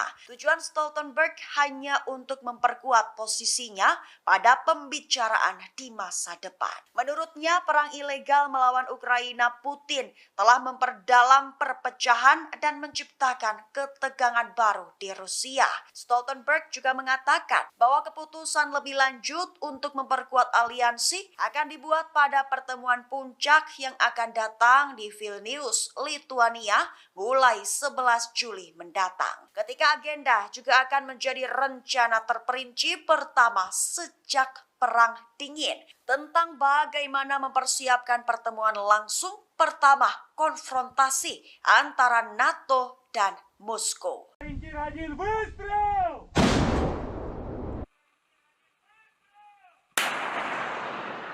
Unit artileri Rusia dari kelompok selatan berhasil menghancurkan 2 benteng brigade penyerang angkatan bersenjata Ukraina. Tepatnya adalah benteng brigade penyerang terpisah ketiga di dekat desa Kalinovka dan brigade mekanik terpisah ke-110 di Avdiivka. Selain itu, artileri Rusia juga berhasil menghancurkan 3 mortir 120 mm serta personil Ukraina. Hal itu dikatakan oleh Vadim Astaviev, Kepala Pusat Pers Kelompok Selatan Rusia pada Kamis 29 Juni 2023. Selain serangan di 2 benteng tersebut, awak sistem penyembur api berat Sons Sepek juga menyerang akumulasi tenaga musuh di garis depan, tepatnya di daerah Malaya Kalinovka. Penyerangan itu dilakukan dari unit perlindungan radiasi, kimia, dan biologis Distrik Militer Selatan Rusia.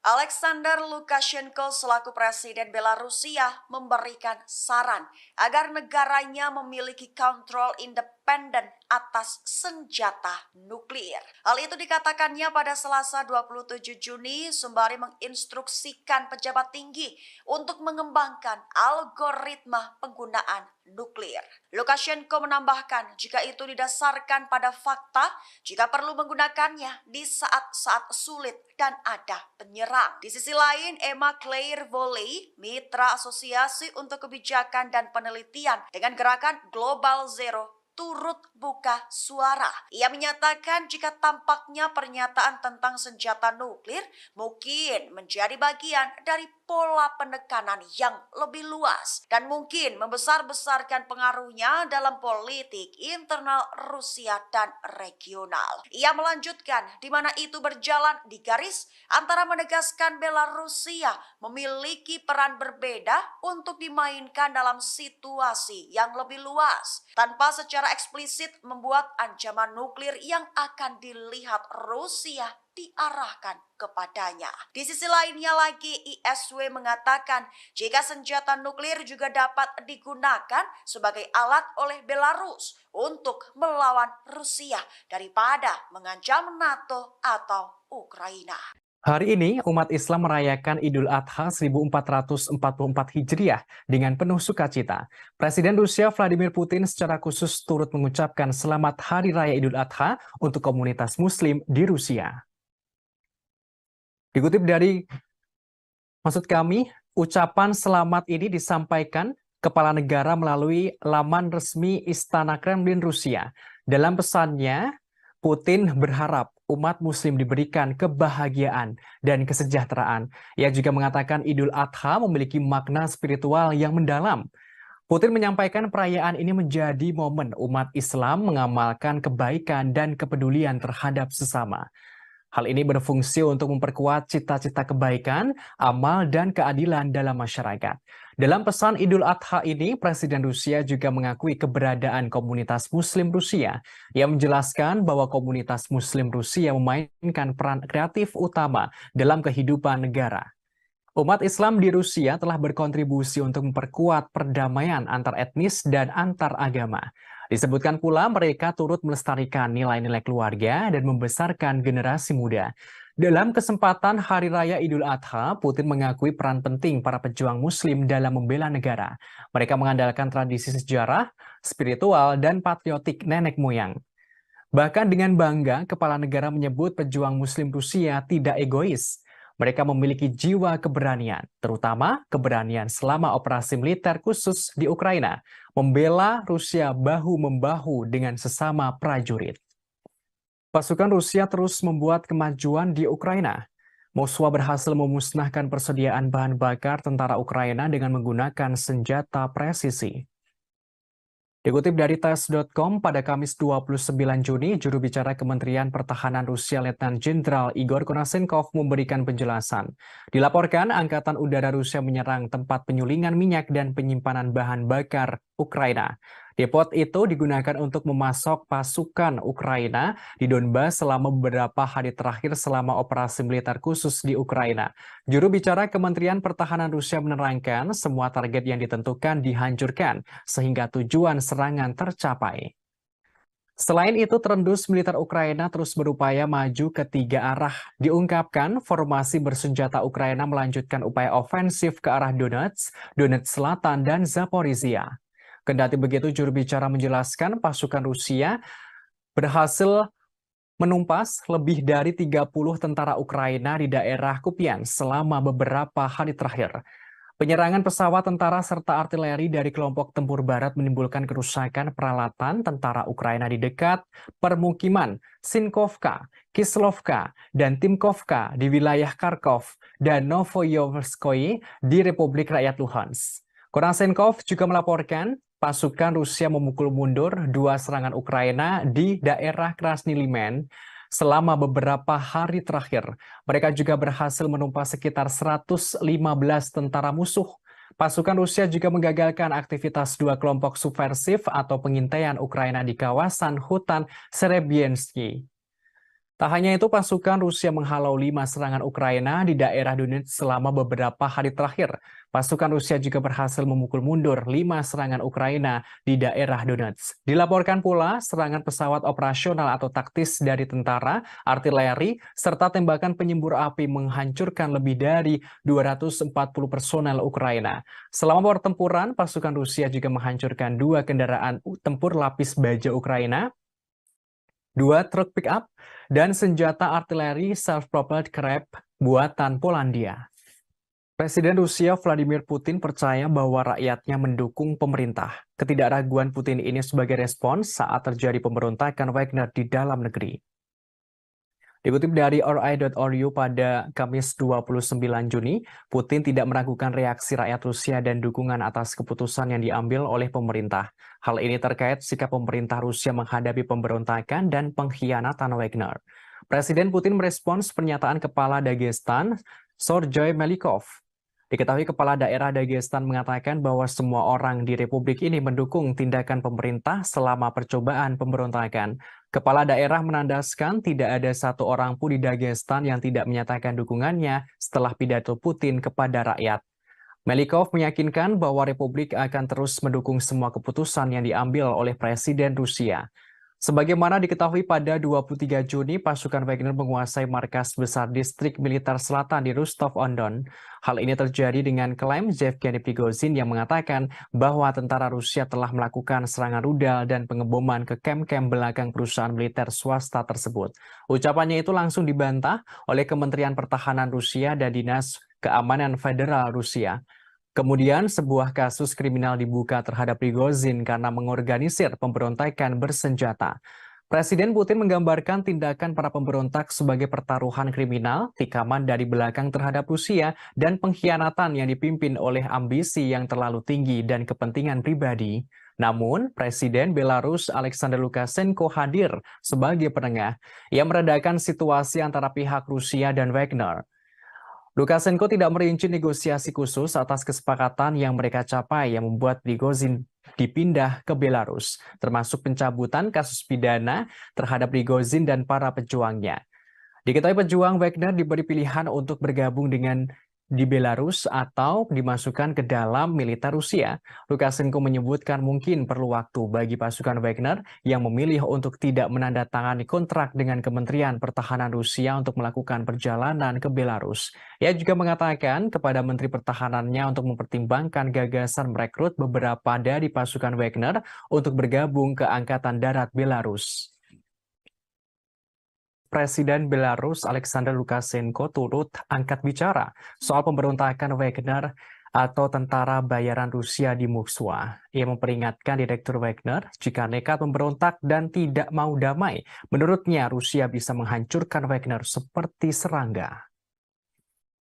Dikutip dari Tribunnews.com pada Kamis 29 Juni, hal itu disampaikan Presiden Belarus Alexander Lukashenko pada militer Belarus Selasa 27 Juni.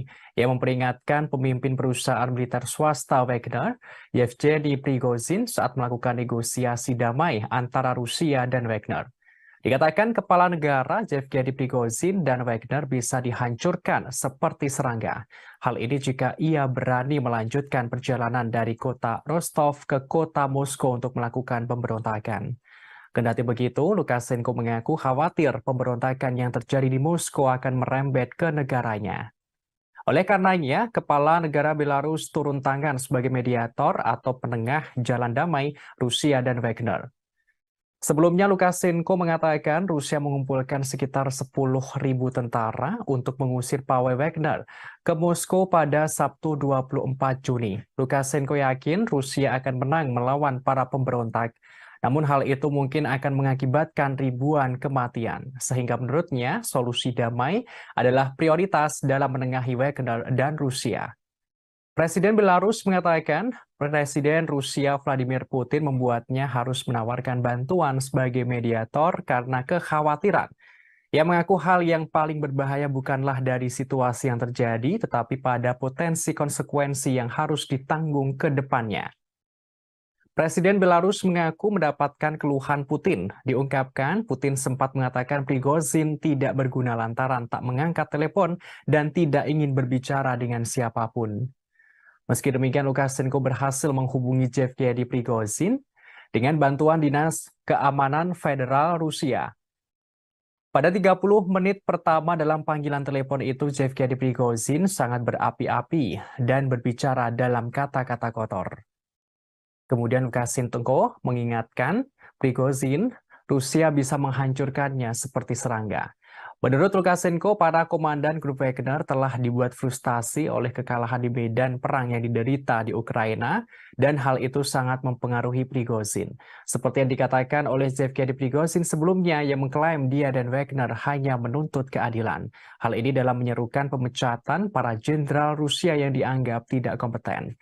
Sebagaimana diketahui, Yevgeny Prigozhin menyerukan Wagner akan menggulingkan Menteri Pertahanan Rusia Sergei Shoigu dan mengganti stafnya. Wagner berbaris dari Ukraina ke kota Rostov, Rusia pada Jumat 23 Juni untuk menguasai markas militer Rusia di sana. Pada Sabtu 24 Juni, Wagner yang berada di kota Rostov mengatakan akan melanjutkan aksi menuju ibu kota Moskow. Mereka mengendarai tank dan kendaraan militer di sepanjang kota. Namun di balik pemberontak tersebut, Presiden Rusia Vladimir Putin mengungkapkan fakta pada Selasa 27 Juni, yang mana menurutnya para tentara Wagner yang gagal melakukan pemberontakan itu sebelumnya didanai oleh negara Rusia dengan jumlah yang fantastis, yakni sekitar 1 miliar dolar Amerika Serikat atau sekitar 15 triliun rupiah. Dilansir dari Kompas.com, uang tersebut digunakan untuk gaji para anggota dan hadiah insentif periode Mei 2022 hingga Mei 2023. Angka ini diungkapkan Putin ketika berbicara kepada para pejabat Kementerian Pertahanan dalam pidato yang disiarkan televisi saat awal pertemuan. Хорошо знаем, что жизнь без войны – это результат кропотливой ежедневной работы. Она не всегда видна, но требует колоссальных усилий, порой риска для жизни. Вы люди грамотные, все практически сидите в мессенджерах, читаете разные упреки в мой адрес, что я готовлюсь к войне. Почти 30 лет я каждый день вместе с вами готовились и готовимся к войне. Может быть, и поэтому мы сегодня живем под мирным небом. Особенно сегодня, в крайне сложный период в истории суверенной Беларуси, да и всего мира в целом. Угроза нового глобального конфликта как никогда не была так близка, как сегодня. Нашу страну, весь наш регион в очередной раз пытаются взорвать, дезориентировать людей, любыми способами раскачать ситуацию и под этот шумок насадить свои правила, установить свой порядок, при котором уже не будет ни наших стран, ни народов. Menteri Luar Negeri Rusia Sergei Lavrov mengatakan Moskwa tidak bisa lagi mempercayai kesepakatan apapun dengan Amerika Serikat atau Sekutu Barat. Ia menyebut kebuntuan yang sedang berlangsung antara Rusia dan negara-negara Barat adalah perang dunia. Dikutip dari RT.com pada Kamis 29 Juni, Menteri Luar Negeri Rusia mengatakan Amerika Serikat dan sekutunya tidak akan pernah mengizinkan negara manapun untuk mengejar kebijakan berdaulat berdasarkan kepentingan nasional. Hal ini juga bertentangan dengan rencana mereka sendiri. Ia menerangkan kebuntuan antara Rusia dan negara-negara Barat adalah perang dunia yang melibatkan pendekatan yang tidak sesuai dengan politik internasional. Lavrov berujar jika ada negara lain yang mencoba dan mempertahankan kepentingan nasional dengan gigih dan tegas, Barat akan berbalik melawannya. Jika ada negara lain yang mencoba mempertahankan nasionalnya tersebut, maka Barat akan menentangnya pula. Dikatakan Amerika Serikat dan sekutunya masih menganggap ancaman yang ditimbulkan oleh Rusia terhadap rencana mereka sebagai ancaman taktis, namun kemenangan Moskow akan membuat ancaman ini tidak dapat diterima. Disebutkan negara-negara Barat mengklaim bahwa mereka membela tatanan berbasis aturan, namun tatanan semacam ini tidak lain adalah perintah dari Amerika Serikat dan sekutunya. Lavrov membeberkan hal ini tampak saat mereka memutuskan sistem globalisasi mana yang berlaku untuk dunia, termasuk apa mekanisme dan bagaimana perselisihan perdagangan diselesaikan. Diplomat tertinggi Rusia itu juga mengatakan bahwa Washington dan sekutunya telah dengan mudah mengeksploitasi prinsip-prinsip yang sebelumnya mereka nyatakan tidak dapat diganggu-gugat. Tak hanya itu, Kepala Kementerian Luar Negeri Rusia itu pula mengungkapkan Barat berusaha menghancurkan blok yang dipimpin Rusia. Dikatakan Amerika Serikat dan sekutunya telah berulang kali melanggar aturan tatanan yang seharusnya mereka bela dan mengabaikan komitmen mereka di bawah perjanjian yang dibuat dengan Moskow. Ia lantas menyinggung Amerika Serikat dan banyak negara Barat yang mengakui keberadaan kemerdekaan Kosovo tanpa referendum atas dasar deklarasi sepihak oleh Pristina. Namun mereka justru menentang hasil referendum di Crimea. Disebutkan mereka dengan alasan bahwa prinsip keutuhan wilayah Ukraina seharusnya lebih diutamakan dalam kasus ini. Menurutnya, sekarang Barat mencoba untuk menimpakan semua kesalahan kepada Rusia. Mereka menuduh Rusia melakukan agresi yang tidak beralasan.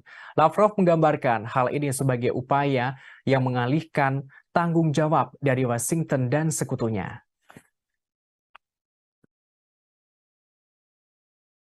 Утверждений, которые звучат, я бы так сказал, даже немножко навязчиво, о том, что Соединенные Штаты никакого отношения к этому не имеют, мы их, конечно же, слышим, но помимо того, что произносится в микрофон, у нас есть информация о том, как Соединенные Штаты обеспечивают реакцию всей своей бюрократии. В частности, есть основания верить сведениям о том, что Госдепартамент, как только это началось, а может быть даже накануне, в срочном порядке дал указание всем своим загранпредставительствам никоим образом не комментировать эту ситуацию так, чтобы кто-то мог привязать ее к действиям Соединенных Штатов. И одновременно указания пошли и, по нашим данным, которым я склонен верить, пошли в Киев, чтобы украинцы не использовали эту ситуацию для организации в ближайшее время диверсий на российской территории и прочих провокаций. Я повторю еще раз, я не могу гарантировать на 100%, но это очень надежные сведения, и они похожи на правду. Да, вы упомянули о том, что прозвучали заявления, что Соединенные Штаты не вмешиваются во внутренние дела России, не планируют смену режима в России. Это сказал, по-моему, координатор по стратегическим коммуникациям господин Кирби. Но, зная послужной список Соединенных Штатов на предмет смены режимов, такое, конечно, утверждение звучит, я бы сказал, несколько искусственно, на фоне всех остальных стран и территорий, где никогда Соединенные Штаты подобного не заявляли. И потом, зная о том, как до недавнего времени, еще несколько лет назад, работали здесь, в нашей стране, американские фонды, неправительственные организации, чем они занимались, как они всячески обхаживали и тренировали оппозицию. В общем, я думаю, здесь нет нужды подробно вторгаться. Presiden Rusia Vladimir Putin angkat bicara soal pemberontakan Wagner pada Sabtu 24 Juni. Ia menandaskan setiap upaya menciptakan kerusuhan di dalam negeri Rusia pasti gagal. Dikutip dari Tribunnews.com pada Senin 26 Juni, Presiden Rusia Vladimir Putin secara terbuka membahas akhir dari pemberontakan grup Wagner. Pemberontakan tersebut sempat membuat keonaran dan kekacauan di dalam negeri. Dalam pernyataannya, kepala negara menegaskan setiap upaya kerusuhan internal pasti berujung pada kegagalan. Putin mengklaim dirinya bisa saja menghancurkan pemberontakan. Namun dengan sikap bijaksana, ia ingin menghindari pertumpahan darah di dalam negeri. Presiden Rusia tidak ingin terjadi perang saudara. Kepala negara menerangkan ulah Wagner yang memberontak tidak lepas dari buntut serangan balik Ukraina di Bakhmut. Hal ini menyebabkan terjadinya kerugian dalam pasukan Wagner. Putin mengungkapkan mereka salah perhitungan. Pidato Putin itu adalah sekilas narasi resmi yang muncul setelah pemberontakan bersenjata yang dipimpin oleh Yevgeny Prigozhin dan para militer grup Wagner. Dalam waktu kurang dari 24 jam, pejuang Wagner merebut instalasi militer di selatan Rusia yang berbasis di berbaris di Moskow. Kemudian dengan tiba-tiba Prigozhin menghentikan gerakan itu, mengklaim bahwa ini semua adalah bagian dari rencana. Kremlin kemudian mengatakan sebuah kesepakatan yang tampaknya ditengahi oleh Belarus. Hasilnya, Prigozhin tidak akan menghadapi tuntutan pidana, tetapi akan diasingkan ke Belarus meskipun detailnya masih belum jelas. Namun pidato Putin itu tidak banyak menjawab seputar pemberontakan Wagner, termasuk status Putin sendiri. Prigozhin sejak itu mengatakan ia sebenarnya tidak mencoba melakukan kudeta. Sebaliknya, ia mencoba menghentikan para pejuang Wagner-nya agar tidak diserap oleh militer Rusia. Sementara itu, peristiwa pemberontakan Wagner ini rupanya menyita perhatian sejumlah kalangan, termasuk asisten profesor ilmu politik di Universitas George Washington, David Scaglione. Ia menilai peristiwa tersebut memberi banyak informasi tentang gaya pemerintahan Putin. Ia mengatakan Putin pada akhirnya menghilangkan apa yang akan menjadi salah satu ancaman terbesarnya terhadap kekuasaan. Terpisah, Putin berpidato pada hari Senin setelah terjadi pemberontakan Prigozhin berakhir pada Sabtu. Ia hanya sekilas mengungkapkan bahwa pemberontakan Wagner adalah pengkhianatan. Putin mengingatkan siapapun yang sadar menempuh jalan pengkhianatan akan dihukum. Namun Presiden Belarus Alexander Lukashenko hadir sebagai penengah. Sebagaimana diketahui sebelumnya, grup Wagner sempat melakukan pemberontakan di Rusia pada Sabtu 24 Juni. Mereka melancarkan pemberontakan dengan merebut markas tentara Rusia dan mengerahkan pasukan menuju Moskwa. Namun di balik pemberontak tersebut, Presiden Rusia Vladimir Putin mengungkapkan fakta pada Selasa 27 Juni. Menurutnya, para tentara Wagner yang gagal melakukan pemberontakan itu sebelumnya telah didanai oleh negara dengan jumlah yang fantastis, yakni 1 miliar dolar Amerika Serikat atau setara 15 triliun rupiah. Dilansir dari Kompas.com, uang tersebut digunakan untuk gaji para pegawai, anggota, dan hadiah insentif periode Mei 2022 hingga Mei 2023. Angka ini diungkapkan Putin ketika berpidato kepada para pejabat Kementerian Pertahanan yang disiarkan televisi saat awal pertemuan. Negara-negara NATO di Eropa Timur mulai khawatir dengan dampak yang akan ditimbulkan akibat Wagner pindah ke Belarus. Mereka langsung mengabari NATO pusat untuk meningkatkan keamanan. Dikutip dari Kompas.com, pada Kamis 29 Juni, negara-negara NATO di Eropa Timur memperingatkan pemindahan pasukan tentara bayaran Rusia Wagner ke Belarus akan menciptakan ketidakstabilan regional yang lebih besar. Meski begitu, Sekretaris Jenderal atau Sekjen NATO, Jens Stoltenberg, mengatakan aliansi siap mempertahankan diri terhadap ancaman apapun.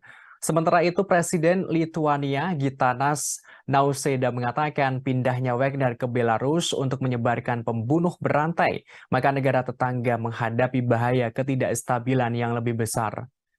Di sisi yang sama, Presiden Polandia Andrzej Duda mengatakan pemindahan Wagner ke Belarus benar-benar sangat memprihatinkan. Pihaknya harus membuat keputusan yang sangat kuat. Hal ini membutuhkan jawaban yang sangat segera dari NATO. Polandia berharap ancaman yang ditimbulkan oleh pasukan Wagner akan menjadi agenda pada pertemuan puncak 31 anggota NATO di Vilnius, Lituania pada 11 hingga 12 Juli mendatang. Bos Wagner Yevgeny Prigozhin seperti diketahui tiba di Belarus pada Selasa 27 Juni di bawah kesepakatan yang dinegosiasikan oleh Presiden Belarus Alexander Lukashenko. Hasilnya, pemberontakan tentara bayaran di Rusia pada Sabtu bisa diakhiri. Presiden Rusia Vladimir Putin mengatakan para pejuang Wagner akan ditawari pilihan untuk pindah ke sana. Mengenai hal ini, Sekjen NATO Stoltenberg mengatakan masih terlalu dini untuk mengatakan apa artinya ini bagi sekutu NATO. Ia menekankan peningkatan pertahanan sayap timur aliansi dalam beberapa tahun terakhir. Sekjen NATO menegaskan pihaknya telah meningkatkan kehadiran militer di bagian timur aliansi. Pihaknya juga akan membuat keputusan lebih lanjut. Hal ini untuk lebih memperkuat pertahanan kolektif dengan pasukan yang lebih siap dan lebih banyak kemampuan di KTT mendatang. Stoltenberg mengatakan pemberontakan itu menunjukkan bahwa perang ilegal Putin melawan Ukraina telah memperdalam perpecahan di Rusia. Ia menegaskan NATO tidak boleh meremehkan Rusia. Sekjen NATO menambahkan pihaknya terus mendukung Ukraina. Survei menunjukkan sebagian besar rakyat Amerika Serikat mendukung pemerintah untuk memasok senjata ke Ukraina melawan Rusia. Dukungan ini mengalami kenaikan dari beberapa waktu lalu. Dikutip dari RT.com pada Kamis 29 Juni, survei tersebut diterbitkan oleh Jajak Pendapat Reuters atau Ipsos pada Rabu kemarin. Sekitar 65% orang Amerika mendukung kelanjutan bantuan militer ke Ukraina. Persentase ini naik dari 46% pada Mei lalu. Dilakukan pada awal pekan ini, Jajak Pendapat menemukan dukungan bipartisan untuk mempersenjatai Ukraina. 81% dari Partai Demokrat dan 56% dari Partai Republik yang mendukung. Hasil ini mencerminkan situasi di Kongres yang mana Partai Demokrat Biden hampir bulat dalam mendukung pengiriman senjata. Sementara Partai Republik terpecah antara pendirian yang mendukung pengiriman senjata dan pro-Trump, serta sayap isolasionis yang menentang. Minggu-minggu ini, antara dua survei telah melihat Ukraina meluncurkan serangan balasan yang mahal terhadap pasukan Rusia. Namun, Ukraina kehilangan sekitar 13.000 tentara dan ratusan tank dan kendaraan lapis baja. Hal itu menurut Dewan Keamanan Rusia. Terlepas dari itu, mantan Duta Besar Amerika Serikat untuk Ukraina, William Taylor, mengatakan bahwa jejak pendapat pasti memperkuat keputusan Biden untuk mendukung semua ini. Ada kemungkinan akan meyakinkan anggota parlemen dari Partai Republik bahwa mendukung posisinya yang mapan adalah langkah yang menguntungkan secara politik. Jejak pendapat tersebut merupakan outlier dari antara survei terbaru lainnya. Ditunjukkan penurunan dukungan yang stabil untuk kebijakan Biden di Ukraina. Angka-angka yang diterbitkan oleh Pew Research minggu lalu menunjukkan 28% orang Amerika sekarang berpikir bahwa Amerika Serikat memberikan terlalu banyak uang kepada Ukraina, naik dari 7% pada Maret lalu ketika Rusia melancarkan operasi militernya. Jumlah responden yang berpikir bahwa tingkat bantuan saat ini tidak cukup telah turun dari 42% menjadi 16% dalam kurun waktu yang sama. Pew menemukan bahwa 39% orang Amerika sangat atau agak menyetujui respon Biden terhadap konflik ini. Sementara 35% tidak setuju. Di sisi lain, sebuah jejak pendapat yang dilakukan oleh University of Chicago Harris School of Public Policy akhir bulan lalu menemukan bahwa 50% orang dewasa Amerika Serikat masih mendukung pengiriman senjata ke Ukraina dibanding dengan 61% pada Mei 2022. Hanya 26% orang dewasa Amerika Serikat percaya bahwa pemerintah mereka harus memainkan peran utama dalam konflik itu, turun 40% pada Maret 2022. Dalam kurun waktu antara dua survei Reuters terbaru, Amerika Serikat telah mengumumkan 4 paket senjata untuk Ukraina dengan total nilai 1,5 miliar US dollar. Pentagon mengatakan bahwa isi paket-paket itu akan diambil dari persediaan militer Amerika Serikat, sementara tambahan sekitar 2,2 miliar US dollar akan dihabiskan untuk membeli senjata untuk Ukraina dari produsen senjata. Hingga hari Selasa, Amerika Serikat telah memberikan lebih dari 40,5 miliar US dollar dalam bentuk bantuan militer langsung ke Ukraina sejak Februari lalu. Survei menunjukkan sebagian besar rakyat Rusia menentang penggunaan senjata nuklir untuk melawan Ukraina. Hanya 10% yang mendukung pengerahan senjata nuklir itu. Dikutip dari RT.com pada Kamis 29 Juni, survei ini dilakukan oleh media RTVE dan lembaga jejak pendapat lapangan Rusia. Dilaporkan hampir 3/4 responden atau sekitar 74% mengatakan bahwa opsi nuklir tidak dapat diterima terlepas dari situasi di medan perang. Hanya 10% orang Rusia mengatakan penggunaan senjata nuklir dapat diterima setiap saat. Sementara 5% lainnya mengatakan langkah seperti itu hanya dapat dilakukan jika menghadapi resiko kekalahan yang nyata. Sedangkan ada sekitar 5% responden tidak memberikan jawaban yang jelas untuk pertanyaan ini. Menurut survei tersebut, tercatat golongan pria setengah baya dan orang Rusia yang lebih tua tampaknya lebih mendukung opsi nuklir. Responden dengan pendidikan tinggi dan mereka yang menganggap konflik yang sedang berlangsung sebagai ancaman potensial terhadap keamanan pribadi mereka cenderung menentangnya.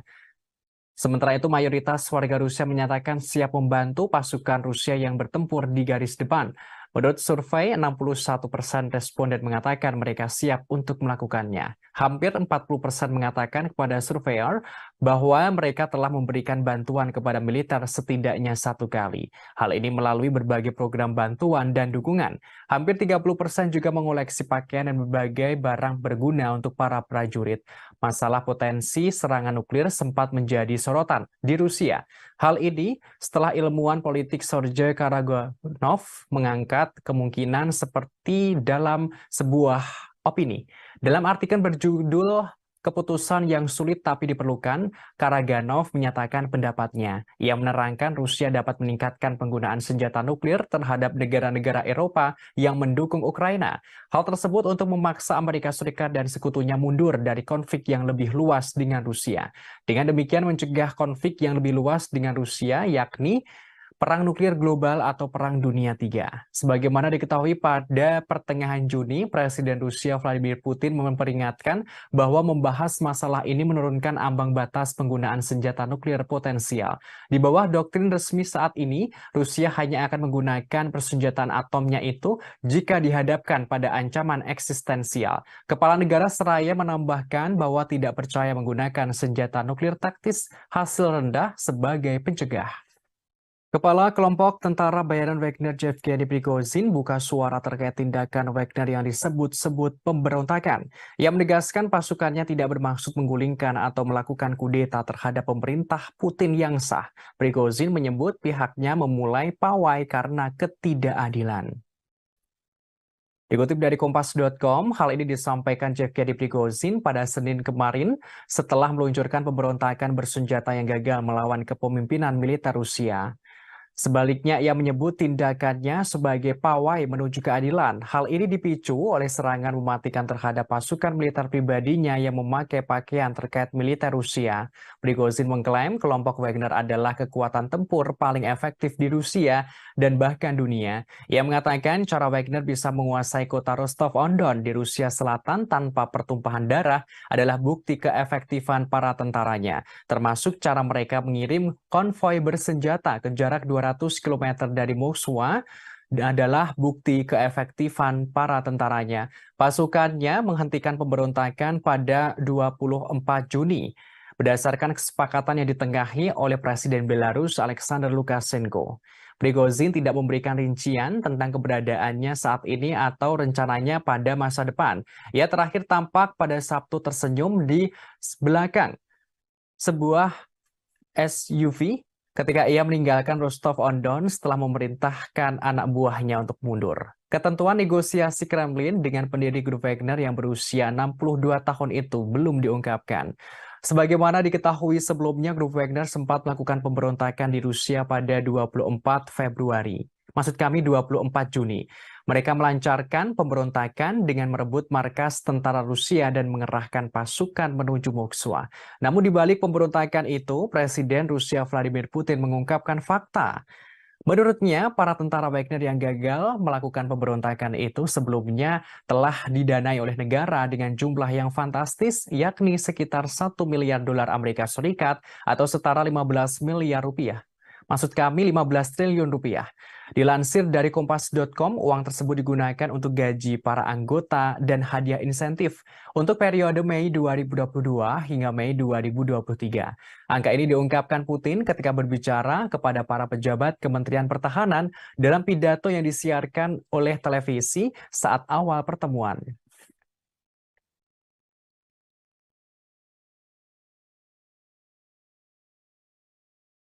Сегодня я открыл пресс-службу и получил 1000 вопросов по поводу произошедших событий.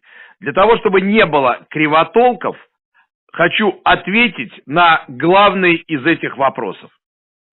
Первое. Какими были предпосылки марша справедливости 23.06.23 года? ЧВК «Вагнер» является, пожалуй, самым опытным и боеспособным подразделением в России, а возможно и в мире. Мотивированные, заряженные бойцы, которые выполняли огромное количество задач в интересах Российской Федерации и всегда только в интересах Российской Федерации, в Африке, в арабских странах и во всем мире. В последнее время это подразделение добилось хороших результатов на Украине, выполнив серьезнейшие задачи. В результате intrиг, непродуманных решений. Hungaria kembali menyindir Eropa yang nekat memberikan senjata kepada Ukraina untuk melawan Rusia. Budapest memperingatkan langkah itu justru membawa Eropa mendekati bencana.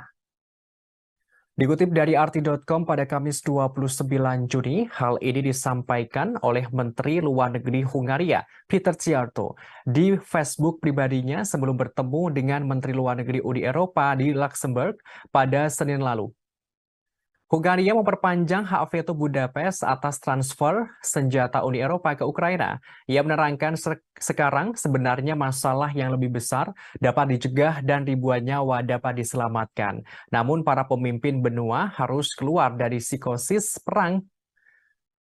Kendati begitu, hasil pertemuan di Luxembourg menunjukkan para Menteri Luar Negeri Uni Eropa memilih meningkatkan dana senjata bersama mereka untuk Ukraina dengan tambahan senilai 3,5 miliar euro atau setara 3,85 miliar US dollar.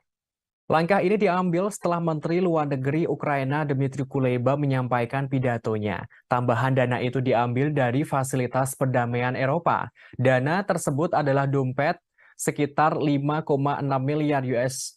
Maksud kami 5,6 miliar euro atau setara 6,08 miliar US dollar yang digunakan untuk membiayai militer asing dan mengganti biaya anggotanya yang mengirim senjata ke konflik asing. Sebelum konflik di Ukraina, fasilitas perdamaian Eropa hanya digunakan untuk memasok peralatan tidak mematikan ke Georgia, Mali, Moldova, Mozambik, dan Ukraina dengan total kurang dari 125 juta US dollar. Menanggapi pilihan tersebut, Menteri Luar Negeri Hungaria mempertahankan hak vetonya pada tahap senjata terbaru senilai 500 juta euro atau setara 546 juta US dollar dari dana tersebut untuk 1 bulan lagi. Budapest saat ini memblokir transfer senjata Uni Eropa ke Ukraina. Hal ini karena Ukraina memasukkan daftar hitam perusahaan Hungaria yang melakukan bisnis di Rusia. Menteri Luar Negeri dan Perdana Menteri Hungaria, Viktor Orban, telah berulang kali menyerukan gencatan senjata dan kesepakatan damai di Ukraina. Hungaria bersikeras bahwa sanksi anti-Rusia lebih merugikan Eropa daripada merugikan Rusia. Dalam wawancara dengan media Inggris pada Selasa, Orban mengatakan bahwa gagasan kemenangan Ukraina di medan perang adalah mustahil. Ia mengatakan bahwa tanpa gencatan senjata segera, Ukraina akan kehilangan sejumlah besar kekayaan dan banyak nyawa, termasuk kehancuran yang tidak terbayangkan akan terjadi. Ia secara terang-terangan mengungkapkan Ukraina bukan lagi negara berdaulat. Disebutkan, Ukraina tidak punya anggaran dan tidak memiliki senjata. Ukraina hanya bisa melawan karena didukung oleh Barat. Я только что по приказу руководства Министерства обороны Jenderal Top Rusia Sergei Surovikin ditangkap setelah sebelumnya dilaporkan menghilang sejak Sabtu 24 Juni 2023. Jenderal itu diduga terlibat pemberontakan yang dilakukan grup Wagner pimpinan Yevgeny Prigozhin beberapa waktu lalu. Dari informasi yang didapat, Sergei Surovikin saat ini diduga telah ditahan di pusat penahanan Lefortovo, Moskow. Ia sebelumnya dinilai telah mengetahui rencana pembelotan grup Wagner. Surovikin merupakan salah satu komandan tertinggi pasukan Rusia di Ukraina yang digantikan oleh Kepala Staf Valery Gerasimov pada Januari 2023. Sementara Prigozhin memiliki perseteruan lama dengan Gerasimov dan sebagian besar kepemimpinan militer Rusia. Bos tentara bayaran itu menyebut Gerasimov tidak kompeten. Ia lantas menolak upaya pemerintah untuk memasukkan Wagner ke dalam angkatan bersenjata reguler. Prigozhin bahkan menyebut ada upaya militer untuk membubarkan perusahaannya. Pernyataannya ini yang menjadikan hal itu sebagai alasan utama pemberontakannya. Terkait penangkapan Sergei Surovikin, Kementerian Pertahanan Rusia belum memberikan komentarnya.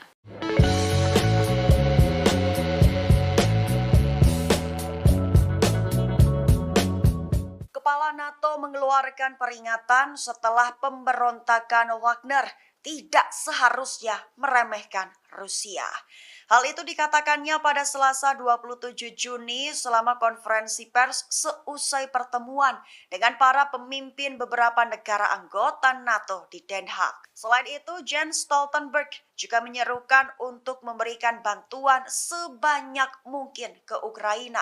Tujuan Stoltenberg hanya untuk memperkuat posisinya pada pembicaraan di masa depan. Menurutnya, perang ilegal melawan Ukraina Putin telah memperdalam perpecahan perpecahan dan menciptakan ketegangan baru di Rusia. Stoltenberg juga mengatakan bahwa keputusan lebih lanjut untuk memperkuat aliansi akan dibuat pada pertemuan puncak yang akan datang di Vilnius, Lituania mulai 11 Juli mendatang. Ketika agenda juga akan menjadi rencana terperinci pertama sejak Perang Dingin tentang bagaimana mempersiapkan pertemuan langsung pertama konfrontasi antara NATO dan Moskow.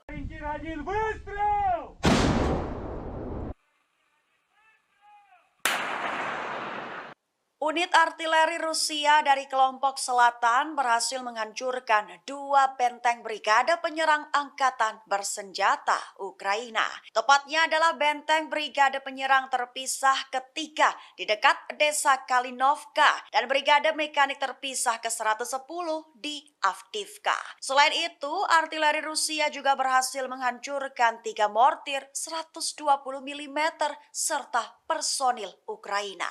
Hal itu dikatakan oleh Vadim Astaviev, Kepala Pusat Pers Kelompok Selatan Rusia pada Kamis 29 Juni 2023. Selain serangan di 2 benteng tersebut, awak sistem penyembur api berat Sons Sepek juga menyerang akumulasi tenaga musuh di garis depan, tepatnya di daerah Malaya Kalinovka. Penyerangan itu dilakukan dari unit perlindungan radiasi, kimia, dan biologis Distrik Militer Selatan Rusia.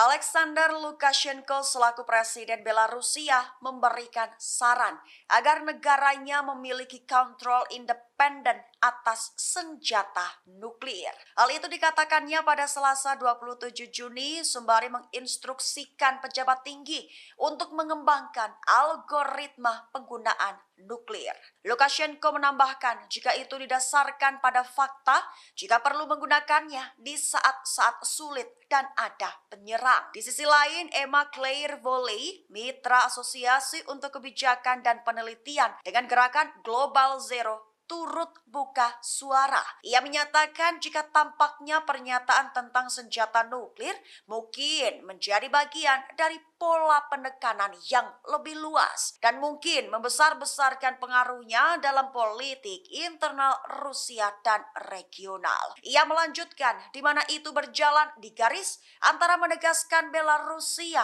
memiliki peran berbeda untuk dimainkan dalam situasi yang lebih luas tanpa secara eksplisit membuat ancaman nuklir yang akan dilihat Rusia diarahkan kepadanya. Di sisi lainnya lagi, ISW mengatakan jika senjata nuklir juga dapat digunakan sebagai alat oleh Belarus untuk melawan Rusia daripada mengancam NATO atau Ukraina.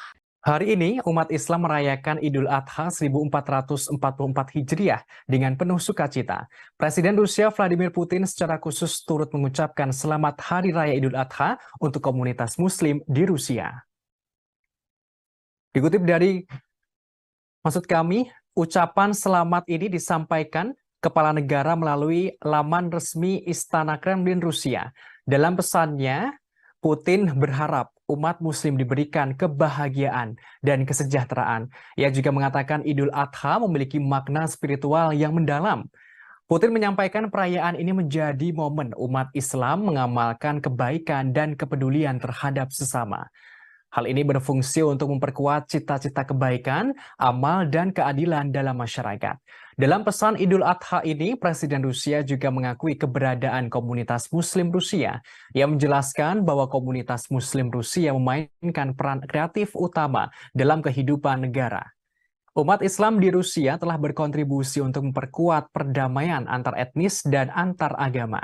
Disebutkan pula mereka turut melestarikan nilai-nilai keluarga dan membesarkan generasi muda. Dalam kesempatan Hari Raya Idul Adha, Putin mengakui peran penting para pejuang Muslim dalam membela negara. Mereka mengandalkan tradisi sejarah, spiritual, dan patriotik nenek moyang. Bahkan dengan bangga, Kepala Negara menyebut pejuang Muslim Rusia tidak egois. Mereka memiliki jiwa keberanian, terutama keberanian selama operasi militer khusus di Ukraina, membela Rusia bahu-membahu dengan sesama prajurit. Pasukan Rusia terus membuat kemajuan di Ukraina. Moskwa berhasil memusnahkan persediaan bahan bakar tentara Ukraina dengan menggunakan senjata presisi. Dikutip dari TASS.com, pada Kamis 29 Juni, juru bicara Kementerian Pertahanan Rusia Letnan Jenderal Igor Konashenkov memberikan penjelasan. Dilaporkan, Angkatan Udara Rusia menyerang tempat penyulingan minyak dan penyimpanan bahan bakar Ukraina. Depot itu digunakan untuk memasok pasukan Ukraina di Donbas selama beberapa hari terakhir selama operasi militer khusus di Ukraina. Juru bicara Kementerian Pertahanan Rusia menerangkan semua target yang ditentukan dihancurkan sehingga tujuan serangan tercapai. Selain itu, terendus militer Ukraina terus berupaya maju ke tiga arah. Diungkapkan, formasi bersenjata Ukraina melanjutkan upaya ofensif ke arah Donetsk, Donetsk Selatan, dan Zaporizhia. Kendati begitu, juru bicara menjelaskan pasukan Rusia berhasil menumpas lebih dari 30 tentara Ukraina di daerah Kupiansk selama beberapa hari terakhir. Penyerangan pesawat tentara serta artileri dari kelompok tempur barat menimbulkan kerusakan peralatan tentara Ukraina di dekat permukiman Sinkovka, Kislovka, dan Timkovka di wilayah Kharkov dan Novoyoverskoye di Republik Rakyat Luhansk. Konashenkov juga melaporkan pasukan Rusia memukul mundur dua serangan Ukraina di daerah Krasny Liman selama beberapa hari terakhir. Mereka juga berhasil menumpas sekitar 115 tentara musuh. Pasukan Rusia juga menggagalkan aktivitas dua kelompok subversif atau pengintaian Ukraina di kawasan hutan Serebiensky. Tak hanya itu, pasukan Rusia menghalau 5 serangan Ukraina di daerah Donetsk selama beberapa hari terakhir. Pasukan Rusia juga berhasil memukul mundur 5 serangan Ukraina di daerah Donetsk. Dilaporkan pula serangan pesawat operasional atau taktis dari tentara, artileri, serta tembakan penyembur api menghancurkan lebih dari 240 personel Ukraina. Selama pertempuran, pasukan Rusia juga menghancurkan 2 kendaraan tempur lapis baja Ukraina, 2 truk pick-up, dan senjata artileri self-propelled Krep buatan Polandia. Presiden Rusia Vladimir Putin percaya bahwa rakyatnya mendukung pemerintah. Ketidakraguan Putin ini sebagai respons saat terjadi pemberontakan Wagner di dalam negeri. Dikutip dari RI.ru pada Kamis 29 Juni, Putin tidak meragukan reaksi rakyat Rusia dan dukungan atas keputusan yang diambil oleh pemerintah. Hal ini terkait sikap pemerintah Rusia menghadapi pemberontakan dan pengkhianatan Wagner. Presiden Putin merespons pernyataan Kepala Dagestan, Sergei Melikov. Diketahui Kepala Daerah Dagestan mengatakan bahwa semua orang di Republik ini mendukung tindakan pemerintah selama percobaan pemberontakan. Kepala daerah menandaskan tidak ada satu orang pun di Dagestan yang tidak menyatakan dukungannya setelah pidato Putin kepada rakyat. Melikov meyakinkan bahwa Republik akan terus mendukung semua keputusan yang diambil oleh Presiden Rusia. Sebagaimana diketahui pada 23 Juni, pasukan Wagner menguasai markas besar distrik militer selatan di Rostov-on-Don. Hal ini terjadi dengan klaim Yevgeny Prigozhin yang mengatakan bahwa tentara Rusia telah melakukan serangan rudal dan pengeboman ke kem-kem belakang perusahaan militer swasta tersebut. Ucapannya itu langsung dibantah oleh Kementerian Pertahanan Rusia dan Dinas Keamanan Federal Rusia. Kemudian sebuah kasus kriminal dibuka terhadap Prigozhin karena mengorganisir pemberontakan bersenjata. Presiden Putin menggambarkan tindakan para pemberontak sebagai pertaruhan kriminal, tikaman dari belakang terhadap Rusia, dan pengkhianatan yang dipimpin oleh ambisi yang terlalu tinggi dan kepentingan pribadi.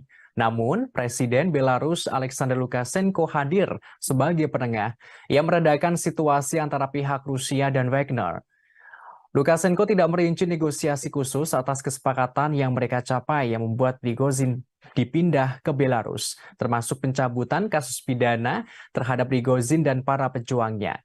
Diketahui pejuang Wagner diberi pilihan untuk bergabung di Belarus atau dimasukkan ke dalam militer Rusia. Lukashenko menyebutkan mungkin perlu waktu bagi pasukan Wagner yang memilih untuk tidak menandatangani kontrak dengan Kementerian Pertahanan Rusia untuk melakukan perjalanan ke Belarus. Ia juga mengatakan kepada Menteri Pertahanannya untuk mempertimbangkan gagasan merekrut beberapa dari pasukan Wagner untuk bergabung ke Angkatan Darat Belarus.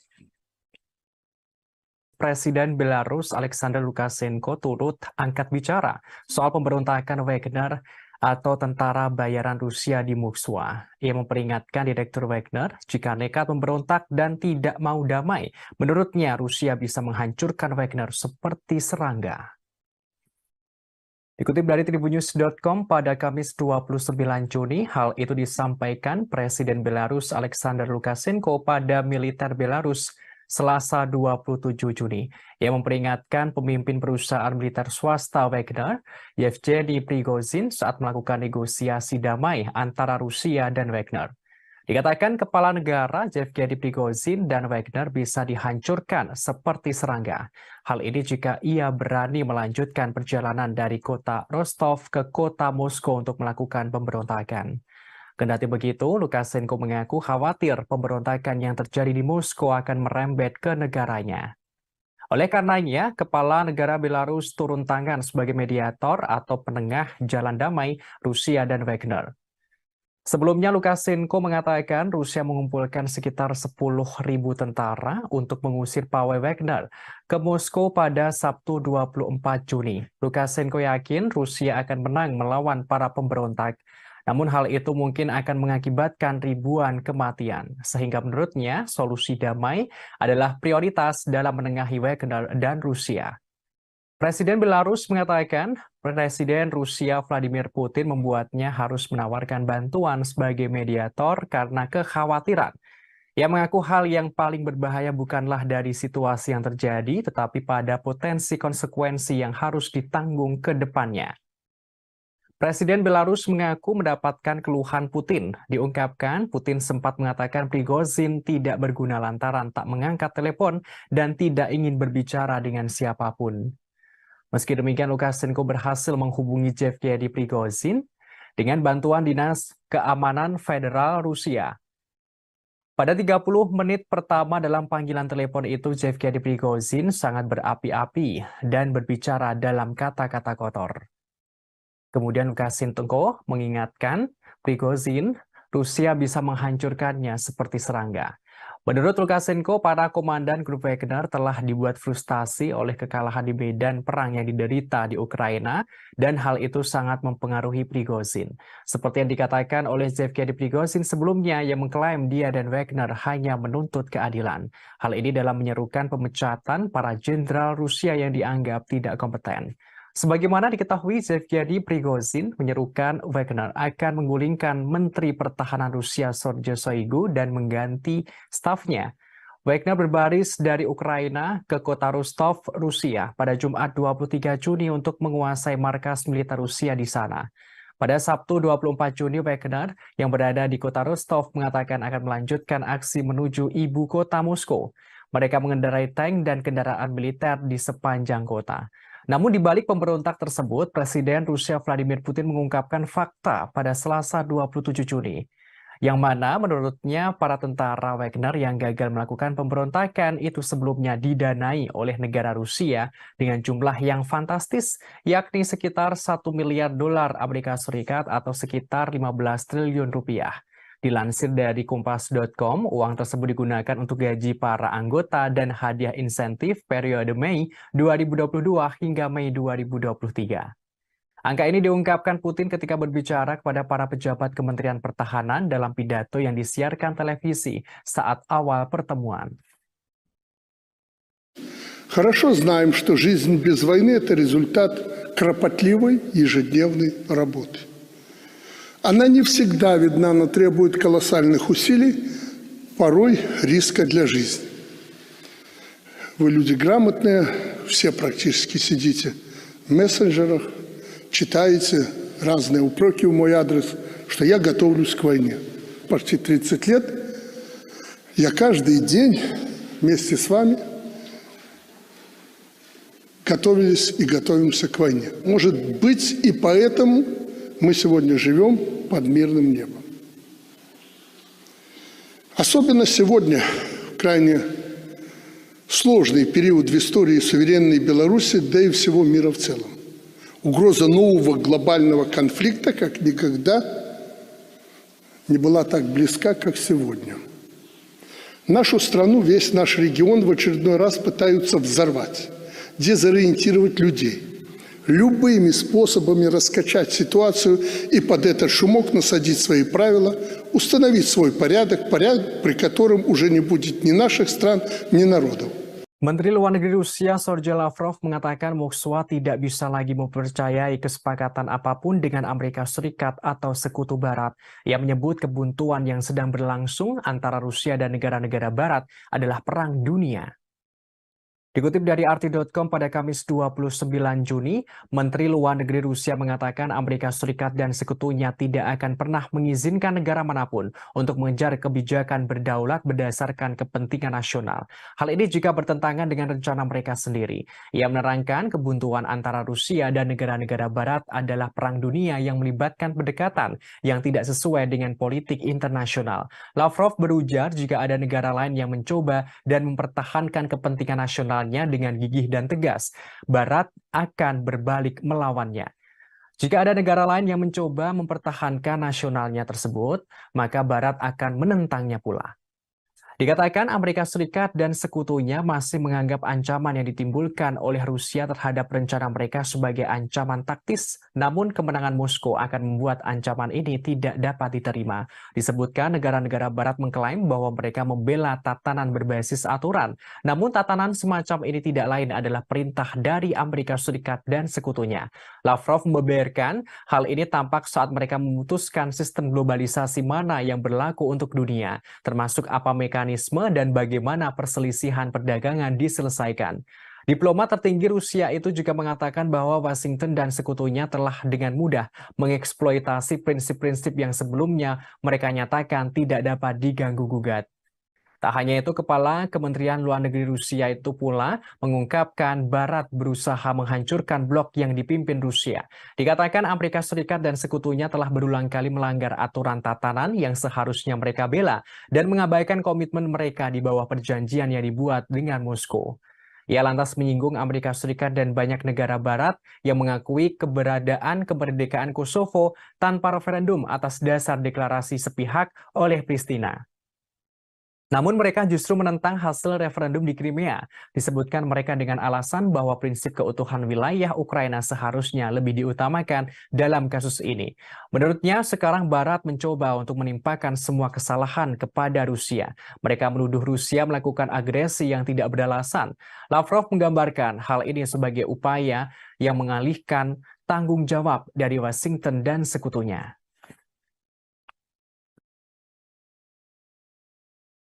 Утверждений, которые звучат, я бы сказал, даже немножко навязчиво, о том, что Соединенные Штаты никакого отношения к этому не имеют, мы их, конечно же, слышим, но помимо того, что произносится в микрофон, у нас есть информация о том, как Соединенные Штаты обеспечивают реакцию всей своей бюрократии. В частности, есть основания верить сведениям о том, что Госдепартамент, как только это началось, а может быть даже накануне, в срочном порядке дал указание всем своим загранпредставительствам никоим образом не комментировать эту ситуацию так, чтобы кто-то мог привязать ее к действиям Соединенных Штатов. И одновременно указания пошли и, по нашим данным, которым я склонен верить, пошли в Киев, чтобы украинцы не использовали эту ситуацию для организации в ближайшее время диверсий на российской территории и прочих провокаций. Я повторю еще раз, я не могу гарантировать на 100%, но это очень надежные сведения, и они похожи на правду. Да, вы упомянули о том, что прозвучали заявления, что Соединенные Штаты не вмешиваются во внутренние дела России, не планируют смену режима в России. Это сказал, по-моему, координатор по стратегическим коммуникациям господин Кирби. Но, зная послужной список Соединенных Штатов на предмет смены режимов, такое, конечно, утверждение звучит, я бы сказал, несколько искусственно на фоне всех остальных стран и территорий, где никогда Соединенные Штаты подобного не заявляли. И потом, зная о том, как до недавнего времени, еще несколько лет назад, работали здесь, в нашей стране, американские фонды, неправительственные организации, чем они занимались, как они всячески обхаживали и тренировали оппозицию. В общем, Я думаю, здесь нет нужды подробно вторгаться. Presiden Rusia Vladimir Putin angkat bicara soal pemberontakan Wagner pada Sabtu 24 Juni. Ia menandaskan setiap upaya menciptakan kerusuhan di dalam negeri Rusia pasti gagal. Dikutip dari Tribunnews.com pada Senin 26 Juni, Presiden Rusia Vladimir Putin secara terbuka membahas akhir dari pemberontakan grup Wagner. Pemberontakan tersebut sempat membuat keonaran dan kekacauan di dalam negeri. Dalam pernyataannya, kepala negara menegaskan setiap upaya kerusuhan internal pasti berujung pada kegagalan. Putin mengklaim dirinya bisa saja menghancurkan pemberontakan. Namun dengan sikap bijaksana, ia ingin menghindari pertumpahan darah di dalam negeri. Presiden Rusia tidak ingin terjadi perang saudara.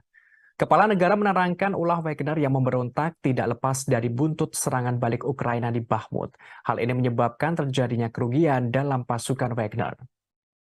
Putin mengungkapkan mereka salah perhitungan. Pidato Putin itu adalah sekilas narasi resmi yang muncul setelah pemberontakan bersenjata yang dipimpin oleh Yevgeny Prigozhin dan para militer grup Wagner. Dalam waktu kurang dari 24 jam, pejuang Wagner merebut instalasi militer di selatan Rusia yang berbasis berbaris di Moskow. Kemudian dengan tiba-tiba Prigozhin menghentikan gerakan itu, mengklaim bahwa ini semua adalah bagian dari rencana. Kremlin kemudian mengatakan sebuah kesepakatan yang tampaknya ditengahi oleh Belarus. Hasilnya, Prigozhin tidak akan menghadapi tuntutan pidana, tetapi akan diasingkan ke Belarus meskipun detailnya masih belum jelas. Namun pidato Putin itu tidak banyak menjawab seputar pemberontakan Wagner, termasuk status Putin sendiri. Prigozhin sejak itu mengatakan ia sebenarnya tidak mencoba melakukan kudeta. Sebaliknya, ia mencoba menghentikan para pejuang Wagner-nya agar tidak diserap oleh militer Rusia.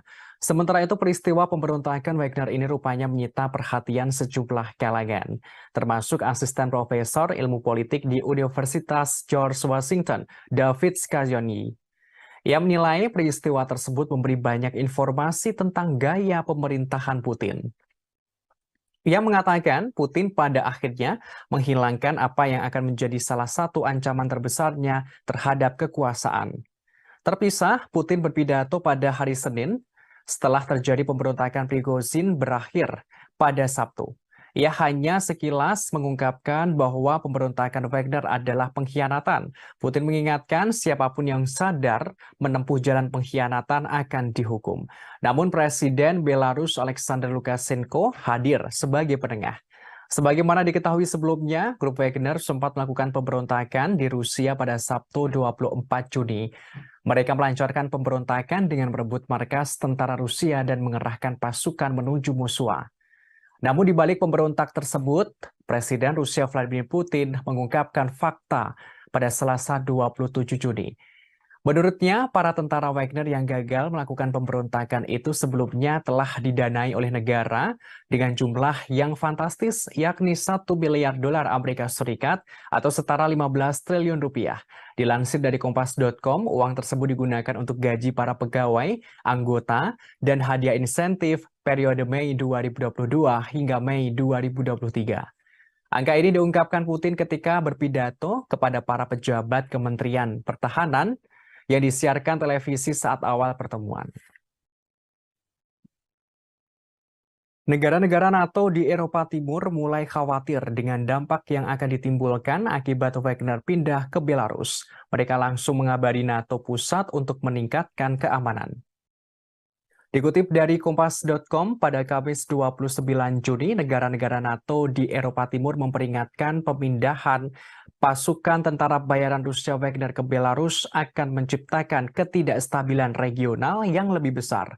Meski begitu, Sekretaris Jenderal atau Sekjen NATO, Jens Stoltenberg, mengatakan aliansi siap mempertahankan diri terhadap ancaman apapun. Sementara itu, Presiden Lituania Gitanas Nausėda mengatakan pindahnya Wagner ke Belarus untuk menyebarkan pembunuh berantai, maka negara tetangga menghadapi bahaya ketidakstabilan yang lebih besar. Di sisi yang sama, Presiden Polandia Andrzej Duda mengatakan pemindahan Wagner ke Belarus benar-benar sangat memprihatinkan. Pihaknya harus membuat keputusan yang sangat kuat. Hal ini membutuhkan jawaban yang sangat segera dari NATO. Polandia berharap ancaman yang ditimbulkan oleh pasukan Wagner akan menjadi agenda pada pertemuan puncak 31 anggota NATO di Vilnius, Lithuania pada 11 hingga 12 Juli mendatang. Bos Wagner Yevgeny Prigozhin seperti diketahui tiba di Belarus pada Selasa 27 Juni di bawah kesepakatan yang dinegosiasikan oleh Presiden Belarus Alexander Lukashenko. Hasilnya, pemberontakan tentara bayaran di Rusia pada Sabtu bisa diakhiri. Presiden Rusia Vladimir Putin mengatakan para pejuang Wagner akan ditawari pilihan untuk pindah ke sana. Mengenai hal ini, Sekjen NATO Stoltenberg mengatakan masih terlalu dini untuk mengatakan apa artinya ini bagi sekutu NATO. Ia menekankan peningkatan pertahanan sayap timur aliansi dalam beberapa tahun terakhir. Sekjen NATO menegaskan pihaknya telah meningkatkan kehadiran militer di bagian timur aliansi. Pihaknya juga akan membuat keputusan lebih lanjut. Hal ini untuk lebih memperkuat pertahanan kolektif dengan pasukan yang lebih siap dan lebih banyak kemampuan di KTT mendatang. Stoltenberg mengatakan pemberontakan itu menunjukkan bahwa perang ilegal Putin melawan Ukraina telah memperdalam perpecahan di Rusia. Ia menegaskan NATO tidak boleh meremehkan Rusia. Sekjen NATO menambahkan pihaknya terus mendukung Ukraina. Survei menunjukkan sebagian besar rakyat Amerika Serikat mendukung pemerintah untuk memasok senjata ke Ukraina melawan Rusia. Dukungan ini mengalami kenaikan dari beberapa waktu lalu. Dikutip dari RT.com pada Kamis 29 Juni, survei tersebut diterbitkan oleh Jajak Pendapat Reuters atau Ipsos pada Rabu kemarin. Sekitar 65% orang Amerika mendukung kelanjutan bantuan militer ke Ukraina. Persentase ini naik dari 46% pada Mei lalu. Dilakukan pada awal pekan ini, Jajak Pendapat menemukan dukungan bipartisan untuk mempersenjatai Ukraina. 81% dari Partai Demokrat dan 56% dari Partai Republik yang mendukung. Hasil ini mencerminkan situasi di Kongres yang mana Partai Demokrat Biden hampir bulat dalam mendukung pengiriman senjata. Sementara Partai Republik terpecah antara pendirian yang mendukung pengiriman senjata dan pro-Trump, serta sayap isolasionis yang menentang.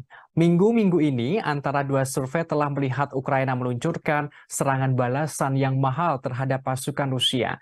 Namun, Ukraina kehilangan sekitar 13.000 tentara dan ratusan tank dan kendaraan lapis baja. Hal itu menurut Dewan Keamanan Rusia. Terlepas dari itu, mantan Duta Besar Amerika Serikat untuk Ukraina, William Taylor, mengatakan bahwa Jajak Pendapat pasti memperkuat keputusan Biden untuk mendukung semua ini. Ada kemungkinan akan meyakinkan anggota parlemen dari Partai Republik bahwa mendukung posisinya yang mapan adalah langkah yang menguntungkan secara politik.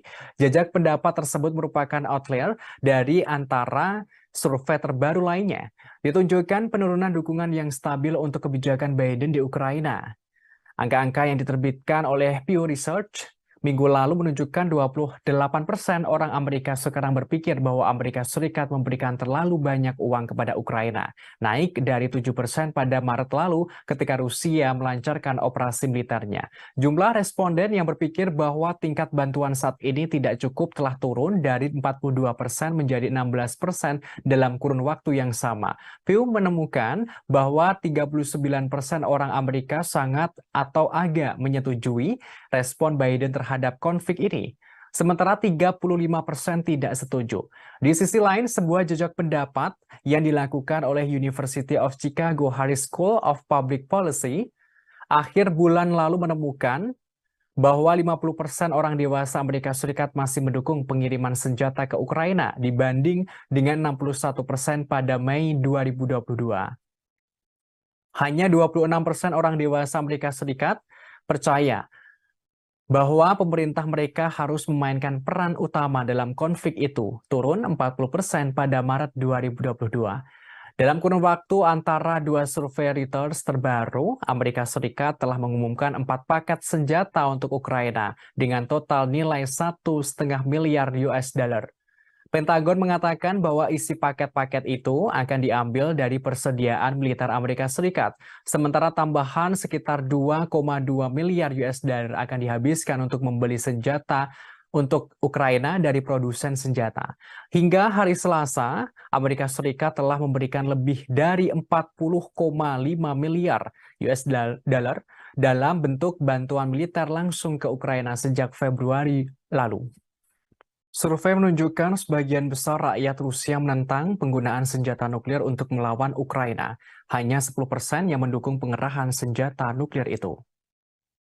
Dikutip dari RT.com pada Kamis 29 Juni, survei ini dilakukan oleh media RTVE dan lembaga jajak pendapat lapangan Rusia. Dilaporkan hampir 3/4 responden atau sekitar 74% mengatakan bahwa opsi nuklir tidak dapat diterima terlepas dari situasi di medan perang. Hanya 10% orang Rusia mengatakan penggunaan senjata nuklir dapat diterima setiap saat. Sementara 5% lainnya mengatakan langkah seperti itu hanya dapat dilakukan jika menghadapi resiko kekalahan yang nyata. Sedangkan ada sekitar 5% responden tidak memberikan jawaban yang jelas untuk pertanyaan ini. Menurut survei tersebut, tercatat golongan pria setengah baya dan orang Rusia yang lebih tua tampaknya lebih mendukung opsi nuklir. Responden dengan pendidikan tinggi dan mereka yang menganggap konflik yang sedang berlangsung sebagai ancaman potensial terhadap keamanan pribadi mereka cenderung menentangnya. Sementara itu, mayoritas warga Rusia menyatakan siap membantu pasukan Rusia yang bertempur di garis depan. Menurut survei, 61% responden mengatakan mereka siap untuk melakukannya. Hampir 40% mengatakan kepada surveyor bahwa mereka telah memberikan bantuan kepada militer setidaknya 1 kali. Hal ini melalui berbagai program bantuan dan dukungan. Hampir 30% juga mengoleksi pakaian dan berbagai barang berguna untuk para prajurit. Masalah potensi serangan nuklir sempat menjadi sorotan di Rusia. Hal ini setelah ilmuwan politik Sergei Karaganov mengangkat kemungkinan seperti dalam sebuah opini. Dalam artikel berjudul "Keputusan yang sulit tapi diperlukan", Karaganov menyatakan pendapatnya. Ia menerangkan Rusia dapat meningkatkan penggunaan senjata nuklir terhadap negara-negara Eropa yang mendukung Ukraina. Hal tersebut untuk memaksa Amerika Serikat dan sekutunya mundur dari konflik yang lebih luas dengan Rusia. Dengan demikian mencegah konflik yang lebih luas dengan Rusia, yakni Perang Nuklir Global atau Perang Dunia III. Sebagaimana diketahui pada pertengahan Juni, Presiden Rusia Vladimir Putin memperingatkan bahwa membahas masalah ini menurunkan ambang batas penggunaan senjata nuklir potensial. Di bawah doktrin resmi saat ini, Rusia hanya akan menggunakan persenjataan atomnya itu jika dihadapkan pada ancaman eksistensial. Kepala negara seraya menambahkan bahwa tidak percaya menggunakan senjata nuklir taktis hasil rendah sebagai pencegah. Kepala kelompok tentara bayaran Wagner Yevgeny Prigozhin buka suara terkait tindakan Wagner yang disebut-sebut pemberontakan. Ia menegaskan pasukannya tidak bermaksud menggulingkan atau melakukan kudeta terhadap pemerintah Putin yang sah. Prigozhin menyebut pihaknya memulai pawai karena ketidakadilan. Dikutip dari Kompas.com, hal ini disampaikan Yevgeny Prigozhin pada Senin kemarin setelah meluncurkan pemberontakan bersenjata yang gagal melawan kepemimpinan militer Rusia. Sebaliknya, ia menyebut tindakannya sebagai pawai menuju keadilan. Hal ini dipicu oleh serangan mematikan terhadap pasukan militer pribadinya yang memakai pakaian terkait militer Rusia.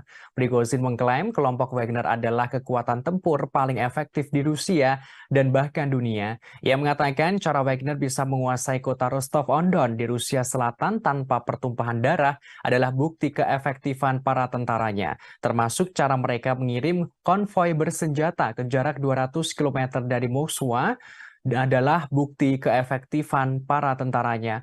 Pasukannya menghentikan pemberontakan pada 24 Juni berdasarkan kesepakatan yang ditengahi oleh Presiden Belarus Alexander Lukashenko. Prigozhin tidak memberikan rincian tentang keberadaannya saat ini atau rencananya pada masa depan. Ia terakhir tampak pada Sabtu tersenyum di belakang sebuah SUV ketika ia meninggalkan Rostov-on-Don setelah memerintahkan anak buahnya untuk mundur. Ketentuan negosiasi Kremlin dengan pendiri grup Wagner yang berusia 62 tahun itu belum diungkapkan. Sebagaimana diketahui sebelumnya, grup Wagner sempat melakukan pemberontakan di Rusia pada 24 Februari. Maksud kami 24 Juni. Mereka melancarkan pemberontakan dengan merebut markas tentara Rusia dan mengerahkan pasukan menuju Moskwa. Namun di balik pemberontakan itu, Presiden Rusia Vladimir Putin mengungkapkan fakta.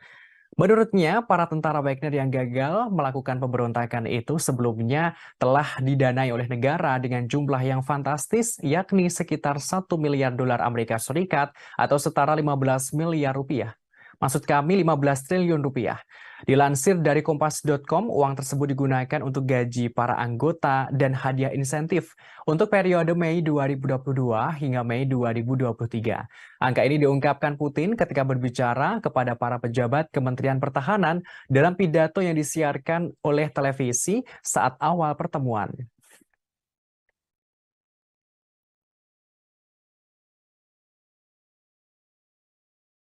Сегодня я открыл пресс-службу и получил 1000 вопросов по поводу произошедших событий.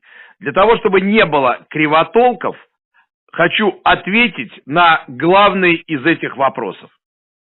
Первое. Какими были предпосылки марша справедливости 23.06.23 года? ЧВК «Вагнер» является, пожалуй, самым опытным и боеспособным подразделением в России, а возможно и в мире. Мотивированные, заряженные бойцы, которые выполняли огромное количество задач в интересах Российской Федерации и всегда только в интересах Российской Федерации, в Африке, в арабских странах и во всем мире. В последнее время это подразделение добилось хороших результатов на Украине, выполнив серьезнейшие задачи. В результате интриг, непродуманных решений. Hungaria kembali menyindir Eropa yang nekat memberikan senjata kepada Ukraina untuk melawan Rusia. Budapest memperingatkan langkah itu justru membawa Eropa mendekati bencana. Dikutip dari RT.com pada Kamis 29 Juni, hal ini disampaikan oleh Menteri Luar Negeri Hungaria, Peter Szijjártó, di Facebook pribadinya sebelum bertemu dengan Menteri Luar Negeri Uni Eropa di Luxembourg pada Senin lalu. Hungaria memperpanjang hak veto Budapest atas transfer senjata Uni Eropa ke Ukraina. Ia menerangkan sekarang sebenarnya masalah yang lebih besar dapat dicegah dan ribuan nyawa dapat diselamatkan. Namun para pemimpin benua harus keluar dari psikosis perang. Kendati begitu, hasil pertemuan di Luxembourg menunjukkan para Menteri Luar Negeri Uni Eropa memilih meningkatkan dana senjata bersama mereka untuk Ukraina dengan tambahan senilai 3,5 miliar euro atau setara 3,85 miliar US dollar. Langkah ini diambil setelah Menteri Luar Negeri Ukraina Dmytro Kuleba menyampaikan pidatonya. Tambahan dana itu diambil dari Fasilitas Perdamaian Eropa. Dana tersebut adalah dompet sekitar 5,6 miliar US. Maksud kami 5,6 miliar euro atau setara 6,08 miliar US dollar yang digunakan untuk membiayai militer asing dan mengganti biaya anggotanya yang mengirim senjata ke konflik asing. Sebelum konflik di Ukraina, Fasilitas Perdamaian Eropa hanya digunakan untuk memasok peralatan tidak mematikan ke Georgia, Mali, Moldova, Mozambik, dan Ukraina dengan total kurang dari 125 juta US dollar. Menanggapi pilihan tersebut, Menteri Luar Negeri Hungaria mempertahankan hak vetonya pada tahap senjata terbaru senilai 500 juta euro atau setara 546 juta US dollar dari dana tersebut untuk 1 bulan lagi. Budapest saat ini memblokir transfer senjata Uni Eropa ke Ukraina. Hal ini karena Ukraina memasukkan daftar hitam perusahaan Hungaria yang melakukan bisnis di Rusia. Menteri Luar Negeri dan Perdana Menteri Hungaria, Viktor Orbán, telah berulang kali menyerukan gencatan senjata dan kesepakatan damai di Ukraina. Hungaria bersikeras bahwa sanksi anti-Rusia lebih merugikan Eropa daripada merugikan Rusia. Dalam wawancara dengan media Inggris pada Selasa, Orbán mengatakan bahwa gagasan kemenangan Ukraina di medan perang adalah mustahil. Ia mengatakan bahwa tanpa gencatan senjata segera, Ukraina akan kehilangan sejumlah besar kekayaan dan banyak nyawa, termasuk kehancuran yang tidak terbayangkan akan terjadi. Ia secara terang-terangan mengungkapkan Ukraina bukan lagi negara berdaulat. Disebutkan, Ukraina tidak punya anggaran dan tidak memiliki senjata. Ukraina hanya bisa melawan karena didukung oleh Barat. Я только что по приказу руководства Министерства обороны Jenderal Top Rusia Sergei Surovikin ditangkap setelah sebelumnya dilaporkan menghilang sejak Sabtu 24 Juni 2023. Jenderal itu diduga terlibat pemberontakan yang dilakukan grup Wagner pimpinan Yevgeny Prigozhin beberapa waktu lalu. Dari informasi yang didapat, Sergei Surovikin saat ini diduga telah ditahan di pusat penahanan Lefortovo, Moskow. Ia sebelumnya dinilai telah mengetahui rencana pembelotan grup Wagner.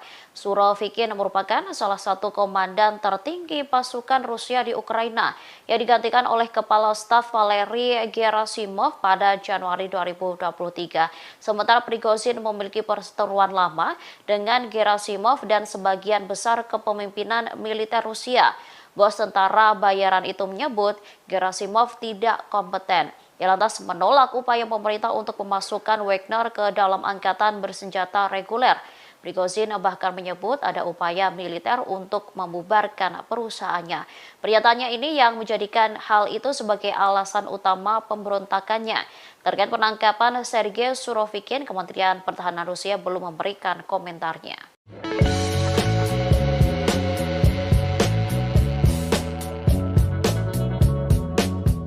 Kepala NATO mengeluarkan peringatan setelah pemberontakan Wagner tidak seharusnya meremehkan Rusia.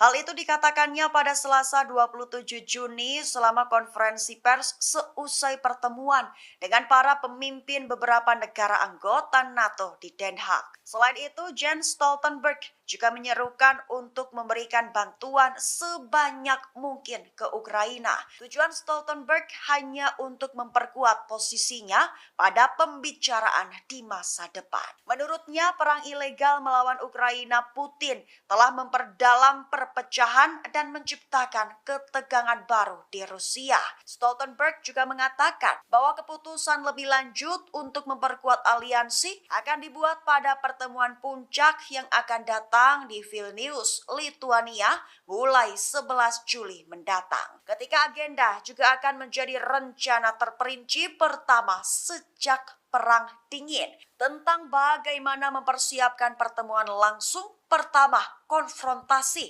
antara NATO dan Moskow.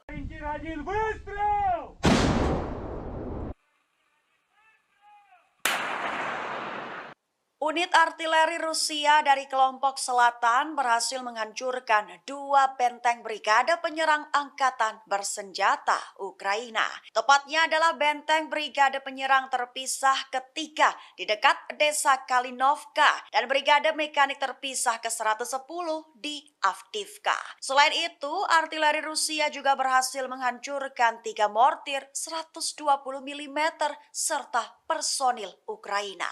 Hal itu dikatakan oleh Vadim Astaviev, Kepala Pusat Pers Kelompok Selatan Rusia pada Kamis 29 Juni 2023. Selain serangan di 2 benteng tersebut, awak sistem penyembur api berat Sons Sepek juga menyerang akumulasi tenaga musuh di garis depan, tepatnya di daerah Malaya Kalinovka. Penyerangan itu dilakukan dari unit perlindungan radiasi, kimia, dan biologis Distrik Militer Selatan Rusia.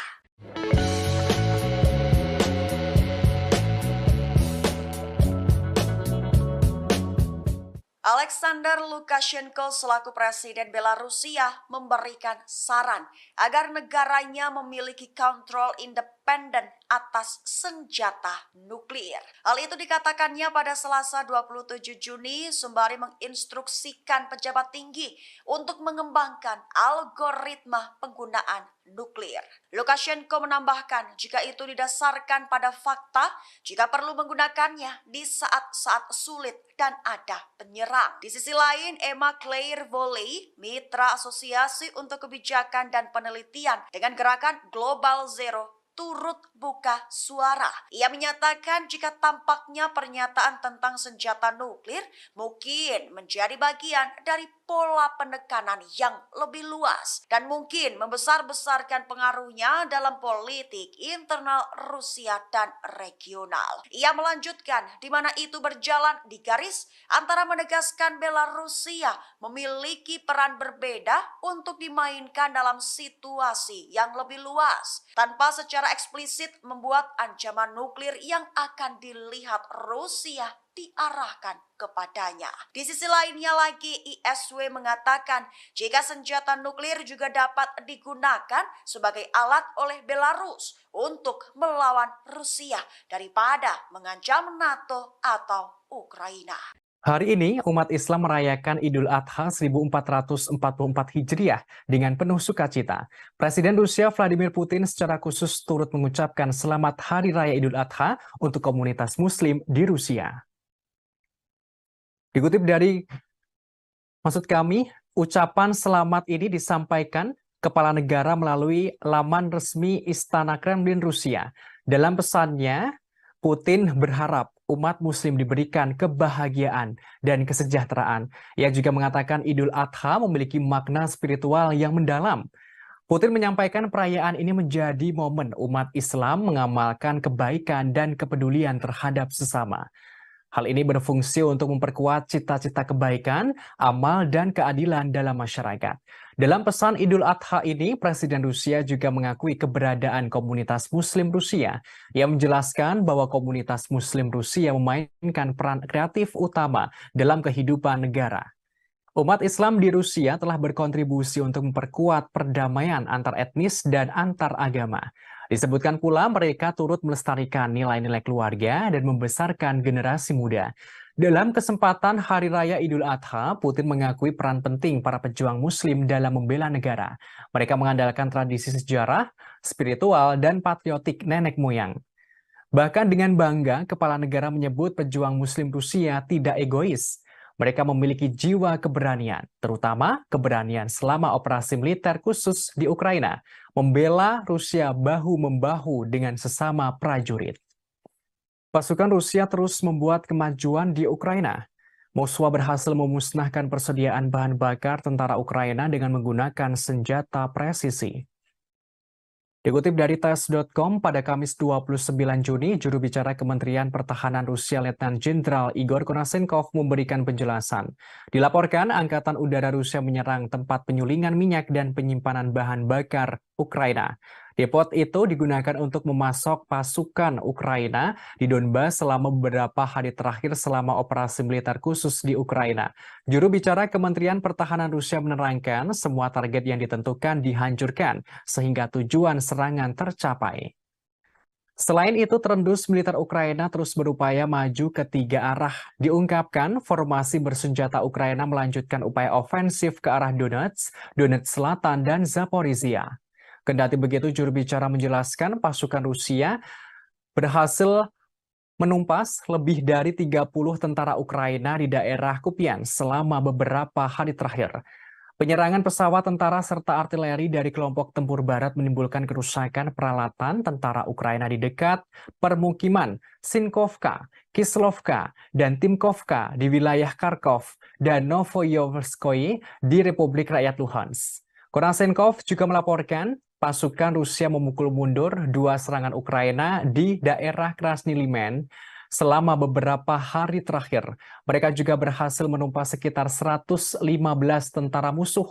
Pasukan Rusia juga menggagalkan aktivitas dua kelompok subversif atau pengintaian Ukraina di kawasan hutan Serebiensky. Tak hanya itu, pasukan Rusia menghalau 5 serangan Ukraina di daerah Donetsk selama beberapa hari terakhir. Pasukan Rusia juga berhasil memukul mundur 5 serangan Ukraina di daerah Donetsk. Dilaporkan pula serangan pesawat operasional atau taktis dari tentara, artileri, serta tembakan penyembur api menghancurkan lebih dari 240 personel Ukraina. Selama pertempuran, pasukan Rusia juga menghancurkan 2 kendaraan tempur lapis baja Ukraina, 2 truk pick-up, dan senjata artileri self-propelled Krep buatan Polandia. Presiden Rusia Vladimir Putin percaya bahwa rakyatnya mendukung pemerintah. Ketidakraguan Putin ini sebagai respons saat terjadi pemberontakan Wagner di dalam negeri. Dikutip dari RI.ru pada Kamis 29 Juni, Putin tidak meragukan reaksi rakyat Rusia dan dukungan atas keputusan yang diambil oleh pemerintah. Hal ini terkait sikap pemerintah Rusia menghadapi pemberontakan dan pengkhianatan Wagner. Presiden Putin merespons pernyataan Kepala Dagestan, Sergei Melikov. Diketahui Kepala Daerah Dagestan mengatakan bahwa semua orang di Republik ini mendukung tindakan pemerintah selama percobaan pemberontakan. Kepala daerah menandaskan tidak ada satu orang pun di Dagestan yang tidak menyatakan dukungannya setelah pidato Putin kepada rakyat. Melikov meyakinkan bahwa Republik akan terus mendukung semua keputusan yang diambil oleh Presiden Rusia. Sebagaimana diketahui pada 23 Juni, pasukan Wagner menguasai markas besar distrik militer selatan di Rostov-on-Don. Hal ini terjadi dengan klaim Yevgeny Prigozhin yang mengatakan bahwa tentara Rusia telah melakukan serangan rudal dan pengeboman ke kem-kem belakang perusahaan militer swasta tersebut. Ucapannya itu langsung dibantah oleh Kementerian Pertahanan Rusia dan Dinas Keamanan Federal Rusia. Kemudian sebuah kasus kriminal dibuka terhadap Prigozhin karena mengorganisir pemberontakan bersenjata. Presiden Putin menggambarkan tindakan para pemberontak sebagai pertaruhan kriminal, tikaman dari belakang terhadap Rusia, dan pengkhianatan yang dipimpin oleh ambisi yang terlalu tinggi dan kepentingan pribadi. Namun, Presiden Belarus Alexander Lukashenko hadir sebagai penengah yang meredakan situasi antara pihak Rusia dan Wagner. Lukashenko tidak merinci negosiasi khusus atas kesepakatan yang mereka capai yang membuat Prigozhin dipindah ke Belarus, termasuk pencabutan kasus pidana terhadap Prigozhin dan para pejuangnya. Diketahui pejuang Wagner diberi pilihan untuk bergabung di Belarus atau dimasukkan ke dalam militer Rusia. Lukashenko menyebutkan mungkin perlu waktu bagi pasukan Wagner yang memilih untuk tidak menandatangani kontrak dengan Kementerian Pertahanan Rusia untuk melakukan perjalanan ke Belarus. Ia juga mengatakan kepada Menteri Pertahanannya untuk mempertimbangkan gagasan merekrut beberapa dari pasukan Wagner untuk bergabung ke Angkatan Darat Belarus.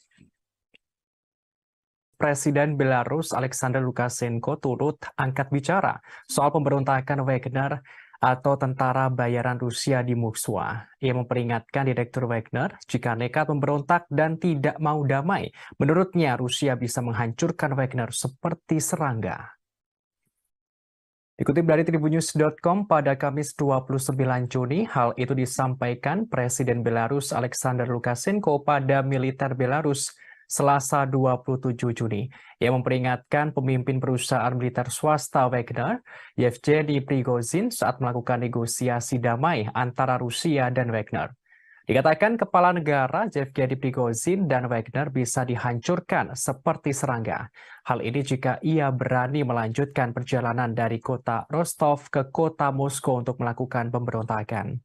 Kendati begitu, Lukashenko mengaku khawatir pemberontakan yang terjadi di Moskow akan merembet ke negaranya. Oleh karenanya, Kepala Negara Belarus turun tangan sebagai mediator atau penengah jalan damai Rusia dan Wagner. Sebelumnya, Lukashenko mengatakan Rusia mengumpulkan sekitar 10.000 tentara untuk mengusir pawai Wagner ke Moskow pada Sabtu 24 Juni. Lukashenko yakin Rusia akan menang melawan para pemberontak. Namun hal itu mungkin akan mengakibatkan ribuan kematian, sehingga menurutnya solusi damai adalah prioritas dalam menengahi Wagner dan Rusia. Presiden Belarus mengatakan Presiden Rusia Vladimir Putin membuatnya harus menawarkan bantuan sebagai mediator karena kekhawatiran. Ia mengaku hal yang paling berbahaya bukanlah dari situasi yang terjadi, tetapi pada potensi konsekuensi yang harus ditanggung ke depannya. Presiden Belarus mengaku mendapatkan keluhan Putin. Diungkapkan, Putin sempat mengatakan Prigozhin tidak berguna lantaran tak mengangkat telepon dan tidak ingin berbicara dengan siapapun. Meski demikian, Lukashenko berhasil menghubungi Yevgeny Prigozhin dengan bantuan Dinas Keamanan Federal Rusia. Pada 30 menit pertama dalam panggilan telepon itu, Yevgeny Prigozhin sangat berapi-api dan berbicara dalam kata-kata kotor. Kemudian Lukashenko mengingatkan Prigozhin, Rusia bisa menghancurkannya seperti serangga. Menurut Lukashenko, para komandan grup Wagner telah dibuat frustasi oleh kekalahan di medan perang yang diderita di Ukraina, dan hal itu sangat mempengaruhi Prigozhin. Seperti yang dikatakan oleh Yevgeny Prigozhin sebelumnya yang mengklaim dia dan Wagner hanya menuntut keadilan. Hal ini dalam menyerukan pemecatan para jenderal Rusia yang dianggap tidak kompeten. Sebagaimana diketahui, Yevgeny Prigozhin menyerukan Wagner akan menggulingkan Menteri Pertahanan Rusia Sergei Shoigu dan mengganti stafnya. Wagner berbaris dari Ukraina ke kota Rostov, Rusia pada Jumat 23 Juni untuk menguasai markas militer Rusia di sana. Pada Sabtu 24 Juni, Wagner yang berada di kota Rostov mengatakan akan melanjutkan aksi menuju ibu kota Moskow. Mereka mengendarai tank dan kendaraan militer di sepanjang kota. Namun di balik pemberontak tersebut, Presiden Rusia Vladimir Putin mengungkapkan fakta pada Selasa 27 Juni, yang mana menurutnya para tentara Wagner yang gagal melakukan pemberontakan itu sebelumnya didanai oleh negara Rusia dengan jumlah yang fantastis, yakni sekitar 1 miliar dolar Amerika Serikat atau sekitar 15 triliun rupiah.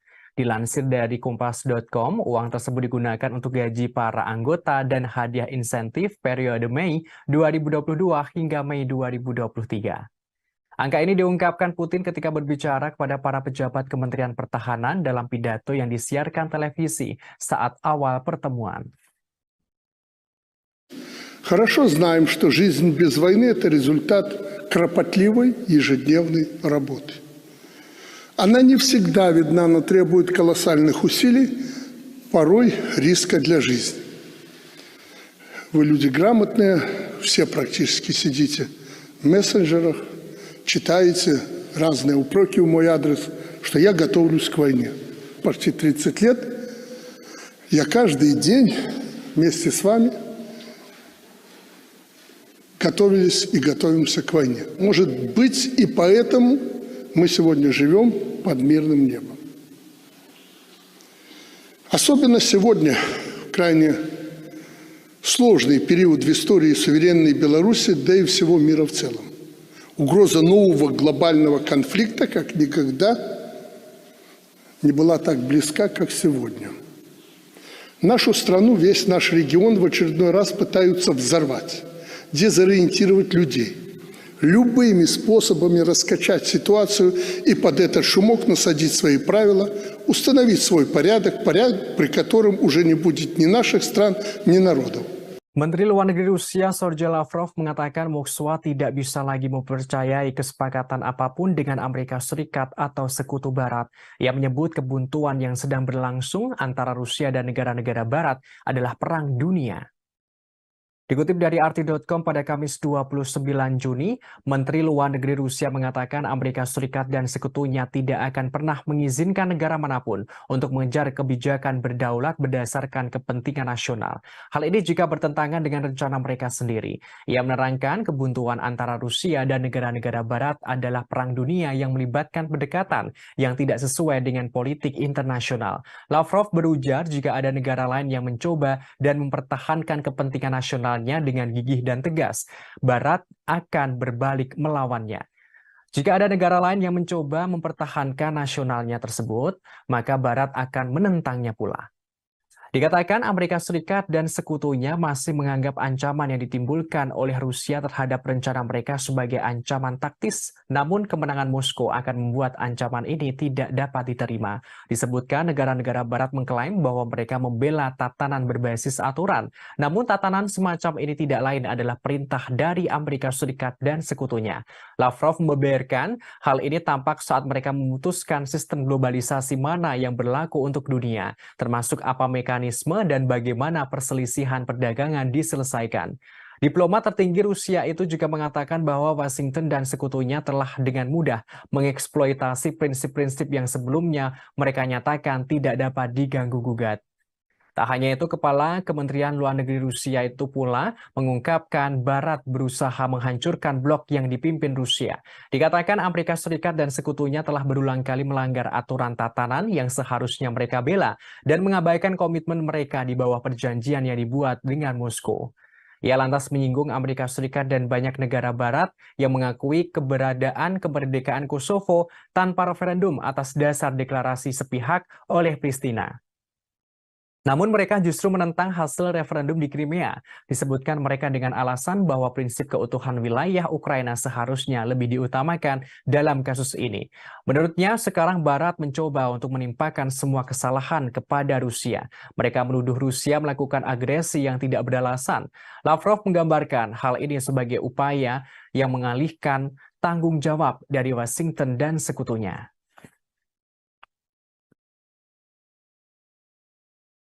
Утверждений, которые звучат, я бы сказал, даже немножко навязчиво, о том, что Соединенные Штаты никакого отношения к этому не имеют, мы их, конечно же, слышим, но помимо того, что произносится в микрофон, у нас есть информация о том, как Соединенные Штаты обеспечивают реакцию всей своей бюрократии.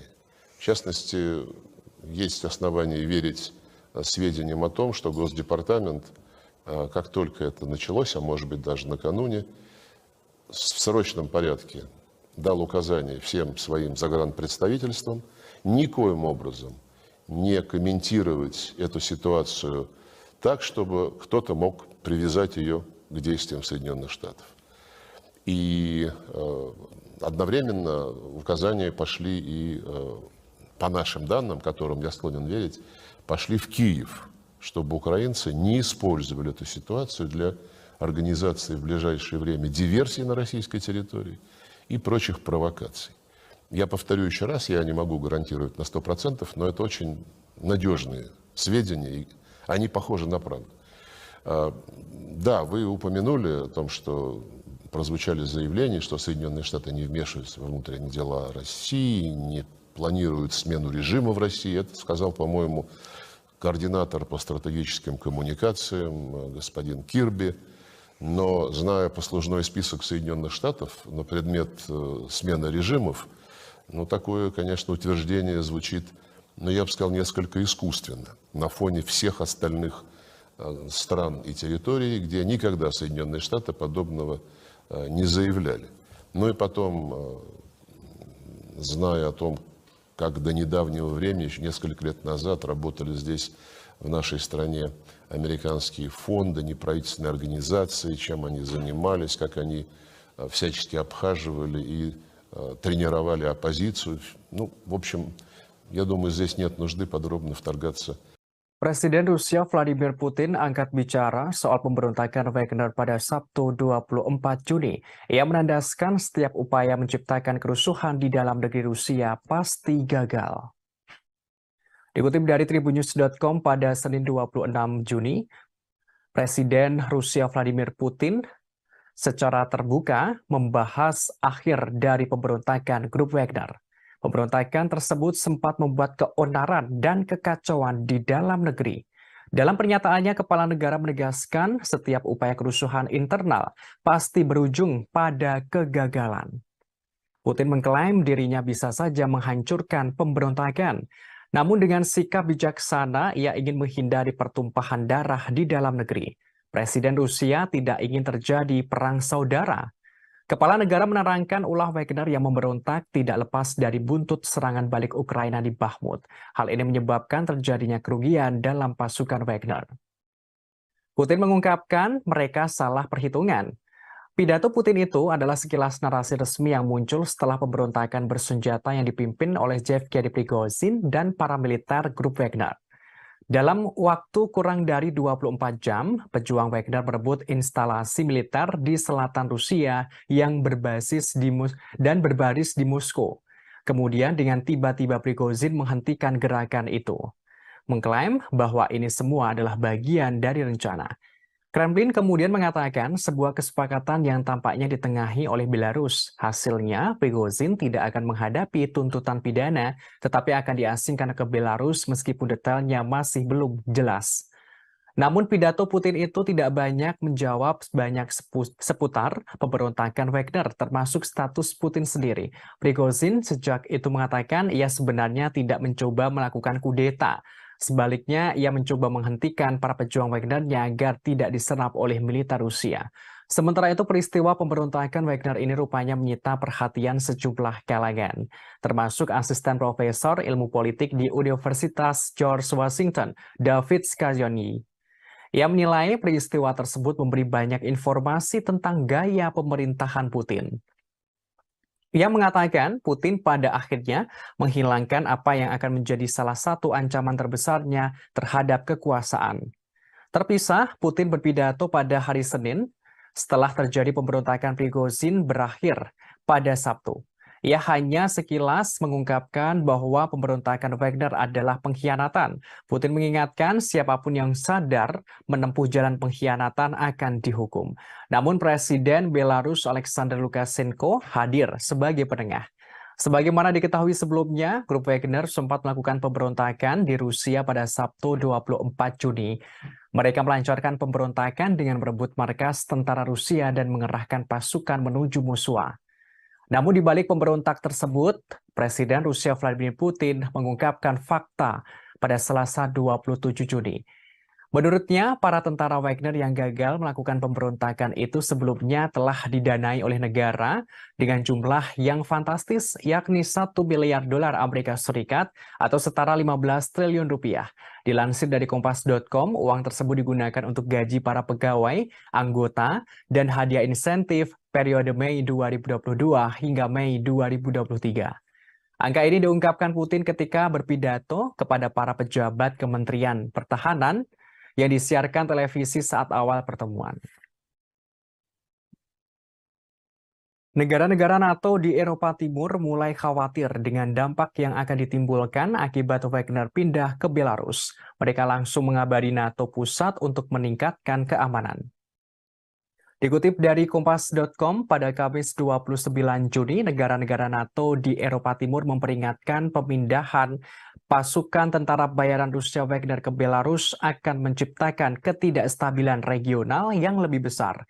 Meski begitu, Sekretaris Jenderal atau Sekjen NATO, Jens Stoltenberg, mengatakan aliansi siap mempertahankan diri terhadap ancaman apapun.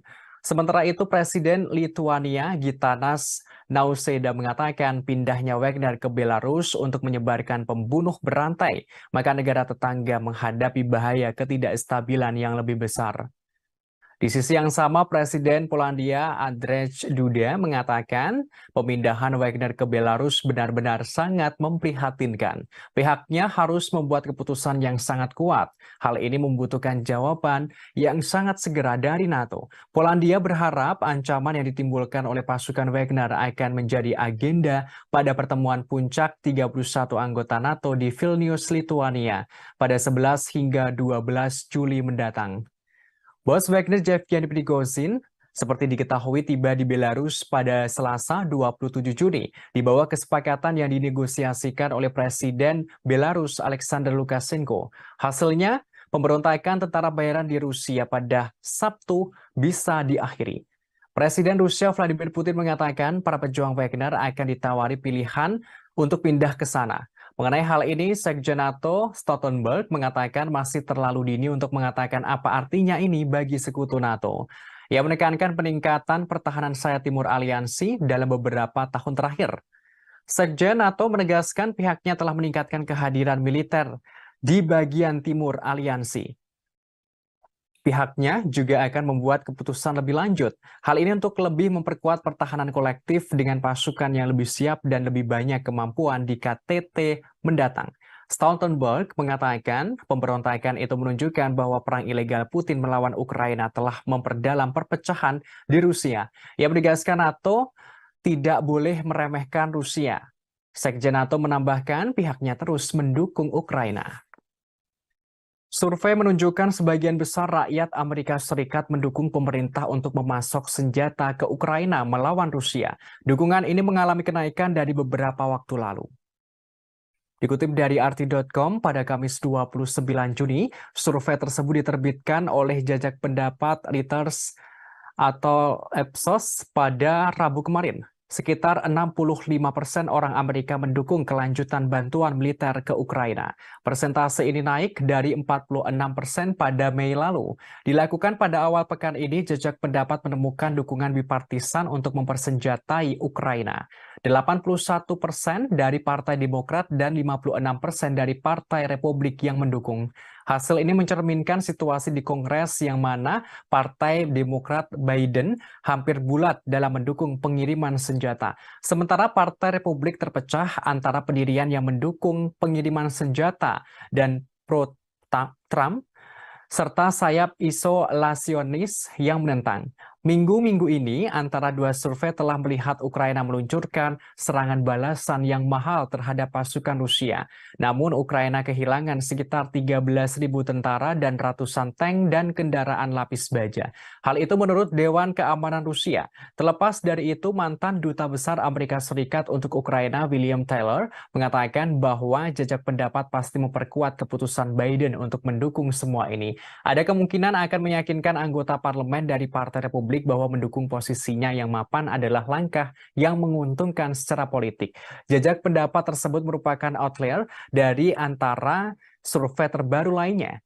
Ditunjukkan penurunan dukungan yang stabil untuk kebijakan Biden di Ukraina. Angka-angka yang diterbitkan oleh Pew Research minggu lalu menunjukkan 28% orang Amerika sekarang berpikir bahwa Amerika Serikat memberikan terlalu banyak uang kepada Ukraina, naik dari 7% pada Maret lalu ketika Rusia melancarkan operasi militernya. Jumlah responden yang berpikir bahwa tingkat bantuan saat ini tidak cukup telah turun dari 42% menjadi 16% dalam kurun waktu yang sama. Pew menemukan bahwa 39% orang Amerika sangat atau agak menyetujui respon Biden terhadap konflik ini. Sementara 35% tidak setuju. Di sisi lain, sebuah jejak pendapat yang dilakukan oleh University of Chicago Harris School of Public Policy akhir bulan lalu menemukan bahwa 50% orang dewasa Amerika Serikat masih mendukung pengiriman senjata ke Ukraina dibanding dengan 61% pada Mei 2022. Hanya 26% orang dewasa Amerika Serikat percaya bahwa pemerintah mereka harus memainkan peran utama dalam konflik itu, turun 40% pada Maret 2022. Dalam kurun waktu antara dua survei Reuters terbaru, Amerika Serikat telah mengumumkan 4 paket senjata untuk Ukraina dengan total nilai 1,5 miliar US dollar. Pentagon mengatakan bahwa isi paket-paket itu akan diambil dari persediaan militer Amerika Serikat, sementara tambahan sekitar 2,2 miliar US dollar akan dihabiskan untuk membeli senjata untuk Ukraina dari produsen senjata. Hingga hari Selasa, Amerika Serikat telah memberikan lebih dari 40,5 miliar US dollar dalam bentuk bantuan militer langsung ke Ukraina sejak Februari lalu. Survei menunjukkan sebagian besar rakyat Rusia menentang penggunaan senjata nuklir untuk melawan Ukraina. Hanya 10% yang mendukung pengerahan senjata nuklir itu. Dikutip dari RT.com pada Kamis 29 Juni, survei ini dilakukan oleh media RTVE dan lembaga jejak pendapat lapangan Rusia. Dilaporkan hampir 3/4 responden atau sekitar 74% mengatakan bahwa opsi nuklir tidak dapat diterima terlepas dari situasi di medan perang. Hanya 10% orang Rusia mengatakan penggunaan senjata nuklir dapat diterima setiap saat. Sementara 5% lainnya mengatakan langkah seperti itu hanya dapat dilakukan jika menghadapi resiko kekalahan yang nyata. Sedangkan ada sekitar 5% responden tidak memberikan jawaban yang jelas untuk pertanyaan ini. Menurut survei tersebut, tercatat golongan pria setengah baya dan orang Rusia yang lebih tua tampaknya lebih mendukung opsi nuklir. Responden dengan pendidikan tinggi dan mereka yang menganggap konflik yang sedang berlangsung sebagai ancaman potensial terhadap keamanan pribadi mereka cenderung menentangnya. Sementara itu, mayoritas warga Rusia menyatakan siap membantu pasukan Rusia yang bertempur di garis depan. Menurut survei, 61% responden mengatakan mereka siap untuk melakukannya. Hampir 40% mengatakan kepada surveyor bahwa mereka telah memberikan bantuan kepada militer setidaknya 1 kali. Hal ini melalui berbagai program bantuan dan dukungan. Hampir 30% juga mengoleksi pakaian dan berbagai barang berguna untuk para prajurit. Masalah potensi serangan nuklir sempat menjadi sorotan di Rusia. Hal ini setelah ilmuwan politik Sergei Karaganov mengangkat kemungkinan seperti dalam sebuah opini. Dalam artikel berjudul keputusan yang sulit tapi diperlukan, Karaganov menyatakan pendapatnya. Ia menerangkan Rusia dapat meningkatkan penggunaan senjata nuklir terhadap negara-negara Eropa yang mendukung Ukraina. Hal tersebut untuk memaksa Amerika Serikat dan sekutunya mundur dari konflik yang lebih luas dengan Rusia. Dengan demikian mencegah konflik yang lebih luas dengan Rusia, yakni Perang Nuklir Global atau Perang Dunia III. Sebagaimana diketahui pada pertengahan Juni, Presiden Rusia Vladimir Putin memperingatkan bahwa membahas masalah ini menurunkan ambang batas penggunaan senjata nuklir potensial. Di bawah doktrin resmi saat ini, Rusia hanya akan menggunakan persenjataan atomnya itu jika dihadapkan pada ancaman eksistensial. Kepala negara seraya menambahkan bahwa tidak percaya menggunakan senjata nuklir taktis hasil rendah sebagai pencegah. Kepala kelompok tentara bayaran Wagner Yevgeny Prigozhin buka suara terkait tindakan Wagner yang disebut-sebut pemberontakan. Ia menegaskan pasukannya tidak bermaksud menggulingkan atau melakukan kudeta terhadap pemerintah Putin yang sah. Prigozhin menyebut pihaknya memulai pawai karena ketidakadilan. Dikutip dari Kompas.com, hal ini disampaikan Yevgeny Prigozhin pada Senin kemarin setelah meluncurkan pemberontakan bersenjata yang gagal melawan kepemimpinan militer Rusia. Sebaliknya, ia menyebut tindakannya sebagai pawai menuju keadilan. Hal ini dipicu oleh serangan mematikan terhadap pasukan militer pribadinya yang memakai pakaian terkait militer Rusia. Prigozhin mengklaim kelompok Wagner adalah kekuatan tempur paling efektif di Rusia dan bahkan dunia. Ia mengatakan cara Wagner bisa menguasai kota Rostov-on-Don di Rusia Selatan tanpa pertumpahan darah adalah bukti keefektifan para tentaranya, termasuk cara mereka mengirim konvoi bersenjata ke jarak 200 km dari Moskwa adalah bukti keefektifan para tentaranya. Pasukannya menghentikan pemberontakan pada 24 Juni berdasarkan kesepakatan yang ditengahi oleh Presiden Belarus Alexander Lukashenko. Prigozhin tidak memberikan rincian tentang keberadaannya saat ini atau rencananya pada masa depan. Ia terakhir tampak pada Sabtu tersenyum di belakang sebuah SUV ketika ia meninggalkan Rostov-on-Don setelah memerintahkan anak buahnya untuk mundur. Ketentuan negosiasi Kremlin dengan pendiri grup Wagner yang berusia 62 tahun itu belum diungkapkan. Sebagaimana diketahui sebelumnya, grup Wagner sempat melakukan pemberontakan di Rusia pada 24 Februari. Maksud kami 24 Juni. Mereka melancarkan pemberontakan dengan merebut markas tentara Rusia dan mengerahkan pasukan menuju Moskwa. Namun di balik pemberontakan itu, Presiden Rusia Vladimir Putin mengungkapkan fakta.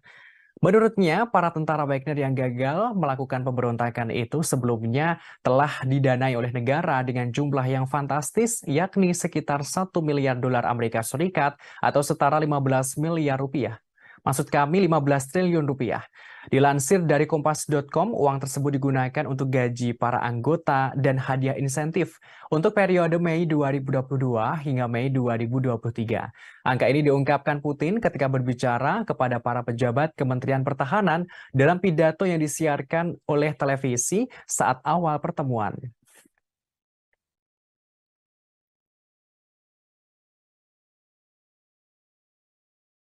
Сегодня я открыл пресс-службу и получил 1000 вопросов по поводу произошедших событий.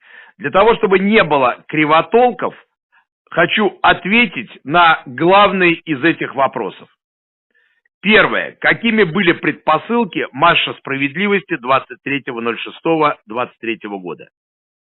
ЧВК «Вагнер» является, пожалуй, самым опытным и боеспособным подразделением в России, а возможно и в мире.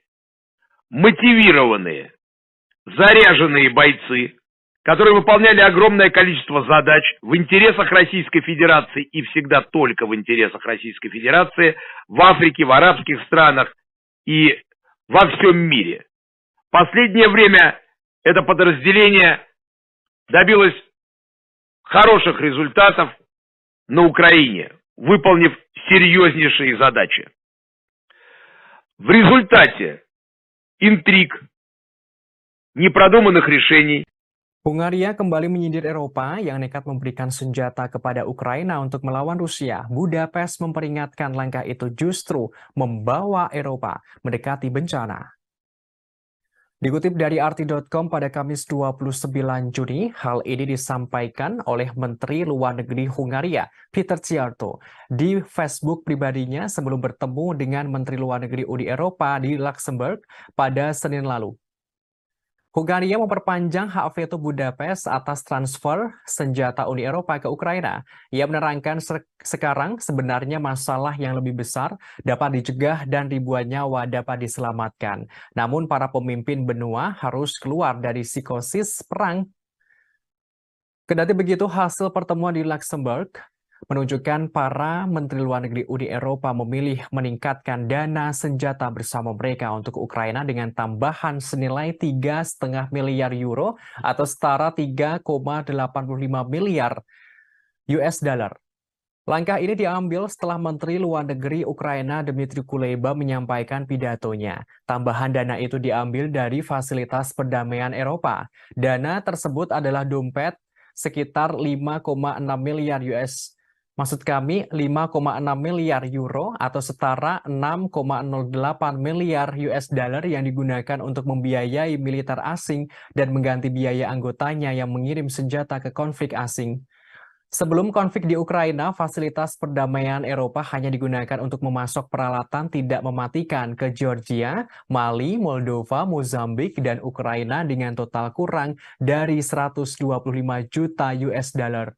Menanggapi pilihan tersebut, Menteri Luar Negeri Hungaria mempertahankan hak vetonya pada tahap senjata terbaru senilai 500 juta euro atau setara 546 juta US dollar dari dana tersebut untuk 1 bulan lagi. Budapest saat ini memblokir transfer senjata Uni Eropa ke Ukraina. Hal ini karena Ukraina memasukkan daftar hitam perusahaan Hungaria yang melakukan bisnis di Rusia. Menteri Luar Negeri dan Perdana Menteri Hungaria, Viktor Orban, telah berulang kali menyerukan gencatan senjata dan kesepakatan damai di Ukraina. Hungaria bersikeras bahwa sanksi anti-Rusia lebih merugikan Eropa daripada merugikan Rusia. Dalam wawancara dengan media Inggris pada Selasa, Orban mengatakan bahwa gagasan kemenangan Ukraina di medan perang adalah mustahil. Ia mengatakan bahwa tanpa gencatan senjata segera, Ukraina akan kehilangan sejumlah besar kekayaan dan banyak nyawa, termasuk kehancuran yang tidak terbayangkan akan terjadi. Ia secara terang-terangan mengungkapkan Ukraina bukan lagi negara berdaulat. Disebutkan Ukraina tidak punya anggaran dan tidak memiliki senjata. Ukraina hanya bisa melawan karena didukung oleh Barat. Я только что по приказу руководства Министерства обороны Jenderal Top Rusia Sergei Surovikin ditangkap setelah sebelumnya dilaporkan menghilang sejak Sabtu 24 Juni 2023. Jenderal itu diduga terlibat pemberontakan yang dilakukan grup Wagner pimpinan Yevgeny Prigozhin beberapa waktu lalu. Dari informasi yang didapat, Sergei Surovikin saat ini diduga telah ditahan di pusat penahanan Lefortovo, Moskow. Ia sebelumnya dinilai telah mengetahui rencana pembelotan grup Wagner. Surovikin merupakan salah satu komandan tertinggi pasukan Rusia di Ukraina yang digantikan oleh Kepala Staf Valery Gerasimov pada Januari 2023. Sementara Prigozhin memiliki perseteruan lama dengan Gerasimov dan sebagian besar kepemimpinan militer Rusia. Bos tentara bayaran itu menyebut Gerasimov tidak kompeten. Ia lantas menolak upaya pemerintah untuk memasukkan Wagner ke dalam angkatan bersenjata reguler. Prigozhin bahkan menyebut ada upaya militer untuk membubarkan perusahaannya. Pernyataannya ini yang menjadikan hal itu sebagai alasan utama pemberontakannya. Terkait penangkapan Sergei Surovikin, Kementerian Pertahanan Rusia belum memberikan komentarnya.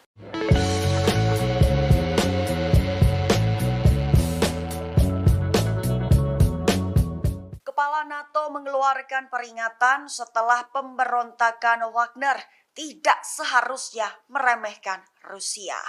Hal itu dikatakannya pada Selasa 27 Juni selama konferensi pers seusai pertemuan dengan para pemimpin beberapa negara anggota NATO di Den Haag. Selain itu, Jens Stoltenberg juga menyerukan untuk memberikan bantuan sebanyak mungkin ke Ukraina.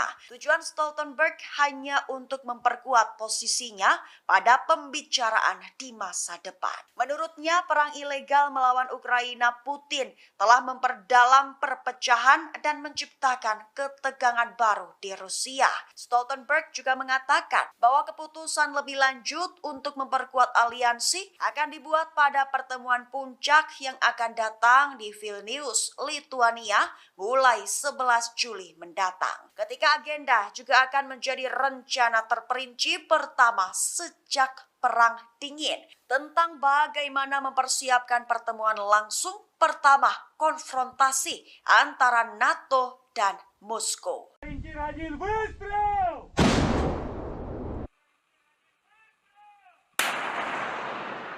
Unit artileri Rusia dari kelompok selatan berhasil menghancurkan 2 benteng brigade penyerang angkatan bersenjata Ukraina. Tepatnya adalah benteng brigade penyerang terpisah ketiga di dekat desa Kalinovka dan brigade mekanik terpisah ke-110 di Avdiivka. Selain itu, artileri Rusia juga berhasil menghancurkan 3 mortir 120 mm serta personil Ukraina. Hal itu dikatakan oleh Vadim Astaviev, Kepala Pusat Pers Kelompok Selatan Rusia pada Kamis 29 Juni 2023. Selain serangan di 2 benteng tersebut, awak sistem penyembur api berat Sons Sepek juga menyerang akumulasi tenaga musuh di garis depan, tepatnya di daerah Malaya Kalinovka. Penyerangan itu dilakukan dari unit perlindungan radiasi, kimia, dan biologis Distrik Militer Selatan Rusia.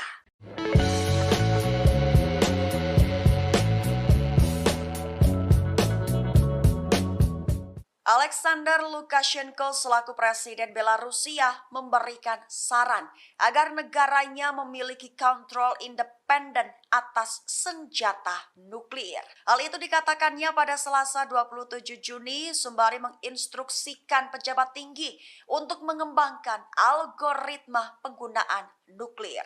Lukashenko menambahkan jika itu didasarkan pada fakta, jika perlu menggunakannya di saat-saat sulit dan ada penyerang. Di sisi lain, Emma Claire Volley, mitra Asosiasi untuk Kebijakan dan Penelitian dengan gerakan Global Zero, turut buka suara. Ia menyatakan jika tampaknya pernyataan tentang senjata nuklir mungkin menjadi bagian dari pola penekanan yang lebih luas dan mungkin membesar-besarkan pengaruhnya dalam politik internal Rusia dan regional. Ia melanjutkan di mana itu berjalan di garis antara menegaskan Belarusia memiliki peran berbeda untuk dimainkan dalam situasi yang lebih luas tanpa secara eksplisit membuat ancaman nuklir yang akan dilihat Rusia diarahkan kepadanya. Di sisi lainnya lagi, ISW mengatakan jika senjata nuklir juga dapat digunakan sebagai alat oleh Belarus untuk melawan Rusia daripada mengancam NATO atau Ukraina. Hari ini, umat Islam merayakan Idul Adha 1444 Hijriah dengan penuh sukacita. Presiden Rusia Vladimir Putin secara khusus turut mengucapkan selamat Hari Raya Idul Adha untuk komunitas Muslim di Rusia. Dikutip dari ucapan selamat ini disampaikan Kepala Negara melalui laman resmi Istana Kremlin Rusia. Dalam pesannya, Putin berharap umat Muslim diberikan kebahagiaan dan kesejahteraan. Ia juga mengatakan Idul Adha memiliki makna spiritual yang mendalam. Putin menyampaikan perayaan ini menjadi momen umat Islam mengamalkan kebaikan dan kepedulian terhadap sesama. Hal ini berfungsi untuk memperkuat cita-cita kebaikan, amal, dan keadilan dalam masyarakat. Dalam pesan Idul Adha ini, Presiden Rusia juga mengakui keberadaan komunitas Muslim Rusia. Ia menjelaskan bahwa komunitas Muslim Rusia memainkan peran kreatif utama dalam kehidupan negara. Umat Islam di Rusia telah berkontribusi untuk memperkuat perdamaian antar etnis dan antar agama. Disebutkan pula mereka turut melestarikan nilai-nilai keluarga dan membesarkan generasi muda. Dalam kesempatan Hari Raya Idul Adha, Putin mengakui peran penting para pejuang Muslim dalam membela negara. Mereka mengandalkan tradisi sejarah, spiritual, dan patriotik nenek moyang. Bahkan dengan bangga, kepala negara menyebut pejuang Muslim Rusia tidak egois. Mereka memiliki jiwa keberanian, terutama keberanian selama operasi militer khusus di Ukraina, membela Rusia bahu-membahu dengan sesama prajurit. Pasukan Rusia terus membuat kemajuan di Ukraina. Moskwa berhasil memusnahkan persediaan bahan bakar tentara Ukraina dengan menggunakan senjata presisi. Dikutip dari TASS.com, pada Kamis 29 Juni, juru bicara Kementerian Pertahanan Rusia Letnan Jenderal Igor Konashenkov memberikan penjelasan. Dilaporkan, Angkatan Udara Rusia menyerang tempat penyulingan minyak dan penyimpanan bahan bakar Ukraina. Depot itu digunakan untuk memasok pasukan Ukraina di Donbas selama beberapa hari terakhir selama operasi militer khusus di Ukraina. Juru bicara Kementerian Pertahanan Rusia menerangkan semua target yang ditentukan dihancurkan sehingga tujuan serangan tercapai. Selain itu, terendus militer Ukraina terus berupaya maju ke tiga arah. Diungkapkan, formasi bersenjata Ukraina melanjutkan upaya ofensif ke arah Donetsk, Donetsk Selatan, dan Zaporizhia. Kendati begitu, juru bicara menjelaskan pasukan Rusia berhasil menumpas lebih dari 30 tentara Ukraina di daerah Kupiansk selama beberapa hari terakhir. Penyerangan pesawat tentara serta artileri dari kelompok tempur barat menimbulkan kerusakan peralatan tentara Ukraina di dekat permukiman Sinkovka, Kislovka, dan Timkovka di wilayah Kharkov dan Novoyoverskoye di Republik Rakyat Luhansk. Konashenkov juga melaporkan pasukan Rusia memukul mundur 2 serangan Ukraina di daerah Krasny Liman selama beberapa hari terakhir. Mereka juga berhasil menumpas sekitar 115 tentara musuh. Pasukan Rusia juga menggagalkan aktivitas 2 kelompok subversif atau pengintaian Ukraina di kawasan hutan Serebiensky. Tak hanya itu, pasukan Rusia menghalau 5 serangan Ukraina di daerah Donetsk selama beberapa hari terakhir. Pasukan Rusia juga berhasil memukul mundur 5 serangan Ukraina di daerah Donetsk. Dilaporkan pula serangan pesawat operasional atau taktis dari tentara, artileri, serta tembakan penyembur api menghancurkan lebih dari 240 personel Ukraina. Selama pertempuran, pasukan Rusia juga menghancurkan 2 kendaraan tempur lapis baja Ukraina, 2 truk pick-up, dan senjata artileri self-propelled Krep buatan Polandia. Presiden Rusia Vladimir Putin percaya bahwa rakyatnya mendukung pemerintah. Ketidakraguan Putin ini sebagai respons saat terjadi pemberontakan Wagner di dalam negeri. Dikutip dari RI.ru pada Kamis 29 Juni, Putin tidak meragukan reaksi rakyat Rusia dan dukungan atas keputusan yang diambil oleh pemerintah. Hal ini terkait sikap pemerintah Rusia menghadapi pemberontakan dan pengkhianatan Wagner. Presiden Putin merespons pernyataan Kepala Dagestan, Sergei Melikov. Diketahui Kepala Daerah Dagestan mengatakan bahwa semua orang di Republik ini mendukung tindakan pemerintah selama percobaan pemberontakan. Kepala daerah menandaskan tidak ada satu orang pun di Dagestan yang tidak menyatakan dukungannya setelah pidato Putin kepada rakyat. Melikov meyakinkan bahwa Republik akan terus mendukung semua keputusan yang diambil oleh Presiden Rusia. Sebagaimana diketahui pada 23 Juni, pasukan Wagner menguasai markas besar distrik militer selatan di Rostov-on-Don. Hal ini terjadi dengan klaim Yevgeny Prigozhin yang mengatakan bahwa tentara Rusia telah melakukan serangan rudal dan pengeboman ke kem-kem belakang perusahaan militer swasta tersebut. Ucapannya itu langsung dibantah oleh Kementerian Pertahanan Rusia dan Dinas Keamanan Federal Rusia. Kemudian sebuah kasus kriminal dibuka terhadap Prigozhin karena mengorganisir pemberontakan bersenjata. Presiden Putin menggambarkan tindakan para pemberontak sebagai pertaruhan kriminal, tikaman dari belakang terhadap Rusia, dan pengkhianatan yang dipimpin oleh ambisi yang terlalu tinggi dan kepentingan pribadi. Namun, Presiden Belarus Alexander Lukashenko hadir sebagai penengah. Ia meredakan situasi antara pihak Rusia dan Wagner. Lukashenko tidak merinci negosiasi khusus atas kesepakatan yang mereka capai yang membuat Prigozhin dipindah ke Belarus, termasuk pencabutan kasus pidana terhadap Prigozhin dan para pejuangnya. Diketahui pejuang Wagner diberi pilihan untuk bergabung di Belarus atau dimasukkan ke dalam militer Rusia. Lukashenko menyebutkan mungkin perlu waktu bagi pasukan Wagner yang memilih untuk tidak menandatangani kontrak dengan Kementerian Pertahanan Rusia untuk melakukan perjalanan ke Belarus. Ia juga mengatakan kepada Menteri Pertahanannya untuk mempertimbangkan gagasan merekrut beberapa dari pasukan Wagner untuk bergabung ke Angkatan Darat Belarus. Presiden Belarus Alexander Lukashenko turut angkat bicara soal pemberontakan Wagner atau tentara bayaran Rusia di Moskwa. Ia memperingatkan Direktur Wagner jika nekat memberontak dan tidak mau damai. Menurutnya, Rusia bisa menghancurkan Wagner seperti serangga. Dikutip dari tribunnews.com pada Kamis 29 Juni, hal itu disampaikan Presiden Belarus Alexander Lukashenko pada militer Belarus Selasa 27 Juni. Ia memperingatkan pemimpin perusahaan militer swasta Wagner, Yevgeny Prigozhin, saat melakukan negosiasi damai antara Rusia dan Wagner. Dikatakan kepala negara Yevgeny Prigozhin dan Wagner bisa dihancurkan seperti serangga. Hal ini jika ia berani melanjutkan perjalanan dari kota Rostov ke kota Moskow untuk melakukan pemberontakan. Kendati begitu, Lukashenko mengaku khawatir pemberontakan yang terjadi di Moskow akan merembet ke negaranya. Oleh karenanya, kepala negara Belarus turun tangan sebagai mediator atau penengah jalan damai Rusia dan Wagner.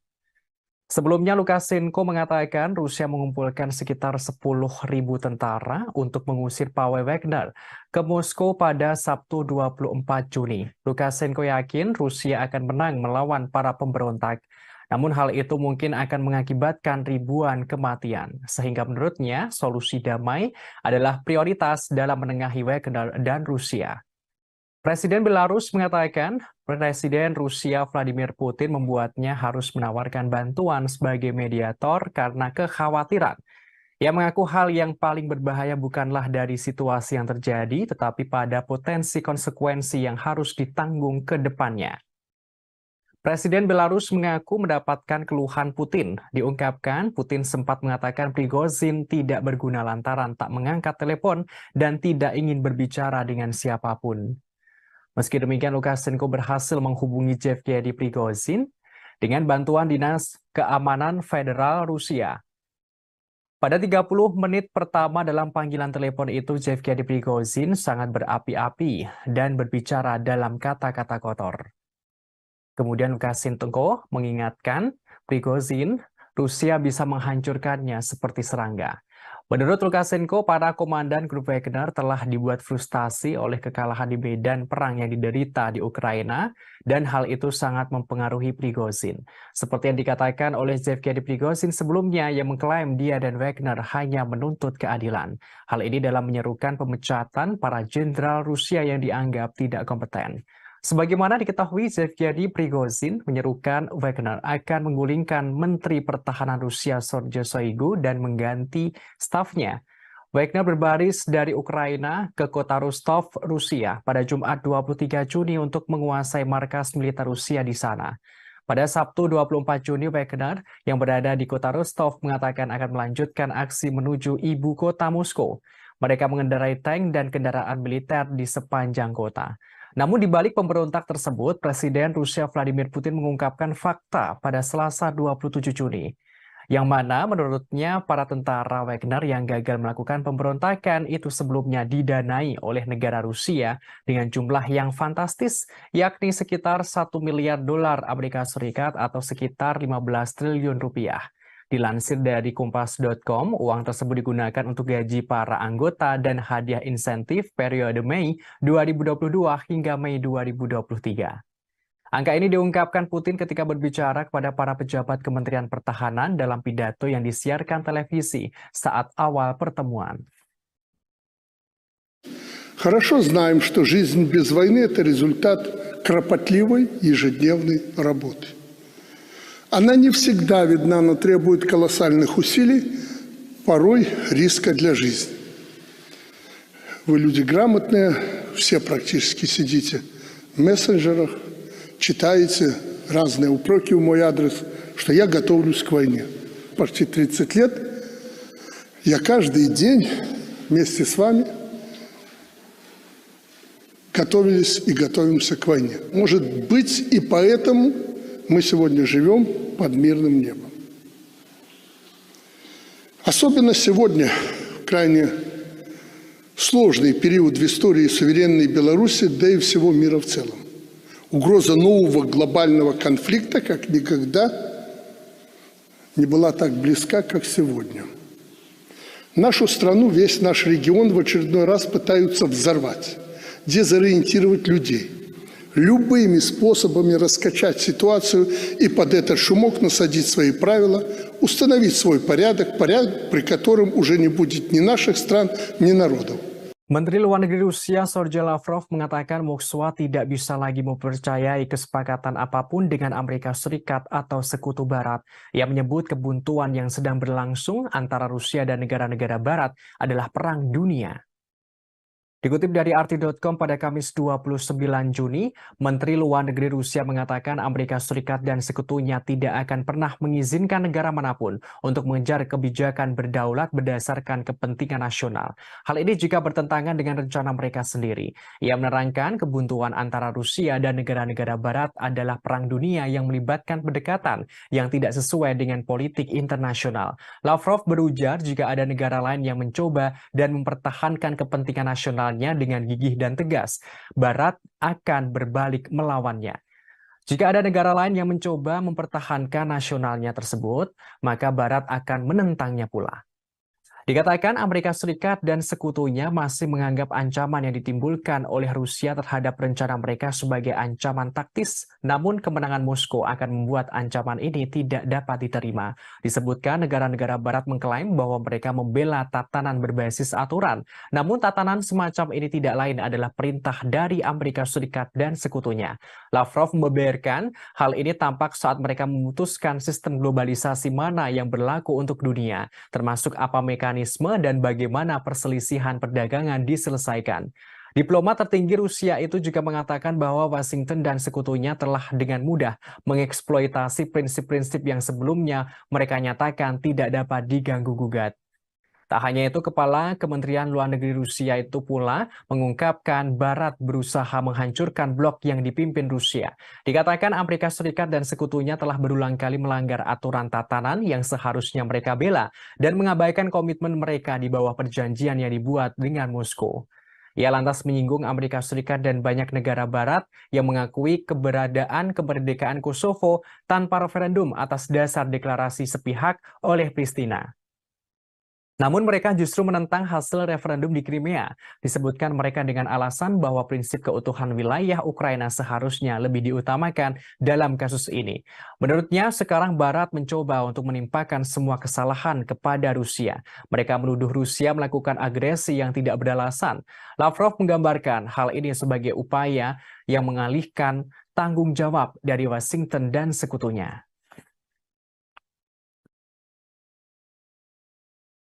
Утверждений, которые звучат, я бы сказал, даже немножко навязчиво, о том, что Соединенные Штаты никакого отношения к этому не имеют, мы их, конечно же, слышим, но помимо того, что произносится в микрофон, у нас есть информация о том, как Соединенные Штаты обеспечивают реакцию всей своей бюрократии.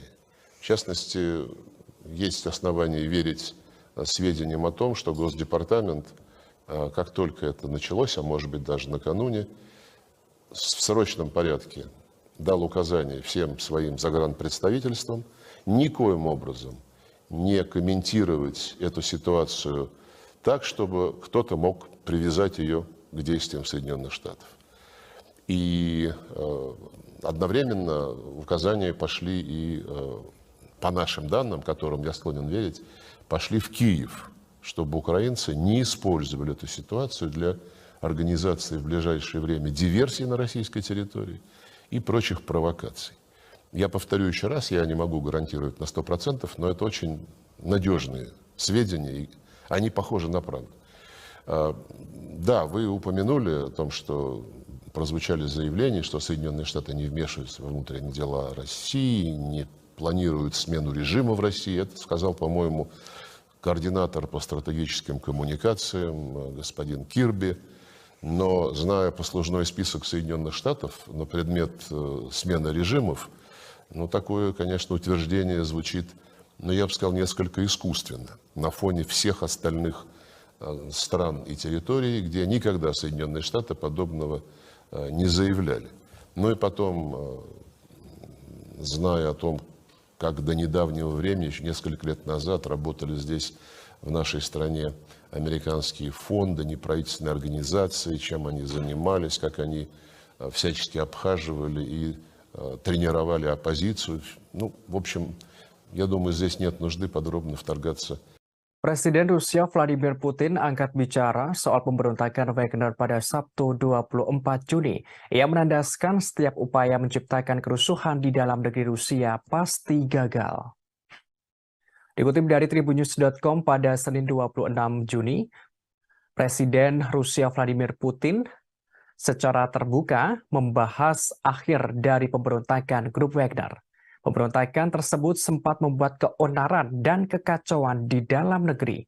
Dalam pernyataannya, kepala negara menegaskan setiap upaya kerusuhan internal pasti berujung pada kegagalan.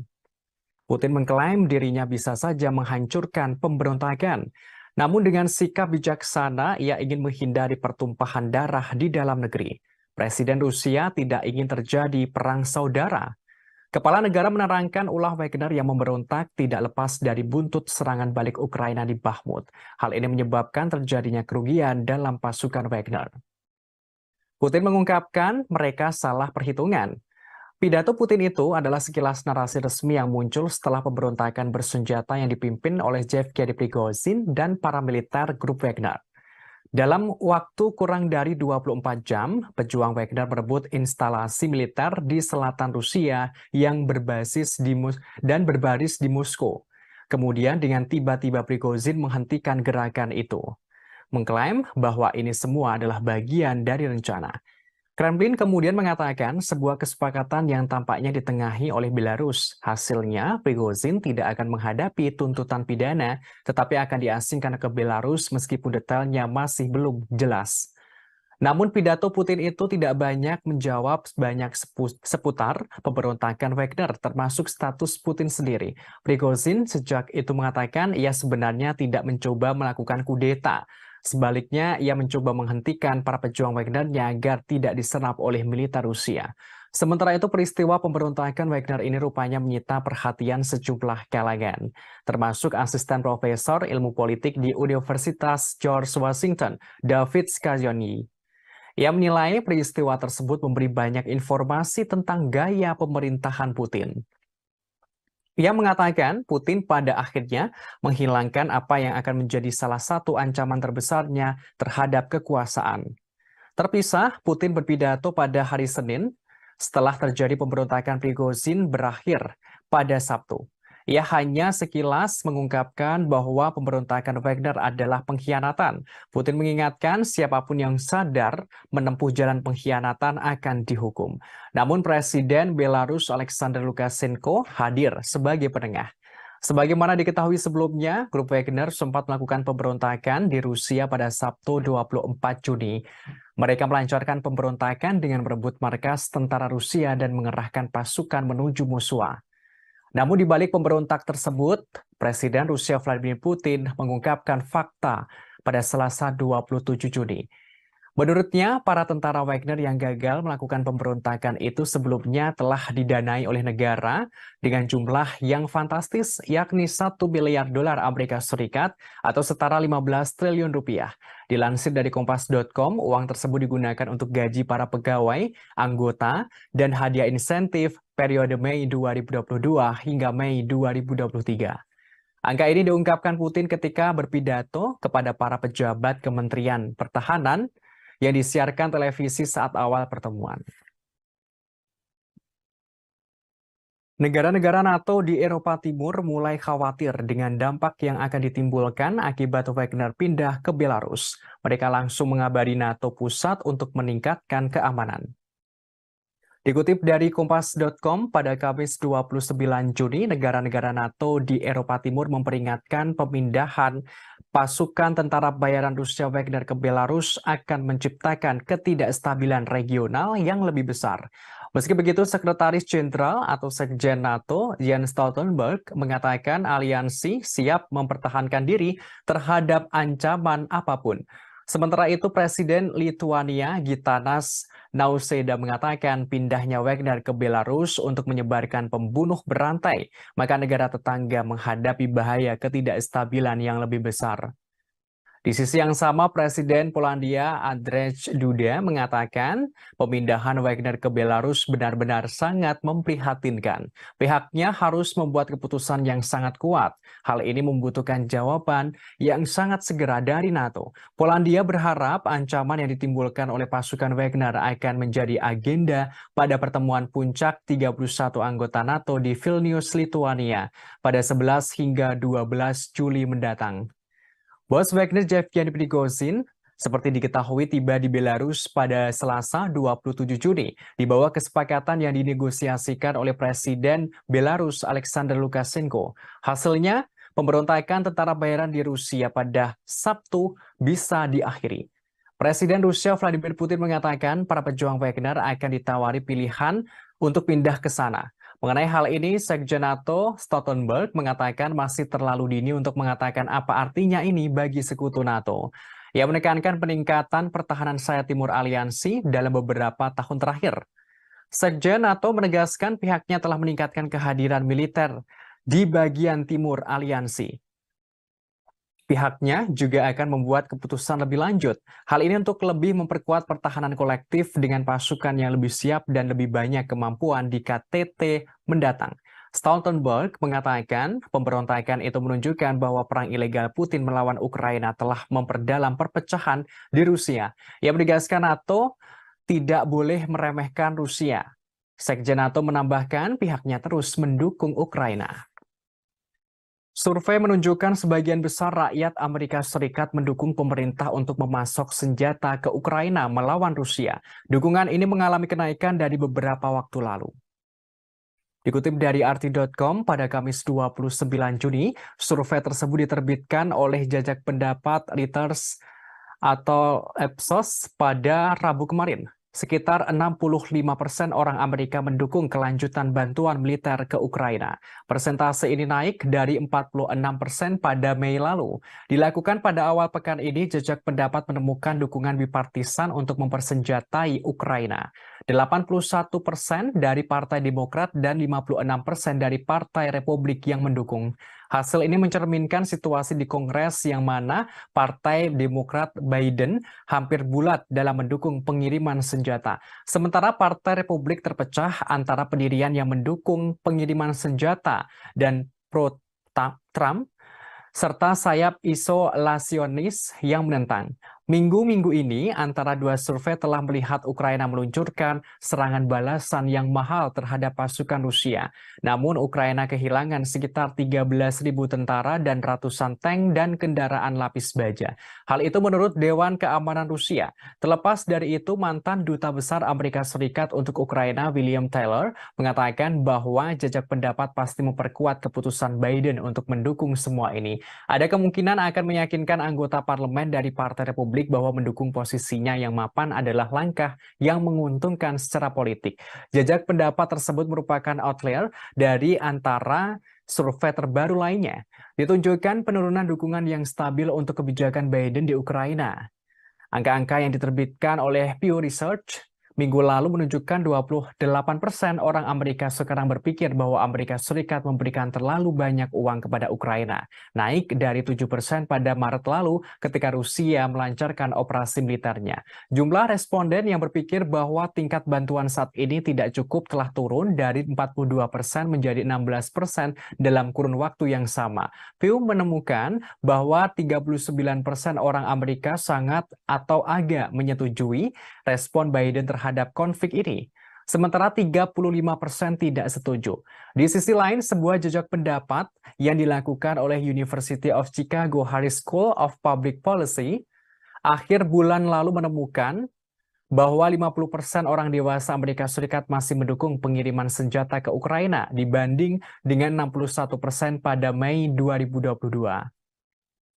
Hanya 26% orang dewasa Amerika Serikat percaya bahwa pemerintah mereka harus memainkan peran utama dalam konflik itu, turun 40% pada Maret 2022. Dalam kurun waktu antara dua survei Reuters terbaru, Amerika Serikat telah mengumumkan 4 paket senjata untuk Ukraina dengan total nilai $1,5 miliar. Pentagon mengatakan bahwa isi paket-paket itu akan diambil dari persediaan militer Amerika Serikat, sementara tambahan sekitar 2,2 miliar US$ akan dihabiskan untuk membeli senjata untuk Ukraina dari produsen senjata. Hingga hari Selasa, Amerika Serikat telah memberikan lebih dari 40,5 miliar US$ dalam bentuk bantuan militer langsung ke Ukraina sejak Februari lalu. Survei menunjukkan sebagian besar rakyat Rusia menentang penggunaan senjata nuklir untuk melawan Ukraina. Hanya 10% yang mendukung pengerahan senjata nuklir itu. Dikutip dari RT.com pada Kamis 29 Juni, survei ini dilakukan oleh media RTVE dan lembaga jajak pendapat lapangan Rusia. Dilaporkan hampir 3/4 responden atau sekitar 74% mengatakan bahwa opsi nuklir tidak dapat diterima terlepas dari situasi di medan perang. Hanya 10% orang Rusia mengatakan penggunaan senjata nuklir dapat diterima setiap saat. Sementara 5% lainnya mengatakan langkah seperti itu hanya dapat dilakukan jika menghadapi resiko kekalahan yang nyata. Sedangkan ada sekitar 5% responden tidak memberikan jawaban yang jelas untuk pertanyaan ini. Menurut survei tersebut, tercatat golongan pria setengah baya dan orang Rusia yang lebih tua tampaknya lebih mendukung opsi nuklir. Responden dengan pendidikan tinggi dan mereka yang menganggap konflik yang sedang berlangsung sebagai ancaman potensial terhadap keamanan pribadi mereka cenderung menentangnya. Sementara itu, mayoritas warga Rusia menyatakan siap membantu pasukan Rusia yang bertempur di garis depan. Menurut survei, 61% responden mengatakan mereka siap untuk melakukannya. Hampir 40% mengatakan kepada surveyor bahwa mereka telah memberikan bantuan kepada militer setidaknya 1 kali. Hal ini melalui berbagai program bantuan dan dukungan. Hampir 30% juga mengoleksi pakaian dan berbagai barang berguna untuk para prajurit. Masalah potensi serangan nuklir sempat menjadi sorotan di Rusia. Hal ini setelah ilmuwan politik Sergei Karaganov mengangkat kemungkinan seperti dalam sebuah opini.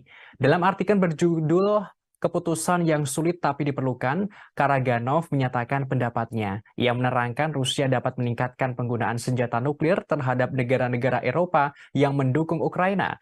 Hal tersebut untuk memaksa Amerika Serikat dan sekutunya mundur dari konflik yang lebih luas dengan Rusia.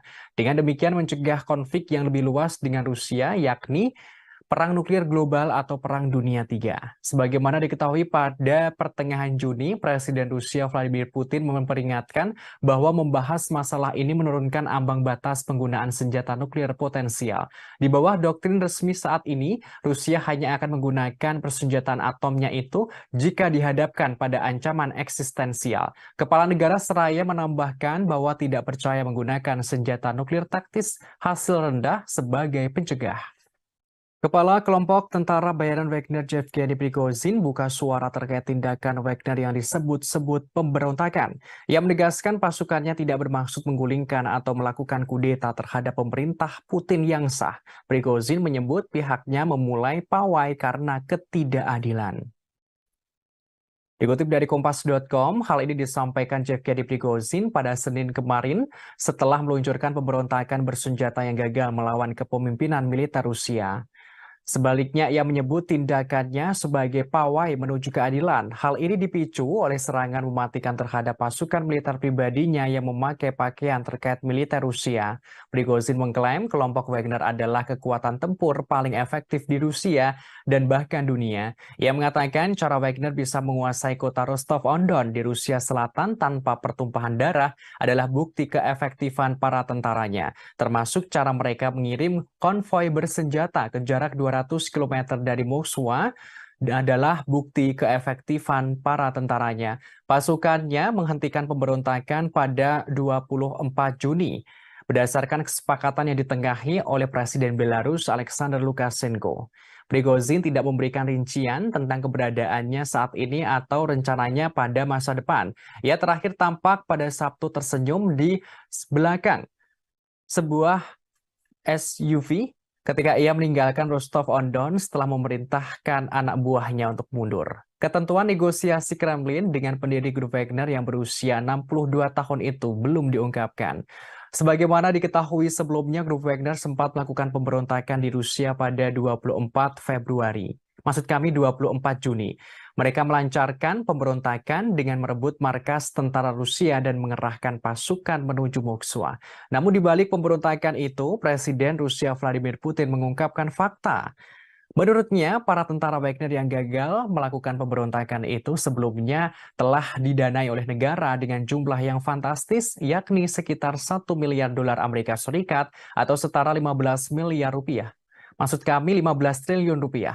Dilansir dari Kompas.com, uang tersebut digunakan untuk gaji para anggota dan hadiah insentif untuk periode Mei 2022 hingga Mei 2023. Angka ini diungkapkan Putin ketika berbicara kepada para pejabat Kementerian Pertahanan dalam pidato yang disiarkan oleh televisi saat awal pertemuan.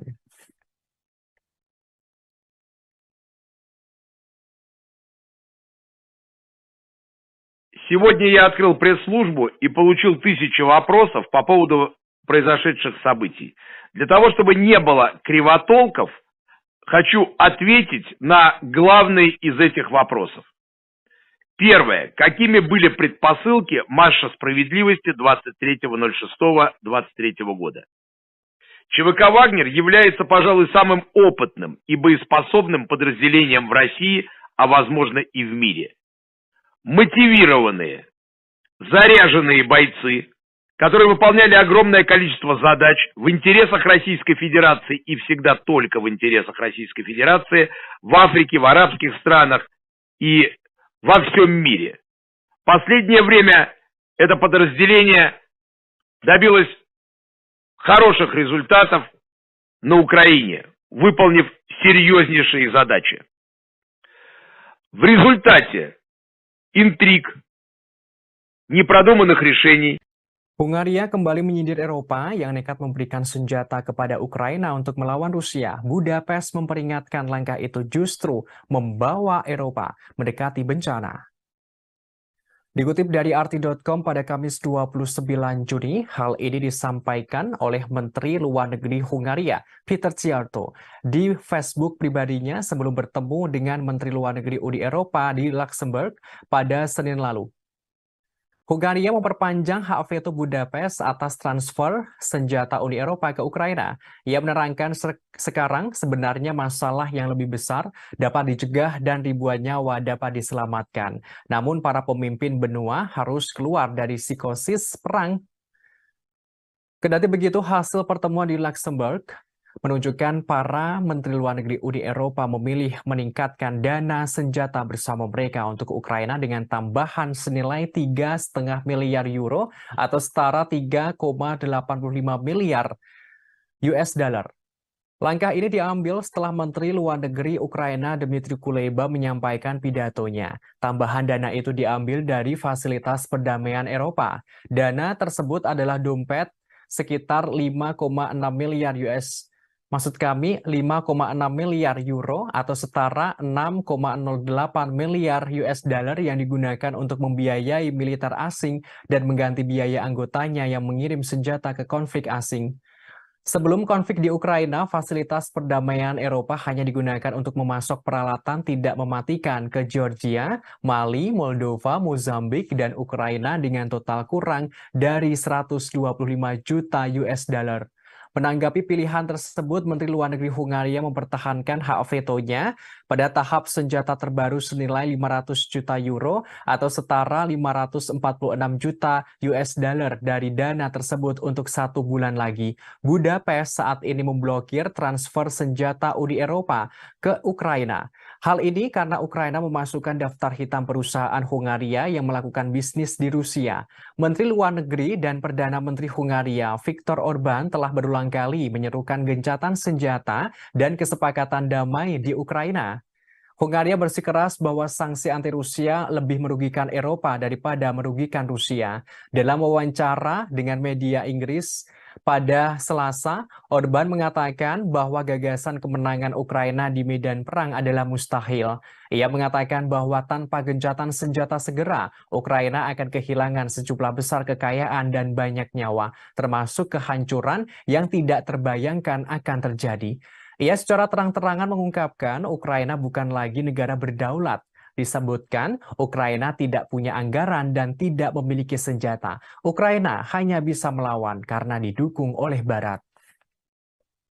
Я только что по приказу руководства Министерства обороны Jenderal Top Rusia Sergei Surovikin ditangkap setelah sebelumnya dilaporkan menghilang sejak Sabtu 24 Juni 2023. Jenderal itu diduga terlibat pemberontakan yang dilakukan grup Wagner pimpinan Yevgeny Prigozhin beberapa waktu lalu.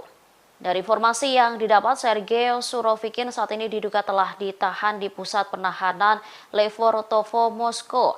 Ia sebelumnya dinilai telah mengetahui rencana pembelotan grup Wagner. Surovikin merupakan salah satu komandan tertinggi pasukan Rusia di Ukraina yang digantikan oleh Kepala Staf Valery Gerasimov pada Januari 2023. Sementara Prigozhin memiliki perseteruan lama dengan Gerasimov dan sebagian besar kepemimpinan militer Rusia. Bos tentara bayaran itu menyebut Gerasimov tidak kompeten. Ia lantas menolak upaya pemerintah untuk memasukkan Wagner ke dalam angkatan bersenjata reguler. Prigozhin bahkan menyebut ada upaya militer untuk membubarkan perusahaannya. Pernyataannya ini yang menjadikan hal itu sebagai alasan utama pemberontakannya. Terkait penangkapan Sergei Surovikin, Kementerian Pertahanan Rusia belum memberikan komentarnya.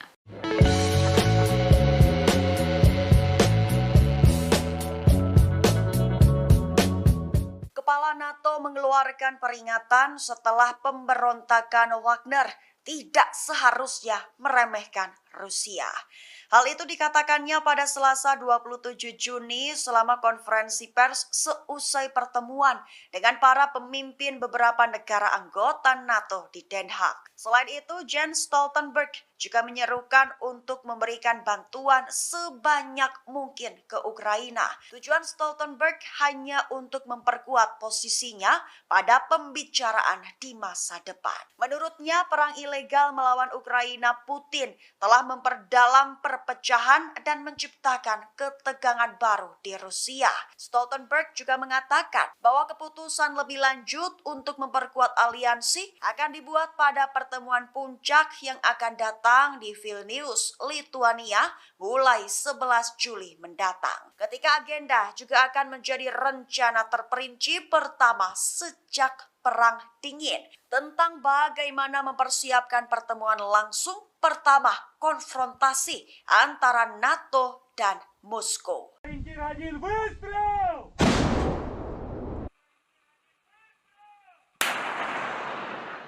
Unit artileri Rusia dari kelompok selatan berhasil menghancurkan 2 benteng brigade penyerang angkatan bersenjata Ukraina. Tepatnya adalah benteng brigade penyerang terpisah ketiga di dekat desa Kalinovka dan brigade mekanik terpisah ke-110 di Avdiivka. Selain itu, artileri Rusia juga berhasil menghancurkan 3 mortir 120 mm serta personil Ukraina.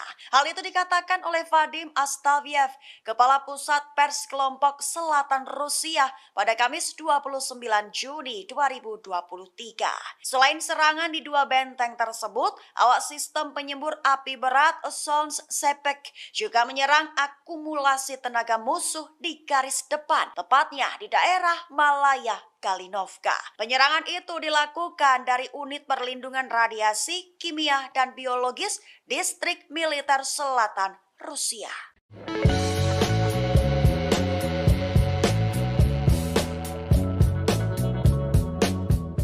Alexander Lukashenko selaku Presiden Belarusia memberikan saran agar negaranya memiliki kontrol independen atas senjata nuklir. Hal itu dikatakannya pada Selasa 27 Juni sembari menginstruksikan pejabat tinggi untuk mengembangkan algoritma penggunaan nuklir.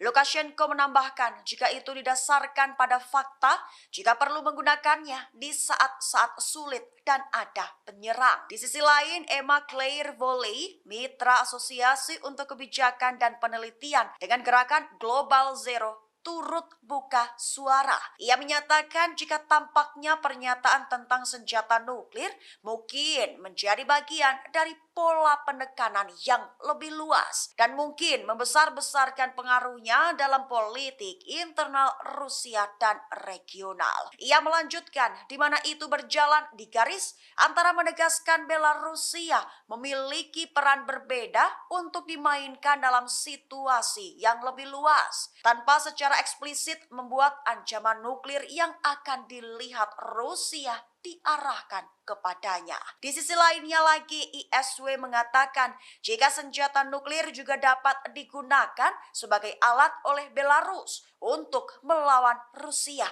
daripada mengancam NATO atau Ukraina. Hari ini, umat Islam merayakan Idul Adha 1444 Hijriah dengan penuh sukacita. Presiden Rusia Vladimir Putin secara khusus turut mengucapkan selamat Hari Raya Idul Adha untuk komunitas Muslim di Rusia. Dikutip dari maksud kami, ucapan selamat ini disampaikan Kepala Negara melalui laman resmi Istana Kremlin Rusia. Dalam pesannya, Putin berharap umat Muslim diberikan kebahagiaan dan kesejahteraan. Ia juga mengatakan Idul Adha memiliki makna spiritual yang mendalam. Putin menyampaikan perayaan ini menjadi momen umat Islam mengamalkan kebaikan dan kepedulian terhadap sesama. Hal ini berfungsi untuk memperkuat cita-cita kebaikan, amal, dan keadilan dalam masyarakat. Dalam pesan Idul Adha ini, Presiden Rusia juga mengakui keberadaan komunitas Muslim Rusia. Ia menjelaskan bahwa komunitas Muslim Rusia memainkan peran kreatif utama dalam kehidupan negara. Umat Islam di Rusia telah berkontribusi untuk memperkuat perdamaian antar etnis dan antar agama. Disebutkan pula mereka turut melestarikan nilai-nilai keluarga dan membesarkan generasi muda. Dalam kesempatan Hari Raya Idul Adha, Putin mengakui peran penting para pejuang Muslim dalam membela negara. Mereka mengandalkan tradisi sejarah, spiritual, dan patriotik nenek moyang.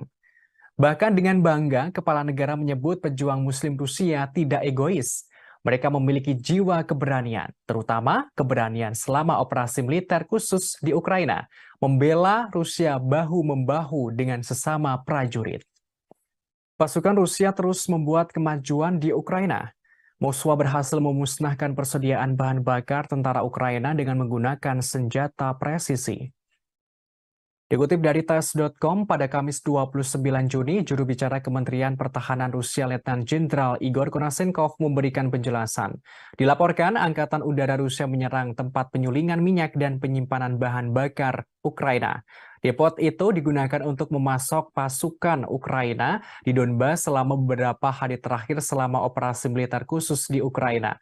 Juru bicara Kementerian Pertahanan Rusia menerangkan semua target yang ditentukan dihancurkan sehingga tujuan serangan tercapai. Selain itu, terendus militer Ukraina terus berupaya maju ke tiga arah. Diungkapkan, formasi bersenjata Ukraina melanjutkan upaya ofensif ke arah Donetsk, Donetsk Selatan, dan Zaporizhia. Kendati begitu, juru bicara menjelaskan pasukan Rusia berhasil menumpas lebih dari 30 tentara Ukraina di daerah Kupiansk selama beberapa hari terakhir. Penyerangan pesawat tentara serta artileri dari kelompok tempur barat menimbulkan kerusakan peralatan tentara Ukraina di dekat permukiman Sinkovka, Kislovka, dan Timkovka di wilayah Kharkov dan Novoyoverskoye di Republik Rakyat Luhansk. Konashenkov juga melaporkan pasukan Rusia memukul mundur dua serangan Ukraina di daerah Krasny Liman selama beberapa hari terakhir. Mereka juga berhasil menumpas sekitar 115 tentara musuh. Pasukan Rusia juga menggagalkan aktivitas dua kelompok subversif atau pengintaian Ukraina di kawasan hutan Serebiensky. Tak hanya itu, pasukan Rusia menghalau 5 serangan Ukraina di daerah Donetsk selama beberapa hari terakhir. Pasukan Rusia juga berhasil memukul mundur 5 serangan Ukraina di daerah Donetsk. Dilaporkan pula serangan pesawat operasional atau taktis dari tentara, artileri, serta tembakan penyembur api menghancurkan lebih dari 240 personel Ukraina. Selama pertempuran, pasukan Rusia juga menghancurkan 2 kendaraan tempur lapis baja Ukraina, 2 truk pick-up, dan senjata artileri self-propelled Krep buatan Polandia. Presiden Rusia Vladimir Putin percaya bahwa rakyatnya mendukung pemerintah. Ketidakraguan Putin ini sebagai respons saat terjadi pemberontakan Wagner di dalam negeri. Dikutip dari RI.ru pada Kamis 29 Juni, Putin tidak meragukan reaksi rakyat Rusia dan dukungan atas keputusan yang diambil oleh pemerintah. Hal ini terkait sikap pemerintah Rusia menghadapi pemberontakan dan pengkhianatan Wagner. Presiden Putin merespons pernyataan Kepala Dagestan, Sergei Melikov.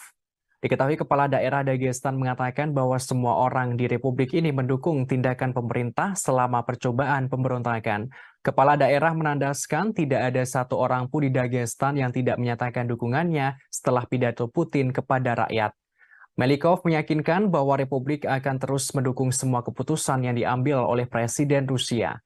Sebagaimana diketahui pada 23 Juni, pasukan Wagner menguasai markas besar distrik militer selatan di Rostov-on-Don.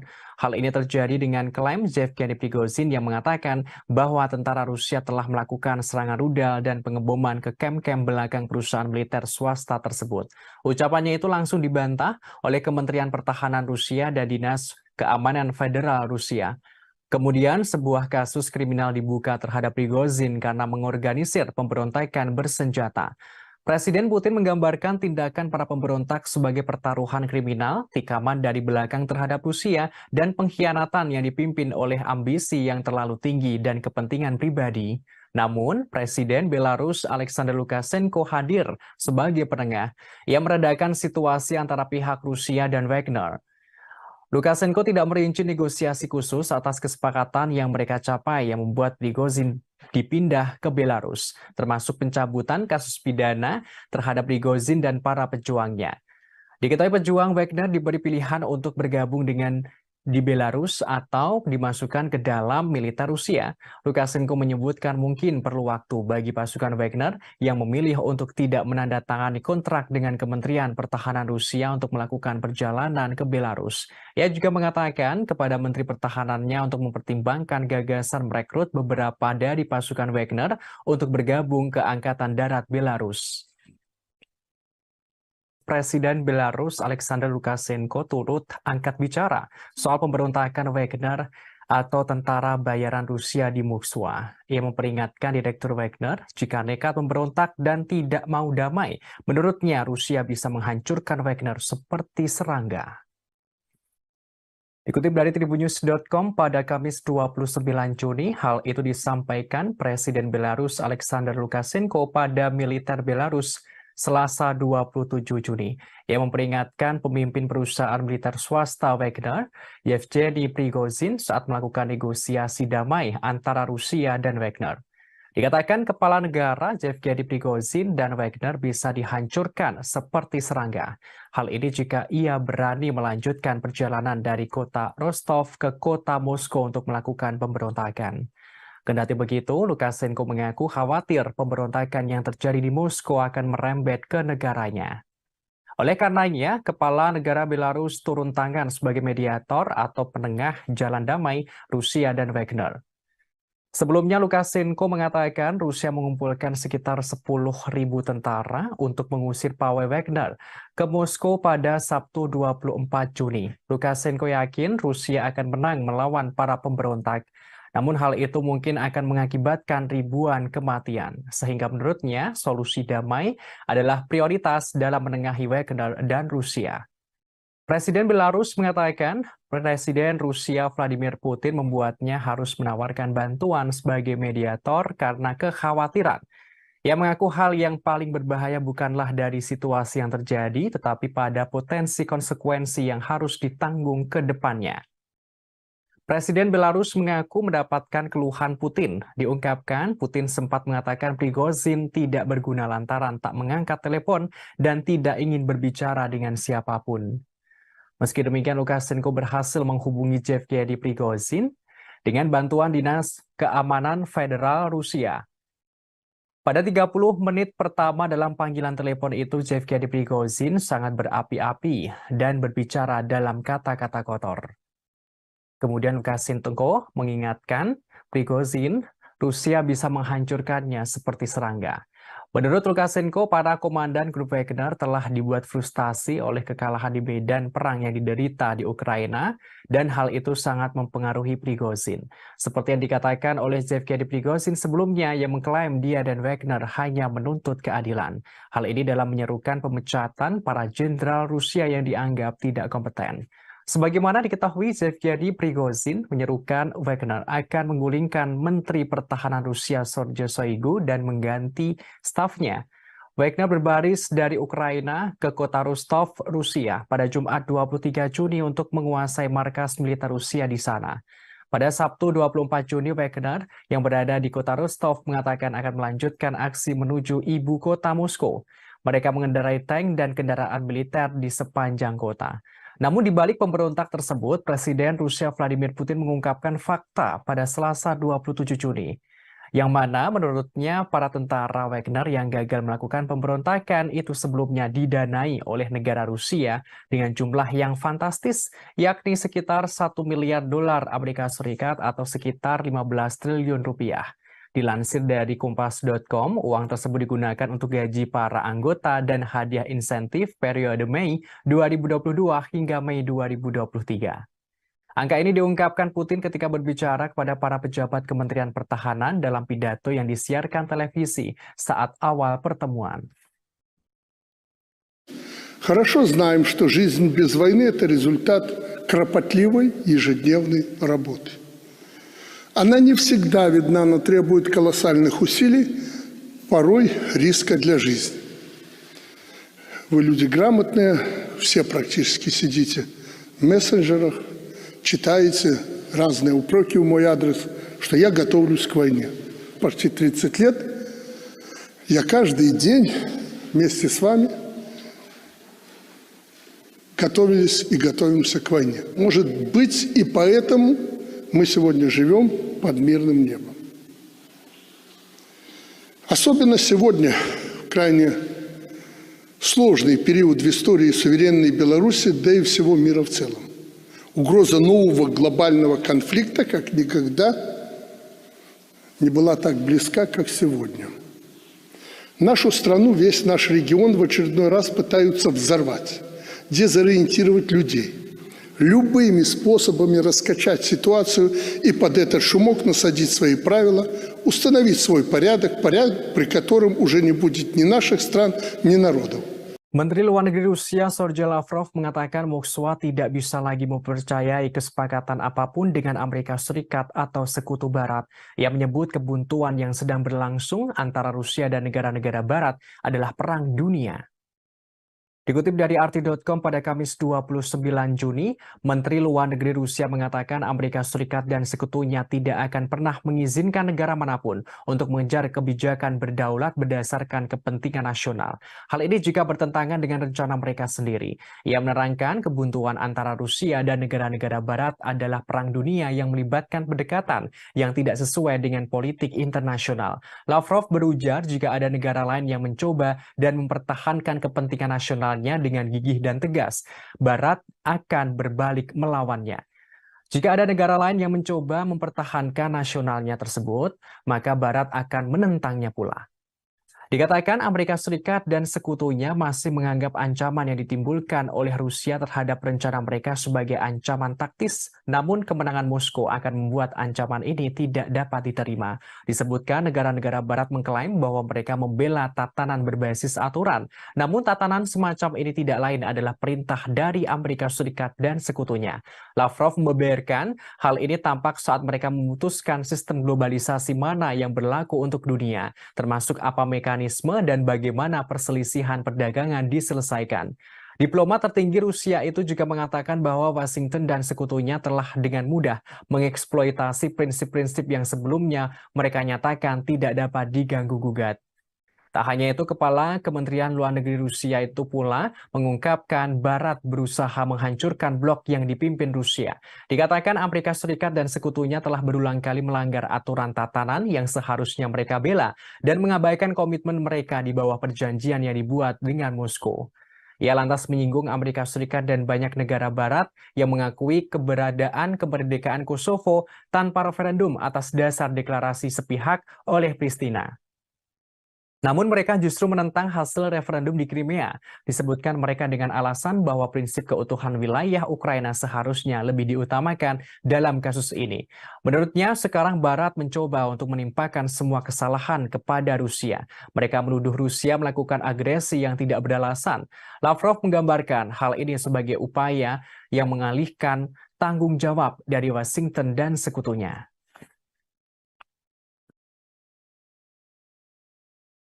Утверждений, которые звучат, я бы так сказал, даже немножко навязчиво, о том, что Соединенные Штаты никакого отношения к этому не имеют, мы их, конечно же, слышим, но помимо того, что произносится в микрофон, у нас есть информация о том, как Соединенные Штаты обеспечивают реакцию всей своей бюрократии.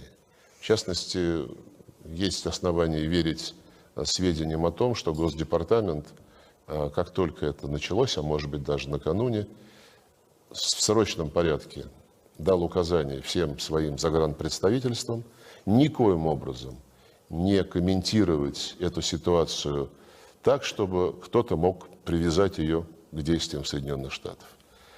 И одновременно указания пошли и, по нашим данным, которым я склонен верить, пошли в Киев, чтобы украинцы не использовали эту ситуацию для организации в ближайшее время диверсий на российской территории и прочих провокаций.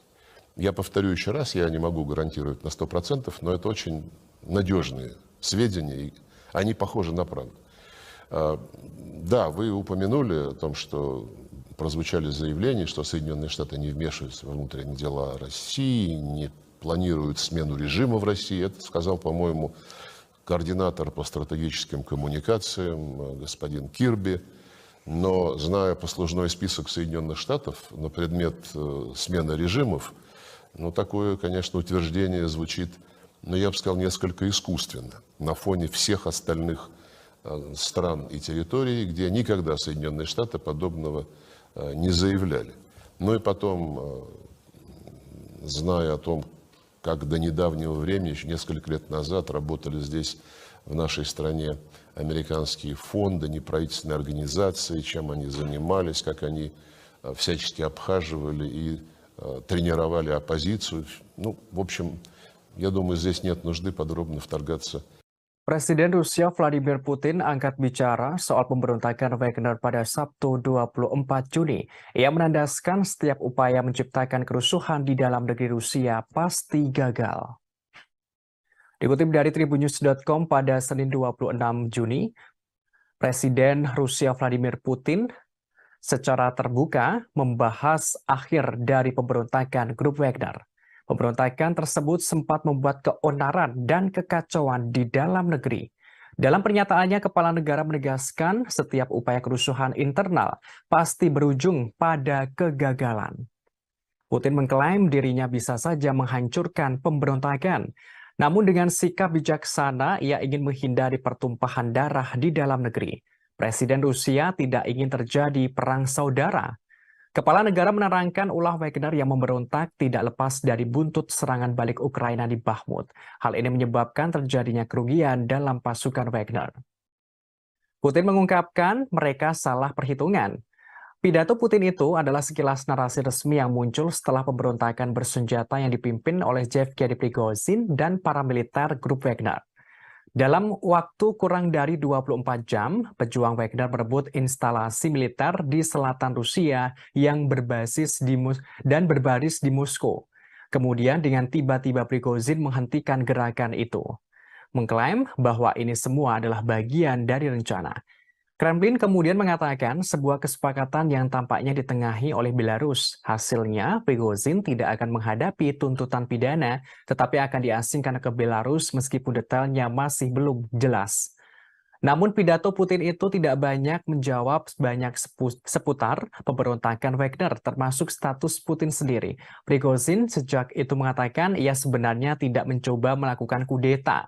Sebaliknya, ia mencoba menghentikan para pejuang Wagner-nya agar tidak diserap oleh militer Rusia. Sementara itu, peristiwa pemberontakan Wagner ini rupanya menyita perhatian sejumlah kalangan, termasuk asisten profesor ilmu politik di Universitas George Washington, David Scaglione. Ia menilai peristiwa tersebut memberi banyak informasi tentang gaya pemerintahan Putin. Ia mengatakan Putin pada akhirnya menghilangkan apa yang akan menjadi salah satu ancaman terbesarnya terhadap kekuasaan. Terpisah, Putin berpidato pada hari Senin setelah terjadi pemberontakan Prigozhin berakhir pada Sabtu. Ia hanya sekilas mengungkapkan bahwa pemberontakan Wagner adalah pengkhianatan. Putin mengingatkan siapapun yang sadar menempuh jalan pengkhianatan akan dihukum. Namun Presiden Belarus Alexander Lukashenko hadir sebagai penengah. Sebagaimana diketahui sebelumnya, grup Wagner sempat melakukan pemberontakan di Rusia pada Sabtu 24 Juni.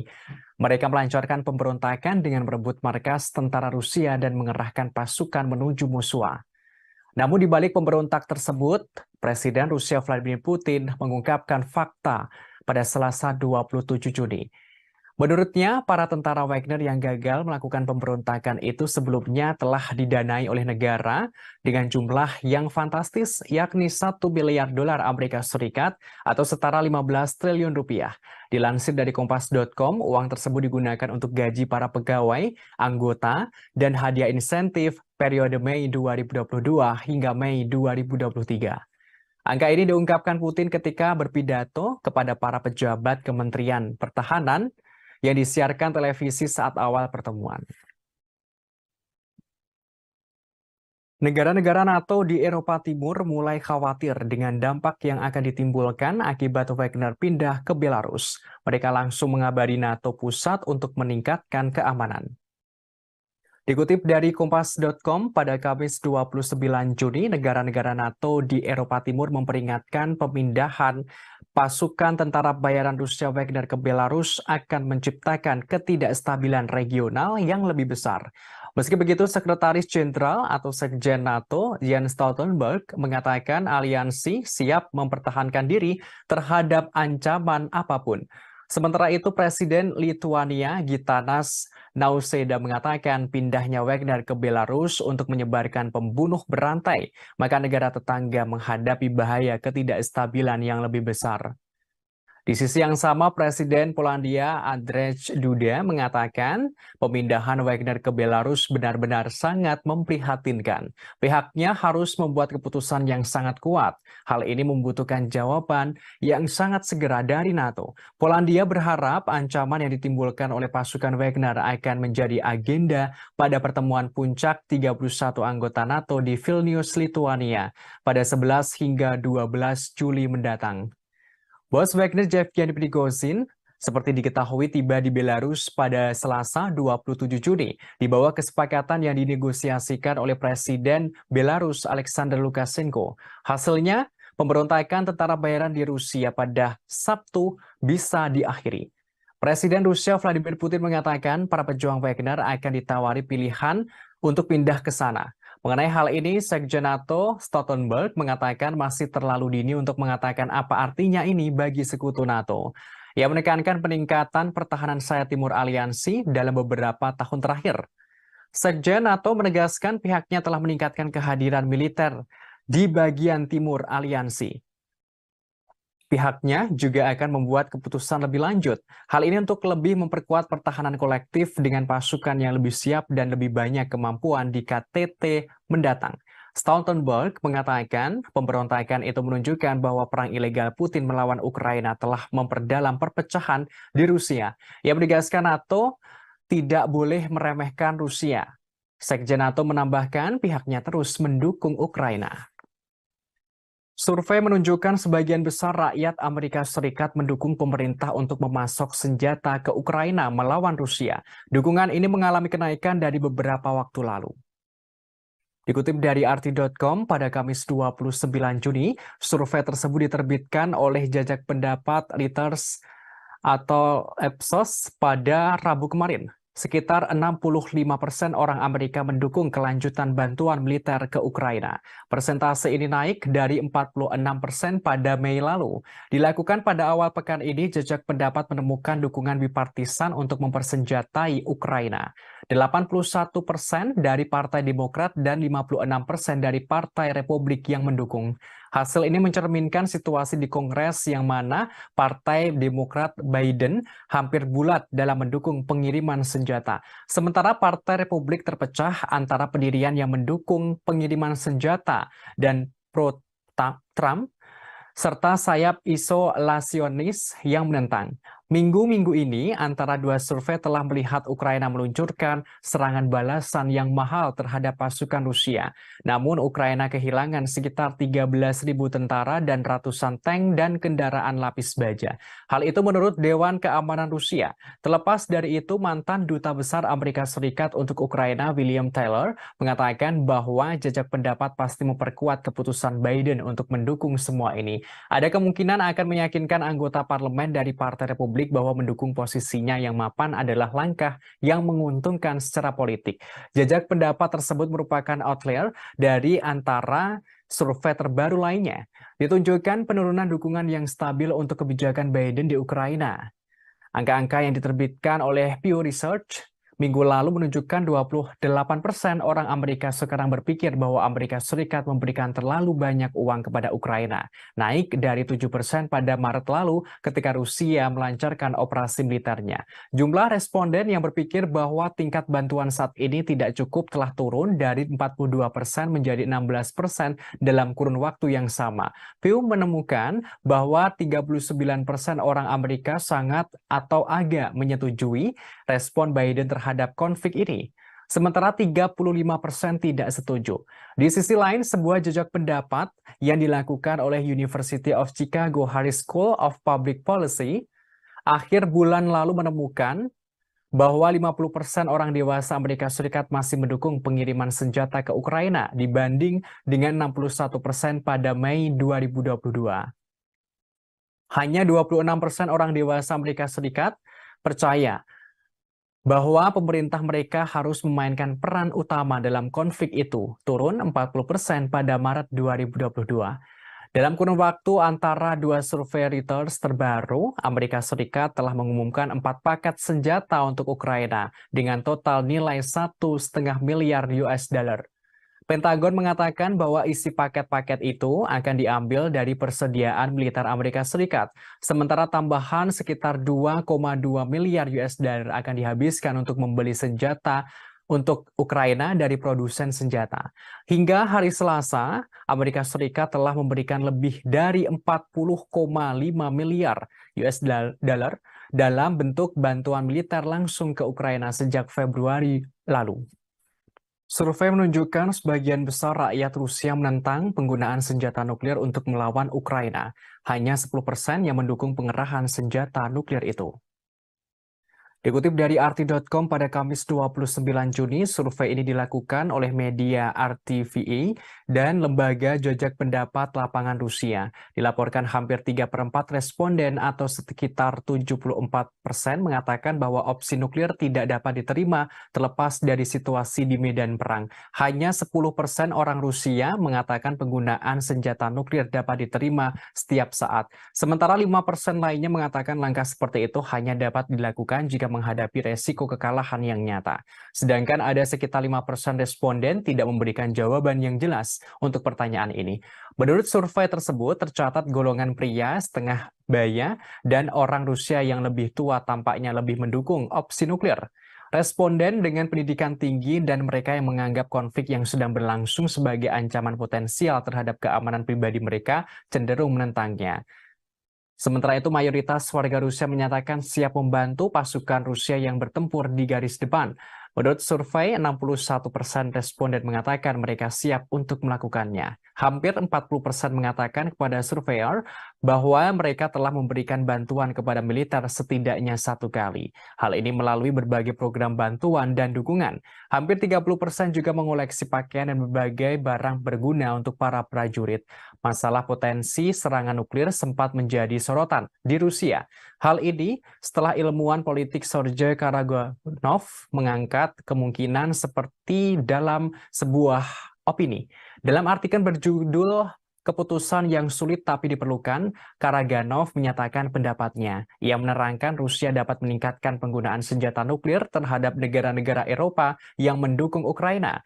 Hal tersebut untuk memaksa Amerika Serikat dan sekutunya mundur dari konflik yang lebih luas dengan Rusia. Dengan demikian mencegah konflik yang lebih luas dengan Rusia, yakni Perang Nuklir Global atau Perang Dunia III. Sebagaimana diketahui pada pertengahan Juni, Presiden Rusia Vladimir Putin memperingatkan bahwa membahas masalah ini menurunkan ambang batas penggunaan senjata nuklir potensial. Di bawah doktrin resmi saat ini, Rusia hanya akan menggunakan persenjataan atomnya itu jika dihadapkan pada ancaman eksistensial. Kepala negara seraya menambahkan bahwa tidak percaya menggunakan senjata nuklir taktis hasil rendah sebagai pencegah. Kepala kelompok tentara bayaran Wagner Yevgeny Prigozhin buka suara terkait tindakan Wagner yang disebut-sebut pemberontakan. Ia menegaskan pasukannya tidak bermaksud menggulingkan atau melakukan kudeta terhadap pemerintah Putin yang sah. Prigozhin menyebut pihaknya memulai pawai karena ketidakadilan. Dikutip dari Kompas.com, hal ini disampaikan Yevgeny Prigozhin pada Senin kemarin setelah meluncurkan pemberontakan bersenjata yang gagal melawan kepemimpinan militer Rusia. Sebaliknya, ia menyebut tindakannya sebagai pawai menuju keadilan. Hal ini dipicu oleh serangan mematikan terhadap pasukan militer pribadinya yang memakai pakaian terkait militer Rusia. Prigozhin mengklaim kelompok Wagner adalah kekuatan tempur paling efektif di Rusia dan bahkan dunia. Ia mengatakan cara Wagner bisa menguasai kota Rostov-on-Don di Rusia Selatan tanpa pertumpahan darah adalah bukti keefektifan para tentaranya, termasuk cara mereka mengirim konvoi bersenjata ke jarak 200 km dari Moskwa adalah bukti keefektifan para tentaranya. Pasukannya menghentikan pemberontakan pada 24 Juni berdasarkan kesepakatan yang ditengahi oleh Presiden Belarus Alexander Lukashenko. Prigozhin tidak memberikan rincian tentang keberadaannya saat ini atau rencananya pada masa depan.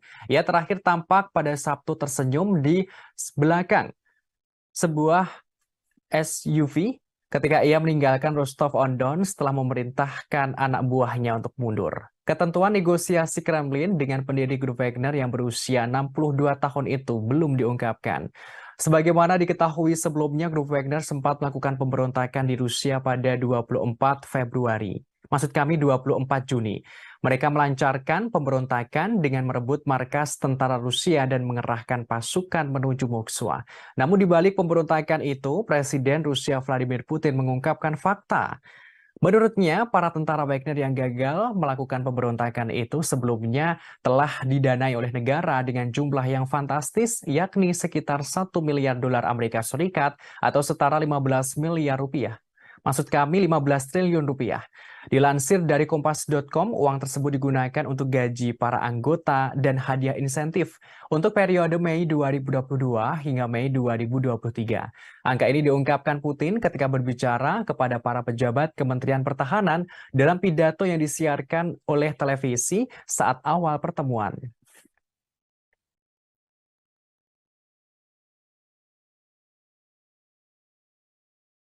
Сегодня я открыл пресс-службу и получил 1000 вопросов по поводу произошедших событий.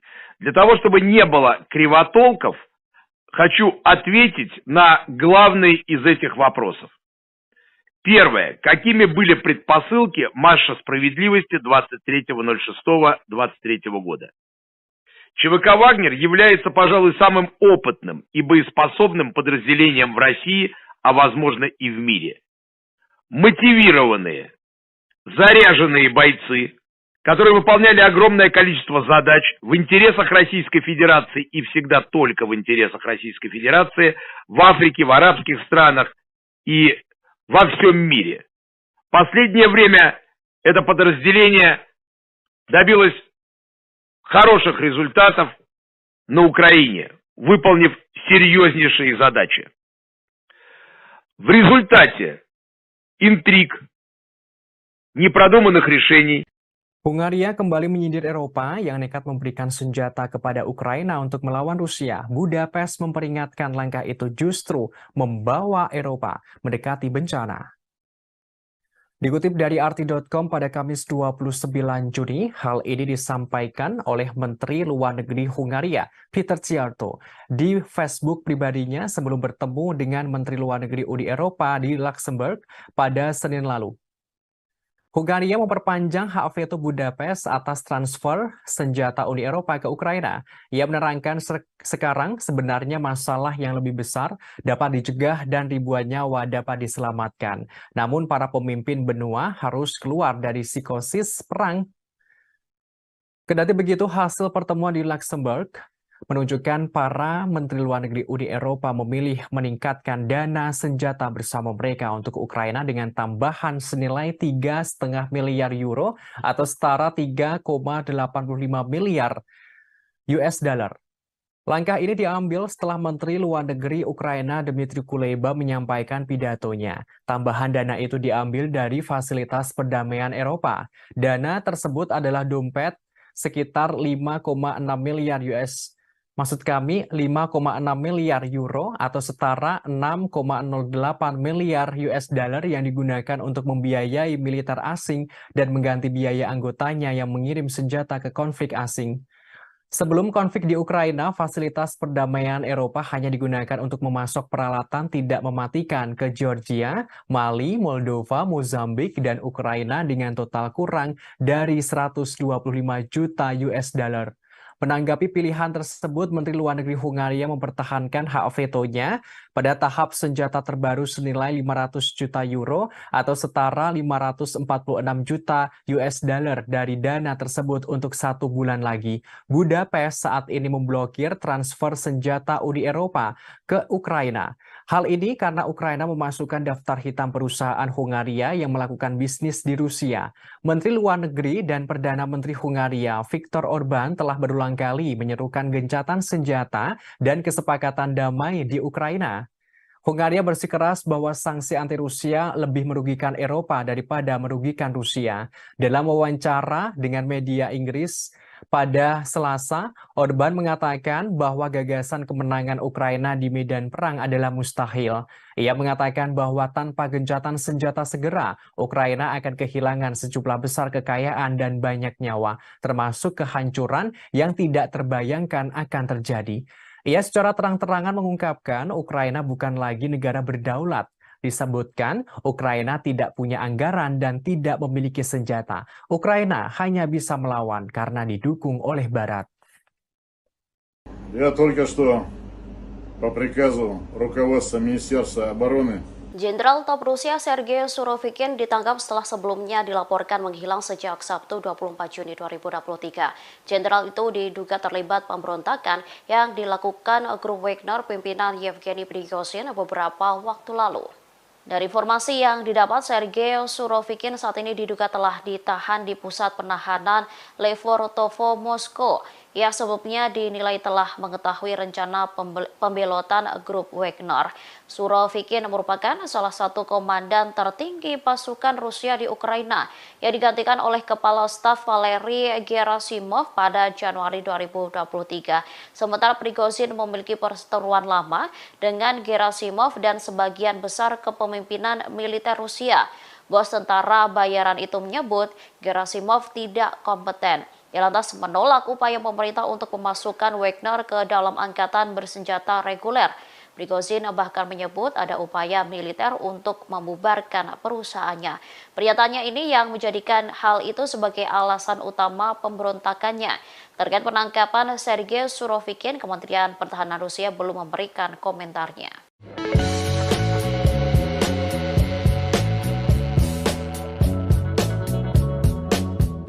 Kepala NATO mengeluarkan peringatan setelah pemberontakan Wagner tidak seharusnya meremehkan Rusia.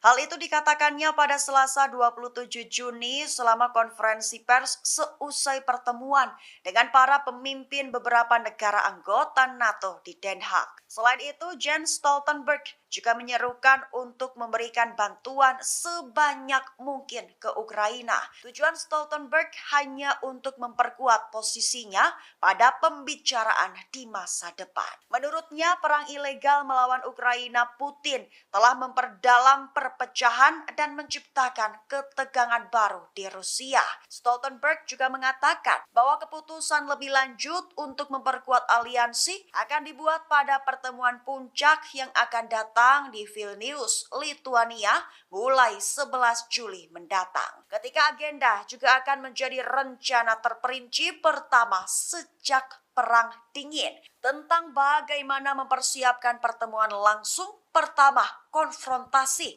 antara NATO dan Moskow.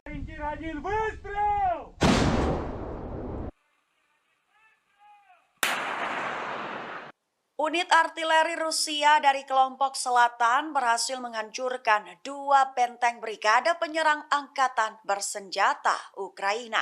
Tepatnya adalah benteng brigade penyerang terpisah ketiga di dekat desa Kalinovka dan brigade mekanik terpisah ke-110 di Avdiivka. Selain itu, artileri Rusia juga berhasil menghancurkan 3 mortir 120 mm serta personil Ukraina.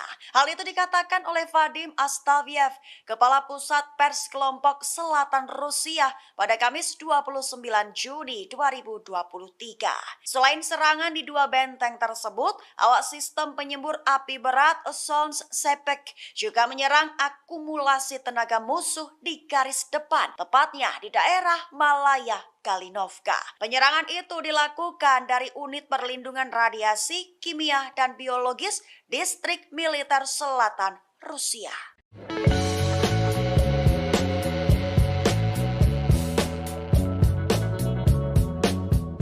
Alexander Lukashenko selaku Presiden Belarusia memberikan saran agar negaranya memiliki kontrol independen atas senjata nuklir. Hal itu dikatakannya pada Selasa 27 Juni sembari menginstruksikan pejabat tinggi untuk mengembangkan algoritma penggunaan nuklir. Lukashenko menambahkan jika itu didasarkan pada fakta, jika perlu menggunakannya di saat-saat sulit dan ada penyerang. Di sisi lain, Emma Claire Volley, mitra Asosiasi untuk Kebijakan dan Penelitian dengan gerakan Global Zero, turut buka suara. Ia menyatakan jika tampaknya pernyataan tentang senjata nuklir mungkin menjadi bagian dari pola penekanan yang lebih luas dan mungkin membesar-besarkan pengaruhnya dalam politik internal Rusia dan regional. Ia melanjutkan di mana itu berjalan di garis antara menegaskan Belarusia memiliki peran berbeda untuk dimainkan dalam situasi yang lebih luas tanpa secara eksplisit membuat ancaman nuklir yang akan dilihat Rusia diarahkan kepadanya. Di sisi lainnya lagi, ISW mengatakan jika senjata nuklir juga dapat digunakan sebagai alat oleh Belarus untuk melawan Rusia daripada mengancam NATO atau Ukraina. Hari ini, umat Islam merayakan Idul Adha 1444 Hijriah dengan penuh sukacita. Presiden Rusia Vladimir Putin secara khusus turut mengucapkan selamat Hari Raya Idul Adha untuk komunitas Muslim di Rusia. Dikutip dari maksud kami, ucapan selamat ini disampaikan Kepala Negara melalui laman resmi Istana Kremlin Rusia. Dalam pesannya, Putin berharap umat Muslim diberikan kebahagiaan dan kesejahteraan. Ia juga mengatakan Idul Adha memiliki makna spiritual yang mendalam. Putin menyampaikan perayaan ini menjadi momen umat Islam mengamalkan kebaikan dan kepedulian terhadap sesama. Hal ini berfungsi untuk memperkuat cita-cita kebaikan, amal, dan keadilan dalam masyarakat. Dalam pesan Idul Adha ini, Presiden Rusia juga mengakui keberadaan komunitas Muslim Rusia. Ia menjelaskan bahwa komunitas Muslim Rusia memainkan peran kreatif utama dalam kehidupan negara. Umat Islam di Rusia telah berkontribusi untuk memperkuat perdamaian antar etnis dan antar agama. Disebutkan pula mereka turut melestarikan nilai-nilai keluarga dan membesarkan generasi muda. Dalam kesempatan Hari Raya Idul Adha, Putin mengakui peran penting para pejuang Muslim dalam membela negara. Mereka mengandalkan tradisi sejarah, spiritual, dan patriotik nenek moyang. Bahkan dengan bangga, Kepala Negara menyebut pejuang Muslim Rusia tidak egois. Mereka memiliki jiwa keberanian, terutama keberanian selama operasi militer khusus di Ukraina, membela Rusia bahu-membahu dengan sesama prajurit. Pasukan Rusia terus membuat kemajuan di Ukraina. Moskwa berhasil memusnahkan persediaan bahan bakar tentara Ukraina dengan menggunakan senjata presisi. Dikutip dari tes.com pada Kamis 29 Juni, juru bicara Kementerian Pertahanan Rusia Letnan Jenderal Igor Konashenkov memberikan penjelasan. Dilaporkan, Angkatan Udara Rusia menyerang tempat penyulingan minyak dan penyimpanan bahan bakar Ukraina. Depot itu digunakan untuk memasok pasukan Ukraina di Donbas selama beberapa hari terakhir selama operasi militer khusus di Ukraina. Juru bicara Kementerian Pertahanan Rusia menerangkan semua target yang ditentukan dihancurkan sehingga tujuan serangan tercapai.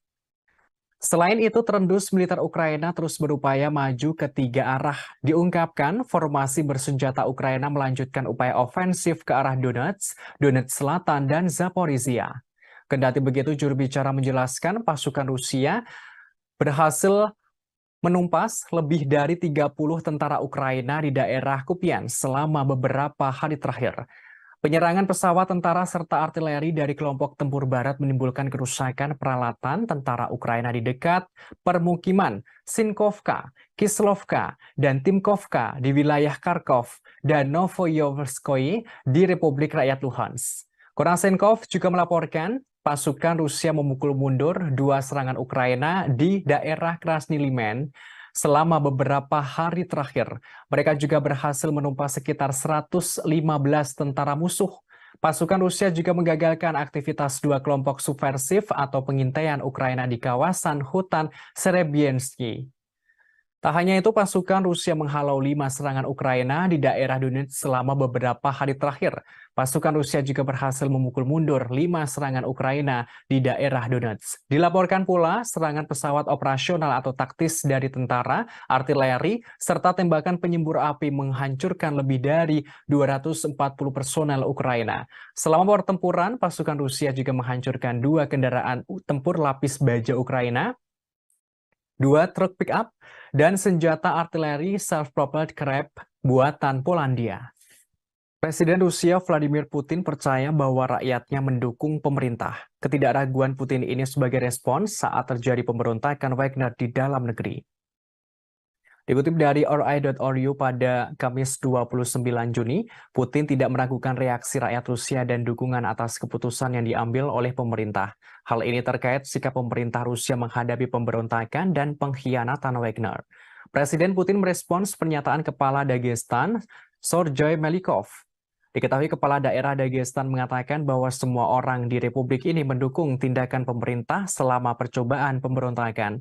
Kepala daerah menandaskan tidak ada satu orang pun di Dagestan yang tidak menyatakan dukungannya setelah pidato Putin kepada rakyat. Melikov meyakinkan bahwa Republik akan terus mendukung semua keputusan yang diambil oleh Presiden Rusia. Sebagaimana diketahui pada 23 Juni, pasukan Wagner menguasai markas besar distrik militer selatan di Rostov-on-Don.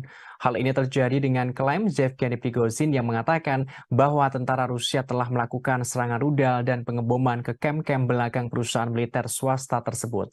Ucapannya itu langsung dibantah oleh Kementerian Pertahanan Rusia dan Dinas Keamanan Federal Rusia. Kemudian sebuah kasus kriminal dibuka terhadap Prigozhin karena mengorganisir pemberontakan bersenjata. Presiden Putin menggambarkan tindakan para pemberontak sebagai pertaruhan kriminal, tikaman dari belakang terhadap Rusia, dan pengkhianatan yang dipimpin oleh ambisi yang terlalu tinggi dan kepentingan pribadi. Namun, Presiden Belarus Alexander Lukashenko hadir sebagai penengah yang meredakan situasi antara pihak Rusia dan Wagner. Lukashenko tidak merinci negosiasi khusus atas kesepakatan yang mereka capai yang membuat Prigozhin dipindah ke Belarus, termasuk pencabutan kasus pidana terhadap Prigozhin dan para pejuangnya. Diketahui pejuang Wagner diberi pilihan untuk bergabung dengan di Belarus atau dimasukkan ke dalam militer Rusia. Lukashenko menyebutkan mungkin perlu waktu bagi pasukan Wagner yang memilih untuk tidak menandatangani kontrak dengan Kementerian Pertahanan Rusia untuk melakukan perjalanan ke Belarus. Ia juga mengatakan kepada Menteri Pertahanannya untuk mempertimbangkan gagasan merekrut beberapa dari pasukan Wagner untuk bergabung ke Angkatan Darat Belarus.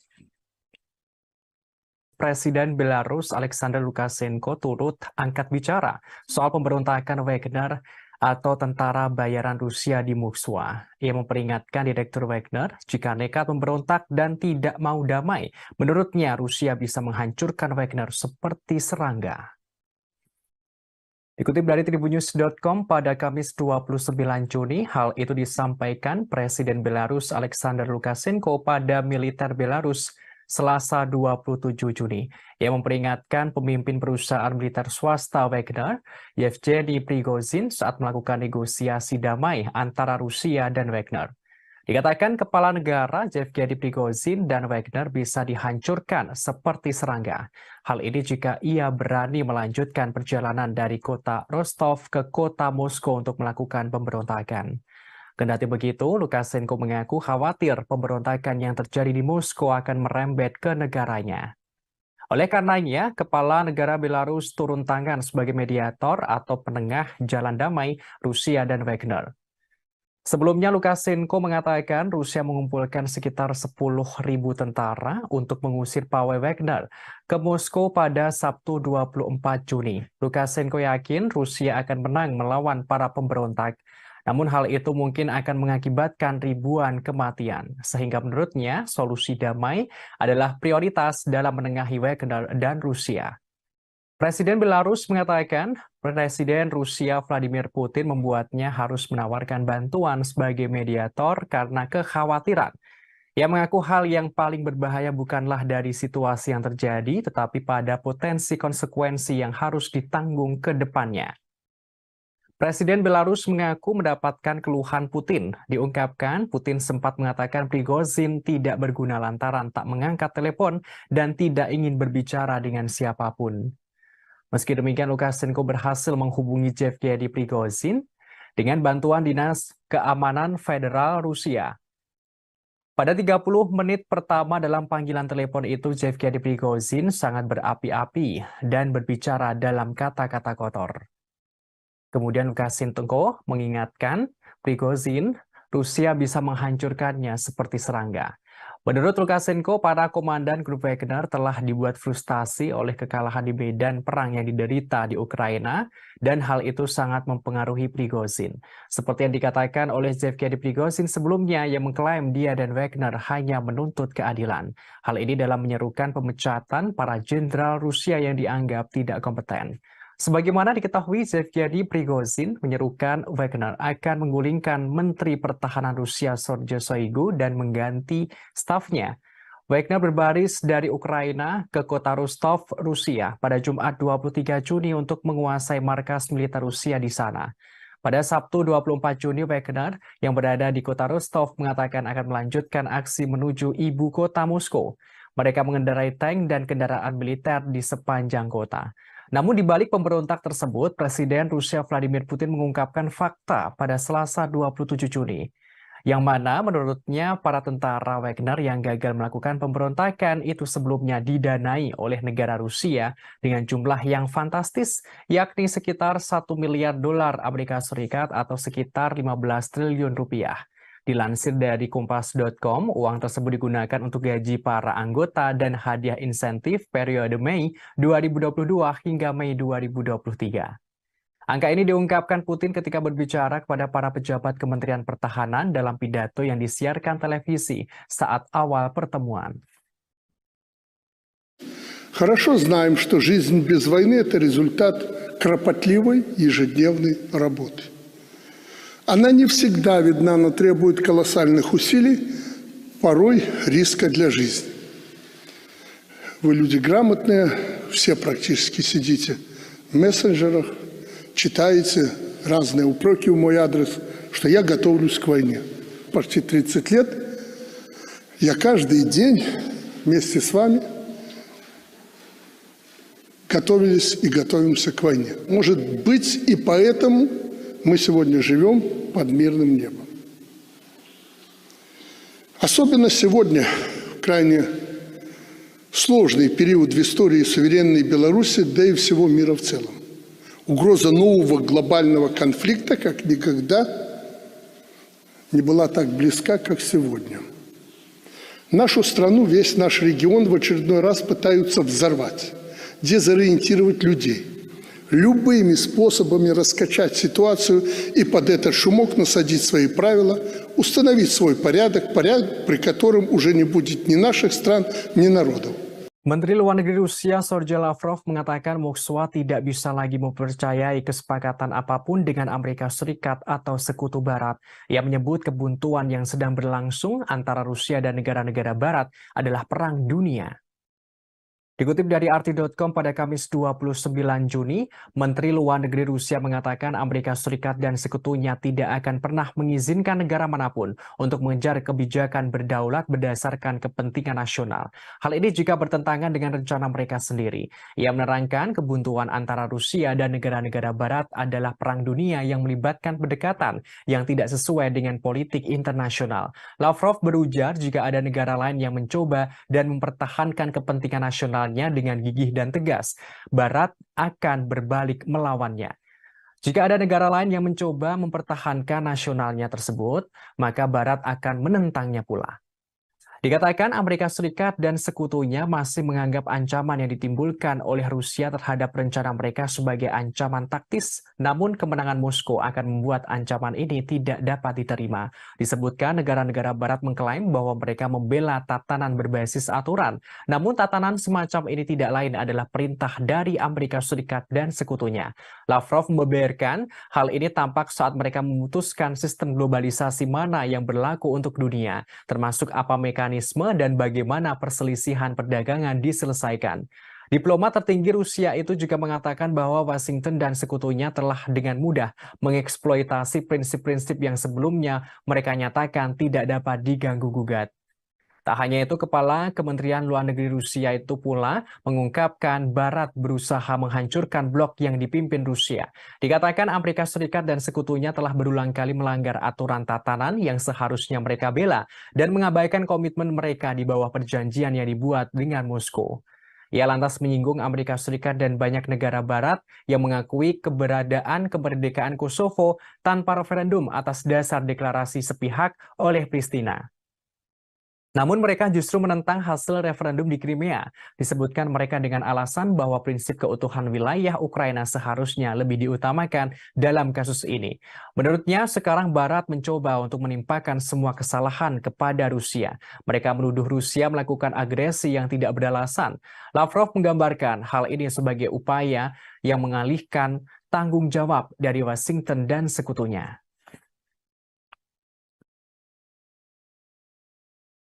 Утверждений, которые звучат, я бы сказал, даже немножко навязчиво, о том, что Соединенные Штаты никакого отношения к этому не имеют, мы их, конечно же, слышим, но помимо того, что произносится в микрофон, у нас есть информация о том, как Соединенные Штаты обеспечивают реакцию всей своей бюрократии.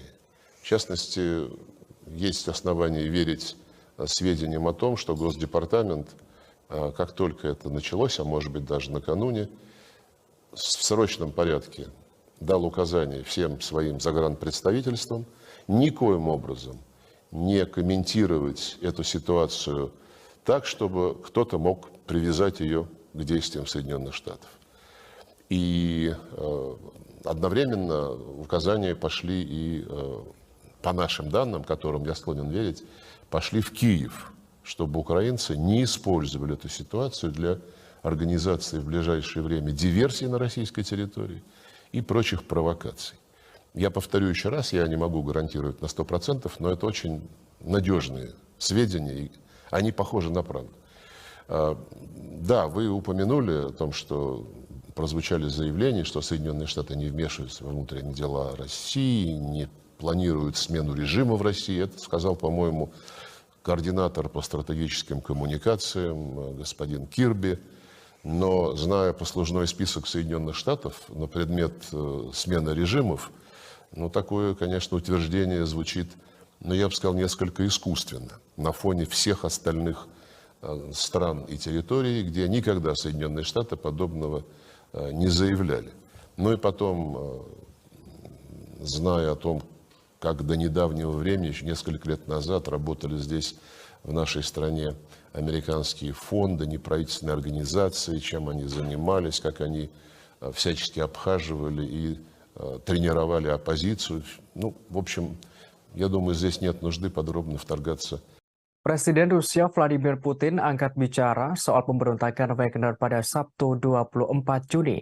Ia menandaskan setiap upaya menciptakan kerusuhan di dalam negeri Rusia pasti gagal. Dikutip dari Tribunnews.com pada Senin 26 Juni, Presiden Rusia Vladimir Putin secara terbuka membahas akhir dari pemberontakan grup Wagner. Pemberontakan tersebut sempat membuat keonaran dan kekacauan di dalam negeri. Dalam pernyataannya, kepala negara menegaskan setiap upaya kerusuhan internal pasti berujung pada kegagalan. Putin mengklaim dirinya bisa saja menghancurkan pemberontakan. Namun dengan sikap bijaksana, ia ingin menghindari pertumpahan darah di dalam negeri. Presiden Rusia tidak ingin terjadi perang saudara. Kepala negara menerangkan ulah Wagner yang memberontak tidak lepas dari buntut serangan balik Ukraina di Bakhmut.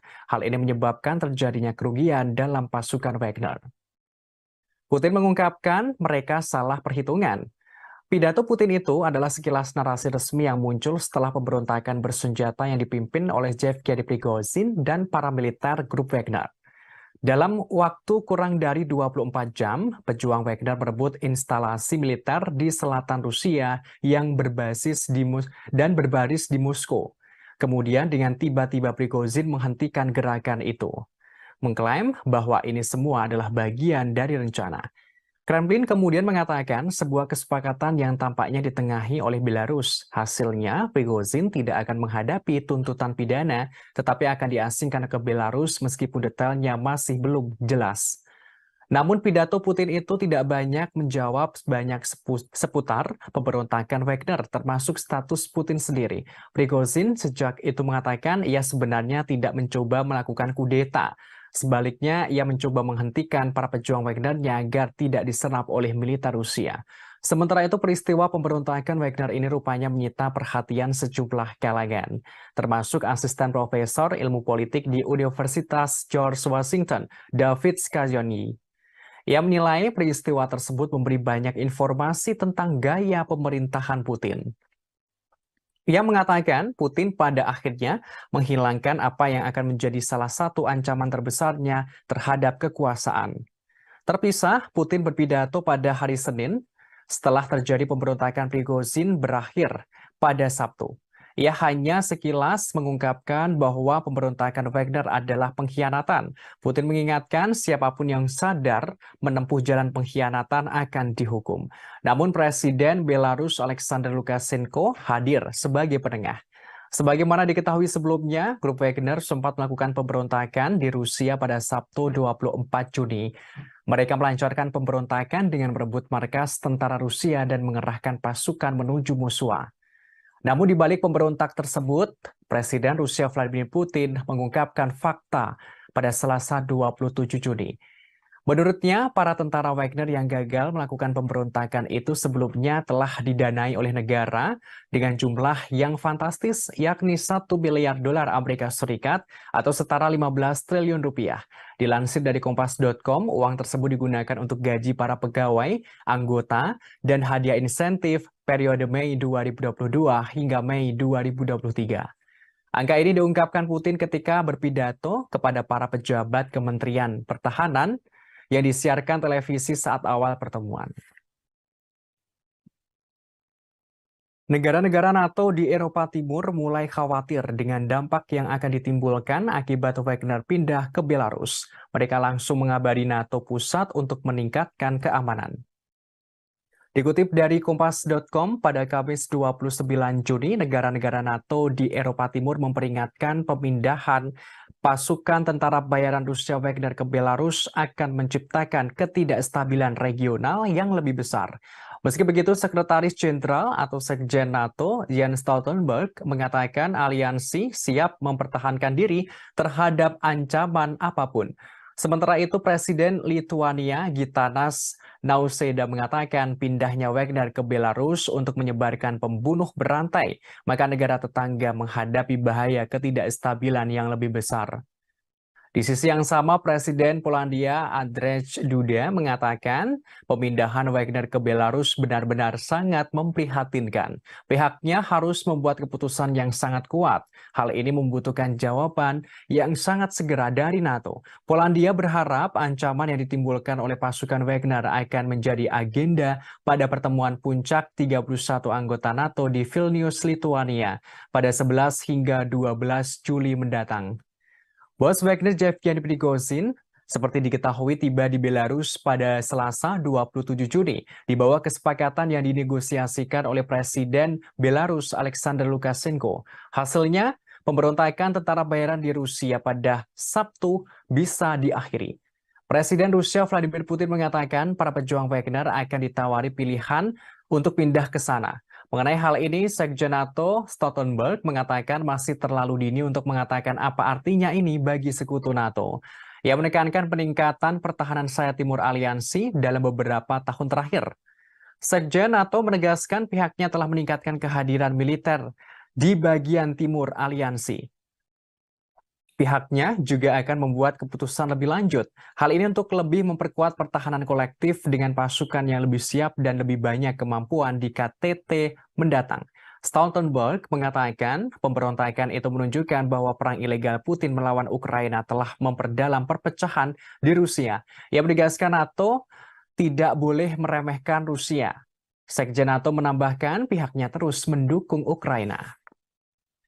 Survei menunjukkan sebagian besar rakyat Amerika Serikat mendukung pemerintah untuk memasok senjata ke Ukraina melawan Rusia. Dukungan ini mengalami kenaikan dari beberapa waktu lalu.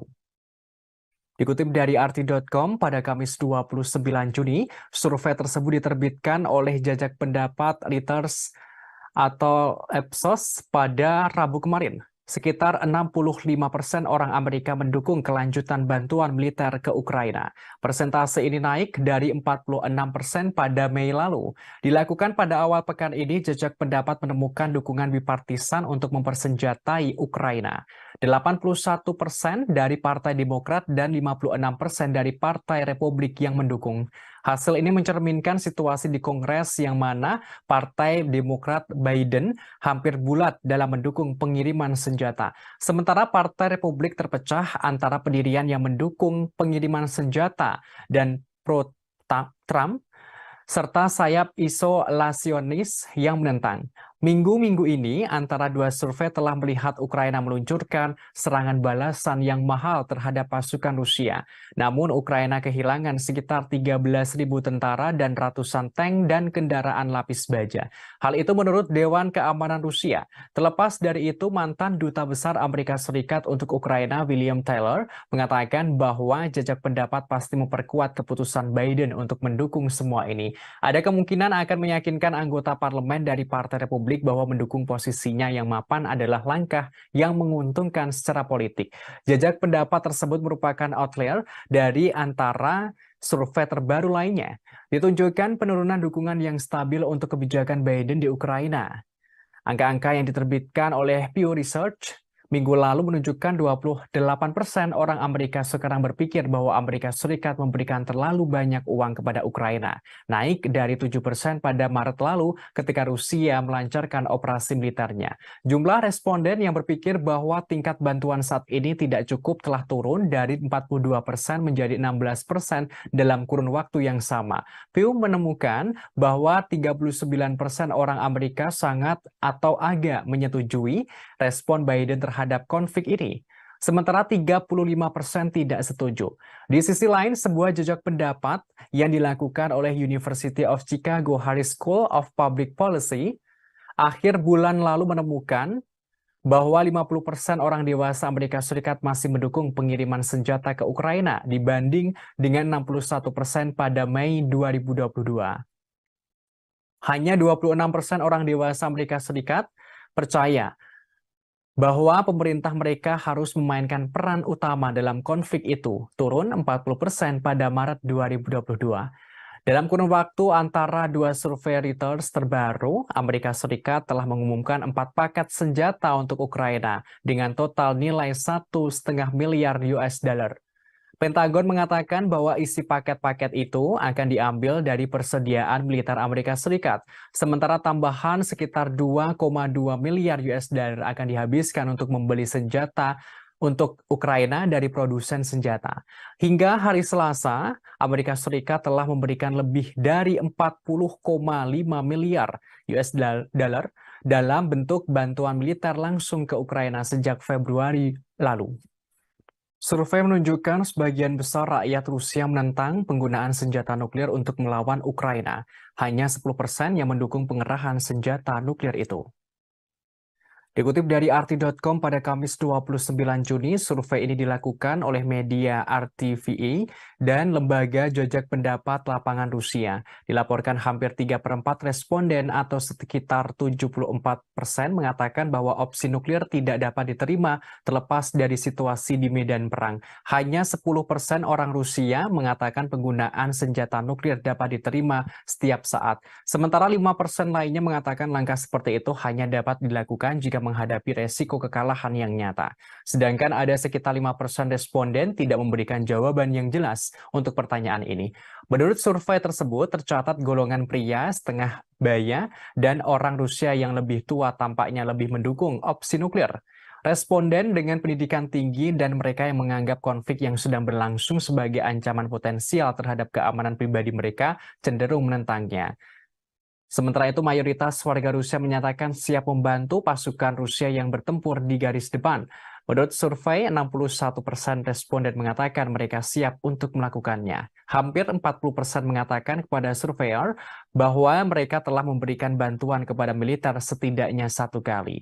Hal ini melalui berbagai program bantuan dan dukungan. Hampir 30% juga mengoleksi pakaian dan berbagai barang berguna untuk para prajurit. Masalah potensi serangan nuklir sempat menjadi sorotan di Rusia. Hal ini setelah ilmuwan politik Sergei Karaganov mengangkat kemungkinan seperti dalam sebuah opini. Dalam artikel berjudul "Keputusan yang sulit tapi diperlukan", Karaganov menyatakan pendapatnya. Ia menerangkan Rusia dapat meningkatkan penggunaan senjata nuklir terhadap negara-negara Eropa yang mendukung Ukraina. Hal tersebut untuk memaksa Amerika Serikat dan sekutunya mundur dari konflik yang lebih luas dengan Rusia. Dengan demikian mencegah konflik yang lebih luas dengan Rusia, yakni Perang Nuklir Global atau Perang Dunia III. Sebagaimana diketahui pada pertengahan Juni, Presiden Rusia Vladimir Putin memperingatkan bahwa membahas masalah ini menurunkan ambang batas penggunaan senjata nuklir potensial. Di bawah doktrin resmi saat ini, Rusia hanya akan menggunakan persenjataan atomnya itu jika dihadapkan pada ancaman eksistensial. Kepala negara seraya menambahkan bahwa tidak percaya menggunakan senjata nuklir taktis hasil rendah sebagai pencegah. Kepala kelompok tentara bayaran Wagner Yevgeny Prigozhin buka suara terkait tindakan Wagner yang disebut-sebut pemberontakan. Ia menegaskan pasukannya tidak bermaksud menggulingkan atau melakukan kudeta terhadap pemerintah Putin yang sah. Prigozhin menyebut pihaknya memulai pawai karena ketidakadilan. Dikutip dari Kompas.com, hal ini disampaikan Yevgeny Prigozhin pada Senin kemarin setelah meluncurkan pemberontakan bersenjata yang gagal melawan kepemimpinan militer Rusia. Sebaliknya, ia menyebut tindakannya sebagai pawai menuju keadilan. Hal ini dipicu oleh serangan mematikan terhadap pasukan militer pribadinya yang memakai pakaian terkait militer Rusia. Prigozhin mengklaim kelompok Wagner adalah kekuatan tempur paling efektif di Rusia dan bahkan dunia. Ia mengatakan cara Wagner bisa menguasai kota Rostov-on-Don di Rusia Selatan tanpa pertumpahan darah adalah bukti keefektifan para tentaranya, termasuk cara mereka mengirim konvoi bersenjata ke jarak 200 km dari Moskwa adalah bukti keefektifan para tentaranya. Pasukannya menghentikan pemberontakan pada 24 Juni berdasarkan kesepakatan yang ditengahi oleh Presiden Belarus Alexander Lukashenko.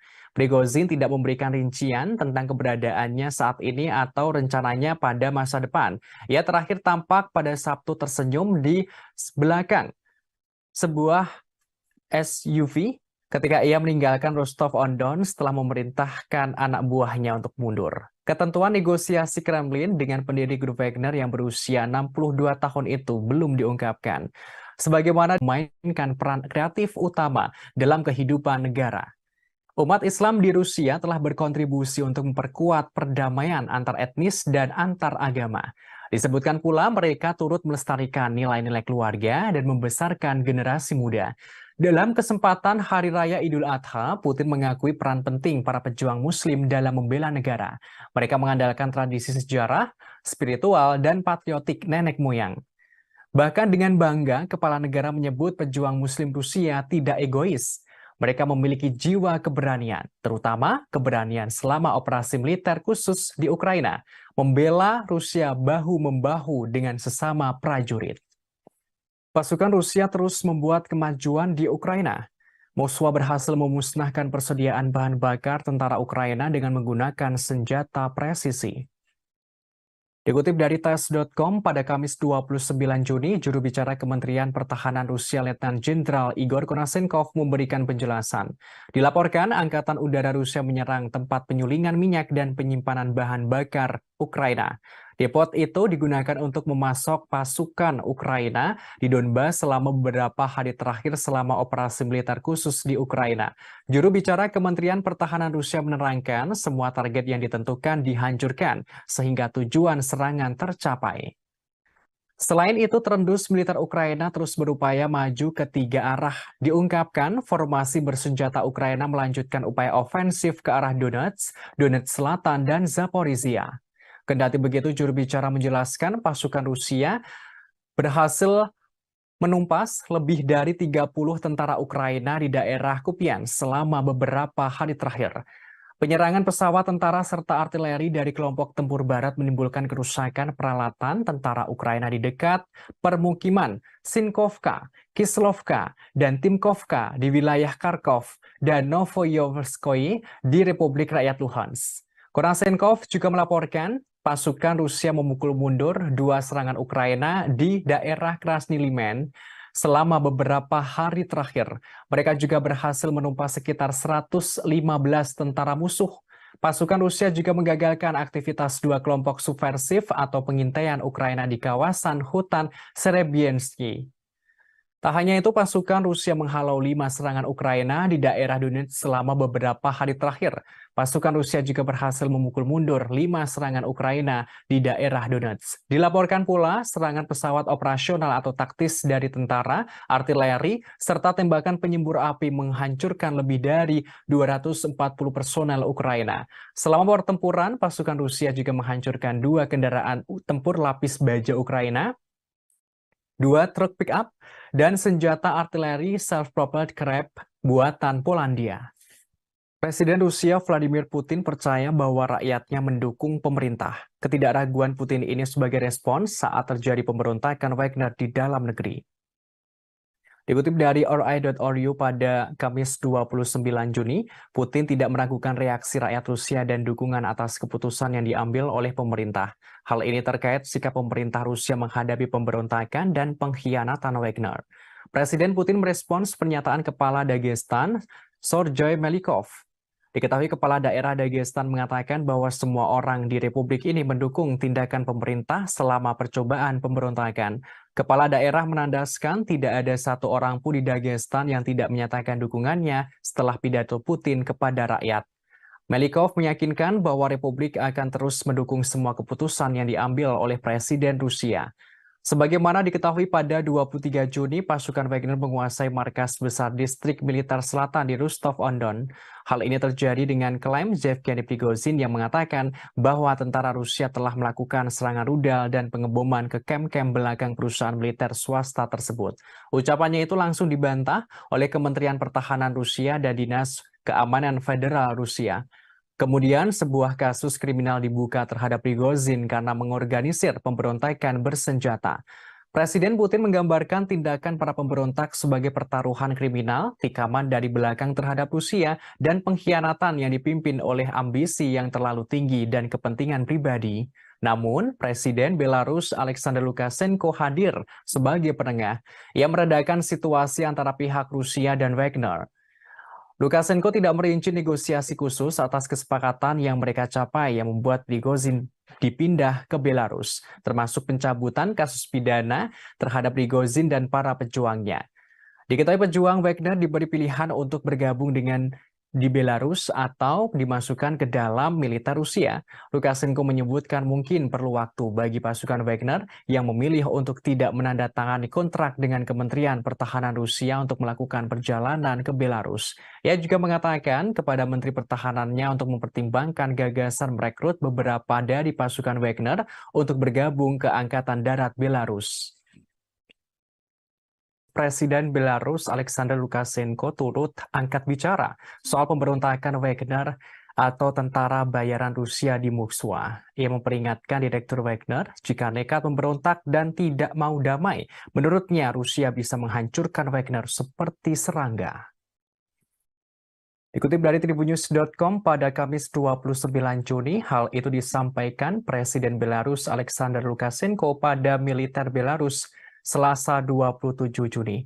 Ia memperingatkan pemimpin perusahaan militer swasta Wagner, Yevgeny Prigozhin, saat melakukan negosiasi damai antara Rusia dan Wagner. Dikatakan kepala negara Yevgeny Prigozhin dan Wagner bisa dihancurkan seperti serangga. Hal ini jika ia berani melanjutkan perjalanan dari kota Rostov ke kota Moskow untuk melakukan pemberontakan.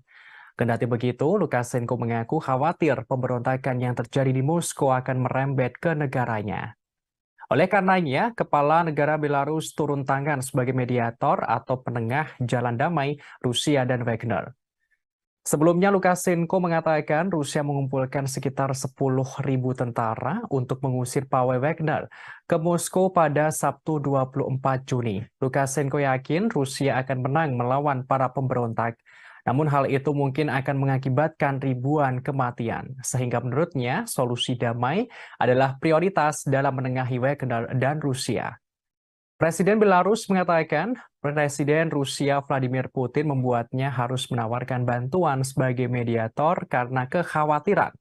Ia mengaku hal yang paling berbahaya bukanlah dari situasi yang terjadi, tetapi pada potensi konsekuensi yang harus ditanggung ke depannya. Presiden Belarus mengaku mendapatkan keluhan Putin. Diungkapkan, Putin sempat mengatakan Prigozhin tidak berguna lantaran tak mengangkat telepon dan tidak ingin berbicara dengan siapapun. Meski demikian, Lukashenko berhasil menghubungi Yevgeny Prigozhin dengan bantuan Dinas Keamanan Federal Rusia. Pada 30 menit pertama dalam panggilan telepon itu, Yevgeny Prigozhin sangat berapi-api dan berbicara dalam kata-kata kotor. Kemudian Lukashenko mengingatkan Prigozhin, Rusia bisa menghancurkannya seperti serangga. Menurut Lukashenko, para komandan grup Wagner telah dibuat frustasi oleh kekalahan di medan perang yang diderita di Ukraina, dan hal itu sangat mempengaruhi Prigozhin. Seperti yang dikatakan oleh Yevgeny Prigozhin sebelumnya yang mengklaim dia dan Wagner hanya menuntut keadilan.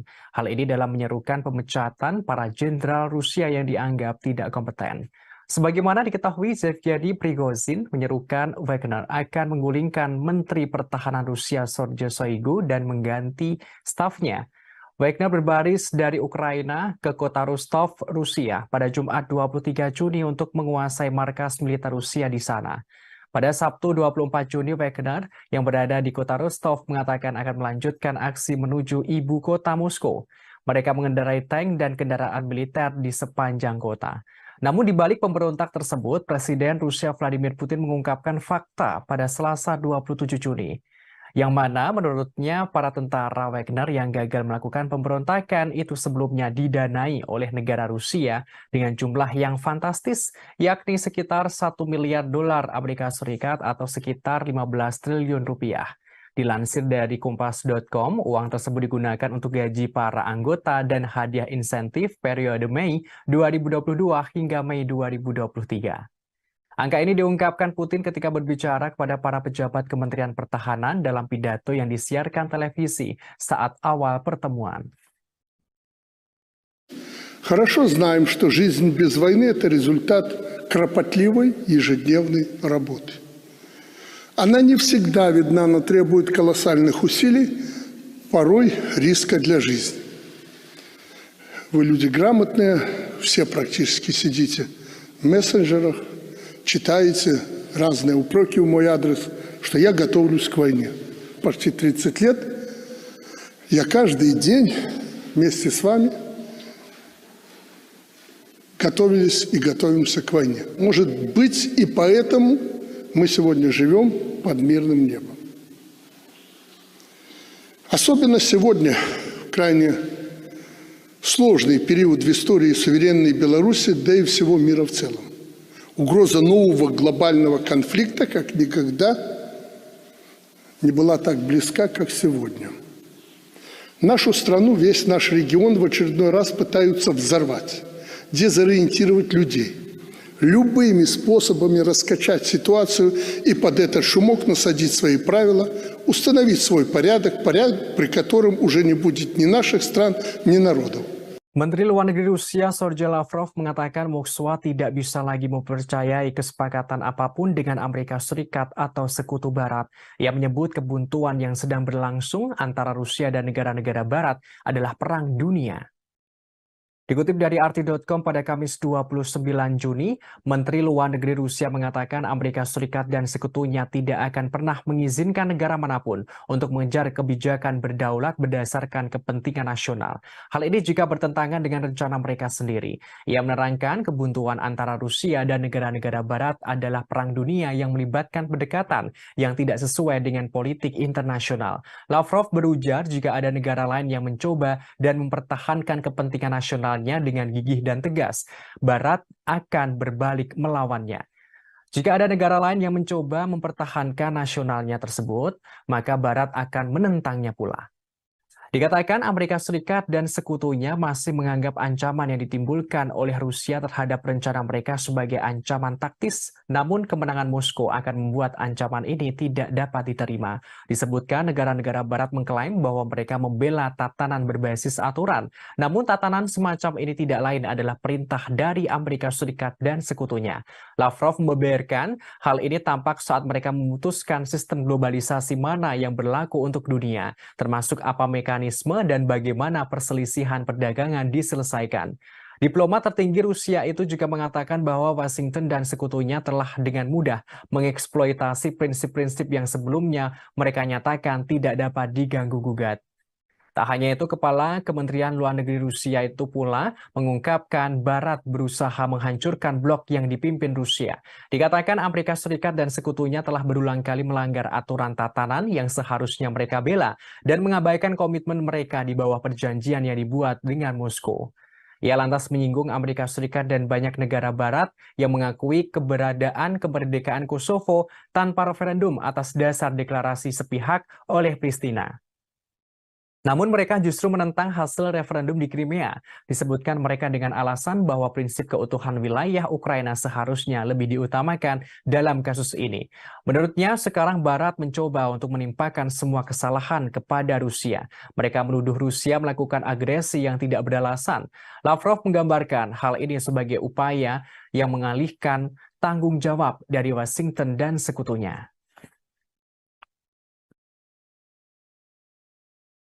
Утверждений, которые звучат, я бы сказал, даже немножко навязчиво, о том, что Соединенные Штаты никакого отношения к этому не имеют, мы их, конечно же, слышим, но помимо того, что произносится в микрофон, у нас есть информация о том, как Соединенные Штаты обеспечивают реакцию всей своей бюрократии. В частности, есть основания верить сведениям о том, что Госдепартамент, как только это началось, а может быть даже накануне, в срочном порядке дал указание всем своим загранпредставительствам никоим образом не комментировать эту ситуацию так, чтобы кто-то мог привязать ее к действиям Соединенных Штатов. И одновременно указания пошли и, по нашим данным, которым я склонен верить, пошли в Киев, чтобы украинцы не использовали эту ситуацию для организации в ближайшее время диверсий на российской территории и прочих провокаций. Я повторю еще раз, я не могу гарантировать на 100%, но это очень надежные сведения, и они похожи на правду. Да, вы упомянули о том, что прозвучали заявления, что Соединенные Штаты не вмешиваются во внутренние дела России, не планируют смену режима в России. Это сказал, по-моему, координатор по стратегическим коммуникациям господин Кирби. Но, зная послужной список Соединенных Штатов на предмет смены режимов, Но такое, конечно, утверждение звучит, ну, я бы сказал, несколько искусственно на фоне всех остальных стран и территорий, где никогда Соединенные Штаты подобного не заявляли. Ну и потом, зная о том, как до недавнего времени, еще несколько лет назад, работали здесь, в нашей стране, американские фонды, неправительственные организации, чем они занимались, как они всячески обхаживали и тренировали оппозицию. Ну, в общем, я думаю, здесь нет нужды подробно вторгаться. Presiden Rusia Vladimir Putin angkat bicara soal pemberontakan Wagner pada Sabtu 24 Juni. Ia menandaskan setiap upaya menciptakan kerusuhan di dalam negeri Rusia pasti gagal. Dikutip dari tribunnews.com pada Senin 26 Juni, Presiden Rusia Vladimir Putin secara terbuka membahas akhir dari pemberontakan grup Wagner. Pemberontakan tersebut sempat membuat keonaran dan kekacauan di dalam negeri. Dalam pernyataannya, kepala negara menegaskan setiap upaya kerusuhan internal pasti berujung pada kegagalan. Putin mengklaim dirinya bisa saja menghancurkan pemberontakan. Namun dengan sikap bijaksana, ia ingin menghindari pertumpahan darah di dalam negeri. Presiden Rusia tidak ingin terjadi perang saudara. Kepala negara menerangkan ulah Wagner yang memberontak tidak lepas dari buntut serangan balik Ukraina di Bakhmut. Hal ini menyebabkan terjadinya kerugian dalam pasukan Wagner. Putin mengungkapkan mereka salah perhitungan. Pidato Putin itu adalah sekilas narasi resmi yang muncul setelah pemberontakan bersenjata yang dipimpin oleh Yevgeny Prigozhin dan para militer grup Wagner. Dalam waktu kurang dari 24 jam, pejuang Wagner merebut instalasi militer di selatan Rusia yang berbasis di Moskow. Kemudian dengan tiba-tiba Prigozhin menghentikan gerakan itu, mengklaim bahwa ini semua adalah bagian dari rencana. Kremlin kemudian mengatakan sebuah kesepakatan yang tampaknya ditengahi oleh Belarus. Hasilnya, Prigozhin tidak akan menghadapi tuntutan pidana, tetapi akan diasingkan ke Belarus meskipun detailnya masih belum jelas. Namun pidato Putin itu tidak banyak menjawab seputar pemberontakan Wagner, termasuk status Putin sendiri. Prigozhin sejak itu mengatakan ia sebenarnya tidak mencoba melakukan kudeta. Sebaliknya, ia mencoba menghentikan para pejuang Wagner-nya agar tidak diserap oleh militer Rusia. Sementara itu, peristiwa pemberontakan Wagner ini rupanya menyita perhatian sejumlah kalangan, termasuk asisten profesor ilmu politik di Universitas George Washington, David Scaglione. Ia menilai peristiwa tersebut memberi banyak informasi tentang gaya pemerintahan Putin. Ia mengatakan Putin pada akhirnya menghilangkan apa yang akan menjadi salah satu ancaman terbesarnya terhadap kekuasaan. Terpisah, Putin berpidato pada hari Senin setelah terjadi pemberontakan Prigozhin berakhir pada Sabtu. Ia hanya sekilas mengungkapkan bahwa pemberontakan Wagner adalah pengkhianatan. Putin mengingatkan siapapun yang sadar menempuh jalan pengkhianatan akan dihukum. Namun Presiden Belarus Alexander Lukashenko hadir sebagai penengah. Sebagaimana diketahui sebelumnya, grup Wagner sempat melakukan pemberontakan di Rusia pada Sabtu 24 Juni. Mereka melancarkan pemberontakan dengan merebut markas tentara Rusia dan mengerahkan pasukan menuju Moskwa. Namun di balik pemberontak tersebut, Presiden Rusia Vladimir Putin mengungkapkan fakta pada Selasa 27 Juni. Menurutnya, para tentara Wagner yang gagal melakukan pemberontakan itu sebelumnya telah didanai oleh negara dengan jumlah yang fantastis, yakni 1 miliar dolar Amerika Serikat atau setara 15 triliun rupiah. Dilansir dari Kompas.com, uang tersebut digunakan untuk gaji para pegawai, anggota, dan hadiah insentif periode Mei 2022 hingga Mei 2023. Angka ini diungkapkan Putin ketika berpidato kepada para pejabat Kementerian Pertahanan yang disiarkan televisi saat awal pertemuan. Negara-negara NATO di Eropa Timur mulai khawatir dengan dampak yang akan ditimbulkan akibat Wagner pindah ke Belarus. Mereka langsung mengabari NATO pusat untuk meningkatkan keamanan. Dikutip dari Kompas.com, pada Kamis 29 Juni, negara-negara NATO di Eropa Timur memperingatkan pemindahan pasukan tentara bayaran Rusia Wagner ke Belarus akan menciptakan ketidakstabilan regional yang lebih besar. Meski begitu, Sekretaris Jenderal atau Sekjen NATO, Jens Stoltenberg, mengatakan aliansi siap mempertahankan diri terhadap ancaman apapun. Sementara itu, Presiden Lituania Gitanas Nausėda mengatakan pindahnya Wagner ke Belarus untuk menyebarkan pembunuh berantai, maka negara tetangga menghadapi bahaya ketidakstabilan yang lebih besar. Di sisi yang sama, Presiden Polandia Andrzej Duda mengatakan pemindahan Wagner ke Belarus benar-benar sangat memprihatinkan.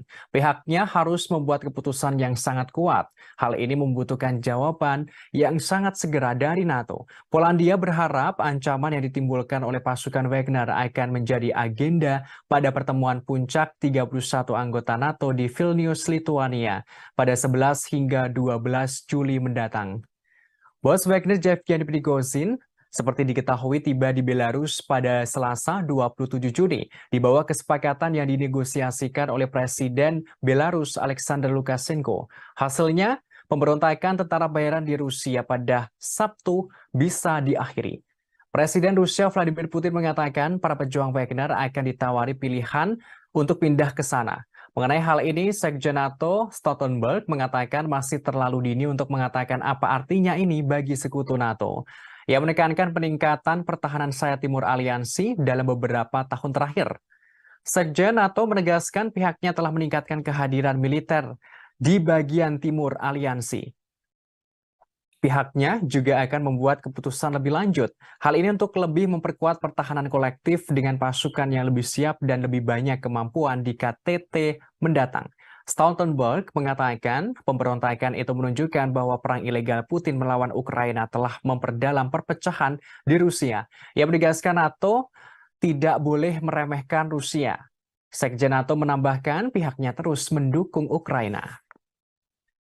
Survei menunjukkan sebagian besar rakyat Amerika Serikat mendukung pemerintah untuk memasok senjata ke Ukraina melawan Rusia. Dukungan ini mengalami kenaikan dari beberapa waktu lalu. Dikutip dari RT.com pada Kamis 29 Juni, survei tersebut diterbitkan oleh Jajak Pendapat Reuters atau Ipsos pada Rabu kemarin. Sekitar 65% orang Amerika mendukung kelanjutan bantuan militer ke Ukraina. Persentase ini naik dari 46% pada Mei lalu. Dilakukan pada awal pekan ini, Jajak Pendapat menemukan dukungan bipartisan untuk mempersenjatai Ukraina. 81% dari Partai Demokrat dan 56% dari Partai Republik yang mendukung. Hasil ini mencerminkan situasi di Kongres yang mana Partai Demokrat Biden hampir bulat dalam mendukung pengiriman senjata. Sementara Partai Republik terpecah antara pendirian yang mendukung pengiriman senjata dan pro-Trump, serta sayap isolasionis yang menentang. Minggu-minggu ini, antara dua survei telah melihat Ukraina meluncurkan serangan balasan yang mahal terhadap pasukan Rusia. Namun, Ukraina kehilangan sekitar 13.000 tentara dan ratusan tank dan kendaraan lapis baja. Hal itu menurut Dewan Keamanan Rusia. Terlepas dari itu, mantan Duta Besar Amerika Serikat untuk Ukraina, William Taylor, mengatakan bahwa Jajak Pendapat pasti memperkuat keputusan Biden untuk mendukung semua ini. Ada kemungkinan akan meyakinkan anggota parlemen dari Partai Republik bahwa mendukung posisinya yang mapan adalah langkah yang menguntungkan secara politik. Jajak pendapat tersebut merupakan outlier dari antara survei terbaru lainnya. Ditunjukkan penurunan dukungan yang stabil untuk kebijakan Biden di Ukraina. Angka-angka yang diterbitkan oleh Pew Research minggu lalu menunjukkan 28% orang Amerika sekarang berpikir bahwa Amerika Serikat memberikan terlalu banyak uang kepada Ukraina, naik dari 7% pada Maret lalu ketika Rusia melancarkan operasi militernya. Jumlah responden yang berpikir bahwa tingkat bantuan saat ini tidak cukup telah turun dari 42% menjadi 16% dalam kurun waktu yang sama. Pew menemukan bahwa 39% orang Amerika sangat atau agak menyetujui respon Biden terhadap konflik ini. Sementara 35% tidak setuju. Di sisi lain, sebuah jajak pendapat yang dilakukan oleh University of Chicago Harris School of Public Policy akhir bulan lalu menemukan bahwa 50% orang dewasa Amerika Serikat masih mendukung pengiriman senjata ke Ukraina dibanding dengan 61% pada Mei 2022. Hanya 26% orang dewasa Amerika Serikat percaya bahwa pemerintah mereka harus memainkan peran utama dalam konflik itu, turun 40% pada Maret 2022. Dalam kurun waktu antara dua survei Reuters terbaru, Amerika Serikat telah mengumumkan 4 paket senjata untuk Ukraina dengan total nilai 1,5 miliar US dollar. Pentagon mengatakan bahwa isi paket-paket itu akan diambil dari persediaan militer Amerika Serikat, sementara tambahan sekitar 2,2 miliar US dollar akan dihabiskan untuk membeli senjata untuk Ukraina dari produsen senjata. Hingga hari Selasa, Amerika Serikat telah memberikan lebih dari 40,5 miliar US dollar dalam bentuk bantuan militer langsung ke Ukraina sejak Februari lalu. Survei menunjukkan sebagian besar rakyat Rusia menentang penggunaan senjata nuklir untuk melawan Ukraina. Hanya 10% yang mendukung pengerahan senjata nuklir itu. Dikutip dari RT.com pada Kamis 29 Juni, survei ini dilakukan oleh media RTVE dan lembaga jajak pendapat lapangan Rusia. Dilaporkan hampir 3/4 responden atau sekitar 74% mengatakan bahwa opsi nuklir tidak dapat diterima terlepas dari situasi di medan perang. Hanya 10% orang Rusia mengatakan penggunaan senjata nuklir dapat diterima setiap saat. Sementara 5% lainnya mengatakan langkah seperti itu hanya dapat dilakukan jika menghadapi resiko kekalahan yang nyata. Sedangkan ada sekitar 5% responden tidak memberikan jawaban yang jelas untuk pertanyaan ini. Menurut survei tersebut, tercatat golongan pria setengah baya dan orang Rusia yang lebih tua tampaknya lebih mendukung opsi nuklir. Responden dengan pendidikan tinggi dan mereka yang menganggap konflik yang sedang berlangsung sebagai ancaman potensial terhadap keamanan pribadi mereka cenderung menentangnya. Sementara itu, mayoritas warga Rusia menyatakan siap membantu pasukan Rusia yang bertempur di garis depan. Menurut survei, 61% responden mengatakan mereka siap untuk melakukannya. Hampir 40% mengatakan kepada surveyor bahwa mereka telah memberikan bantuan kepada militer setidaknya 1 kali. Hal ini melalui berbagai program bantuan dan dukungan. Hampir 30% juga mengoleksi pakaian dan berbagai barang berguna untuk para prajurit. Masalah potensi serangan nuklir sempat menjadi sorotan di Rusia. Hal ini setelah ilmuwan politik Sergei Karaganov mengangkat kemungkinan seperti dalam sebuah opini. Dalam artikel berjudul "Keputusan yang sulit tapi diperlukan", Karaganov menyatakan pendapatnya. Ia menerangkan Rusia dapat meningkatkan penggunaan senjata nuklir terhadap negara-negara Eropa yang mendukung Ukraina. Hal tersebut untuk memaksa Amerika Serikat dan sekutunya mundur dari konflik yang lebih luas dengan Rusia. Dengan demikian mencegah konflik yang lebih luas dengan Rusia, yakni Perang Nuklir Global atau Perang Dunia III. Sebagaimana diketahui pada pertengahan Juni, Presiden Rusia Vladimir Putin memperingatkan bahwa membahas masalah ini menurunkan ambang batas penggunaan senjata nuklir potensial. Di bawah doktrin resmi saat ini, Rusia hanya akan menggunakan persenjataan atomnya itu jika dihadapkan pada ancaman eksistensial. Kepala negara seraya menambahkan bahwa tidak percaya menggunakan senjata nuklir taktis hasil rendah sebagai pencegah. Kepala kelompok tentara bayaran Wagner Yevgeny Prigozhin buka suara terkait tindakan Wagner yang disebut-sebut pemberontakan. Ia menegaskan pasukannya tidak bermaksud menggulingkan atau melakukan kudeta terhadap pemerintah Putin yang sah. Prigozhin menyebut pihaknya memulai pawai karena ketidakadilan. Dikutip dari Kompas.com, hal ini disampaikan Yevgeny Prigozhin pada Senin kemarin setelah meluncurkan pemberontakan bersenjata yang gagal melawan kepemimpinan militer Rusia. Sebaliknya, ia menyebut tindakannya sebagai pawai menuju keadilan. Hal ini dipicu oleh serangan mematikan terhadap pasukan militer pribadinya yang memakai pakaian terkait militer Rusia. Prigozhin mengklaim kelompok Wagner adalah kekuatan tempur paling efektif di Rusia dan bahkan dunia. Ia mengatakan cara Wagner bisa menguasai kota Rostov-on-Don di Rusia Selatan tanpa pertumpahan darah adalah bukti keefektifan para tentaranya, termasuk cara mereka mengirim konvoi bersenjata ke jarak 200 km dari Moskwa adalah bukti keefektifan para tentaranya. Pasukannya menghentikan pemberontakan pada 24 Juni berdasarkan kesepakatan yang ditengahi oleh Presiden Belarus Alexander Lukashenko. Prigozhin tidak memberikan rincian tentang keberadaannya saat ini atau rencananya pada masa depan. Ia terakhir tampak pada Sabtu tersenyum di belakang sebuah SUV ketika ia meninggalkan Rostov-on-Don setelah memerintahkan anak buahnya untuk mundur. Ketentuan negosiasi Kremlin dengan pendiri grup Wagner yang berusia 62 tahun itu belum diungkapkan. Sebagaimana diketahui sebelumnya, grup Wagner sempat melakukan pemberontakan di Rusia pada 24 Februari. Maksud kami 24 Juni. Mereka melancarkan pemberontakan dengan merebut markas tentara Rusia dan mengerahkan pasukan menuju Moskwa. Namun di balik pemberontakan itu, Presiden Rusia Vladimir Putin mengungkapkan fakta.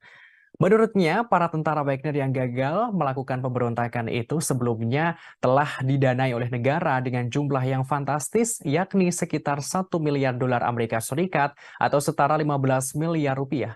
Maksud kami 15 triliun rupiah. Dilansir dari Kompas.com, uang tersebut digunakan untuk gaji para anggota dan hadiah insentif untuk periode Mei 2022 hingga Mei 2023. Angka ini diungkapkan Putin ketika berbicara kepada para pejabat Kementerian Pertahanan dalam pidato yang disiarkan oleh televisi saat awal pertemuan.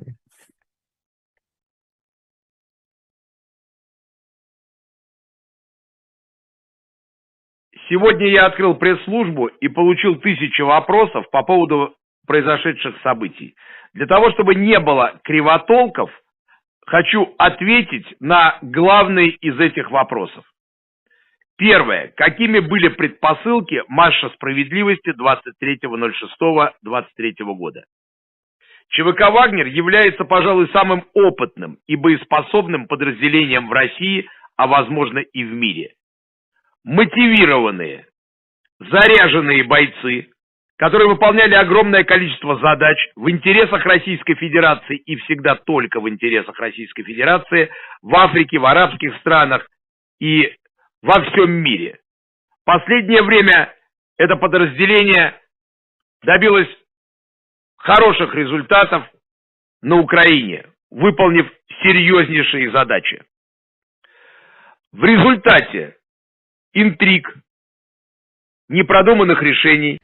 Hungaria kembali menyindir Eropa yang nekat memberikan senjata kepada Ukraina untuk melawan Rusia. Budapest memperingatkan langkah itu justru membawa Eropa mendekati bencana.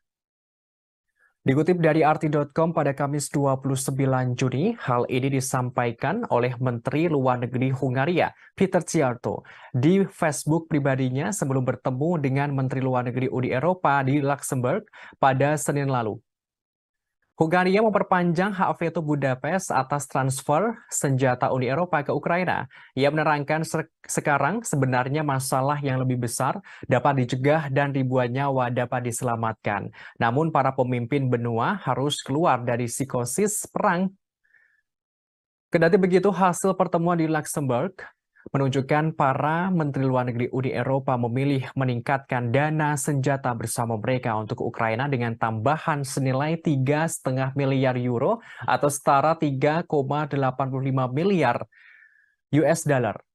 Langkah ini diambil setelah Menteri Luar Negeri Ukraina Dmytro Kuleba menyampaikan pidatonya. Tambahan dana itu diambil dari Fasilitas Perdamaian Eropa. Dana tersebut adalah dompet sekitar 5,6 miliar US.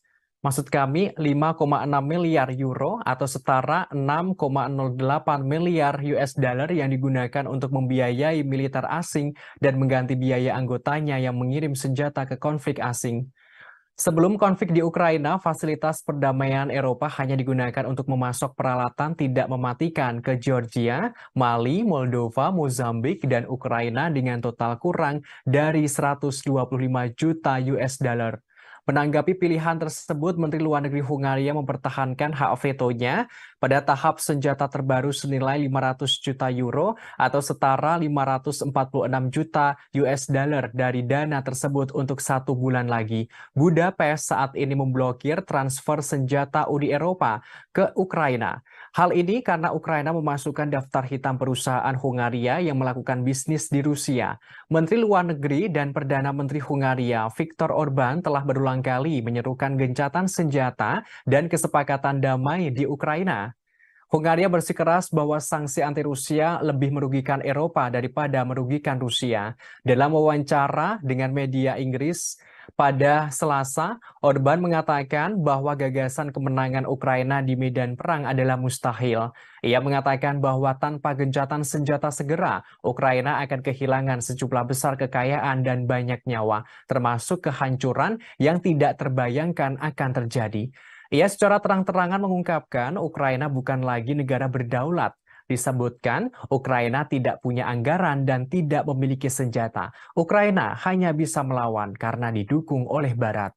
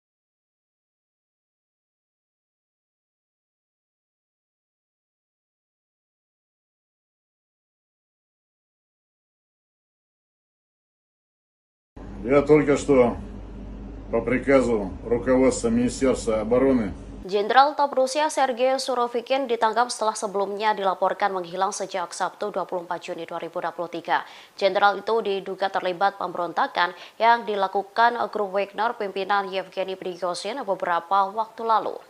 Dari informasi yang didapat, Sergei Surovikin saat ini diduga telah ditahan di pusat penahanan Lefortovo, Moskow.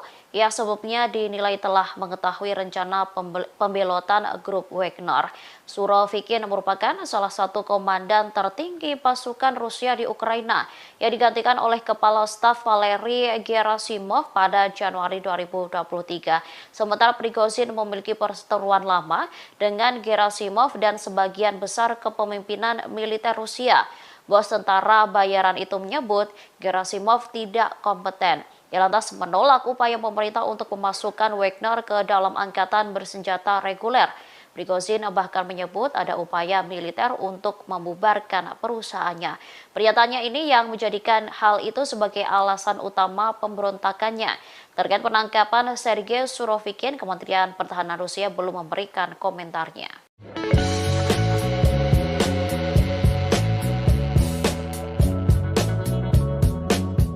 Kepala NATO mengeluarkan peringatan setelah pemberontakan Wagner tidak seharusnya meremehkan Rusia.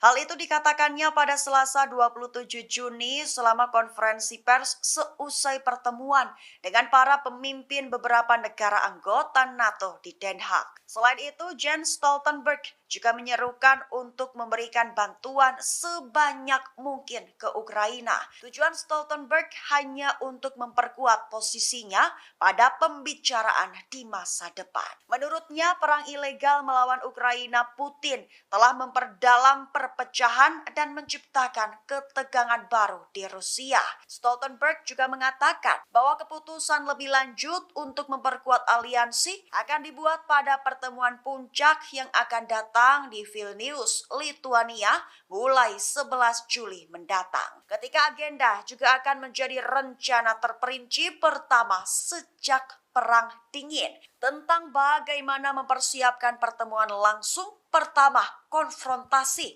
antara NATO dan Moskow.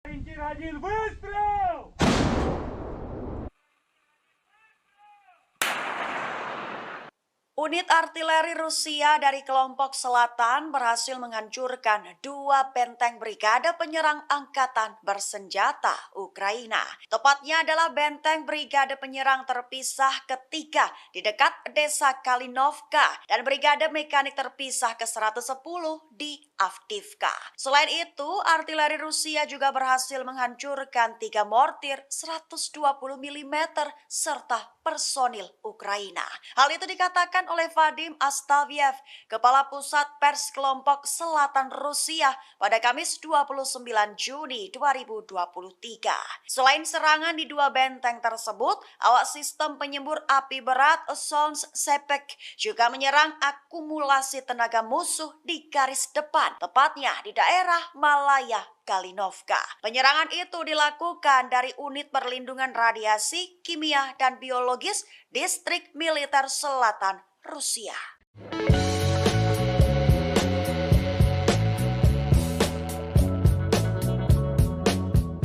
Alexander Lukashenko selaku Presiden Belarusia memberikan saran agar negaranya memiliki kontrol independen atas senjata nuklir. Hal itu dikatakannya pada Selasa 27 Juni sembari menginstruksikan pejabat tinggi untuk mengembangkan algoritma penggunaan nuklir.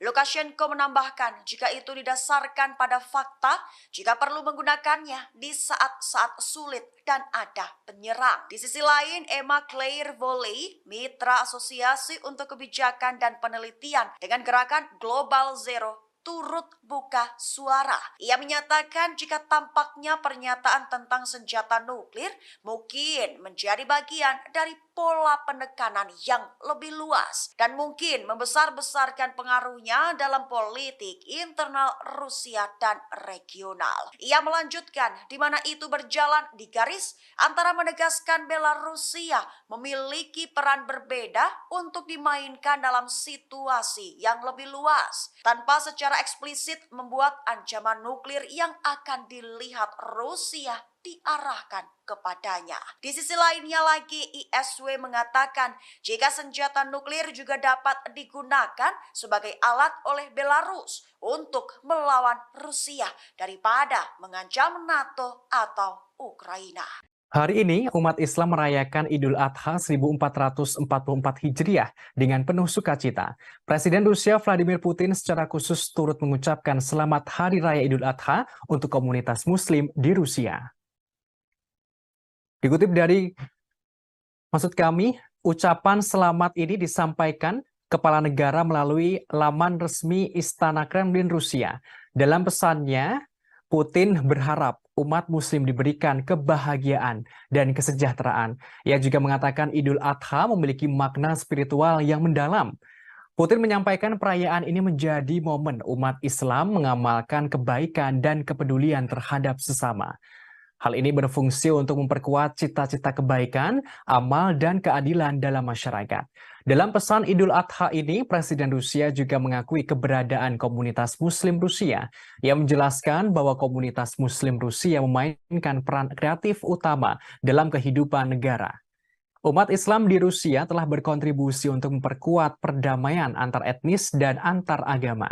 Disebutkan pula mereka turut melestarikan nilai-nilai keluarga dan membesarkan generasi muda. Dalam kesempatan Hari Raya Idul Adha, Putin mengakui peran penting para pejuang Muslim dalam membela negara. Mereka mengandalkan tradisi sejarah, spiritual, dan patriotik nenek moyang.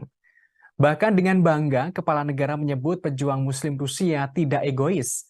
Mereka memiliki jiwa keberanian, terutama keberanian selama operasi militer khusus di Ukraina, membela Rusia bahu-membahu dengan sesama prajurit. Pasukan Rusia terus membuat kemajuan di Ukraina. Moskwa berhasil memusnahkan persediaan bahan bakar tentara Ukraina dengan menggunakan senjata presisi. Dikutip dari tes.com pada Kamis 29 Juni, juru bicara Kementerian Pertahanan Rusia Letnan Jenderal Igor Konashenkov memberikan penjelasan. Dilaporkan Angkatan Udara Rusia menyerang tempat penyulingan minyak dan penyimpanan bahan bakar Ukraina. Depot itu digunakan untuk memasok pasukan Ukraina di Donbas selama beberapa hari terakhir selama operasi militer khusus di Ukraina. Juru bicara Kementerian Pertahanan Rusia menerangkan semua target yang ditentukan dihancurkan sehingga tujuan serangan tercapai.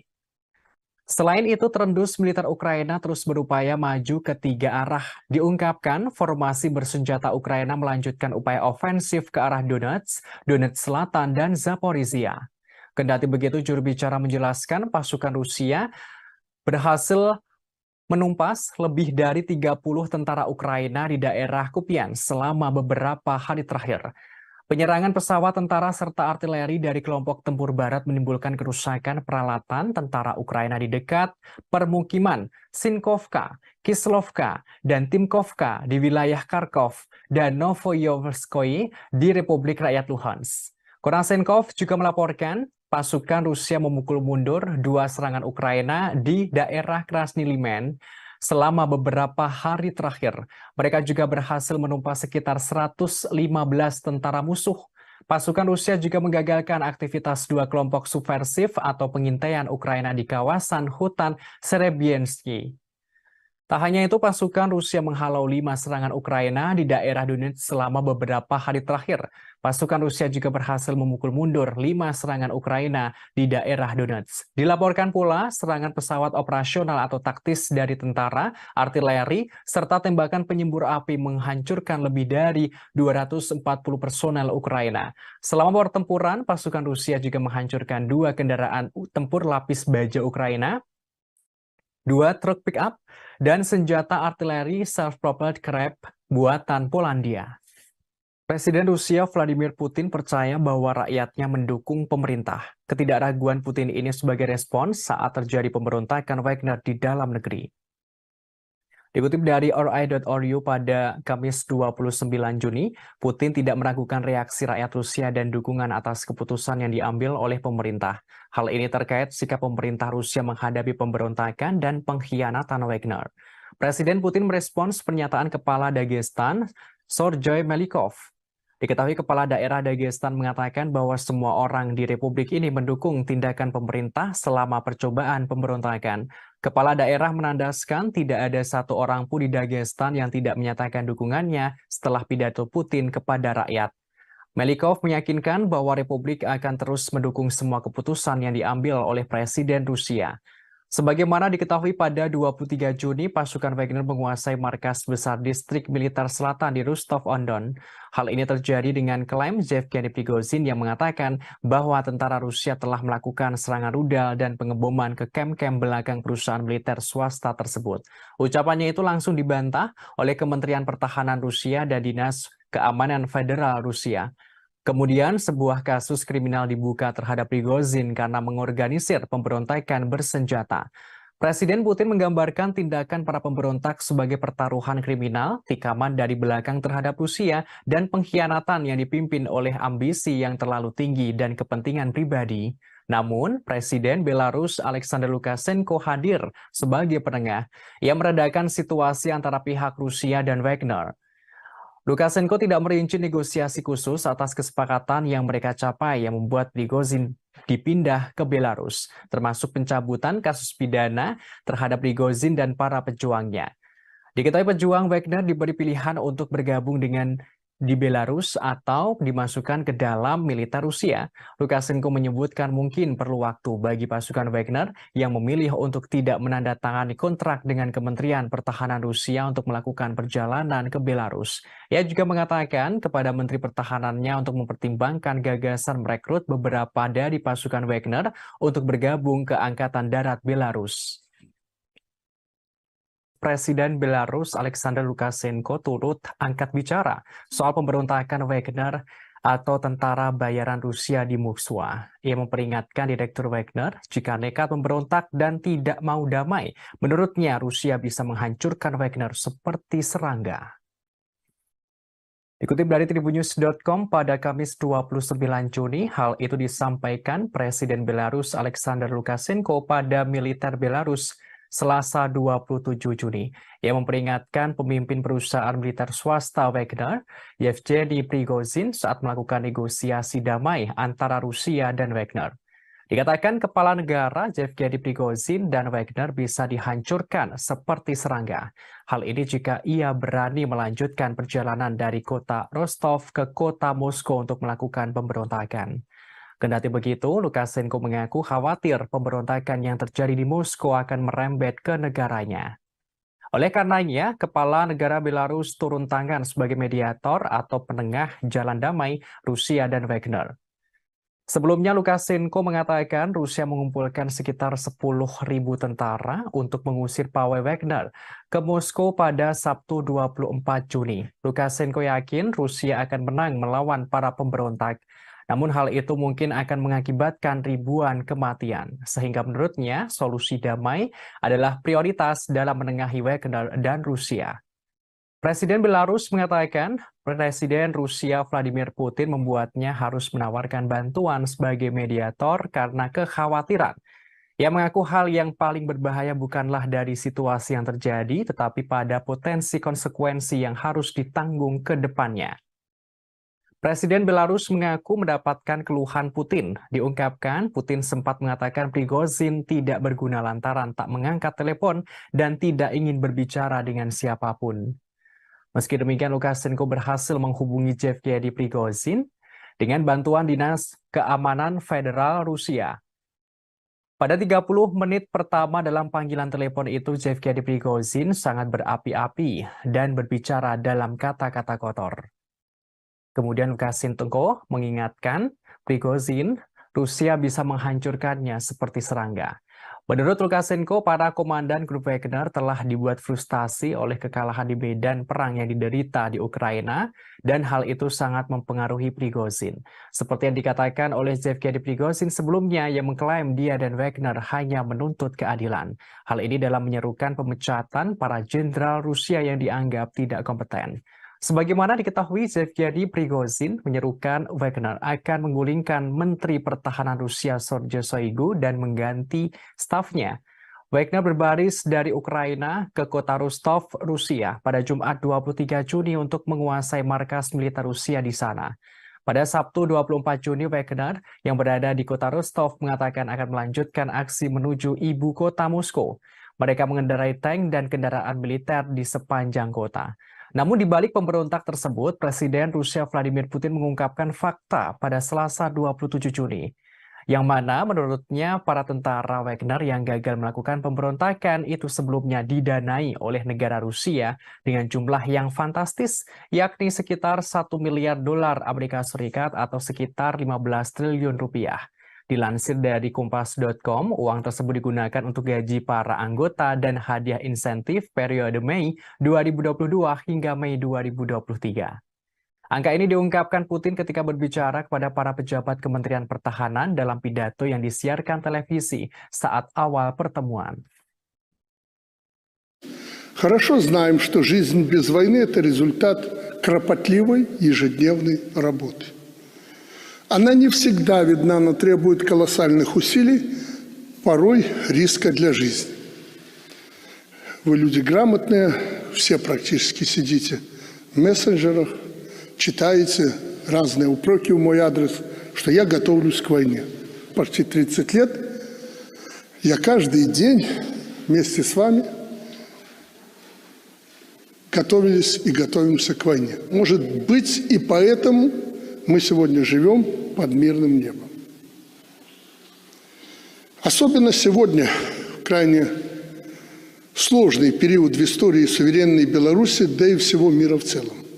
Угроза нового глобального конфликта как никогда не была так близка, как сегодня. Нашу страну, весь наш регион в очередной раз пытаются взорвать, дезориентировать людей, любыми способами раскачать ситуацию и под этот шумок насадить свои правила, установить свой порядок, при котором уже не будет ни наших стран, ни народов. Menteri Luar Negeri Rusia Sergei Lavrov mengatakan Moskwa tidak bisa lagi mempercayai kesepakatan apapun dengan Amerika Serikat atau Sekutu Barat. Ia menyebut kebuntuan yang sedang berlangsung antara Rusia dan negara-negara Barat adalah perang dunia. Dikutip dari RT.com pada Kamis 29 Juni, Menteri Luar Negeri Rusia mengatakan Amerika Serikat dan sekutunya tidak akan pernah mengizinkan negara manapun untuk mengejar kebijakan berdaulat berdasarkan kepentingan nasional. Hal ini juga bertentangan dengan rencana mereka sendiri. Ia menerangkan kebuntuan antara Rusia dan negara-negara Barat adalah perang dunia yang melibatkan pendekatan yang tidak sesuai dengan politik internasional. Lavrov berujar jika ada negara lain yang mencoba dan mempertahankan kepentingan nasional dengan gigih dan tegas, Barat akan berbalik melawannya. Jika ada negara lain yang mencoba mempertahankan nasionalnya tersebut, maka Barat akan menentangnya pula. Dikatakan Amerika Serikat dan sekutunya masih menganggap ancaman yang ditimbulkan oleh Rusia terhadap rencana mereka sebagai ancaman taktis, namun kemenangan Moskow akan membuat ancaman ini tidak dapat diterima. Disebutkan negara-negara Barat mengklaim bahwa mereka membela tatanan berbasis aturan, namun tatanan semacam ini tidak lain adalah perintah dari Amerika Serikat dan sekutunya. Lavrov membeberkan hal ini tampak saat mereka memutuskan sistem globalisasi mana yang berlaku untuk dunia, termasuk apa mekanisme dan bagaimana perselisihan perdagangan diselesaikan. Diplomat tertinggi Rusia itu juga mengatakan bahwa Washington dan sekutunya telah dengan mudah mengeksploitasi prinsip-prinsip yang sebelumnya mereka nyatakan tidak dapat diganggu-gugat. Tak hanya itu, Kepala Kementerian Luar Negeri Rusia itu pula mengungkapkan Barat berusaha menghancurkan blok yang dipimpin Rusia. Dikatakan Amerika Serikat dan sekutunya telah berulang kali melanggar aturan tatanan yang seharusnya mereka bela dan mengabaikan komitmen mereka di bawah perjanjian yang dibuat dengan Moskow. Ia lantas menyinggung Amerika Serikat dan banyak negara Barat yang mengakui keberadaan kemerdekaan Kosovo tanpa referendum atas dasar deklarasi sepihak oleh Pristina. Namun mereka justru menentang hasil referendum di Crimea. Disebutkan mereka dengan alasan bahwa prinsip keutuhan wilayah Ukraina seharusnya lebih diutamakan dalam kasus ini. Menurutnya, sekarang Barat mencoba untuk menimpakan semua kesalahan kepada Rusia. Mereka menuduh Rusia melakukan agresi yang tidak beralasan. Lavrov menggambarkan hal ini sebagai upaya yang mengalihkan tanggung jawab dari Washington dan sekutunya.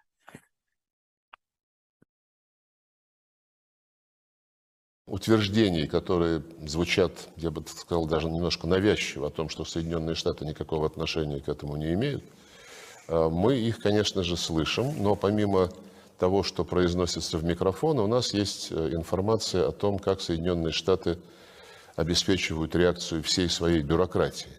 В частности, есть основания верить сведениям о том, что Госдепартамент, как только это началось, а может быть даже накануне, в срочном порядке дал указание всем своим загранпредставительствам никоим образом не комментировать эту ситуацию так, чтобы кто-то мог привязать ее к действиям Соединенных Штатов.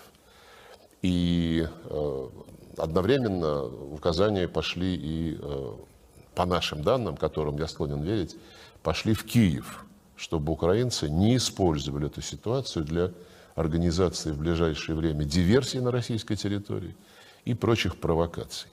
Я повторю еще раз, я не могу гарантировать на 100%, но это очень надежные сведения, и они похожи на правду. Да, вы упомянули о том, что прозвучали заявления, что Соединенные Штаты не вмешиваются во внутренние дела России, не планируют смену режима в России. Это сказал, по-моему, координатор по стратегическим коммуникациям господин Кирби. Но, зная послужной список Соединенных Штатов на предмет смены режимов, ну, такое, конечно, утверждение звучит, но я бы сказал, несколько искусственно на фоне всех остальных стран и территорий, где никогда Соединенные Штаты подобного не заявляли. Ну и потом, зная о том, как до недавнего времени, еще несколько лет назад, работали здесь, в нашей стране, американские фонды, неправительственные организации, чем они занимались, как они всячески обхаживали и тренировали оппозицию. Ну, в общем, я думаю, здесь нет нужды подробно вторгаться. Presiden Rusia Vladimir Putin angkat bicara soal pemberontakan Wagner pada Sabtu 24 Juni.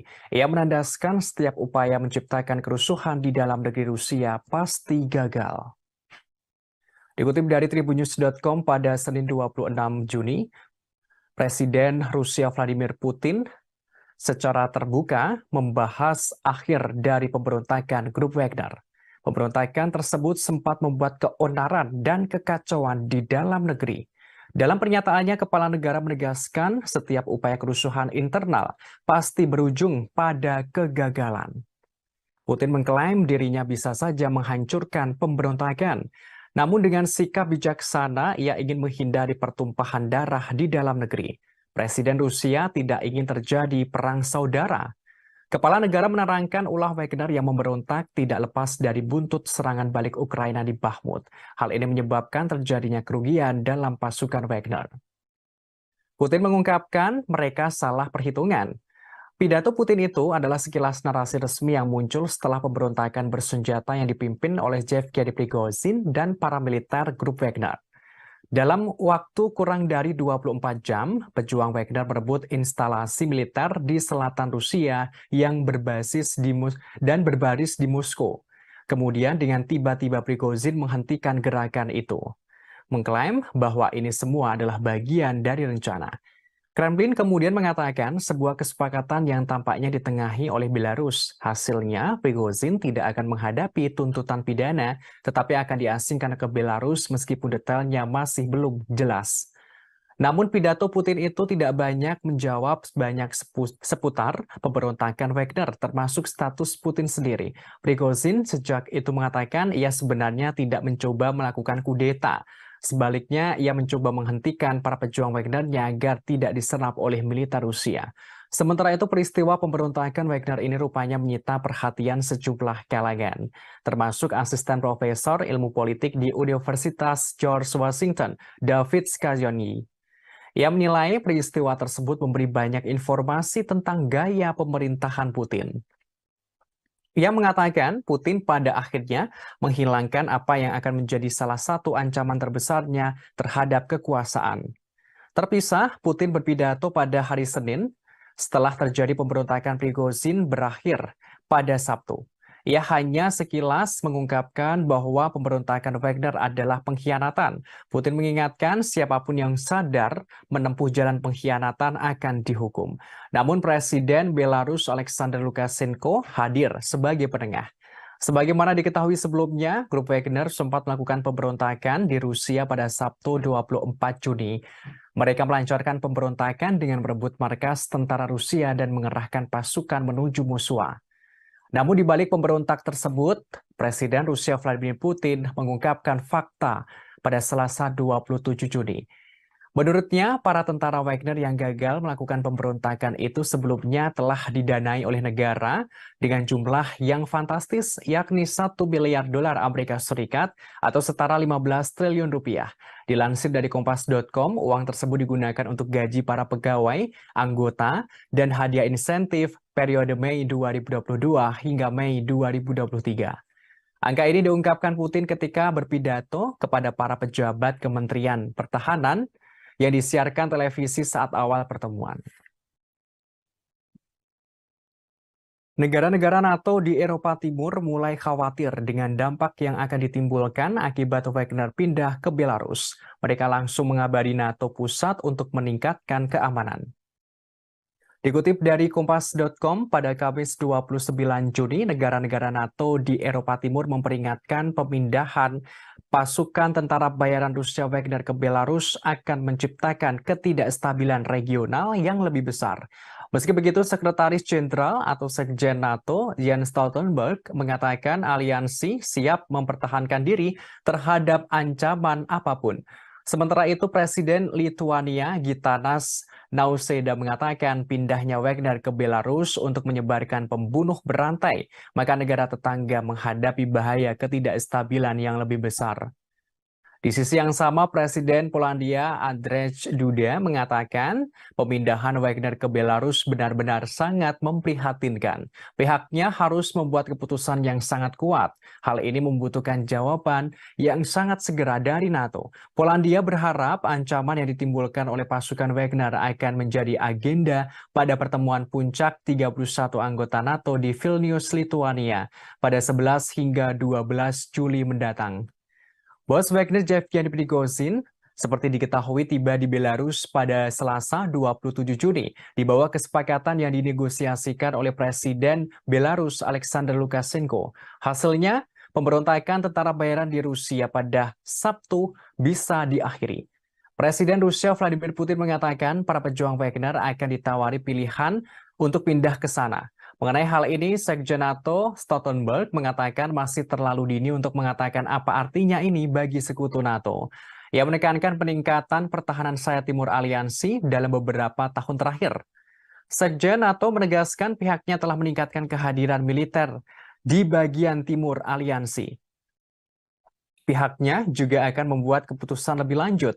Hal ini untuk lebih memperkuat pertahanan kolektif dengan pasukan yang lebih siap dan lebih banyak kemampuan di KTT mendatang.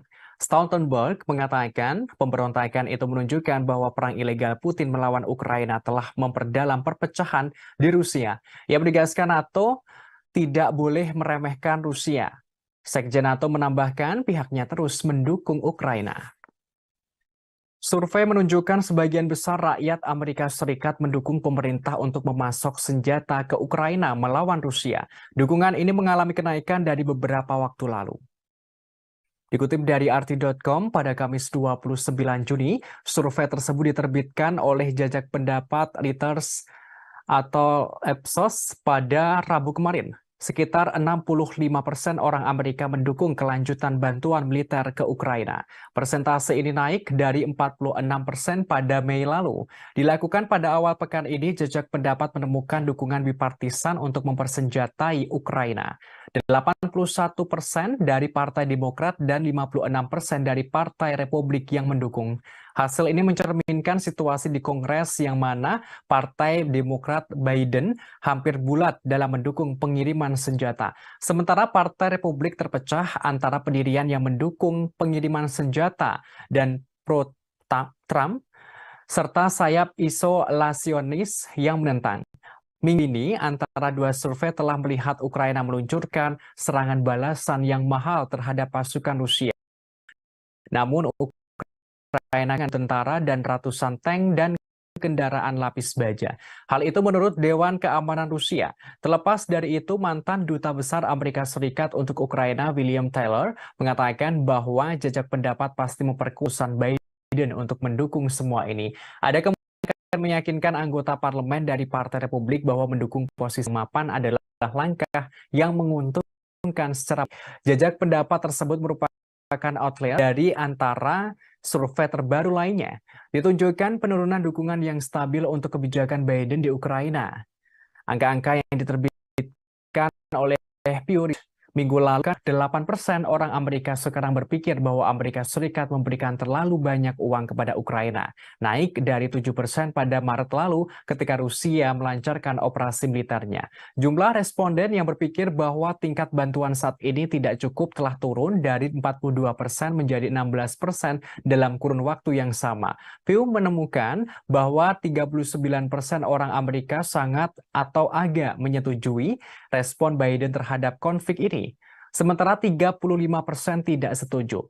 Di sisi lain, sebuah jejak pendapat yang dilakukan oleh University of Chicago Harris School of Public Policy akhir bulan lalu menemukan bahwa 50% orang dewasa Amerika Serikat masih mendukung pengiriman senjata ke Ukraina dibanding dengan 61% pada Mei 2022. Hanya 26% orang dewasa Amerika Serikat percaya bahwa pemerintah mereka harus memainkan peran utama dalam konflik itu, turun 40% pada Maret 2022. Dalam kurun waktu antara dua survei Reuters terbaru, Amerika Serikat telah mengumumkan 4 paket senjata untuk Ukraina dengan total nilai 1,5 miliar US dollar. Pentagon mengatakan bahwa isi paket-paket itu akan diambil dari persediaan militer Amerika Serikat, sementara tambahan sekitar 2,2 miliar US dollar akan dihabiskan untuk membeli senjata untuk Ukraina dari produsen senjata. Hingga hari Selasa, Amerika Serikat telah memberikan lebih dari 40,5 miliar US dollar dalam bentuk bantuan militer langsung ke Ukraina sejak Februari lalu. Survei menunjukkan sebagian besar rakyat Rusia menentang penggunaan senjata nuklir untuk melawan Ukraina. Hanya 10% yang mendukung pengerahan senjata nuklir itu. Dikutip dari RT.com pada Kamis 29 Juni, survei ini dilakukan oleh media RTVE dan lembaga jajak pendapat lapangan Rusia. Dilaporkan hampir 3/4 responden atau sekitar 74% mengatakan bahwa opsi nuklir tidak dapat diterima terlepas dari situasi di medan perang. Hanya 10% orang Rusia mengatakan penggunaan senjata nuklir dapat diterima setiap saat. Sementara 5% lainnya mengatakan langkah seperti itu hanya dapat dilakukan jika menghadapi resiko kekalahan yang nyata. Sedangkan ada sekitar 5% responden tidak memberikan jawaban yang jelas untuk pertanyaan ini. Menurut survei tersebut, tercatat golongan pria setengah baya dan orang Rusia yang lebih tua tampaknya lebih mendukung opsi nuklir. Responden dengan pendidikan tinggi dan mereka yang menganggap konflik yang sedang berlangsung sebagai ancaman potensial terhadap keamanan pribadi mereka cenderung menentangnya. Sementara itu, mayoritas warga Rusia menyatakan siap membantu pasukan Rusia yang bertempur di garis depan. Menurut survei, 61% responden mengatakan mereka siap untuk melakukannya. Hampir 40% mengatakan kepada surveyor bahwa mereka telah memberikan bantuan kepada militer setidaknya 1 kali. Hal ini melalui berbagai program bantuan dan dukungan. Hampir 30% juga mengoleksi pakaian dan berbagai barang berguna untuk para prajurit. Masalah potensi serangan nuklir sempat menjadi sorotan di Rusia. Hal ini setelah ilmuwan politik Sergei Karaganov mengangkat kemungkinan seperti dalam sebuah opini. Dalam artikel berjudul keputusan yang sulit tapi diperlukan, Karaganov menyatakan pendapatnya. Ia menerangkan Rusia dapat meningkatkan penggunaan senjata nuklir terhadap negara-negara Eropa yang mendukung Ukraina. Hal tersebut untuk memaksa Amerika Serikat dan sekutunya mundur dari konflik yang lebih luas dengan Rusia. Dengan demikian mencegah konflik yang lebih luas dengan Rusia, yakni Perang Nuklir Global atau Perang Dunia III. Sebagaimana diketahui pada pertengahan Juni, Presiden Rusia Vladimir Putin memperingatkan bahwa membahas masalah ini menurunkan ambang batas penggunaan senjata nuklir potensial. Di bawah doktrin resmi saat ini, Rusia hanya akan menggunakan persenjataan atomnya itu jika dihadapkan pada ancaman eksistensial. Kepala negara seraya menambahkan bahwa tidak percaya menggunakan senjata nuklir taktis hasil rendah sebagai pencegah. Kepala kelompok tentara bayaran Wagner Yevgeny Prigozhin buka suara terkait tindakan Wagner yang disebut-sebut pemberontakan. Ia menegaskan pasukannya tidak bermaksud menggulingkan atau melakukan kudeta terhadap pemerintah Putin yang sah. Prigozhin menyebut pihaknya memulai pawai karena ketidakadilan. Dikutip dari Kompas.com, hal ini disampaikan Yevgeny Prigozhin pada Senin kemarin setelah meluncurkan pemberontakan bersenjata yang gagal melawan kepemimpinan militer Rusia. Sebaliknya, ia menyebut tindakannya sebagai pawai menuju keadilan. Hal ini dipicu oleh serangan mematikan terhadap pasukan militer pribadinya yang memakai pakaian terkait militer Rusia. Prigozhin mengklaim kelompok Wagner adalah kekuatan tempur paling efektif di Rusia dan bahkan dunia. Ia mengatakan cara Wagner bisa menguasai kota Rostov-on-Don di Rusia Selatan tanpa pertumpahan darah adalah bukti keefektifan para tentaranya, termasuk cara mereka mengirim konvoi bersenjata ke jarak 200 km dari Moskwa adalah bukti keefektifan para tentaranya. Pasukannya menghentikan pemberontakan pada 24 Juni berdasarkan kesepakatan yang ditengahi oleh Presiden Belarus Alexander Lukashenko. Prigozhin tidak memberikan rincian tentang keberadaannya saat ini atau rencananya pada masa depan. Ia terakhir tampak pada Sabtu tersenyum di belakang sebuah SUV ketika ia meninggalkan Rostov-on-Don setelah memerintahkan anak buahnya untuk mundur. Ketentuan negosiasi Kremlin dengan pendiri grup Wagner yang berusia 62 tahun itu belum diungkapkan. Sebagaimana diketahui sebelumnya, grup Wagner sempat melakukan pemberontakan di Rusia pada 24 Februari. Maksud kami 24 Juni. Mereka melancarkan pemberontakan dengan merebut markas tentara Rusia dan mengerahkan pasukan menuju Moskwa. Namun di balik pemberontakan itu, Presiden Rusia Vladimir Putin mengungkapkan fakta. Menurutnya, para tentara Wagner yang gagal melakukan pemberontakan itu sebelumnya telah didanai oleh negara dengan jumlah yang fantastis, yakni sekitar 1 miliar dolar Amerika Serikat atau setara 15 miliar rupiah. Maksud kami 15 triliun rupiah. Dilansir dari Kompas.com, uang tersebut digunakan untuk gaji para anggota dan hadiah insentif untuk periode Mei 2022 hingga Mei 2023. Angka ini diungkapkan Putin ketika berbicara kepada para pejabat Kementerian Pertahanan dalam pidato yang disiarkan oleh televisi saat awal pertemuan.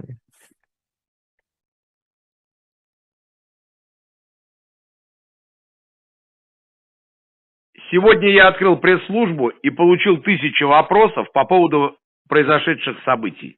Для того, чтобы не было кривотолков, хочу ответить на главные из этих вопросов. Первое. Какими были предпосылки марша справедливости 23.06.23 года? ЧВК «Вагнер» является, пожалуй, самым опытным и боеспособным подразделением в России, а возможно и в мире. Мотивированные, заряженные бойцы, которые выполняли огромное количество задач в интересах Российской Федерации и всегда только в интересах Российской Федерации, в Африке, в арабских странах и во всем мире. В последнее время это подразделение добилось хороших результатов на Украине, выполнив серьезнейшие задачи. В результате intrиг, непродуманных решений. Hungaria kembali menyindir Eropa yang nekat memberikan senjata kepada Ukraina untuk melawan Rusia. Budapest memperingatkan langkah itu justru membawa Eropa mendekati bencana. Dikutip dari RT.com pada Kamis 29 Juni, hal ini disampaikan oleh Menteri Luar Negeri Hungaria, Peter Szijjártó, di Facebook pribadinya sebelum bertemu dengan Menteri Luar Negeri Uni Eropa di Luxembourg pada Senin lalu. Hungaria memperpanjang hak veto Budapest atas transfer senjata Uni Eropa ke Ukraina. Ia menerangkan sekarang sebenarnya masalah yang lebih besar dapat dicegah dan ribuan nyawa dapat diselamatkan. Namun para pemimpin benua harus keluar dari psikosis perang. Kendati begitu, hasil pertemuan di Luxembourg menunjukkan para Menteri Luar Negeri Uni Eropa memilih meningkatkan dana senjata bersama mereka untuk Ukraina dengan tambahan senilai 3,5 miliar euro atau setara 3,85 miliar US dollar. Langkah ini diambil setelah Menteri Luar Negeri Ukraina Dmytro Kuleba menyampaikan pidatonya. Tambahan dana itu diambil dari Fasilitas Perdamaian Eropa. Dana tersebut adalah dompet sekitar 5,6 miliar US. Maksud kami 5,6 miliar euro atau setara 6,08 miliar US dollar yang digunakan untuk membiayai militer asing dan mengganti biaya anggotanya yang mengirim senjata ke konflik asing. Sebelum konflik di Ukraina, fasilitas perdamaian Eropa hanya digunakan untuk memasok peralatan tidak mematikan ke Georgia, Mali, Moldova, Mozambik, dan Ukraina dengan total kurang dari 125 juta US dollar. Menanggapi pilihan tersebut, Menteri Luar Negeri Hungaria mempertahankan hak vetonya pada tahap senjata terbaru senilai 500 juta euro atau setara 546 juta US dollar dari dana tersebut untuk 1 bulan lagi. Budapest saat ini memblokir transfer senjata Uni Eropa ke Ukraina. Hal ini karena Ukraina memasukkan daftar hitam perusahaan Hungaria yang melakukan bisnis di Rusia. Menteri Luar Negeri dan Perdana Menteri Hungaria, Viktor Orbán, telah berulang kali menyerukan gencatan senjata dan kesepakatan damai di Ukraina. Hungaria bersikeras bahwa sanksi anti-Rusia lebih merugikan Eropa daripada merugikan Rusia. Dalam wawancara dengan media Inggris pada Selasa, Orbán mengatakan bahwa gagasan kemenangan Ukraina di medan perang adalah mustahil. Ia mengatakan bahwa tanpa gencatan senjata segera, Ukraina akan kehilangan sejumlah besar kekayaan dan banyak nyawa, termasuk kehancuran yang tidak terbayangkan akan terjadi. Ia secara terang-terangan mengungkapkan Ukraina bukan lagi negara berdaulat. Disebutkan Ukraina tidak punya anggaran dan tidak memiliki senjata. Ukraina hanya bisa melawan karena didukung oleh Barat. Я только что по приказу руководства Министерства обороны Jenderal Top Rusia Sergei Surovikin ditangkap setelah sebelumnya dilaporkan menghilang sejak Sabtu 24 Juni 2023. Jenderal itu diduga terlibat pemberontakan yang dilakukan grup Wagner pimpinan Yevgeny Prigozhin beberapa waktu lalu. Dari informasi yang didapat, Sergei Surovikin saat ini diduga telah ditahan di pusat penahanan Lefortovo, Moskow. Ia sebelumnya dinilai telah mengetahui rencana pembelotan grup Wagner. Surovikin merupakan salah satu komandan tertinggi pasukan Rusia di Ukraina yang digantikan oleh Kepala Staf Valery Gerasimov pada Januari 2023.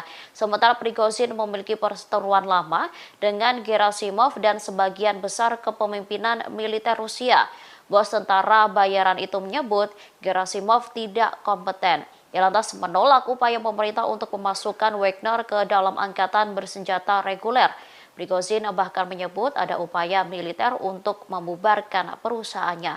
Pernyataannya ini yang menjadikan hal itu sebagai alasan utama pemberontakannya. Terkait penangkapan Sergei Surovikin, Kementerian Pertahanan Rusia belum memberikan komentarnya.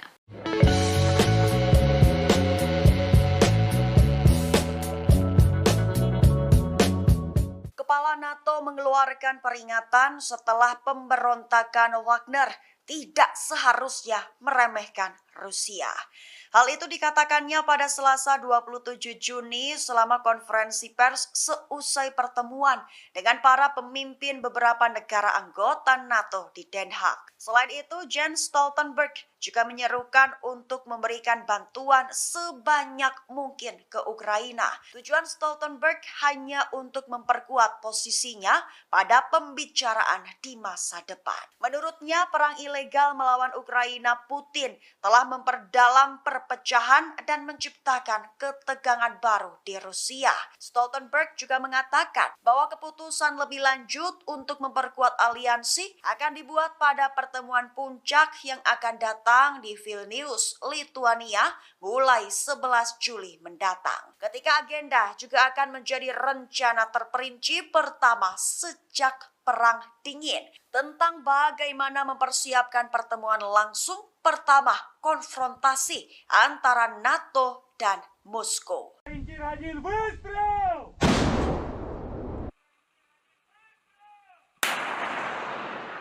Unit artileri Rusia dari kelompok selatan berhasil menghancurkan 2 benteng brigade penyerang angkatan bersenjata Ukraina. Tepatnya adalah benteng brigade penyerang terpisah ketiga di dekat desa Kalinovka dan brigade mekanik terpisah ke-110 di Avdiivka. Selain itu, artileri Rusia juga berhasil menghancurkan 3 mortir 120 mm serta personil Ukraina. Hal itu dikatakan oleh Vadim Astaviev, Kepala Pusat Pers Kelompok Selatan Rusia pada Kamis 29 Juni 2023. Selain serangan di 2 benteng tersebut, awak sistem penyembur api berat Sons Sepek juga menyerang akumulasi tenaga musuh di garis depan, tepatnya di daerah Malaya Kalinovka. Penyerangan itu dilakukan dari unit perlindungan radiasi, kimia, dan biologis Distrik Militer Selatan Rusia.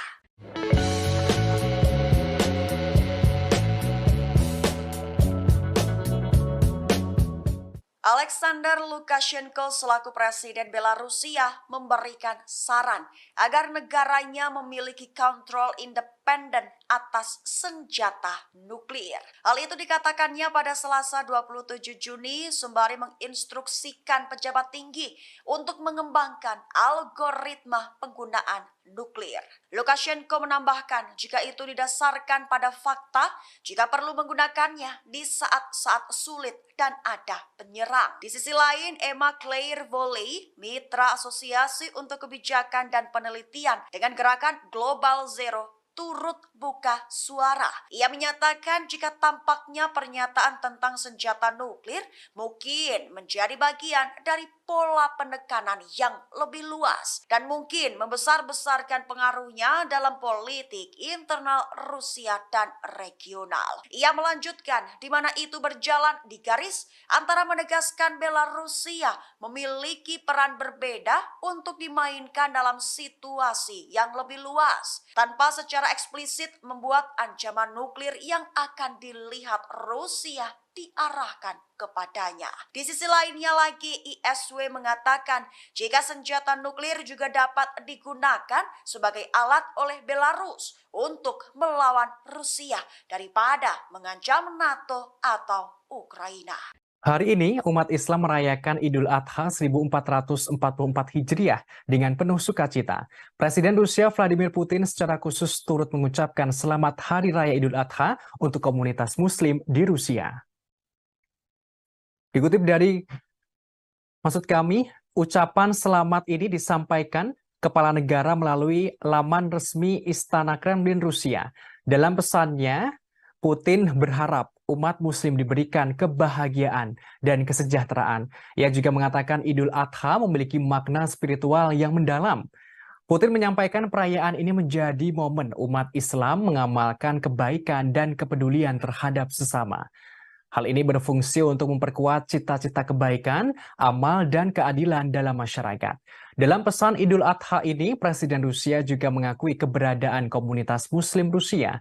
Ia menjelaskan bahwa komunitas Muslim Rusia memainkan peran kreatif utama dalam kehidupan negara. Umat Islam di Rusia telah berkontribusi untuk memperkuat perdamaian antar etnis dan antar agama. Disebutkan pula mereka turut melestarikan nilai-nilai keluarga dan membesarkan generasi muda. Dalam kesempatan Hari Raya Idul Adha, Putin mengakui peran penting para pejuang Muslim dalam membela negara. Mereka mengandalkan tradisi sejarah, spiritual, dan patriotik nenek moyang. Bahkan dengan bangga, kepala negara menyebut pejuang Muslim Rusia tidak egois. Mereka memiliki jiwa keberanian, terutama keberanian selama operasi militer khusus di Ukraina, membela Rusia bahu-membahu dengan sesama prajurit. Pasukan Rusia terus membuat kemajuan di Ukraina. Moskwa berhasil memusnahkan persediaan bahan bakar tentara Ukraina dengan menggunakan senjata presisi.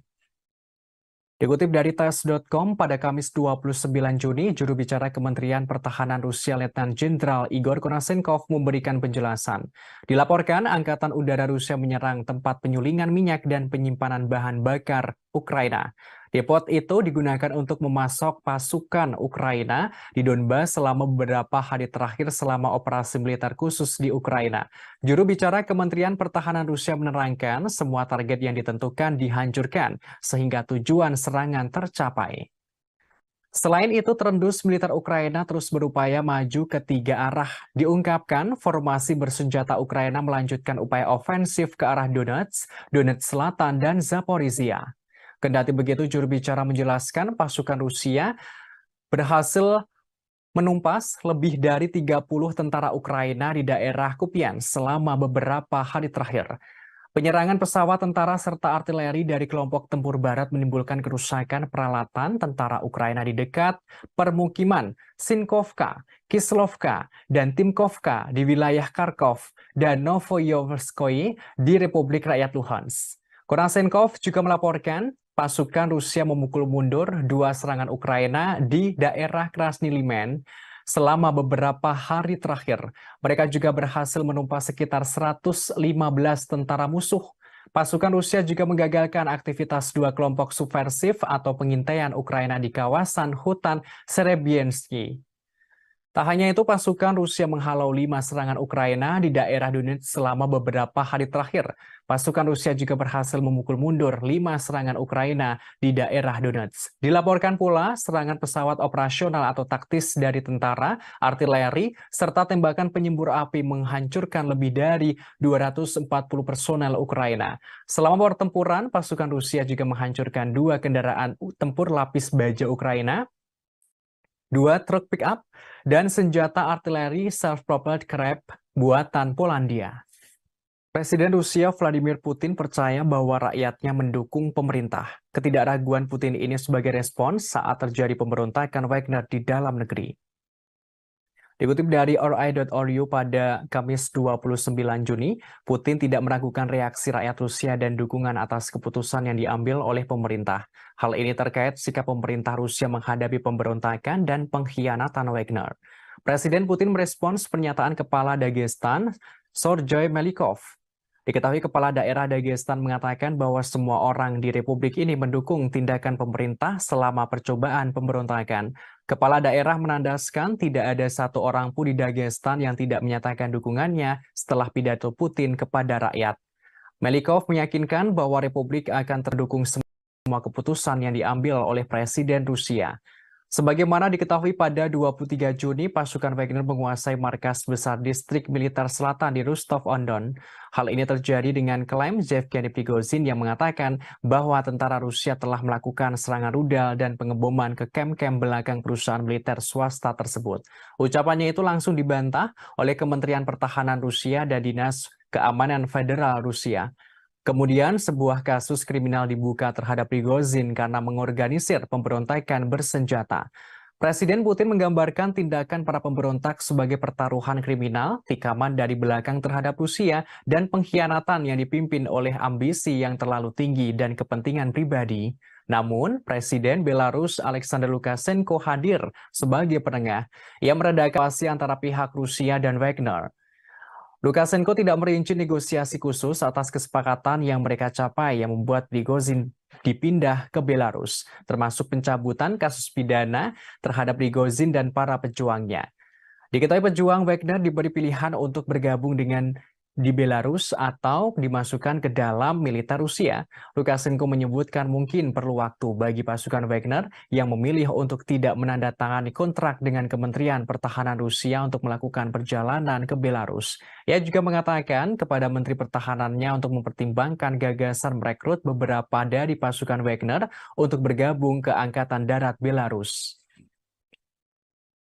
Presiden Belarus Alexander Lukashenko turut angkat bicara soal pemberontakan Wagner atau tentara bayaran Rusia di Moskwa. Ia memperingatkan Direktur Wagner jika nekat memberontak dan tidak mau damai, menurutnya Rusia bisa menghancurkan Wagner seperti serangga.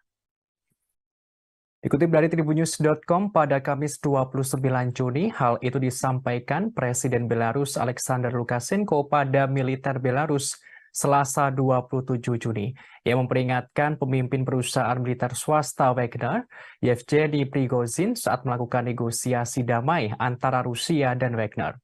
Dikatakan kepala negara Yevgeny Prigozhin dan Wagner bisa dihancurkan seperti serangga.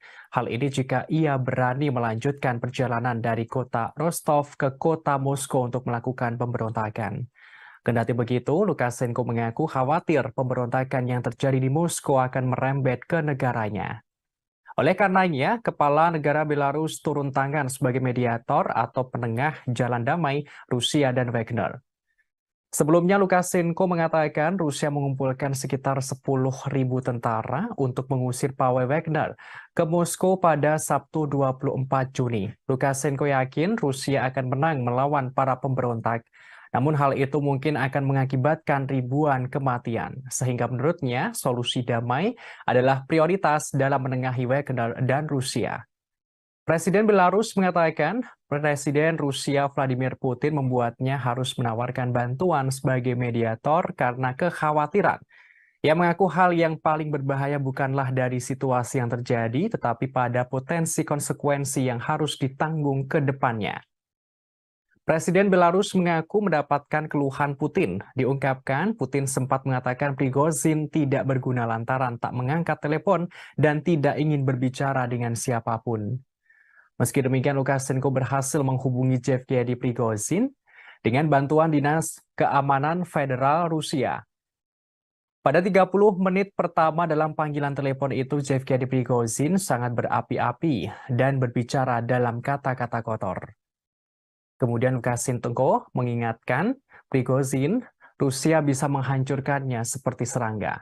Menurut Lukashenko, para komandan grup Wagner telah dibuat frustasi oleh kekalahan di medan perang yang diderita di Ukraina, dan hal itu sangat mempengaruhi Prigozhin.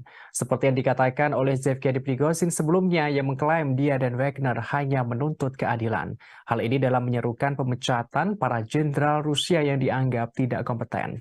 Sebagaimana diketahui, Yevgeny Prigozhin menyerukan Wagner akan menggulingkan Menteri Pertahanan Rusia Sergei Shoigu dan mengganti stafnya. Wagner berbaris dari Ukraina ke kota Rostov, Rusia pada Jumat 23 Juni untuk menguasai markas militer Rusia di sana. Pada Sabtu 24 Juni, Wagner yang berada di kota Rostov mengatakan akan melanjutkan aksi menuju ibu kota Moskow. Mereka mengendarai tank dan kendaraan militer di sepanjang kota. Namun di balik pemberontak tersebut, Presiden Rusia Vladimir Putin mengungkapkan fakta pada Selasa 27 Juni, yang mana menurutnya para tentara Wagner yang gagal melakukan pemberontakan itu sebelumnya didanai oleh negara Rusia dengan jumlah yang fantastis, yakni sekitar 1 miliar dolar Amerika Serikat atau sekitar 15 triliun rupiah. Dilansir dari Kompas.com, uang tersebut digunakan untuk gaji para anggota dan hadiah insentif periode Mei 2022 hingga Mei 2023. Angka ini diungkapkan Putin ketika berbicara kepada para pejabat Kementerian Pertahanan dalam pidato yang disiarkan televisi saat awal pertemuan. Хорошо знаем, что жизнь без войны – это результат кропотливой ежедневной работы. Она не всегда видна, но требует колоссальных усилий, порой риска для жизни. Вы люди грамотные, все практически сидите в мессенджерах, читаете разные упреки в мой адрес, что я готовлюсь к войне. Почти 30 лет я каждый день вместе с вами готовились и готовимся к войне. Может быть, и поэтому мы сегодня живем под мирным небом. Особенно сегодня, в крайне сложный период в истории суверенной Беларуси, да и всего мира в целом. Угроза нового глобального конфликта как никогда не была так близка, как сегодня. Нашу страну, весь наш регион в очередной раз пытаются взорвать, дезориентировать людей, любыми способами раскачать ситуацию и под этот шумок насадить свои правила, установить свой порядок, при котором уже не будет ни наших стран, ни народов. Menteri Luar Negeri Rusia Sergei Lavrov mengatakan Moskwa tidak bisa lagi mempercayai kesepakatan apapun dengan Amerika Serikat atau Sekutu Barat. Ia menyebut kebuntuan yang sedang berlangsung antara Rusia dan negara-negara Barat adalah perang dunia. Dikutip dari RT.com pada Kamis 29 Juni, Menteri Luar Negeri Rusia mengatakan Amerika Serikat dan sekutunya tidak akan pernah mengizinkan negara manapun untuk mengejar kebijakan berdaulat berdasarkan kepentingan nasional. Hal ini jika bertentangan dengan rencana mereka sendiri. Ia menerangkan kebuntuan antara Rusia dan negara-negara Barat adalah perang dunia yang melibatkan pendekatan yang tidak sesuai dengan politik internasional. Lavrov berujar jika ada negara lain yang mencoba dan mempertahankan kepentingan nasional dengan gigih dan tegas, Barat akan berbalik melawannya. Jika ada negara lain yang mencoba mempertahankan nasionalnya tersebut, maka Barat akan menentangnya pula. Dikatakan Amerika Serikat dan sekutunya masih menganggap ancaman yang ditimbulkan oleh Rusia terhadap rencana mereka sebagai ancaman taktis, namun kemenangan Moskow akan membuat ancaman ini tidak dapat diterima. Disebutkan negara-negara Barat mengklaim bahwa mereka membela tatanan berbasis aturan, namun tatanan semacam ini tidak lain adalah perintah dari Amerika Serikat dan sekutunya. Lavrov membeberkan hal ini tampak saat mereka memutuskan sistem globalisasi mana yang berlaku untuk dunia, termasuk apa mekanisme dan bagaimana perselisihan perdagangan diselesaikan. Diplomat tertinggi Rusia itu juga mengatakan bahwa Washington dan sekutunya telah dengan mudah mengeksploitasi prinsip-prinsip yang sebelumnya mereka nyatakan tidak dapat diganggu-gugat. Tak hanya itu, Kepala